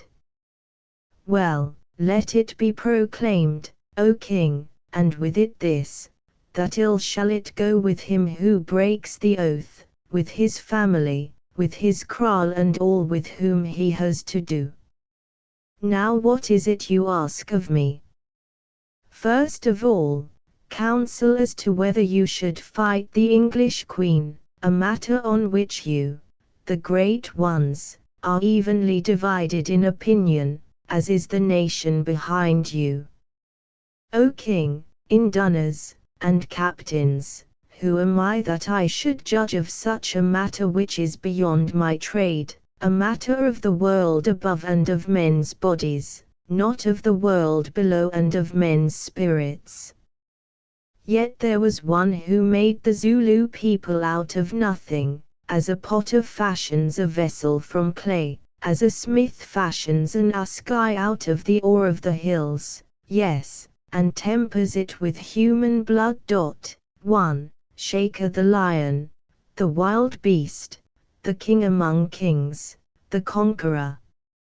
I knew Shaker as I knew his father, yes, and his father. Others still living knew him also, say you, Sigananda there for instance, and he pointed to the old chief who had spoken first. Yes, Sigananda knew him as a boy knows a great man, as a soldier knows a general. But I knew his heart, I shaped his heart, I was its thought. Had it not been for me he would never have been great. Then he wronged me. Here Zikali took up the skull which he said was that of his daughter, and stroked it, and I left him. 1. The old Zulu smiths dipped their choicest blades in the blood of men. Aq he was not wise, he should have killed one whom he had wronged.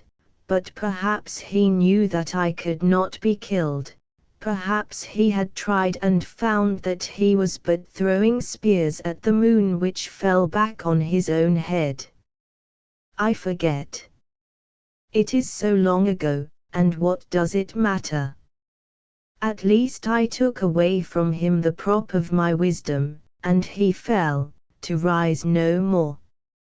And so it has been with others. So it has been with others. Yet while he was great I knew his heart who lived in his heart, and therefore I ask myself, had he been sitting where the king sits today, what would Shaker have done? I will tell you. If not only the English but the Boers also, and with them the Pondos, the Basutos and all the tribes of Africa had threatened him, he would have fought them, yes, and set his heel upon their necks. Therefore, although I give no counsel upon such a matter, I say to you that the counsel of Shaker is, fight, and conquer. Hearken to it or pass it by, I care not which. He paused, and a loud howl of wonder and admiration rose from his audience. Myself I nearly joined in it, for I thought this one of the cleverest bits of statecraft that ever I had heard of or seen. The old wizard had taken no responsibility and given no answer to the demand for advice. All this he had thrust onto the shoulders of a dead man, and that man one whose name was magical to every Zulu, the king whose memory they adored, the great general who had gorged them with victory and power. Speaking as Shaker, after a long period of peace, he urged them once more to lift their spears and know the joys of triumph, thereby making themselves the greatest nation in southern Africa. From the moment I heard this cunning appeal, I know what the end would be. All the rest was but of minor and semi-personal interest.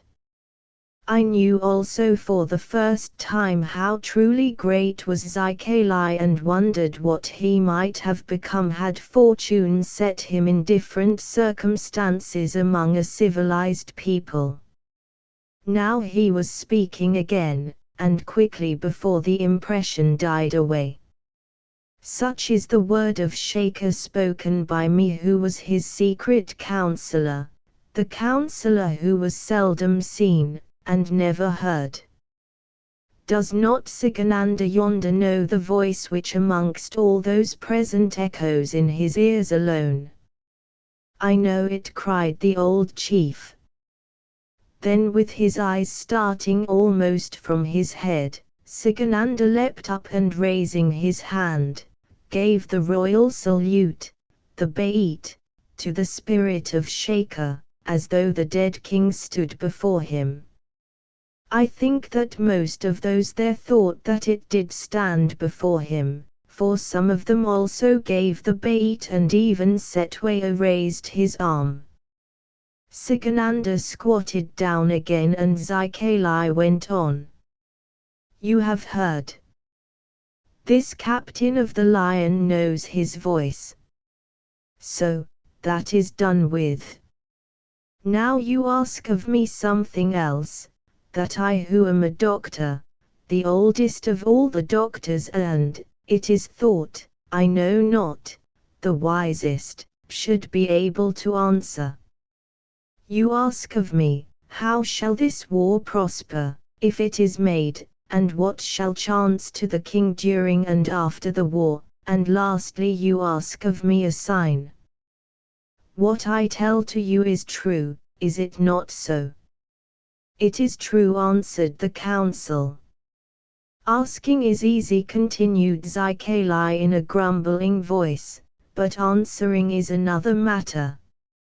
How can I answer without preparation, without the needful medicines also that I have not with me, who did not know what would be sought of me, who thought that my opinion was desired and no more?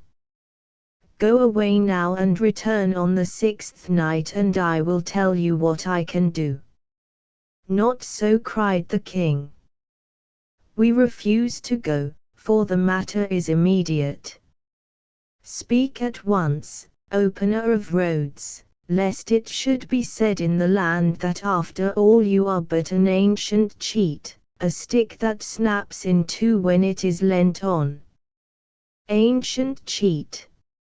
I remember that is what Macumazan yonder once told me I am, though afterwards, perhaps he was right, for who in his heart knows whether or not he be a cheat who deceives himself and through himself others. A stick that snaps in two when it is leant on. Some have thought me so and some have thought otherwise.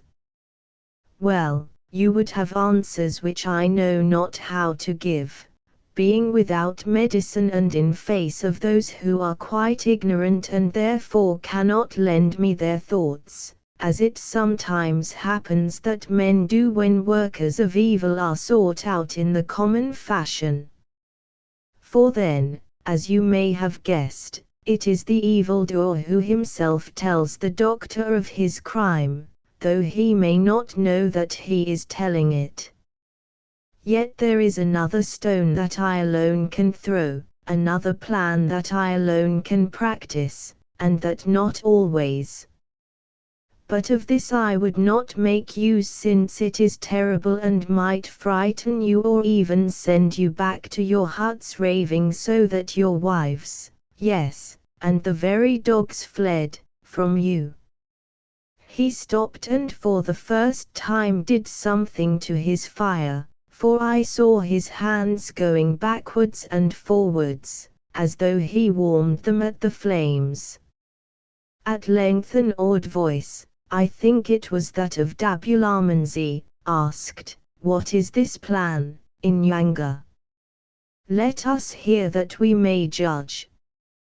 The plan of calling one from the dead and hearkening to the voice of the dead. Is it your desire that I should draw water from this fount of wisdom, O king and counsellors? Chapter 16.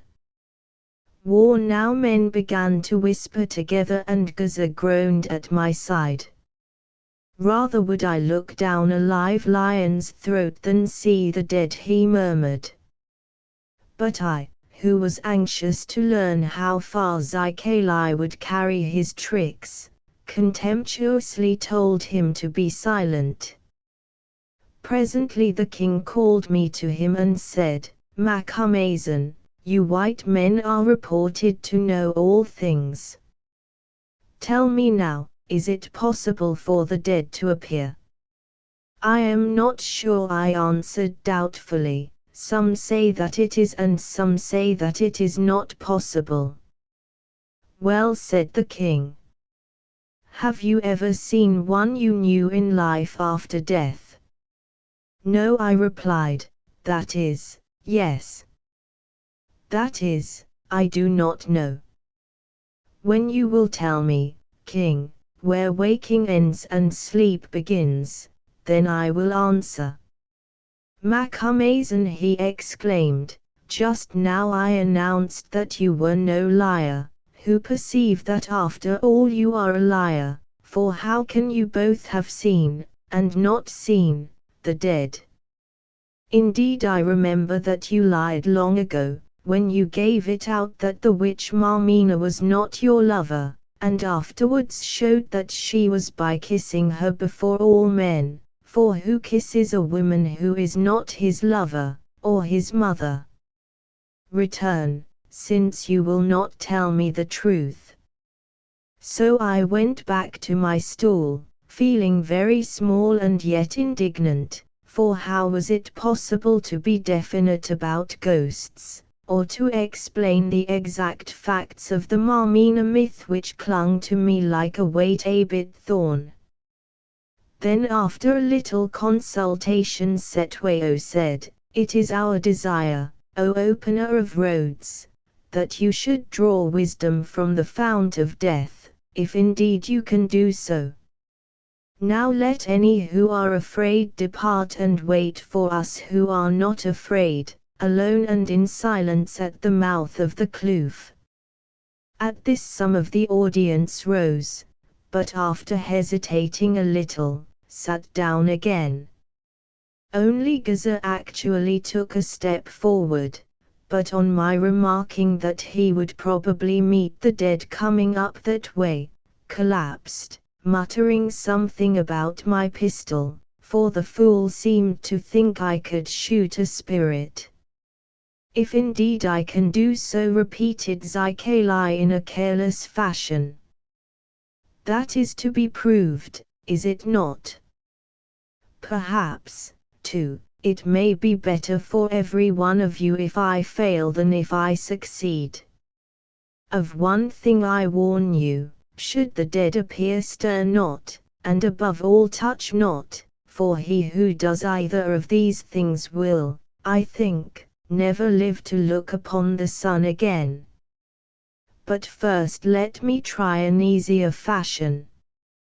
Then once again he took up the skull that he said had been his daughter's, and whispered to it, only to lay it down presently. "It will not serve," he said with a sigh and shaking his locks. "Noma tells me that she died a child, one who had no knowledge of war or matters of policy, and that in all these things of the world she still remains a child. She says that I must seek someone who thought much of them, one, too, who still lives in the heart of a man who is present here, if that be possible, since from such a heart alone can the strength be drawn to enable the dead to appear and speak. Now let there be silence, let there be silence, and woe to him that breaks it." Silence there was indeed, and in it Zikali crouched himself down till his head almost rested on his knee, and seemed to go to sleep. He awoke again and chanted for half a minute or so in some language I could not understand. Then voices began to answer him, as it seemed to me from all over the kloof, also from the sky or rock above. Whether the effect was produced by ventriloquism or whether he had confederates posted at various points, I do not know. At any rate, this lord of multitudes of spirits seemed to be engaged in conversation with some of them.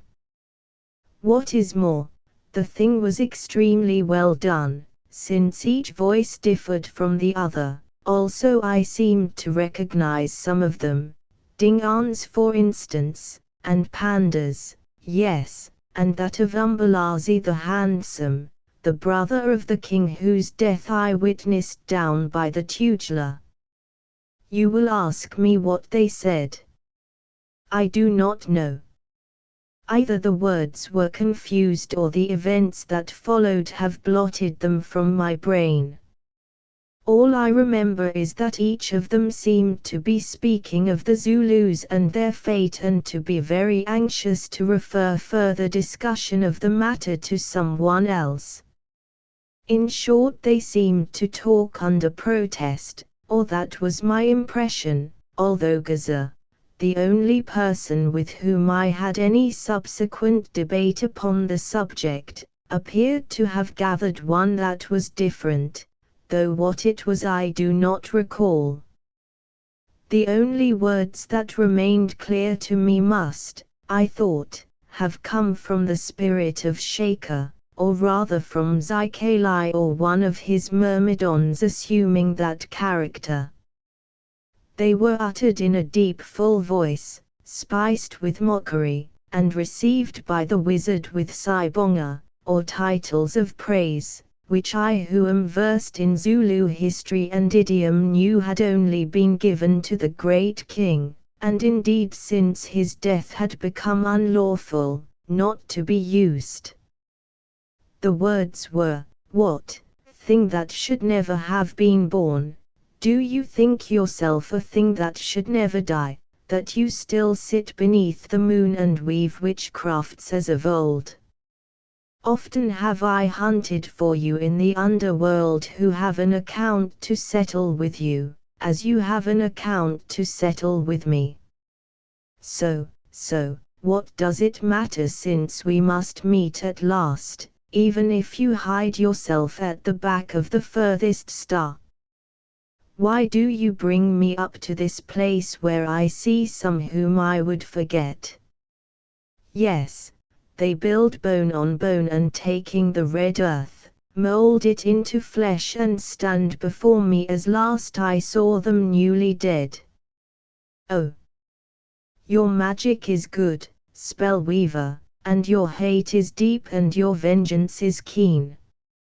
No, I have nothing to tell you today, who rule a greater people than the Zulus in another land. Who are these little men who sit before you? One of them has a look of Dingaan, my brother who slew me, yes, and wears his armlet. Is he the king? Answer not, for I do not care to know. Surely yonder withered thing is Sigananda. I know his eye and the Iziku on his breast. Yes, I gave it to him after the great battle with Zwede in which he killed 5 men. Does he remember it, I wonder?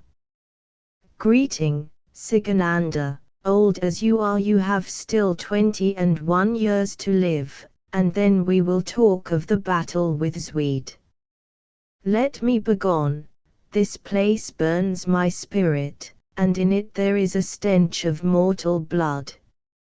Farewell, O conqueror. These were the words that I thought I heard Shaker say, though I dare say that I dreamt them. Indeed, had it been otherwise, I mean had they really been spoken by Zykalai, there would surely have been more in them, something that might have served his purpose, not mere talk which had all the inconsequence of a dream. Also no one else seemed to pay any particular attention to them, though this may have been because so many voices were sounding from different places at once, for as I have said, Zykalai arranged his performance very well as any medium could have done on a prepared stage in London. In a moment, as though at a signal, the voices died away. Then other things happened. To begin with, I felt very faint, as though all the strength were being taken out of me. Some queer fancy got a hold of me. I don't quite know what it was, but it had to do with the Bible story of Adam when he fell asleep and a rib was removed from him and made into a woman. I reflected that I felt as Adam must have done when he came out of his trance after this terrific operation, very weak and empty. Also, as it chanced, presently I saw Eve, or rather a woman. Looking at the fire in a kind of disembodied way, I perceived that dense smoke was rising from it, which smoke spread itself out like a fan. It thinned by degrees, and through the veil of smoke I perceived something else, namely, a woman very like one whom once I had known. There she stood, lightly clad enough, her fingers playing with the blue beads of her necklace, an inscrutable smile upon her face and her large eyes fixed on nothingness. Oh! Heaven, I knew her, or rather thought I did at the moment, for now I am almost sure that it was dressed, or undressed, for the part. That knowledge came with reflection, but then I could have sworn, being deceived by the uncertain light, that the long-dead Marmina stood before us as she had seemed to stand before me in the hut of Zycali, radiating a kind of supernatural life and beauty. A little wind arose, shaking the dry leaves of the aloes in the kloof. I thought it whispered, "Hail, Marmina." Some of the older men, too, among them a few who had seen her die, in trembling voices murmured, "It is Marmina," whereon Zycali scowled at them and they grew silent. As for the figure, it stood there patient and unmoved, like one who has all time at its disposal, playing with the blue beads. I heard them tinkle against each other, which proves that it was human, for how could a wraith cause beads to tinkle, although it is true that Christmas story ghosts are said to clank their chains. Her eyes roved idly and without interest over the semicircle of terrified men before her. Then by degrees they fixed themselves upon the tree behind which I was crouching, whereon Gaza sank paralyzed to the ground. She contemplated this tree for a while that seemed to me interminable. It reminded me of a setter pointing game it winded but could not see, for her whole frame grew intent and alert. She ceased playing with the beads and stretched out her slender hand towards me. Her lips moved.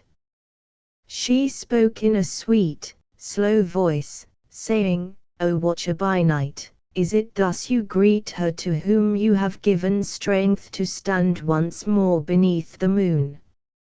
Come hither and tell me, have you no kiss for one from whom you parted with a kiss?" I heard.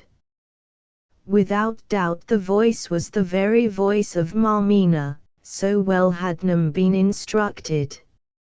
Still I determined not to obey it, who would not be made a public laughing-stock for a second time in my life. Also I confess this jesting with the dead seemed to me somewhat unholy, and not on any account would I take a part in it. All the company turned and stared at me, even Gaza lifted his head and stared, but I sat still and contemplated the beauties of the night. "If it is the spirit of Marmina, he will come," whispered Setwayo to Umnyamana. "Yes, yes," answered the Prime Minister, "for the rope of his love will draw him. He who has once kissed Marmina, must kiss her again when she asks." Hearing this I grew furiously indignant and was about to break into explanations, when to my horror I found myself rising from that stool. I tried to cling to it, but, as it only came into the air with me, let it go. "Hold me, Gaza," I muttered, and he like a good fellow clutched me by the ankle, whereon I promptly kicked him in the mouth. At least my foot kicked him, not my will. Now I was walking towards that shape, shadow or woman, like a man in his sleep, and as I came she stretched out her arms and smiled, oh, as sweetly as an angel, though I felt quite sure that she was nothing of the sort. Now I stood opposite to her alongside the fire of which the smoke smelled like roses at the dawn, and she seemed to bend towards me. With shame and humiliation I perceived that in another moment those arms would be about me. But somehow they never touched me. I lost sight of them in the rose-scented smoke. Only the sweet, slow voice which I could have sworn was that of Marmina, murmured in my ear, well, words known to her and me alone that I had never breathed to any living being, though of course I am aware now that they must also have been known to somebody else. "Do you doubt me any longer?" went on the murmuring. "Say, am I numb now? Or am I in truth that Marmina, whose kiss thrills your lips and soul? Hearken, Macumazon, for the time is short. In the rout of the great battle that shall be, do not fly with the white men, but set your face towards Ulandi. One who was your friend will guard you, and whoever dies, no harm shall come to you now that the fire which burns in my heart has set all Zululand aflame. Hearken once more. Hans, the little yellow man who was named Light in Darkness, he who died among the Kenda people, sends you salutations and gives you praise. He bids me tell you that now of his own accord he renders to me, Marmina, the royal salute, because royal I must ever be, because also he and I who are so far apart are yet one in the love that is our life. The smoke blew into my face, causing me to reel back. Setwayo caught me by the arm, saying, "Tell us, are the lips of the dead witch warm or cold?" "I do not know," I groaned, "for I never touched her." "How he lies! Oh, how he lies even about what our eyes saw," said Setwayo reflectively as I blundered past him back to my seat, on which I sank half swooning.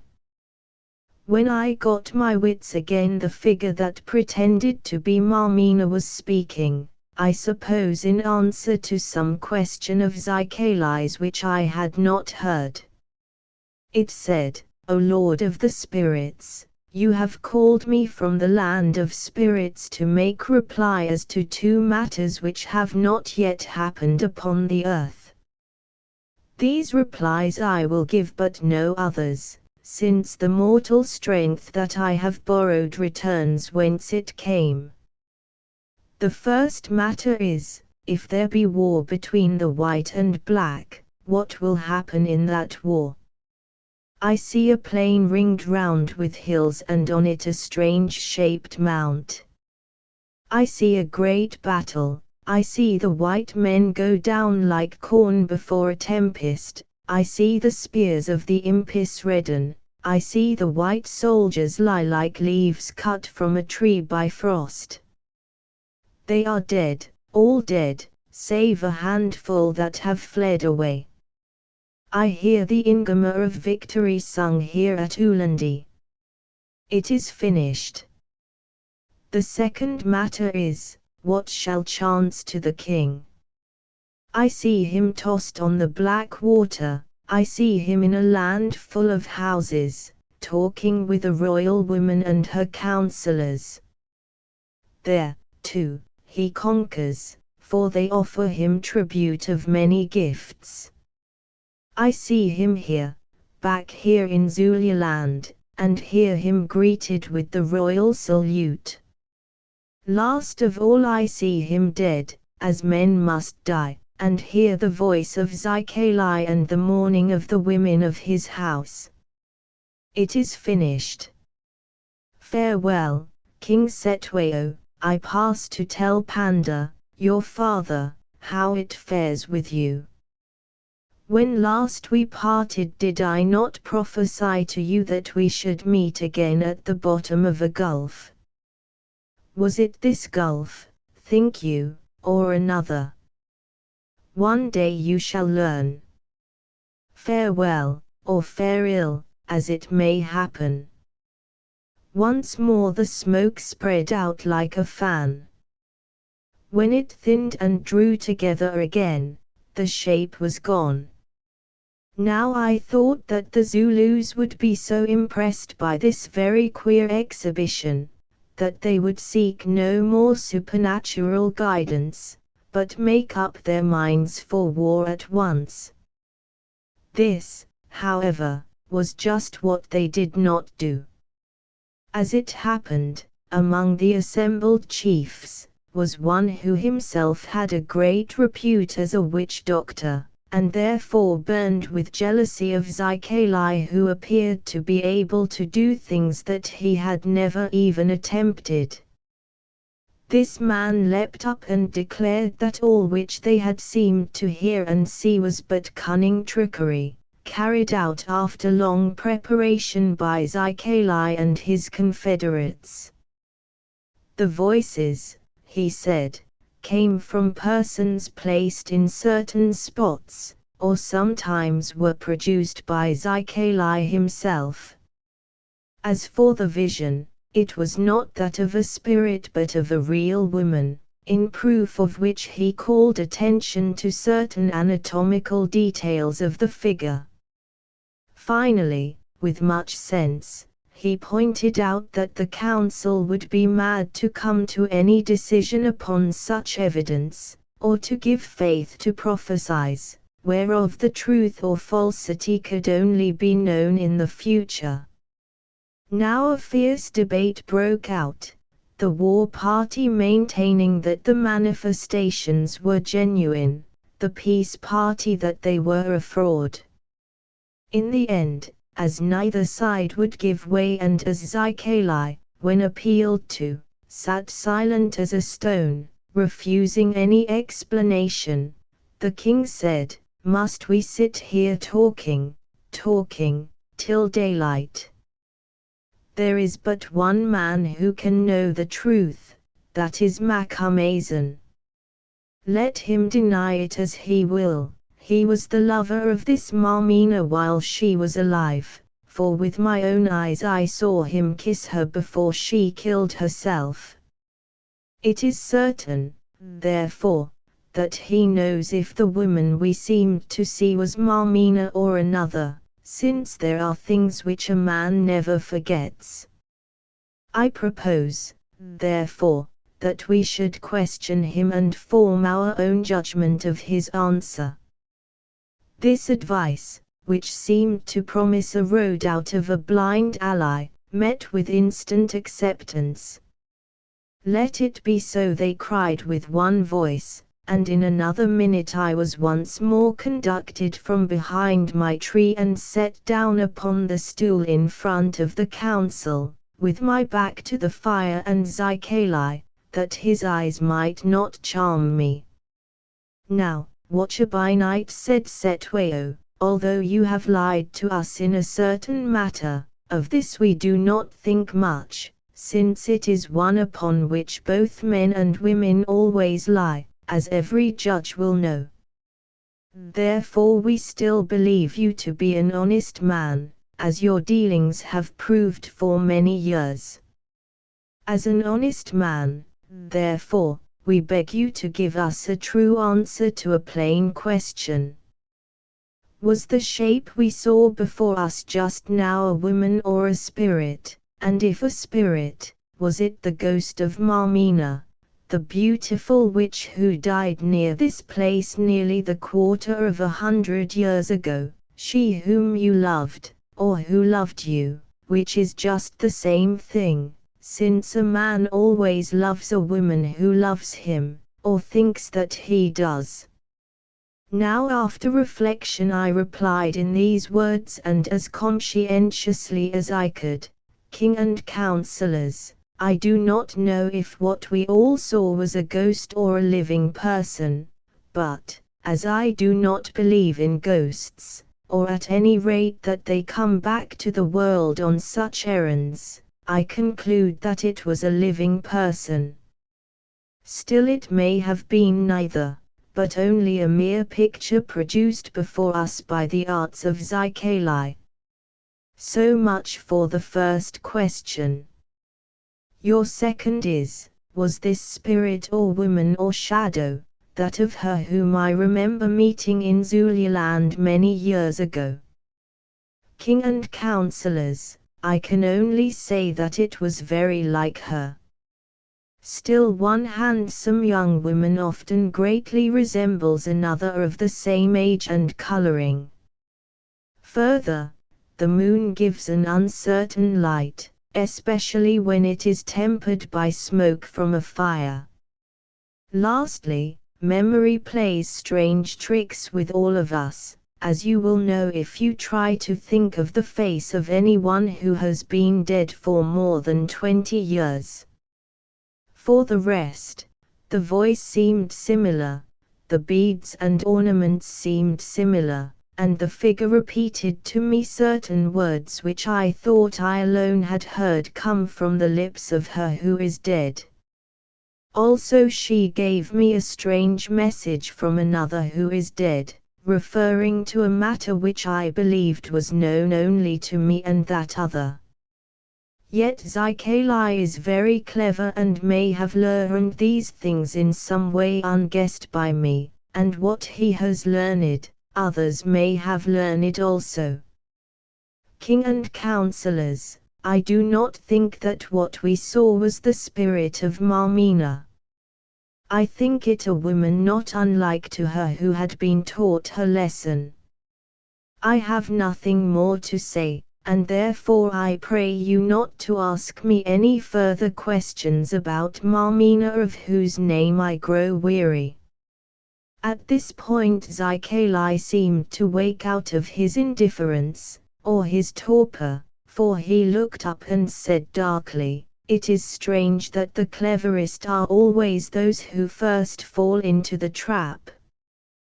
They go along, gazing at the stars at night, and forget the pit which they themselves have dug in the morning.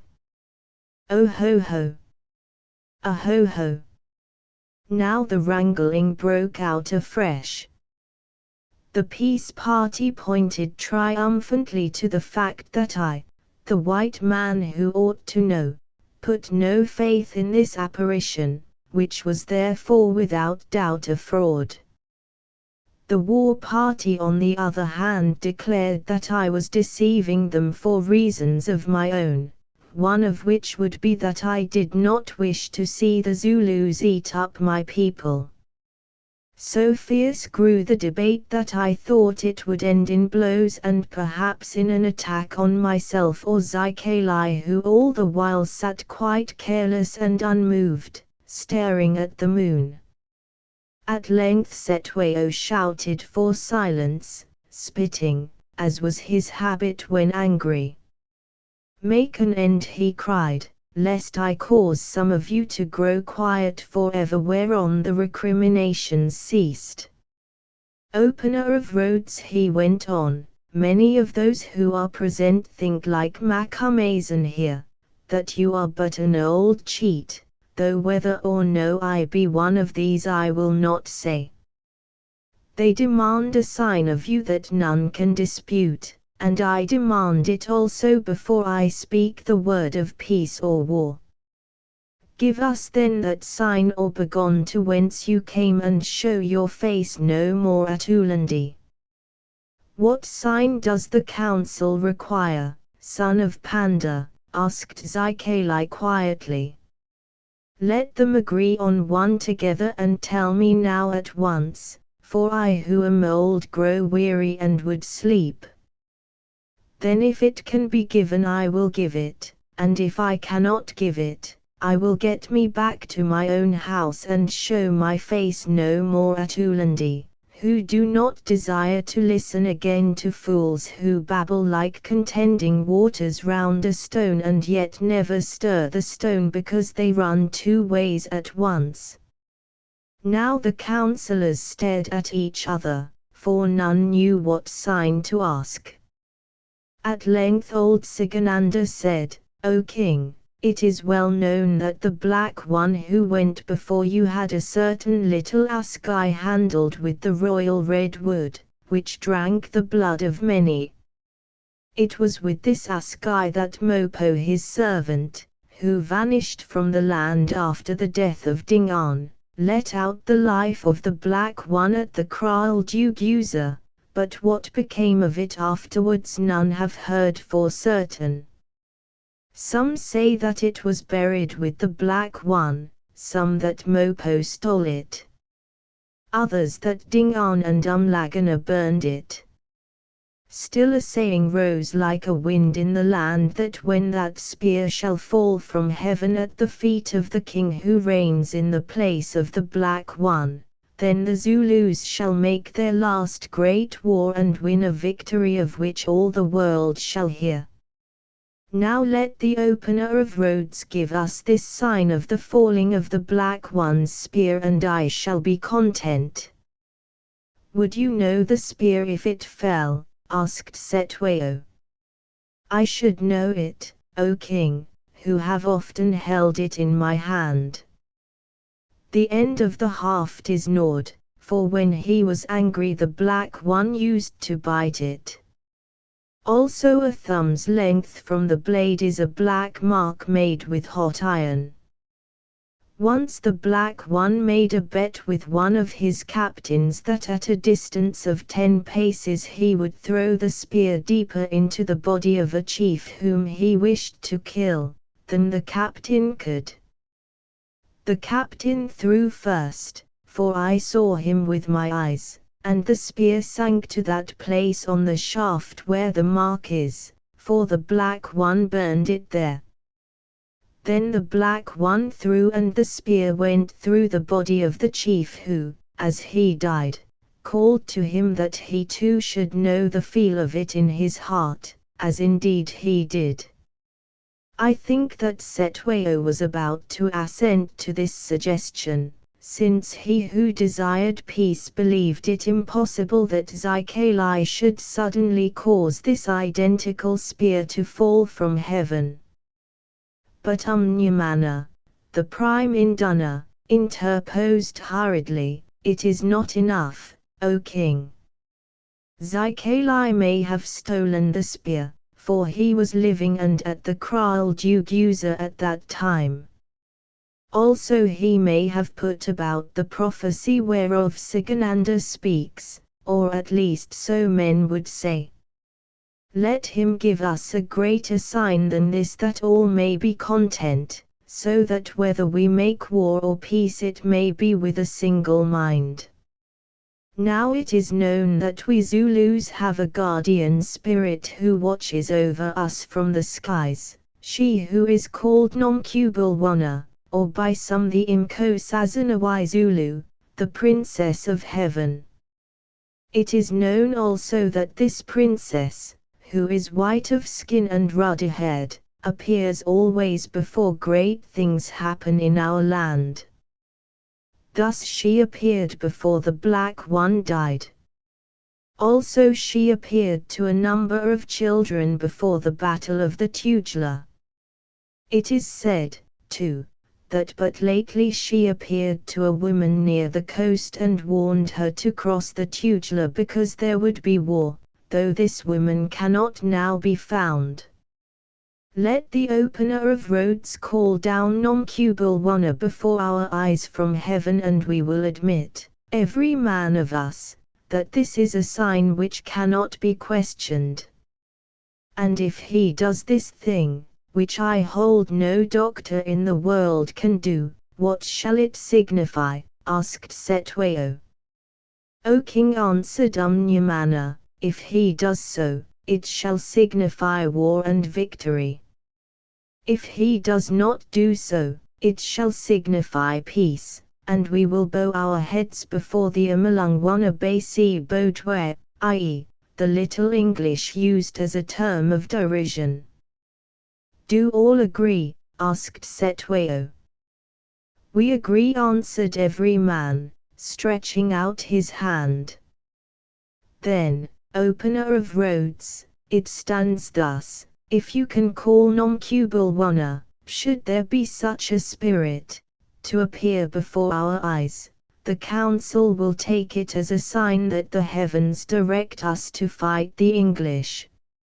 So spoke Setwayo, and I noted a tone of triumph in his voice, for his heart shrank from this war, and he was certain that Zaikali could do nothing of the sort. Still the opinion of the nation, or rather of the army, was so strong in favor of it that he feared lest his refusal might bring about his deposition, if not his death. From this dilemma the supernatural test suggested by the Prime Minister and approved by the council that represented the various tribes of people, seemed to offer a path of escape. So I read the situation, as I think rightly. Upon hearing these words for the first time that night, Zaikali seemed to grow disturbed. What do my ears hear? He exclaimed excitedly. Am I the Kulu, the great, i.e., God, himself, that it should be asked of me to draw the Princess of Heaven from beyond the stars, she who comes and goes like the wind, but like the wind cannot be commanded? Do they hear that if she will not come to my beckoning, then the great Zulu people must put a yoke upon their shoulders and be as slaves? Surely the king must have been listening to the doctrines of those English teachers who wear a white ribbon tied about their necks, and tell us of a God who suffered himself to be nailed to a cross of wood, rather than make war upon his foes, one whom they call the Prince of Peace. Times have changed indeed since the days of the Black One. Yes, generals have become like women, the captains of the Impis are set to milk the cows. Well, what have I to do with all this? What does it matter to me who am so very old that only my head remains above the level of the earth, the rest of me being buried in the grave, who am not even a Zulu to boot, but a Dwandwe, one of the despised Dwandwe whom the Zulus mocked and conquered? Hearken to me, spirits of the house of Sanzangikona. Here he addressed about a dozen of Setwayo's ancestors by name, going back for many generations. Hearken to me, O Princess of Heaven, appointed by the Great to be the guardian of the Zulu race. It is asked that you should appear, should it be your wish to signify to these your children that they must stand upon their feet and resist the white men who already gather upon their borders. And should it be your wish that they should lay down their spears and go home to sleep with their wives and hoe the gardens while the white men count the cattle and set each to his work upon the roads, then that you should not appear. Do what you will, O spirits of the house of Sanzangikona, do what you will, O Princess of Heaven. What does it matter to the thing that never should have been born, who soon will be as though he never had been born, whether the house of Sanzangikona and the Zulu people stand or fall? I, the old doctor, was summoned here to give counsel. I gave counsel, but it passed over the heads of these wise ones like a shadow of which none took note. I was asked to prophesy of what would chance if war came. I called the dead from their graves. They came in voices, and one of them put on the flesh again and spoke from the lips of flesh. The white man to whom she spoke denied her who had been his love, and the wise ones said that she was a cheat, yes, a doll that I had dressed up to deceive them. This spirit that had put on flesh told of what would chance in the war, if war there were, and what would chance to the king, but they mock at the prophecy and now they demand a sign. Come then, Nomcubulwana, and give them the sign if you will, and let there be war. Or stay away and give them no sign if you will, and let there be peace.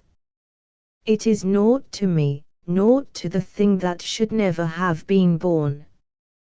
Thus he rambled on, as it occurred to me who watched and listened, talking against time. For I observed that while he spoke a cloud was passing over the face of the moon, and that when he ceased speaking it was quite obscured by this cloud, so that the veil of bones was plunged in a deep twilight that was almost darkness. Further, in a nervous kind of way, he did something more to his wizard's fire which again caused it to throw out a fan of smoke that hid him and the execution rock in front of which he sat. The cloud floated by and the moon came out as though from an eclipse. The smoke of the fire, too, thinned by degrees. As it melted and the light grew again, I became aware that something was materializing, or had appeared on the point of the rock above us. A few seconds later, to my wonder and amazement, I perceived that this something was the spirit-like form of a white woman which stood quite still upon the very point of the rock. She was clad in some garment of gleaming white cut low upon her breast, that may have been of linen, but from the way it shone, suggested that it was of glittering feathers, egrets for instance. Her ruddy hair was outspread, and in it, too, something glittered, like mica or jewels. Her feet and milk-hued arms were bare and poised in her right hand was a little spear. Nor did I see alone, since a moan of fear and worship went up from the counselors. Then they grew silent and stared and stared. Suddenly Zykalai lifted his head and looked at them through the thin flame of the fire which made his eyes shine like those of a tiger or of a cornered baboon. "At what do you gaze so hard, king and counselors?" he asked. "I see nothing." "At what then do you gaze so hard?" "On the rock above you stands a white spirit in her glory." "It is the Inkosazana herself," muttered Setwayo. "Has she come then?" mocked the old wizard. "Nay, surely it is but a dream, or another of my tricks, some black woman painted white that I have smuggled here in my medicine bag, or rolled up in the blanket on my back. How can I prove to you that this is not another cheat like to that of the spirit of Marmina whom the white man, her lover, did not know again? Go near to her you must not, even if you could, seeing that if by chance she should not be a cheat, you would die, every man of you, for woe to him whom Nomcubulwana touches." "How then, how?" "Ah! I have it. Doubtless in his pocket Macumazan yonder hides a little gun, Macumazan who with such a gun can cut a reed in two at 30 paces, or shave the hair from the chin of a man, as is well known in the land. Let him then take his little gun and shoot at that which you say stands upon the rock. If it be a black woman painted white, doubtless she will fall down dead, as so many have fallen from that rock. But if it be the Princess of Heaven, then the bullet will pass through her or turn aside and she will take no harm, though whether Macumazahn will take any harm is more than I can say.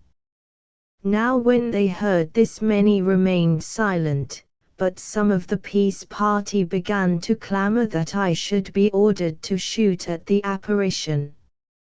At length Cetwayo seemed to give way to this pressure. I say seemed, because I think he wished to give way. Whether or not a spirit stood before him, he knew no more than the rest, but he did know that unless the vision were proved to be mortal he would be driven into war with the English. Therefore he took the only chance that remained to him.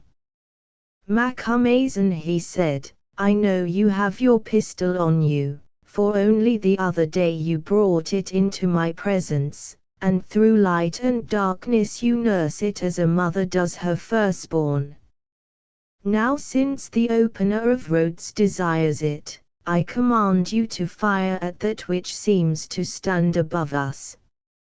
If it be a mortal woman, she is a cheat and deserves to die. If it be a spirit from heaven it can take no harm.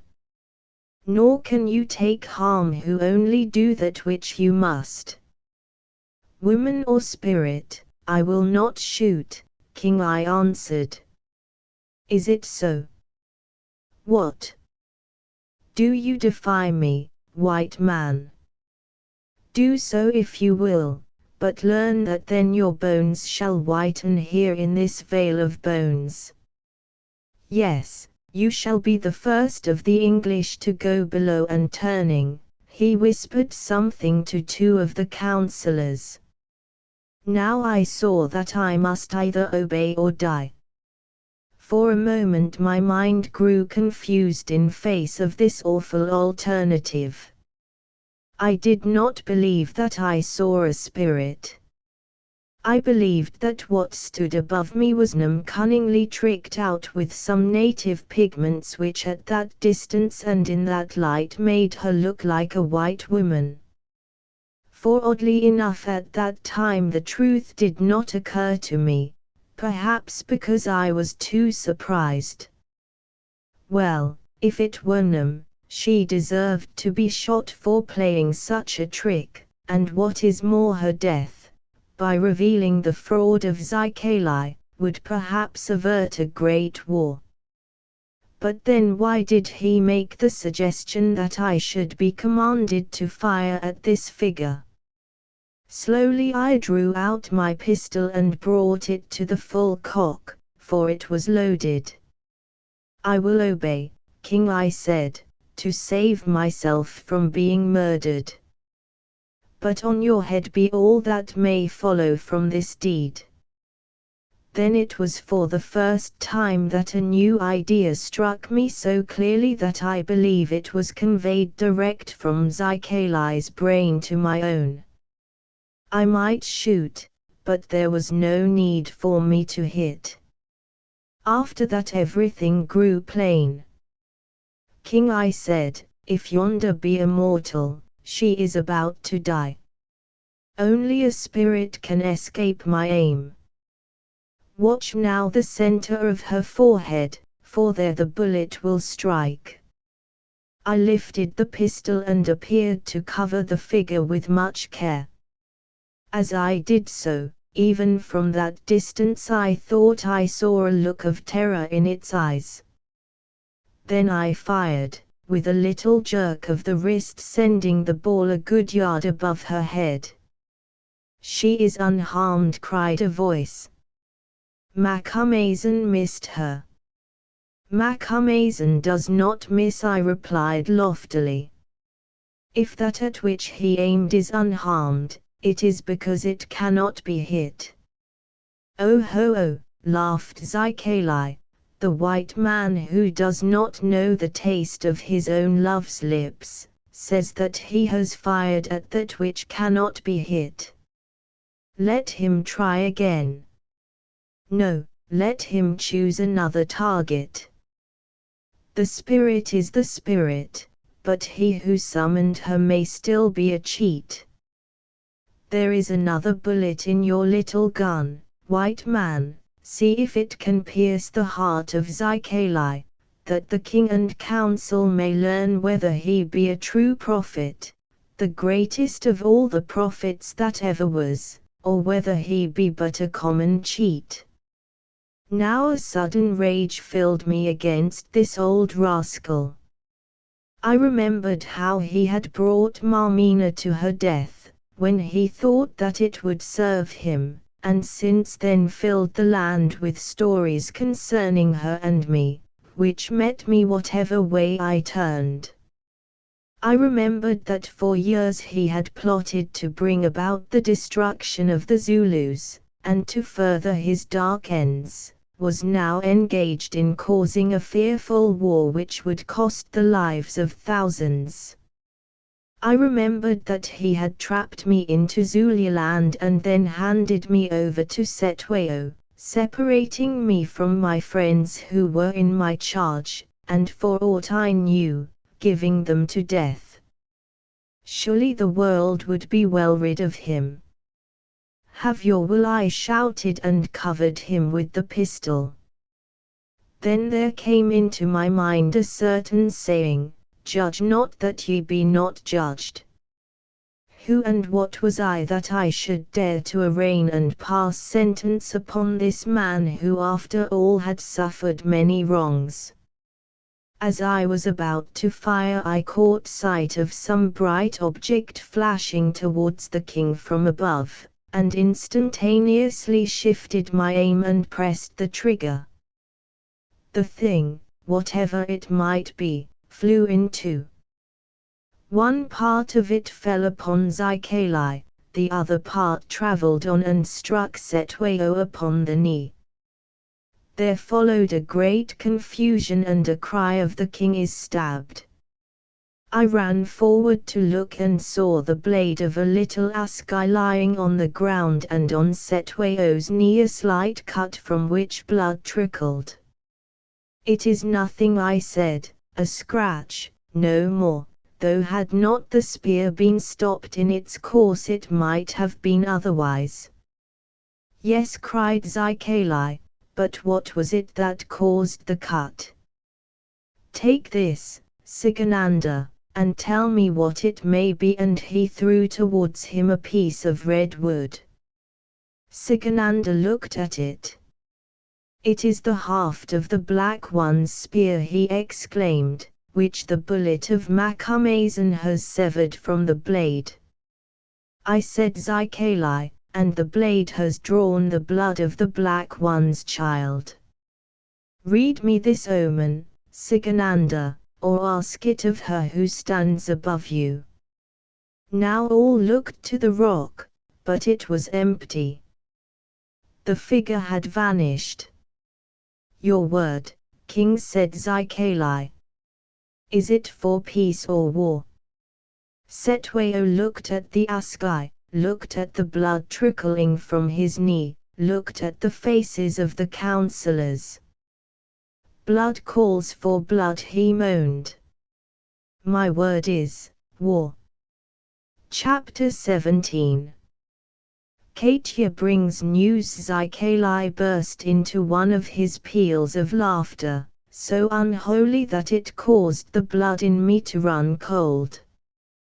"The king's word is war," he cried.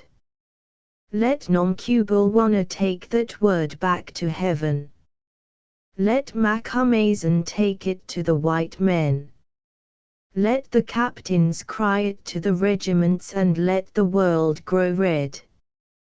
The king has chosen, though mayhap, had I been he, I should have chosen otherwise, yet what am I but a hollow reed stuck in the ground up which the spirits speak to men? It is finished, and I, too, am finished for a while. Farewell, O king. Where shall we meet again, I wonder? On the earth or under it? Farewell, Macumazahn, I know where we shall meet, though you do not.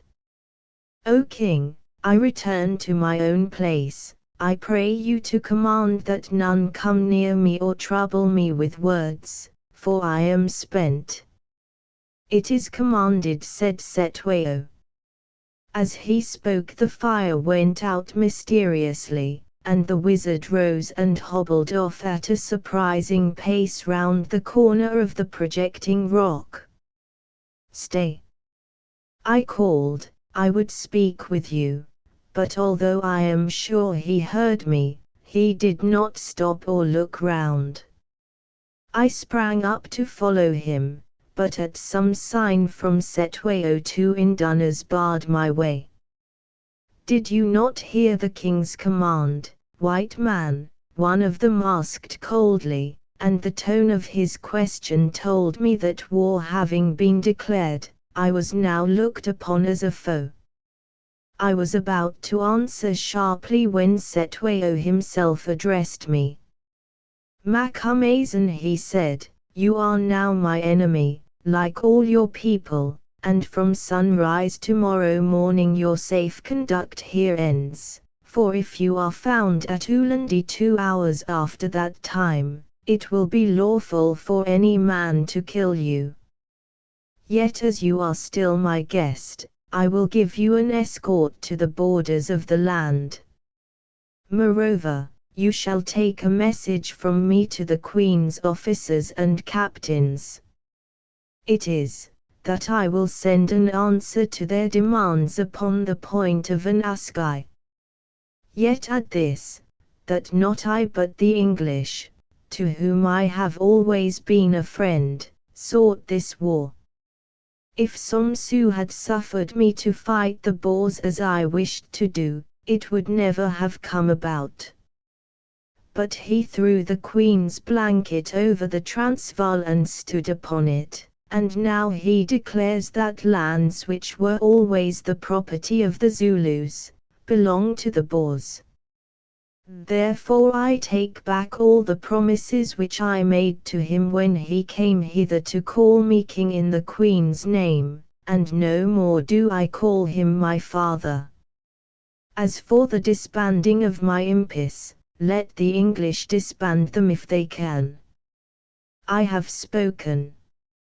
And I have heard, I answered, and will deliver your words faithfully, though I hold, king, that they come from the lips of one whom the heavens have made mad. At this bold speech some of the councillors started up with threatening gestures. Cetwayo waved them back and answered quietly, perhaps it was the Queen of Heaven who stood on yonder rock who made me mad. Or perhaps she made me wise, as being the spirit of our people she should surely do. That is a question which the future will decide, and if ever we should meet after it is decided, we will talk it over. Now, Hambagakel. Go in peace. I hear the king and I will go, but first I would speak with Zikali. Then, white man, you must wait till this war is finished or till you meet him in the land of spirits. Gaza, lead Macumazahn back to his hut and set a guard about it. At the dawn a company of soldiers will be waiting with orders to take him to the border. You will go with him and answer for his safety with your life. Let him be well treated on the road as my messenger. Then Cetwayo rose and stood while all present gave him the royal salute, after which he walked away down the kloof. I remained for a moment, making pretense to examine the blade of the little assegai that had been thrown by the figure on the rock, which I had picked from the ground. This historical piece of iron, which I have no doubt is the same that Shaker always carried, wherewith, too, he is said to have killed his mother, Nandi, by the way I still possess, for I slipped it into my pocket and none tried to take it from me. Really, however, I was wondering whether I could in any way gain access to Zykalai, a problem that was settled for me by a sharp request to move on, uttered in a tone which admitted of no further argument. Well, I trudged back to my hut in the company of Gaza, who was so overcome by all the wonders he had seen that he could scarcely speak. Indeed, when I asked him what he thought of the figure that had appeared upon the rock, he replied petulantly that it was not given to him to know whence spirits came or of what stuff they were made, which showed me that he at any rate believed in its supernatural origin and that it had appeared to direct the Zulus to make war. This was all I wanted to find out, so I said nothing more, but gave up my mind to thought of my own position and difficulties. Here I was, ordered on pain of death to depart from Ulandi at the dawn. And yet how could I obey without seeing Zykalai and learning from him what had happened to Anscum and Hida, or at any rate without communicating with him? Once more only did I break silence, offering to give Gaza a gun if he would take a message from me to the great wizard. But with a shake of his big head, he answered that to do so would mean death, and guns were of no good to a dead man since, as I had shown myself that night, they had no power to shoot a spirit. This closed the business on which I need not have troubled to enter, since an answer to all my questionings was at hand. We reached the hut where Gaza gave me over to the guard of soldiers, telling their officer that none were to be permitted to enter it save myself and that I was not to be permitted to come out of it until he, Gaza, came to fetch me a little before the dawn. The officer asked if anyone else was to be permitted to come out, a question that surprised me, though vaguely, for I was thinking of other things. Then Gaza departed, remarking that he hoped I should sleep better than he would, who felt spirits in his bones and did not wish to kiss them as I seemed to like to do. I replied facetiously, thinking of the bottle of brandy, that ere long I meant to feel them in my stomach, whereat he shook his head again with the air of one whom nothing connected with me could surprise, and vanished. I crawled into the hut and put the board over the bee-hole-like entrance behind me. Then I began to hunt for the matches in my pocket and pricked my finger with the point of Shaker's historical ascii. While I was sucking it, to my amazement I heard the sound of someone breathing on the further side of the hut. At first I thought of calling the guard, but on reflection found the matches and lit the candle, which stood by the blankets that served me as a bed. As soon as it burned up I looked towards the sound, and to my horror perceived the figure of a sleeping woman, which frightened me so much that I nearly dropped the candle. To tell the truth, so obsessed was I with Zykalai and his ghosts that for a few moments it occurred to me that this might be the shape with which I had talked an hour or two before. I mean that which had seemed to resemble the long-dead Lady Marmina, or rather the person made up to her likeness, come here to continue our conversation. At any rate I was sure, and rightly, that here was more of the handiwork of Zykalai, who wished to put me in some dreadful position for reasons of his own. Pulling myself together, I advanced upon the lady, only to find myself no wiser, since she was totally covered by a cuirass. Now what was to be done? To escape, of which of course I had thought at once, was impossible since it meant an ascii in my ribs. To call to the guard for help seemed indiscreet, for who knew what those fools might say? To kick or shake her would undoubtedly be rude and, if it chanced to be the person who had played Marmina, would certainly provoke remarks that I should not care to face. There seemed to be only one resource, to sit down and wait till she woke up. This I did for quite a long time, till at last the absurdity of the position and, I will admit, my own curiosity overcame me, especially as I was very tired and wanted to go to sleep. So advancing most gingerly, I turned down the cuirass from over the head of the sleeping woman, much wondering whom I should see. For what man is there that a veiled woman does not interest? Indeed, does not half the interest of woman lie in the fact that her nature is veiled from man, in short a mystery which he is always seeking to solve at his peril, and I might add, never succeeds in solving? Well, I turned down that cuirass and next instant stepped back amazed and, to tell the truth, somewhat disappointed, for there, with her mouth open, lay no wondrous and spiritual Marmina, but the stout, earthly and most prosaic, Katia. Confound the woman, thought I to myself. What is she doing here?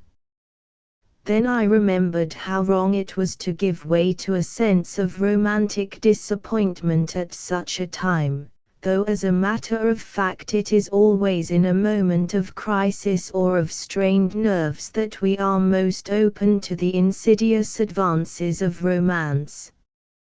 Also that there was no one on earth, or beyond it, whom I ought more greatly to have rejoiced to see.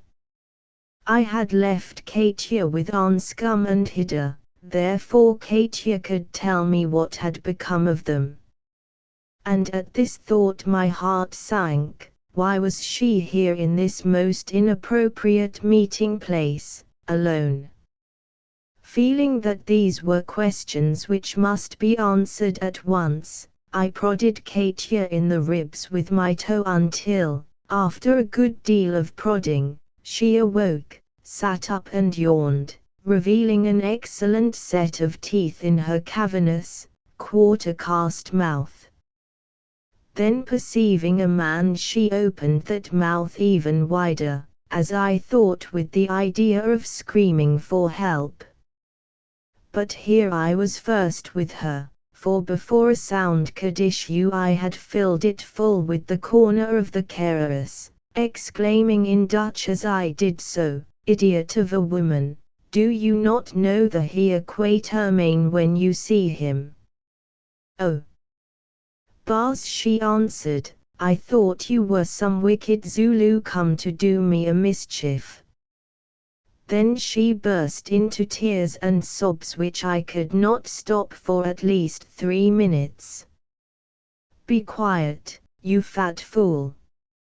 I cried exasperated, "and tell me, where are your mistress and the Heer Anscum?" "I don't know, Bars, but I hope in heaven."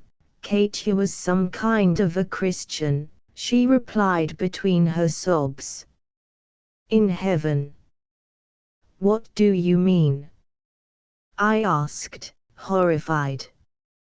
"I mean, Bars, that I hope they are in heaven, because when last I saw them they were both dead, and dead people must be either in heaven or hell, and heaven, they say, is better than hell." "Dead?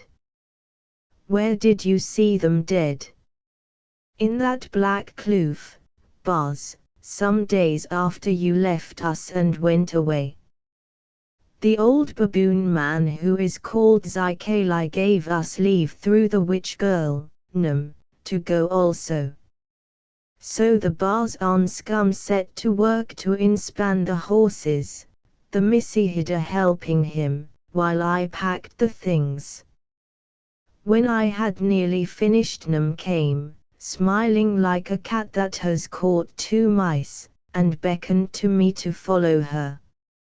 I went and saw the cart inspanned with the 4 horses all looking as though they were asleep, for their heads hung down. Then after she had stared at me for a long while, Num led me past the horses into the shadow of the overhanging cliff. There I saw my mistress and the Bars Anscum lying side by side quite dead. "How do you know that they were dead?" I gasped. What had killed them? "I know that they were dead because they were dead, Bars. Their mouths and eyes were open and they lay upon their backs with their arms stretched out. The witch girl, Num, said some Kaffirs had come and strangled them and then gone away again, or so I understood, who cannot speak Zulu so very well. Who the Kaffirs were or why they came she did not say. Then what did you do?" I asked. "I ran back to the hut, Bars, fearing lest I should be strangled also, and wept there till I grew hungry. When I came out of it again they were gone. Num showed me a place under a tree where the earth was disturbed. She said that they were buried there by order of her master, Zykalai. I don't know what became of the horses or the cart." "And what happened to you afterwards?" "Bars, I was kept for several days, I cannot remember how many, and only allowed out within the fence round the huts. Num came to see me once, bringing this, and she produced a package sewn up in a skin. She said that I was to give it to you with a message that those whom you loved were quite safe with one who is greater than any in the land, and therefore that you must not grieve for them whose troubles were over. I think it was 2 nights after this that 4 Zulus came, 2 men and 2 women, and led me away, as I thought, to kill me. But they did not kill me. Indeed, they were very kind to me, although when I spoke to them they pretended not to understand. They took me a long journey, traveling for the most part in the dark and sleeping in the day. This evening when the sun set they brought me through a Kaffir town and thrust me into the hut where I am without speaking to anyone. Here, being very tired, I went to sleep, and that is all. And quite enough too, thought I to myself. Then I put her through a cross-examination, but Katie was a stupid woman although a good and faithful servant, and all her terrible experiences had not sharpened her intelligence. Indeed, when I pressed her she grew utterly confused, began to cry, thereby taking refuge in the last impregnable female fortification, and snivelled out that she could not bear to talk of her dear mistress any more. So I gave it up, and 2 minutes later she was literally snoring, being very tired, poor thing. Now I tried to think matters out as well as this disturbance would allow, for nothing hinders thought so much as snores. But what was the use of thinking? There was her story to take or to leave, and evidently the honest creature believed what she said. Further, how could she be deceived on such a point? She swore that she had seen Anscombe and Hidda dead and afterwards had seen their graves. Moreover, there was confirmation in Name's message which could not well have been invented, that spoke of their being well in the charge of a great one, a term by which the Zulus designate God, with all their troubles finished. The reason and manner of their end were left unrevealed.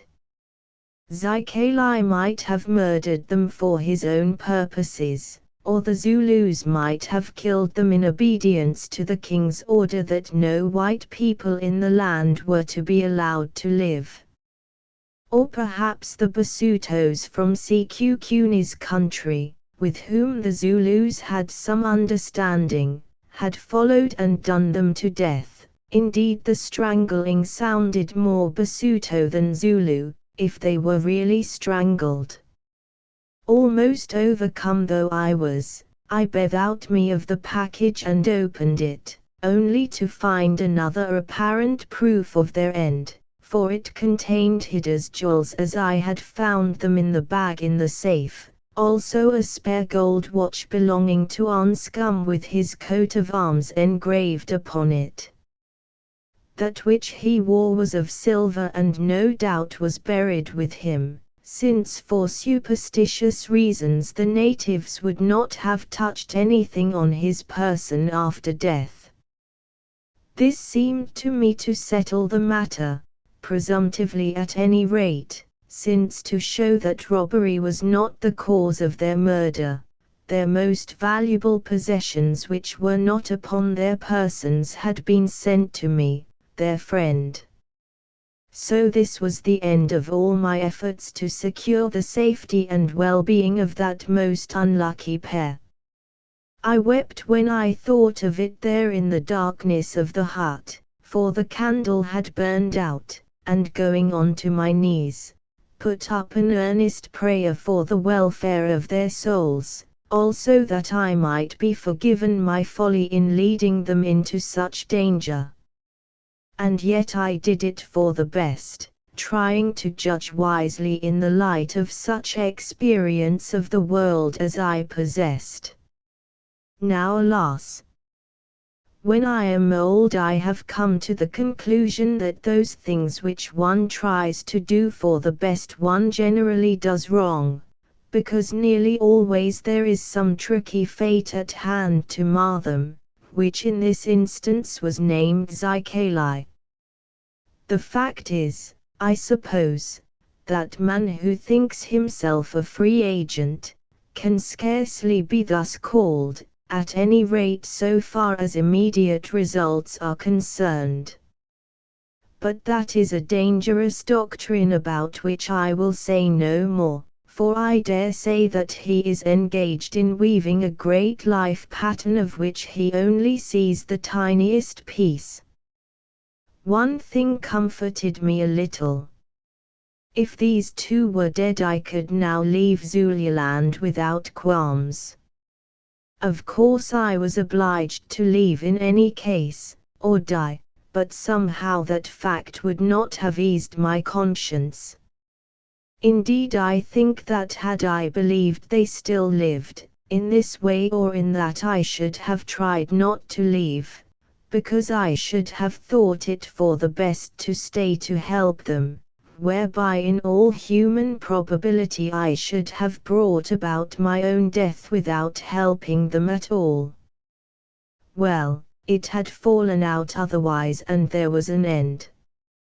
Now I could only hope that they had gone to some place where there are no more troubles, even if, at the worst, it were a place of rest too deep for dreams.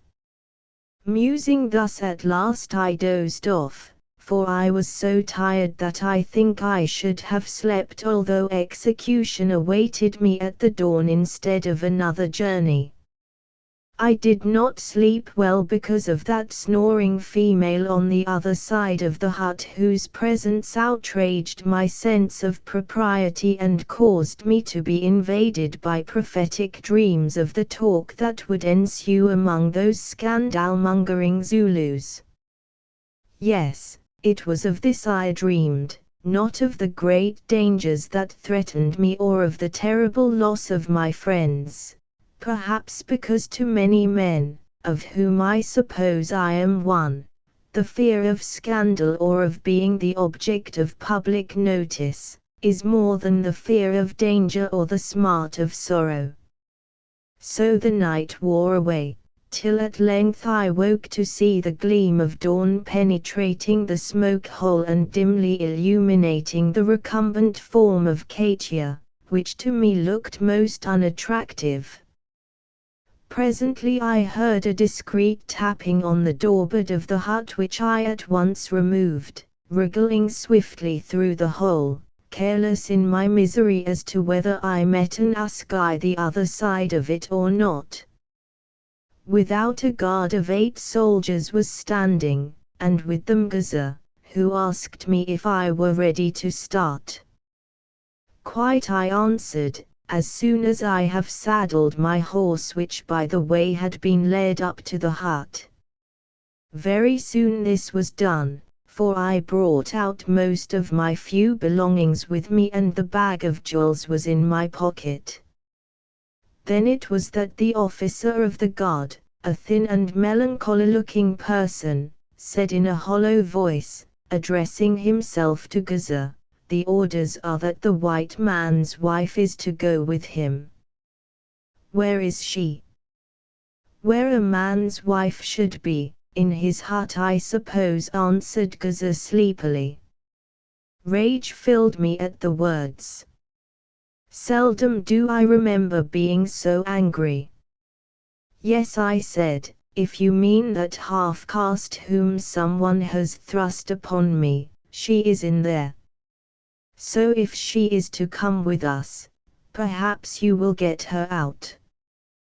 Thus adjured the melancholy-looking captain, who was named in Dudu, perhaps because he or his father had belonged to the Dudu regiment, crawled into the hut, whence presently emerged sounds not unlike those which once I heard when a ringhouse cobra followed a hare that I had wounded into a hole, a muffled sound of struggling and terror.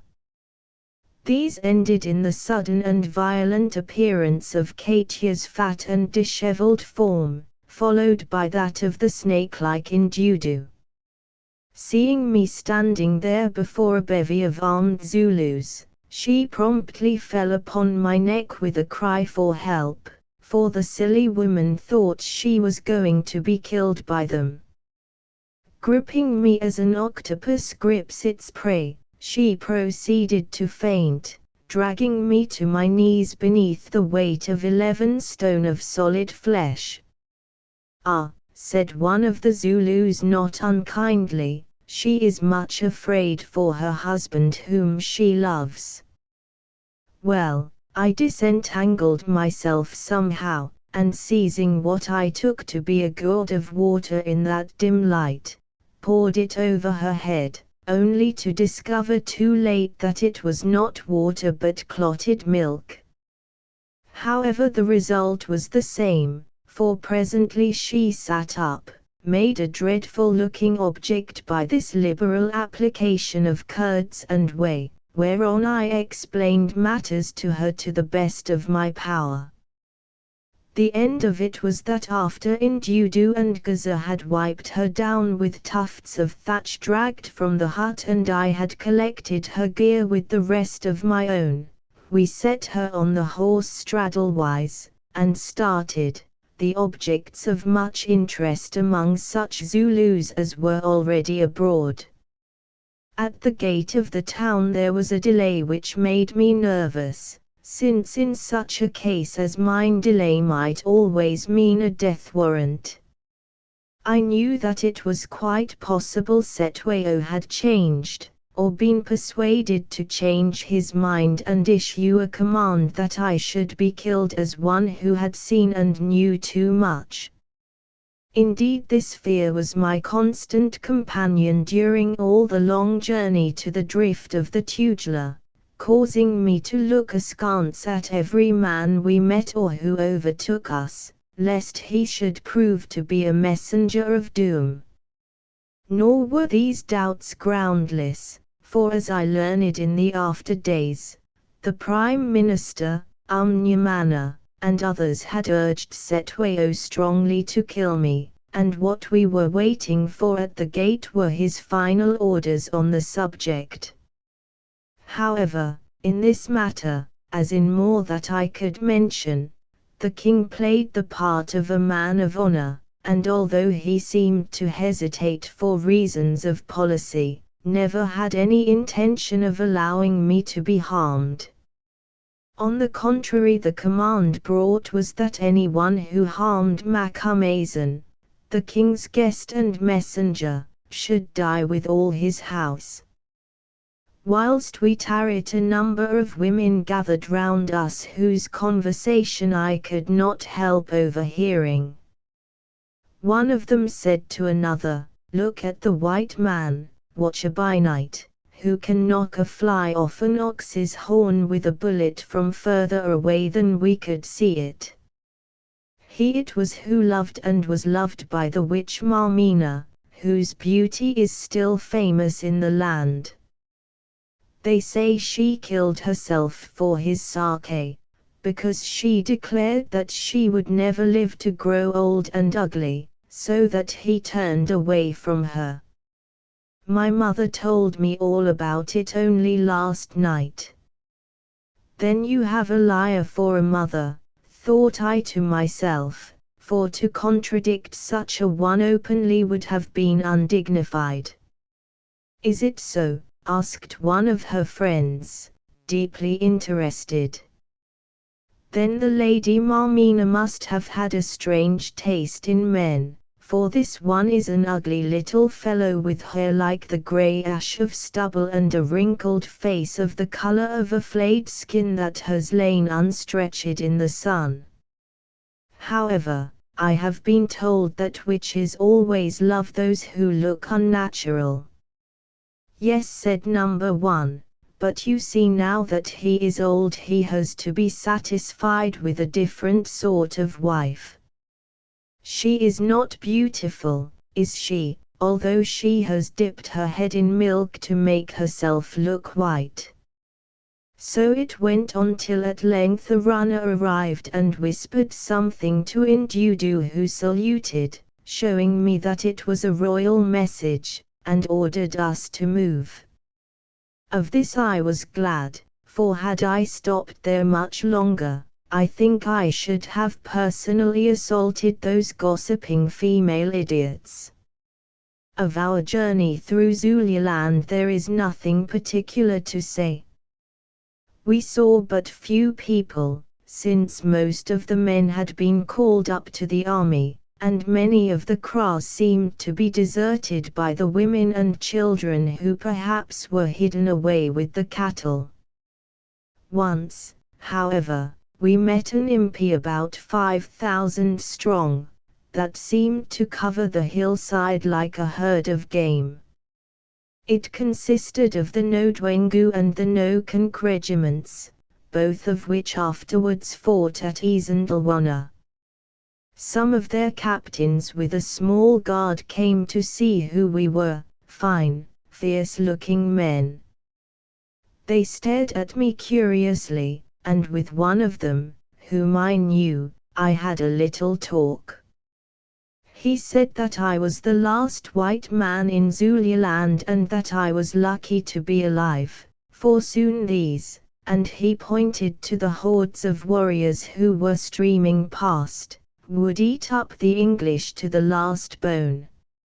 I answered that this remained to be seen, as the English were also great eaters, whereat he laughed, replying, that it was true that the white men had already taken the first bite, a very little one, from which I gathered that some small engagement had happened.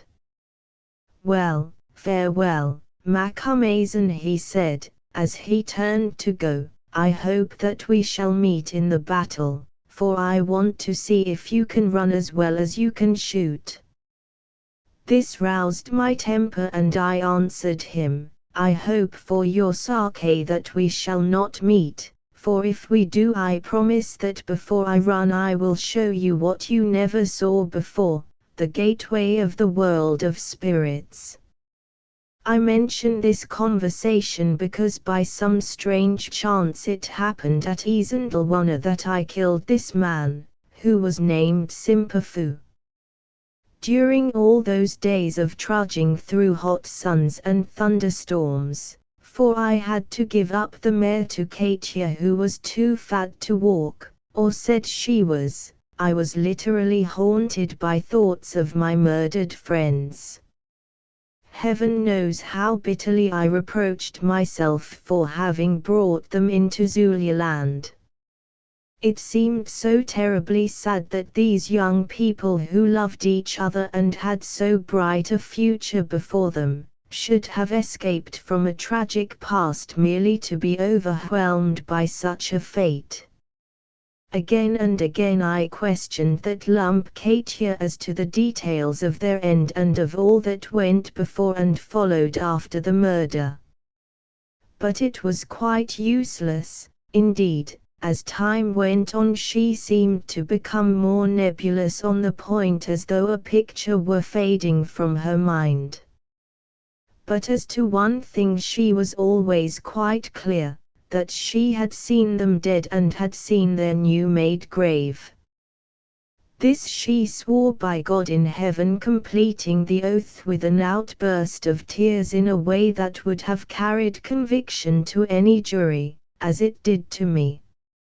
And after all, what was more likely in the circumstances? Zikali had killed them, or caused them to be killed, or possibly they were killed in spite of him in obedience to the express, or general, order of the king, if the deed was not done by the Basutos. And yet an idea occurred to me.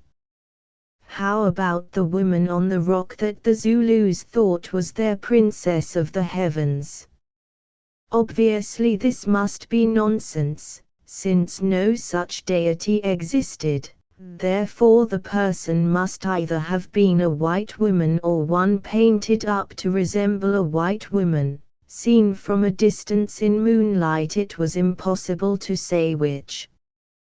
Now, if it were a white woman, she might, from her shape and height and the color of her hair, be Hida herself. Yet it seemed incredible that Hida, whom Katia had seen dead some days before, could be masquerading in such a part and make no sign of recognition to me, even when I covered her with my pistol, whereas that Nam would play it was likely enough.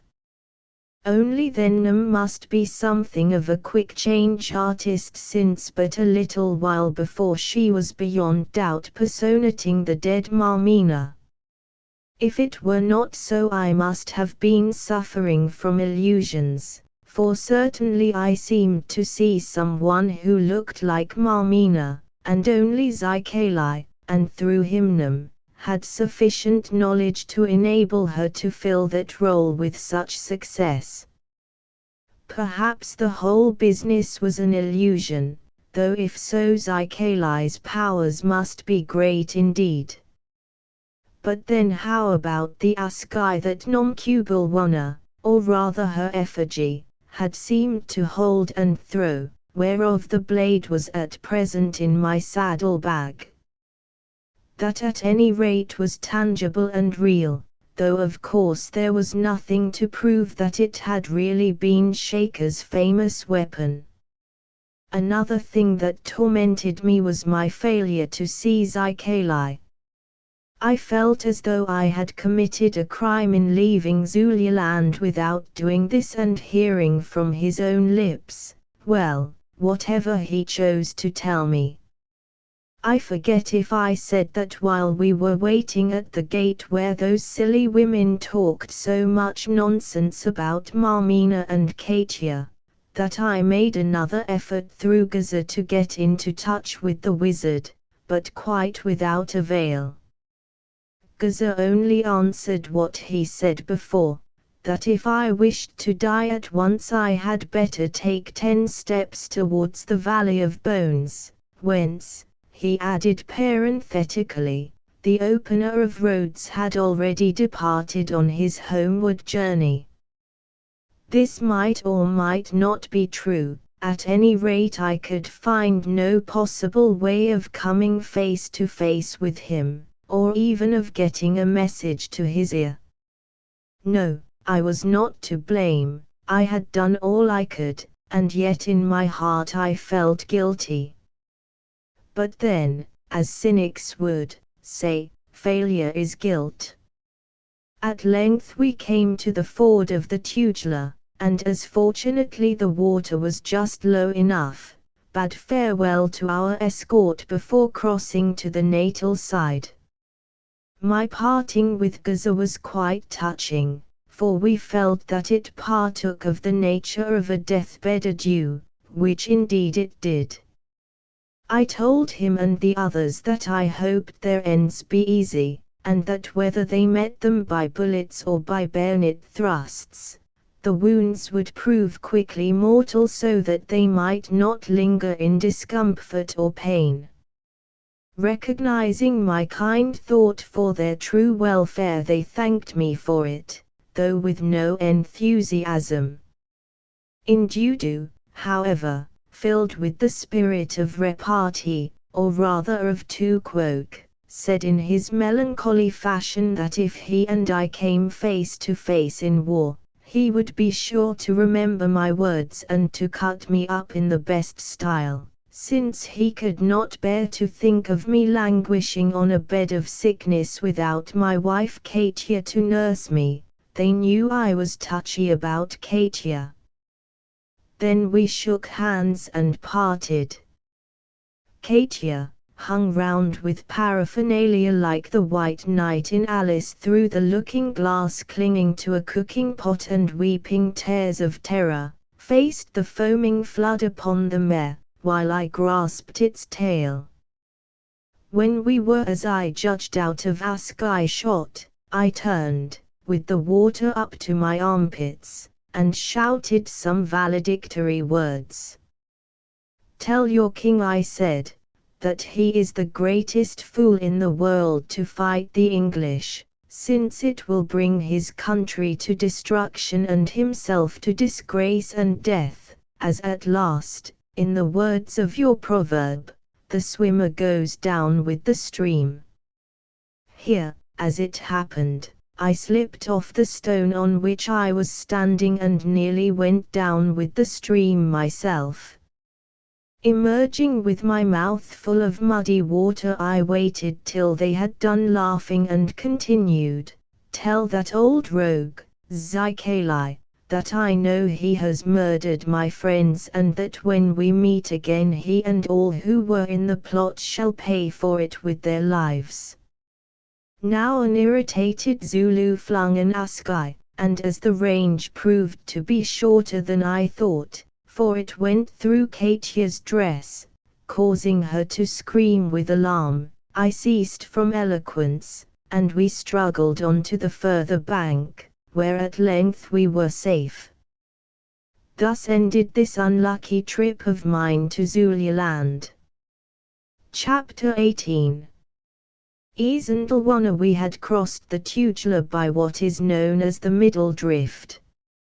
A mile or so on the further side of it I was challenged by a young fellow in charge of some mounted natives, and found that I had stumbled into what was known as No. 2 Column, which consisted of a rocket battery, 3 battalions of the native contingent and some troops of mounted natives, all under the command of Colonel Durnford, R.E. After explanations I was taken to this officer's headquarter tent. He was a tall, nervous-looking man with a fair, handsome face and long side whiskers. One of his arms, I remember, was supported by a sling. I think it had been injured in some Kaffir fighting. When I was introduced to him he was very busy, having, I understood from someone on his staff, just received orders to operate against Matshana, Learning that I had come from Zululand and was acquainted with the Zulus, he at once began to cross-examine me about Matshina, a chief of whom he seemed to know very little indeed. I told him what I could, which was not much, and before I could give him any information of real importance, was shown out and most hospitably entertained at luncheon, a meal of which I partook with gratitude in some garments that I had borrowed from one of the officers, while my own were set in the sun to dry. Well can I recall how much I enjoyed the first whiskey and soda that I had tasted since I left the temple and the good English food by which it was accompanied. Presently I remembered Katia, whom I had left outside with some native women, and went to see what had happened to her. I found her finishing a hearty meal and engaged in conversation with a young gentleman who was writing in a notebook. Afterwards I discovered that he was a newspaper correspondent. What she told him and what he imagined, I do not know, but I may as well state the results at once. Within a few days there appeared in one of the natal papers and, for aught I know, all over the earth, an announcement that Mr. Alan Quatermain, a well-known hunter in Zululand, after many adventures, had escaped from that country, together with his favorite native wife, the only survivor of his extensive domestic establishment. Then followed some wild details as to the murder of my other wives by a Zulu wizard called Road Mender, or Sikas, i.e., opener of roads, or Zikali, and so on. I was furious and interviewed the editor, a mild and apologetic little man, who assured me that the dispatch was printed exactly as it had been received, as though that bettered the case. After this I commenced an action for libel, but as I was absent through circumstances over which I had no control when it came on for trial, the case was dismissed. I suppose the truth was that they mixed me up with a certain well-known white man in Zululand, who had a large domestic establishment, but however this may be, it was a long while before I heard the last of that favorite native wife. Later in the day I and Katia, who stuck to me like a burr, departed from the camp. The rest of our journey was uneventful, except for more misunderstandings about Katia, one of which, wherein a clergyman was concerned, was too painful to relate. At last we reached Maritzburg, where I deposited Katia in a boarding house kept by another half-caste, and with a sigh of relief betook myself to the Plough Hotel, which was a long way off her. Subsequently she obtained a place as a cook at Howick, and for a while I saw her no more. At Maritzburg, as in duty bound, I called upon various persons in authority and delivered Setwayo's message, leaving out all Zikali's witchcraft, which would have sounded absurd. It did not produce much impression as, hostilities having already occurred, it was superfluous. Also no one was inclined to pay attention to the words of one who was neither an official nor a military officer, but a mere hunter supposed to have brought a native wife out of Zululand. I did, however, report the murder of Anscombe and Hida, though in such times this caused no excitement, especially as they were not known to the officials concerned with such matters. Indeed, the occurrence never so much as got into the papers, any more than did the deaths of Rod and Marnham on the borders of Sekukuni's country. When people are expecting to be massacred themselves, they do not trouble about the past killing of others far away. Lastly, I posted Marnham's will to the Pretoria Bank, advising them that they had better keep it safely until some claim arose, and deposited Hidda's jewels and valuables in another branch of the same bank in Maritzburg with a sealed statement as to how they came into my possession. These things done, I found it necessary to turn myself to the eternal problem of earning my living. I am a very rich man now as I write these reminiscences here in Yorkshire. King Solomon's mines made me that, but up to the time of my journey to Cucuinaland with my friends, Curtis and Good, although plenty of money passed through my hands on one occasion and another, little of it ever seemed to stick. In this way or that it was lost or melted. Also I was not born one to make the best of his opportunities in the way of acquiring wealth. Perhaps this was good for me, since if I had gained the cash early I should not have met with the experiences, and during our few transitory years, experiences of more real value than cash. It may prepare us for other things beyond, whereas the mere possession of a bank balance can prepare us for nothing in a land where gold ceases to be an object of worship as it is here. Yet wealth is our God, not knowledge or wisdom, a fact which shows that the real essence of Christianity has not yet permeated human morals. It just runs over their surface, no more. And for every eye that is turned towards the divine vision, 1,000 are fixed night and day upon Mammon's glittering image. Now I owned certain wagons and oxen, and just then the demand for these was keen. So I hired them out to the military authorities for service in the war, and incidentally myself with them. I drove what I considered a splendid bargain with an officer who wrote as many letters after his name as a governor-general, but was really something quite humble. At least I thought it splendid until outside his tent I met a certain transport rider of my acquaintance whom I had always looked upon as a perfect fool, who told me that not half an hour before he had got 20% more for unsalted oxen and very rickety wagons.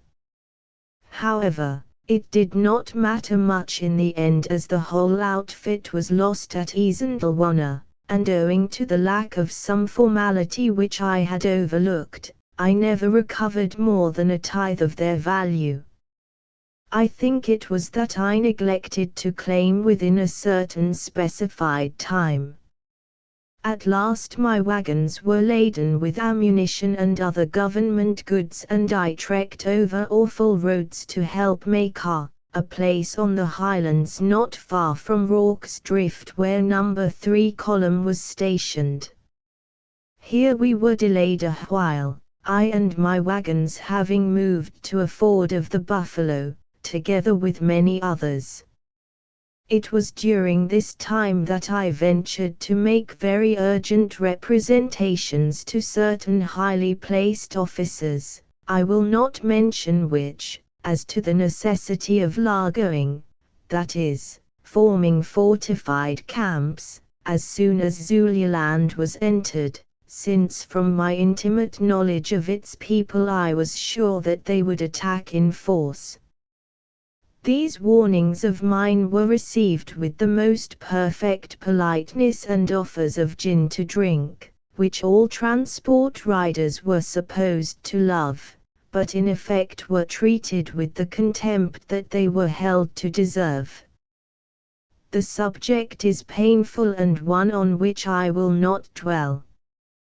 Why should I complain when I know that cautions from notable persons such as Sir Melmoth Osborne, and J. J. Uys, a member of one of the old Dutch fighting families, met with a like fate.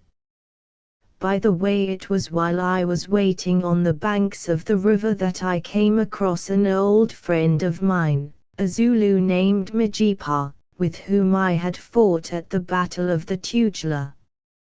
A few days later this man performed an extraordinary feat in saving his grandchild from death by his great swiftness in running, whereof I have preserved a note somewhere or other. Ultimately on the 11th of January we received our marching orders and crossed the river by the drift, the general scheme of the campaign being that the various columns were to converge upon Newlandy. The roads, if so they can be called, were in such a fearful state that it took us 10 days to cover as many miles. At length we trekked over a stony neck about 500 yards in width. To the right of us was a stony eminence, and to our left, its sheer brown cliffs of rock rising like the walls of some cyclopean fortress, the strange, abrupt mount of Isandlwana, which reminded me of a huge lion crouching above the hill-encircled plain beyond. At the foot of this isolated mount, whereof the aspect somehow filled me with alarm, we camped on the night of the 21st of January, taking no precautions against attack by way of lagering the wagons. Indeed, the last thing that seemed to occur to those in command was that there would be serious fighting. Men marched forward to their deaths as though they were going on a shooting party, or to a picnic. I even saw cricketing bats and wickets occupying some of the scanty space upon the wagons. Now I am not going to set out all the military details that preceded the massacre of Isandlwana, for these are written in history. It is enough to say that on the night of the 21st of January, Major Dartnell, who was in command of the Natal Mounted Police and had been sent out to reconnoiter the country beyond Isandlwana, reported a strong force of Zulus in front of us. Thereon Lord Chelmsford, the General-in-Chief, moved out from the camp at dawn to his support, taking with him 6 companies of the 24th Regiment, together with 4 guns and the mounted infantry. There were left in the camp 2 guns and about 800 white and 900 native troops, also some transport riders such as myself and a number of miscellaneous camp followers. I saw him go from between the curtains of one of my wagons where I had made my bed on the top of a pile of baggage. Indeed, I had already dressed myself at the time, for that night I slept very ill because I knew our danger, and my heart was heavy with fear. About 10 o'clock in the morning Colonel Durnford, whom I have mentioned already, rode up with 500 Natal Zulus, about half of whom were mounted, and 2 rocket tubes which, of course, were worked by white men. This was after a patrol had reported that they had come into touch with some Zulus on the left front, who retired before them. As a matter of fact, these Zulus were foraging in the mealie fields, since owing to the drought food was very scarce in Zululand that year and the regiments were hungry. I happened to see the meeting between Colonel Pauline, a short, stout man who was then in command of the camp, and Colonel Durnford who, as his senior officer, took it over from him, and heard Colonel Pauline say that his orders were to defend the camp, but what else passed between them I do not know. Presently Colonel Durnford saw and recognized me. "Do you think the Zulus will attack us, Mr. Quatermain?" he said. I don't think so, sir, I answered, as it is the day of the new moon which they hold unlucky. But tomorrow it may be different. Then he gave certain orders, dispatching Captain George Shepston with a body of mounted natives along the ridge to the left, where presently they came in contact with the Zulus about 3 miles away, and making other dispositions. A little later he moved out to the front with a strong escort, followed by the rocket battery, which ultimately advanced to a small conical hill on the left front, round which it passed, never to return again. Just before he started, Colonel Durnford, seeing me still standing there, asked me if I would like to accompany him, adding that as I knew the Zulus so well I might be useful. I answered, certainly, and called to my head driver, a man named Jan, to bring me my mare, the same that I had ridden out of Zululand, while I slipped into the wagon and, in addition to the beltful that I wore, filled all my available pockets with cartridges for my double-barreled express rifle. As I mounted I gave Jan certain directions about the wagon and oxen, to which he listened, and then to my astonishment held out his hand to me, saying, "Goodbye, Bars. You have been a kind master to me and I thank you." "Why do you say that?" I asked. "Because, Bars, all the Kaffirs declare that the great Zulu impi will be on to us in an hour or two and eat up every man. I can't tell how they know it, but so they swear." "Nonsense," I answered, "it is the day of new moon when the Zulus don't fight.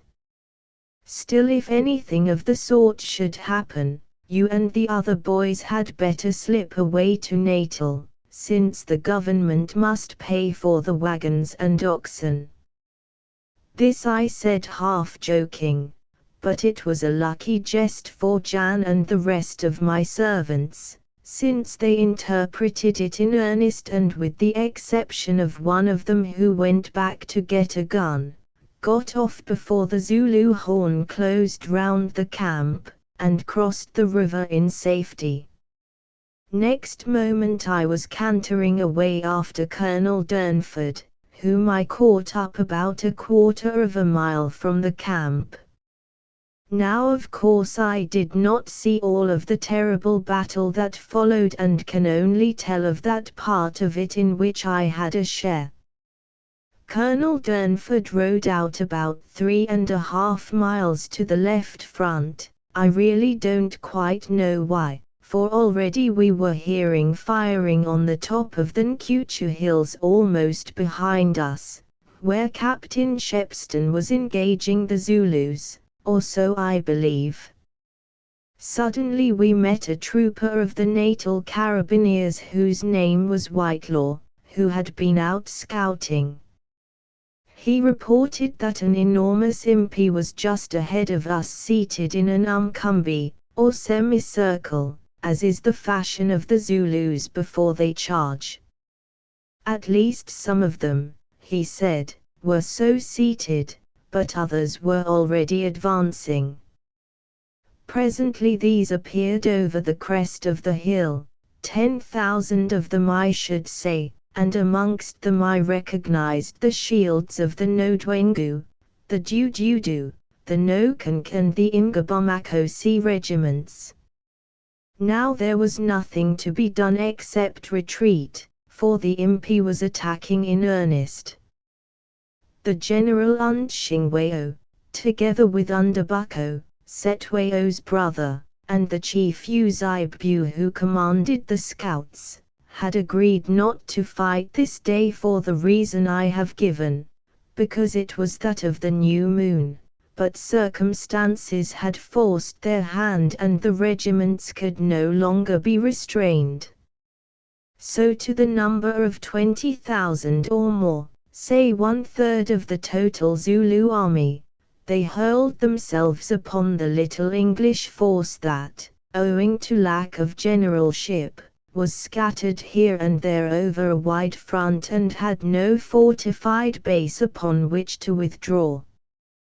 We fell back to a donga which we held for a little while, and then as we saw that there we should presently be overwhelmed, withdrew gradually for another 2 miles or so, keeping off the Zulus by our fire. In so doing we came upon the remains of the rocket battery near the foot of the conical hill I have mentioned, which had been destroyed by some regiment that passed behind us in its rush on the camp. There lay all the soldiers dead, ascide through and through, and I noticed that one young fellow who had been shot through the head, still held a rocket in his hands. Now somewhat behind and perhaps half a mile to the right of this hill a long, shallow donga runs across the Isandlwana plain. This we gained, and being there reinforced by about 50 of the Natal Carabineers under Captain Bradstreet, held it for a long while, keeping off the Zulus by our terrible fire which cut down scores of them every time they attempted to advance. At this spot I alone killed from 12 to 15 of them, for if the big bullet from my express rifle struck a man, he did not live. Messengers were sent back to the camp for more ammunition, but none arrived, heaven knows why. My own belief is that the reserve cartridges were packed away in boxes and could not be got at. At last our supply began to run short, so there was nothing to be done except retreat upon the camp which was perhaps half a mile behind us. Taking advantage of a pause in the Zulu advance which had lain down while waiting for reserves, Colonel Durnford ordered a retirement that was carried out very well. Up to that time we had lost only quite a few men, for the Zulu fire was wild and high and they had not been able to get at us with the assegai. As we rode towards the mount I observed that firing was going on in all directions, especially on the neck that connected it with the Nkucha range where Captain Shepston and his mounted Basutos were wiped out while trying to hold back the Zulu right horn. The guns, too, were firing heavily and doing great execution. After this all grew confused. Colonel Durnford gave orders to certain officers who came up to him. Captain Essex was one and Lieutenant Cochrane another. Then his force made for their wagons to get more ammunition. I kept near to the colonel and a while later found myself with him and a large, mixed body of men a little to the right of the neck which we had crossed in our advance from the river. Not long afterwards there was a cry of the Zulus are getting round us, and looking to the left I saw them pouring in hundreds across the ridge that joins Isandlwana mountain to the Nkucha range. Also they were advancing straight on to the camp. Then the rout began. Already the native auxiliaries were slipping away and now the others followed.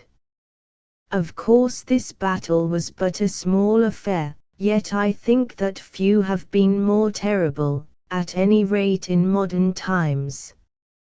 The aspect of those plumed and shielded Zulus as they charged, shouting their war cries and waving their spears, was awesome.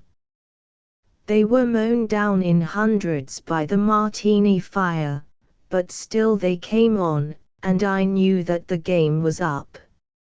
A maddened horde of fugitives, mostly natives, began to flow past us over the neck, making for what was afterwards called Fugitives' Drift, 9 miles away, and with them went white soldiers, some mounted, some on foot.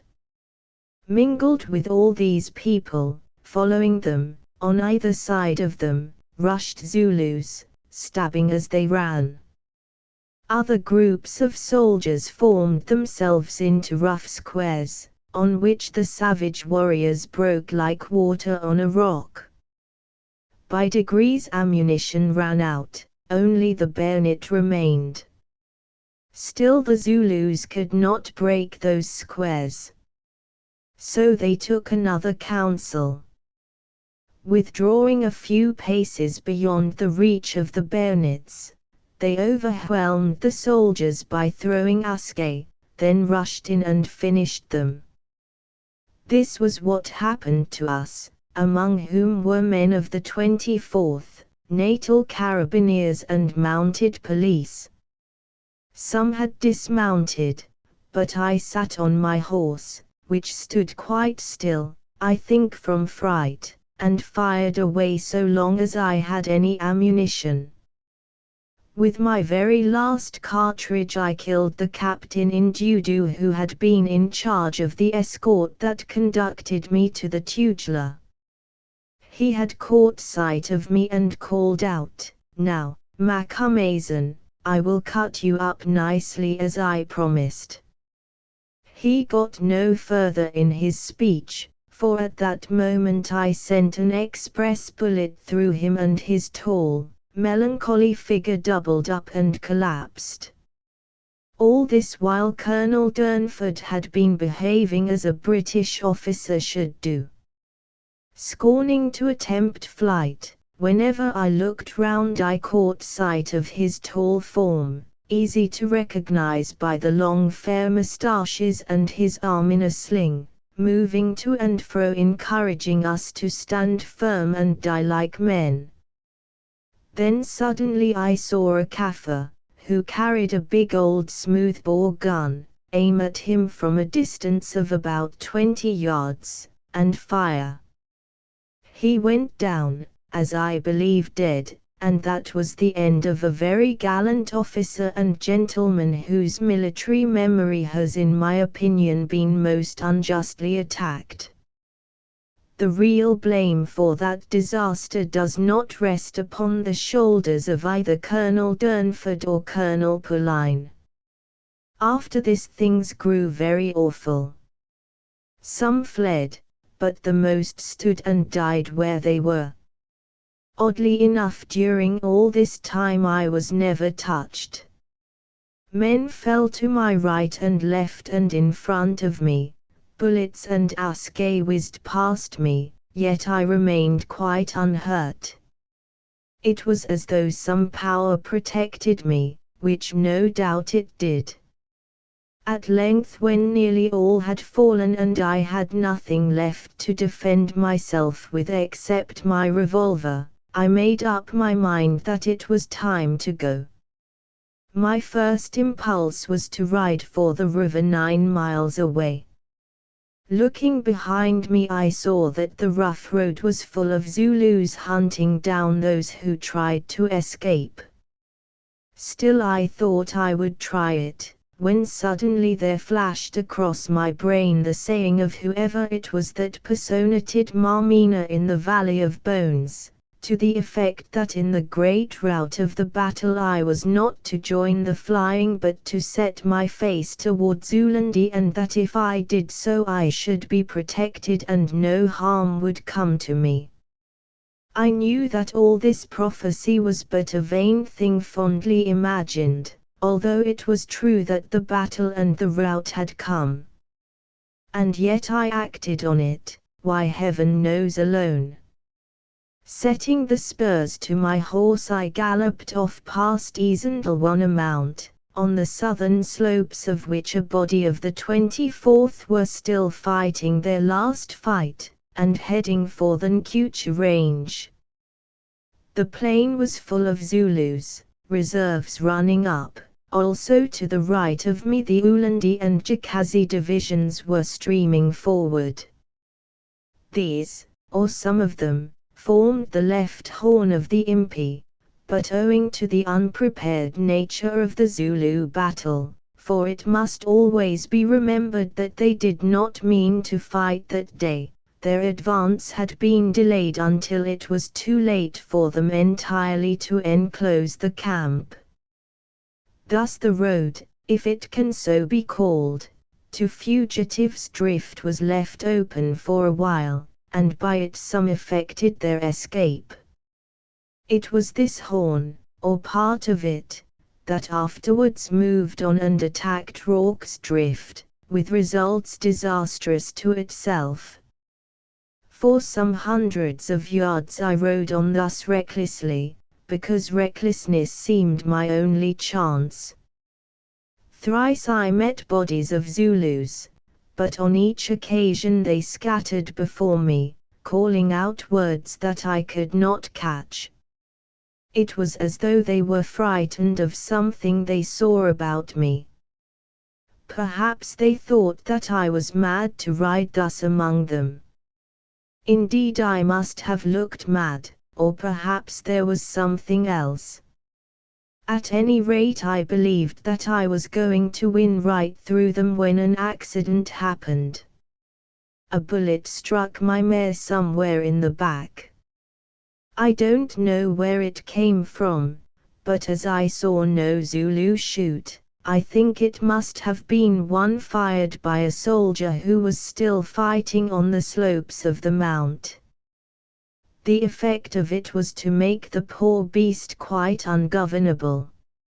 Round she wheeled and galloped at headlong speed back towards the peak, leaping over dead and dying and breaking through the living as she went. In 2 minutes we were rushing up its northern flank, which seemed to be quite untenanted, towards the sheer brown cliff which rose above it, for the fighting was in progress on the other side. Suddenly at the foot of this cliff the mare stopped, shivered and sank down dead, probably from internal bleeding. I looked about me desperately. To attempt the plain on foot meant death. What then was I to do? Glancing at the cliff I saw that there was a gully in it worn by thousands of years of rainfall, in which grew scanty bushes. Into this I ran, and finding it practicable though difficult, began to climb upwards, quite unnoticed by the Zulus who were all employed upon the further side. The end of it was that I reached the very crest of the mount, a patch of bare, brown rock, except at one spot on its southern front where there was a little hollow in which at this rainy season of the year herbage and ferns grew in the accumulated soil, also a few stunted, aloe-like plants. Into this patch I crept, having first slaked my thirst from a little pool of rain-water that lay in a cup-like depression of the rock, which tasted more delicious than any nectar, and seemed to give me new life. Then covering myself as well as I could with grasses and dried leaves from the aloe plants, I lay still. Now I was right on the brink of the cliff and had the best view of the Isandlwana plain and the surrounding country that can be imagined. From my lofty eyrie some hundreds of feet in the air, I could see everything that happened beneath. Thus I witnessed the destruction of the last of the soldiers on the slopes below. They made a gallant end, so gallant that I was proud to be of the same blood with them. One fine young fellow escaped up the peak and reached a plateau about 50 feet beneath me. He was followed by a number of Zulus, but took refuge in a little cave whence he shot 3 or 4 of them. Then his cartridges were exhausted and I heard the savages speaking in praise of him, dead. I think he was the last to die on the field of Isandlwana. The looting of the camp began. It was a terrible scene. The oxen and those of the horses that could be caught were driven away, except certain of the former which were harnessed to the guns, and some of the wagons and, as I afterwards learned, taken to Ulendi in proof of victory. Then the slain were stripped, and Kaffirs appeared wearing the red coats of the soldiers and carrying their rifles. The stores were broken into and all the spirits drunk. Even the medical drugs were swallowed by these ignorant men, with the result that I saw some of them reeling about in agony and others fall down and go to sleep. An hour or two later an officer who came from the direction in which the general had marched, cantered right into the camp where the tents were still standing and even the flag was flying. I longed to be able to warn him, but could not. He rode up to the headquarters marquee, whence suddenly issued a Zulu waving a great spear. I saw the officer pull up his horse, remain for a moment as though indecisive, then turn and gallop madly away, quite unharmed, though one or two assegai were thrown and many shots fired at him. After this considerable movements of the Zulus went on, of which the net result was, that they evacuated the place. Now I hoped that I might escape, but it was not to be, since on every side numbers of them crept up Isandel on a mountain and hid behind rocks or among the tall grasses, evidently for purposes of observation. Moreover, some captains arrived on the little plateau where was the cave in which the soldier had been killed, and camped there. At least at sundown they unrolled their mats and ate, though they lighted no fire. The darkness fell, and in it escape for me from that guarded place was impossible, since I could not see where to set my feet, and one false step on the steep rock would have meant my death. From the direction of Rorke's Drift I could hear continuous firing. Evidently some great fight was going on there. I wondered vaguely, with what result. A little later also I heard the distant tramp of horses and the roll of gun wheels. The captains below heard it too and said one to another that it was the English soldiers returning, who had marched out of the camp at dawn. They debated one with another whether it would be possible to collect a force to fall upon them, but abandoned the idea because the regiments who had fought that day were now at a distance and too tired, and the others had rushed forward with orders to attack the white men on and beyond the river. So they lay still and listened, and I too lay still and listened, for on that cloudy, moonless night I could see nothing. I heard smothered words of command. I heard the force halt because it could not travel further in the gloom. Then they lay down, the living among the dead, wondering doubtless if they themselves would not soon be dead, as of course must have happened had the Zulu generalship been better. For if even 5,000 men had been available to attack at dawn, not one of them could have escaped. But Providence ordained it otherwise. Some were taken and the others left.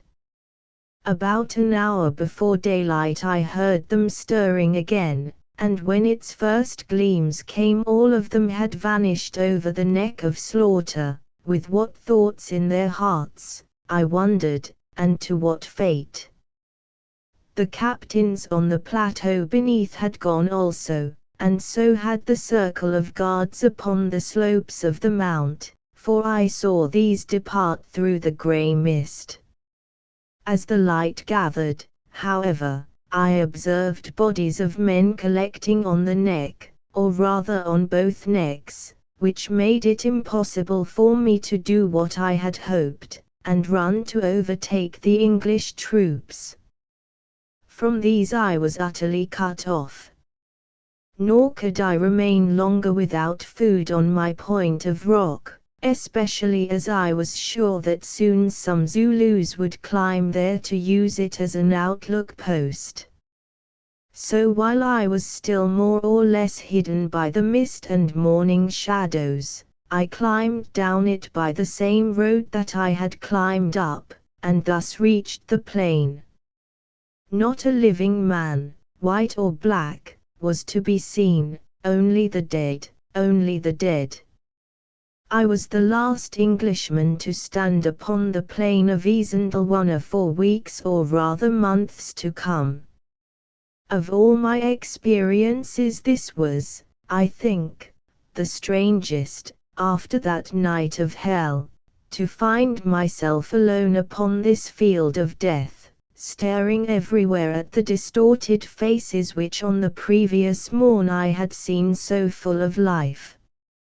Yet my physical needs asserted themselves. I was very hungry, who for 24 hours had eaten nothing, faint with hunger indeed. I passed a provision wagon that had been looted by the Zulus. Tins of bully beef lay about, also, among a wreck of broken glass, some bottles of Bass's beer which had escaped their notice. I found an askai, cleaned it in the ground which it needed, and opening one of the tins, lay down in a tuft of grass by a dead man, or rather between him and some Zulus whom he had killed, and devoured its contents. Also I knocked the tops off a couple of the beer bottles and drank my fill.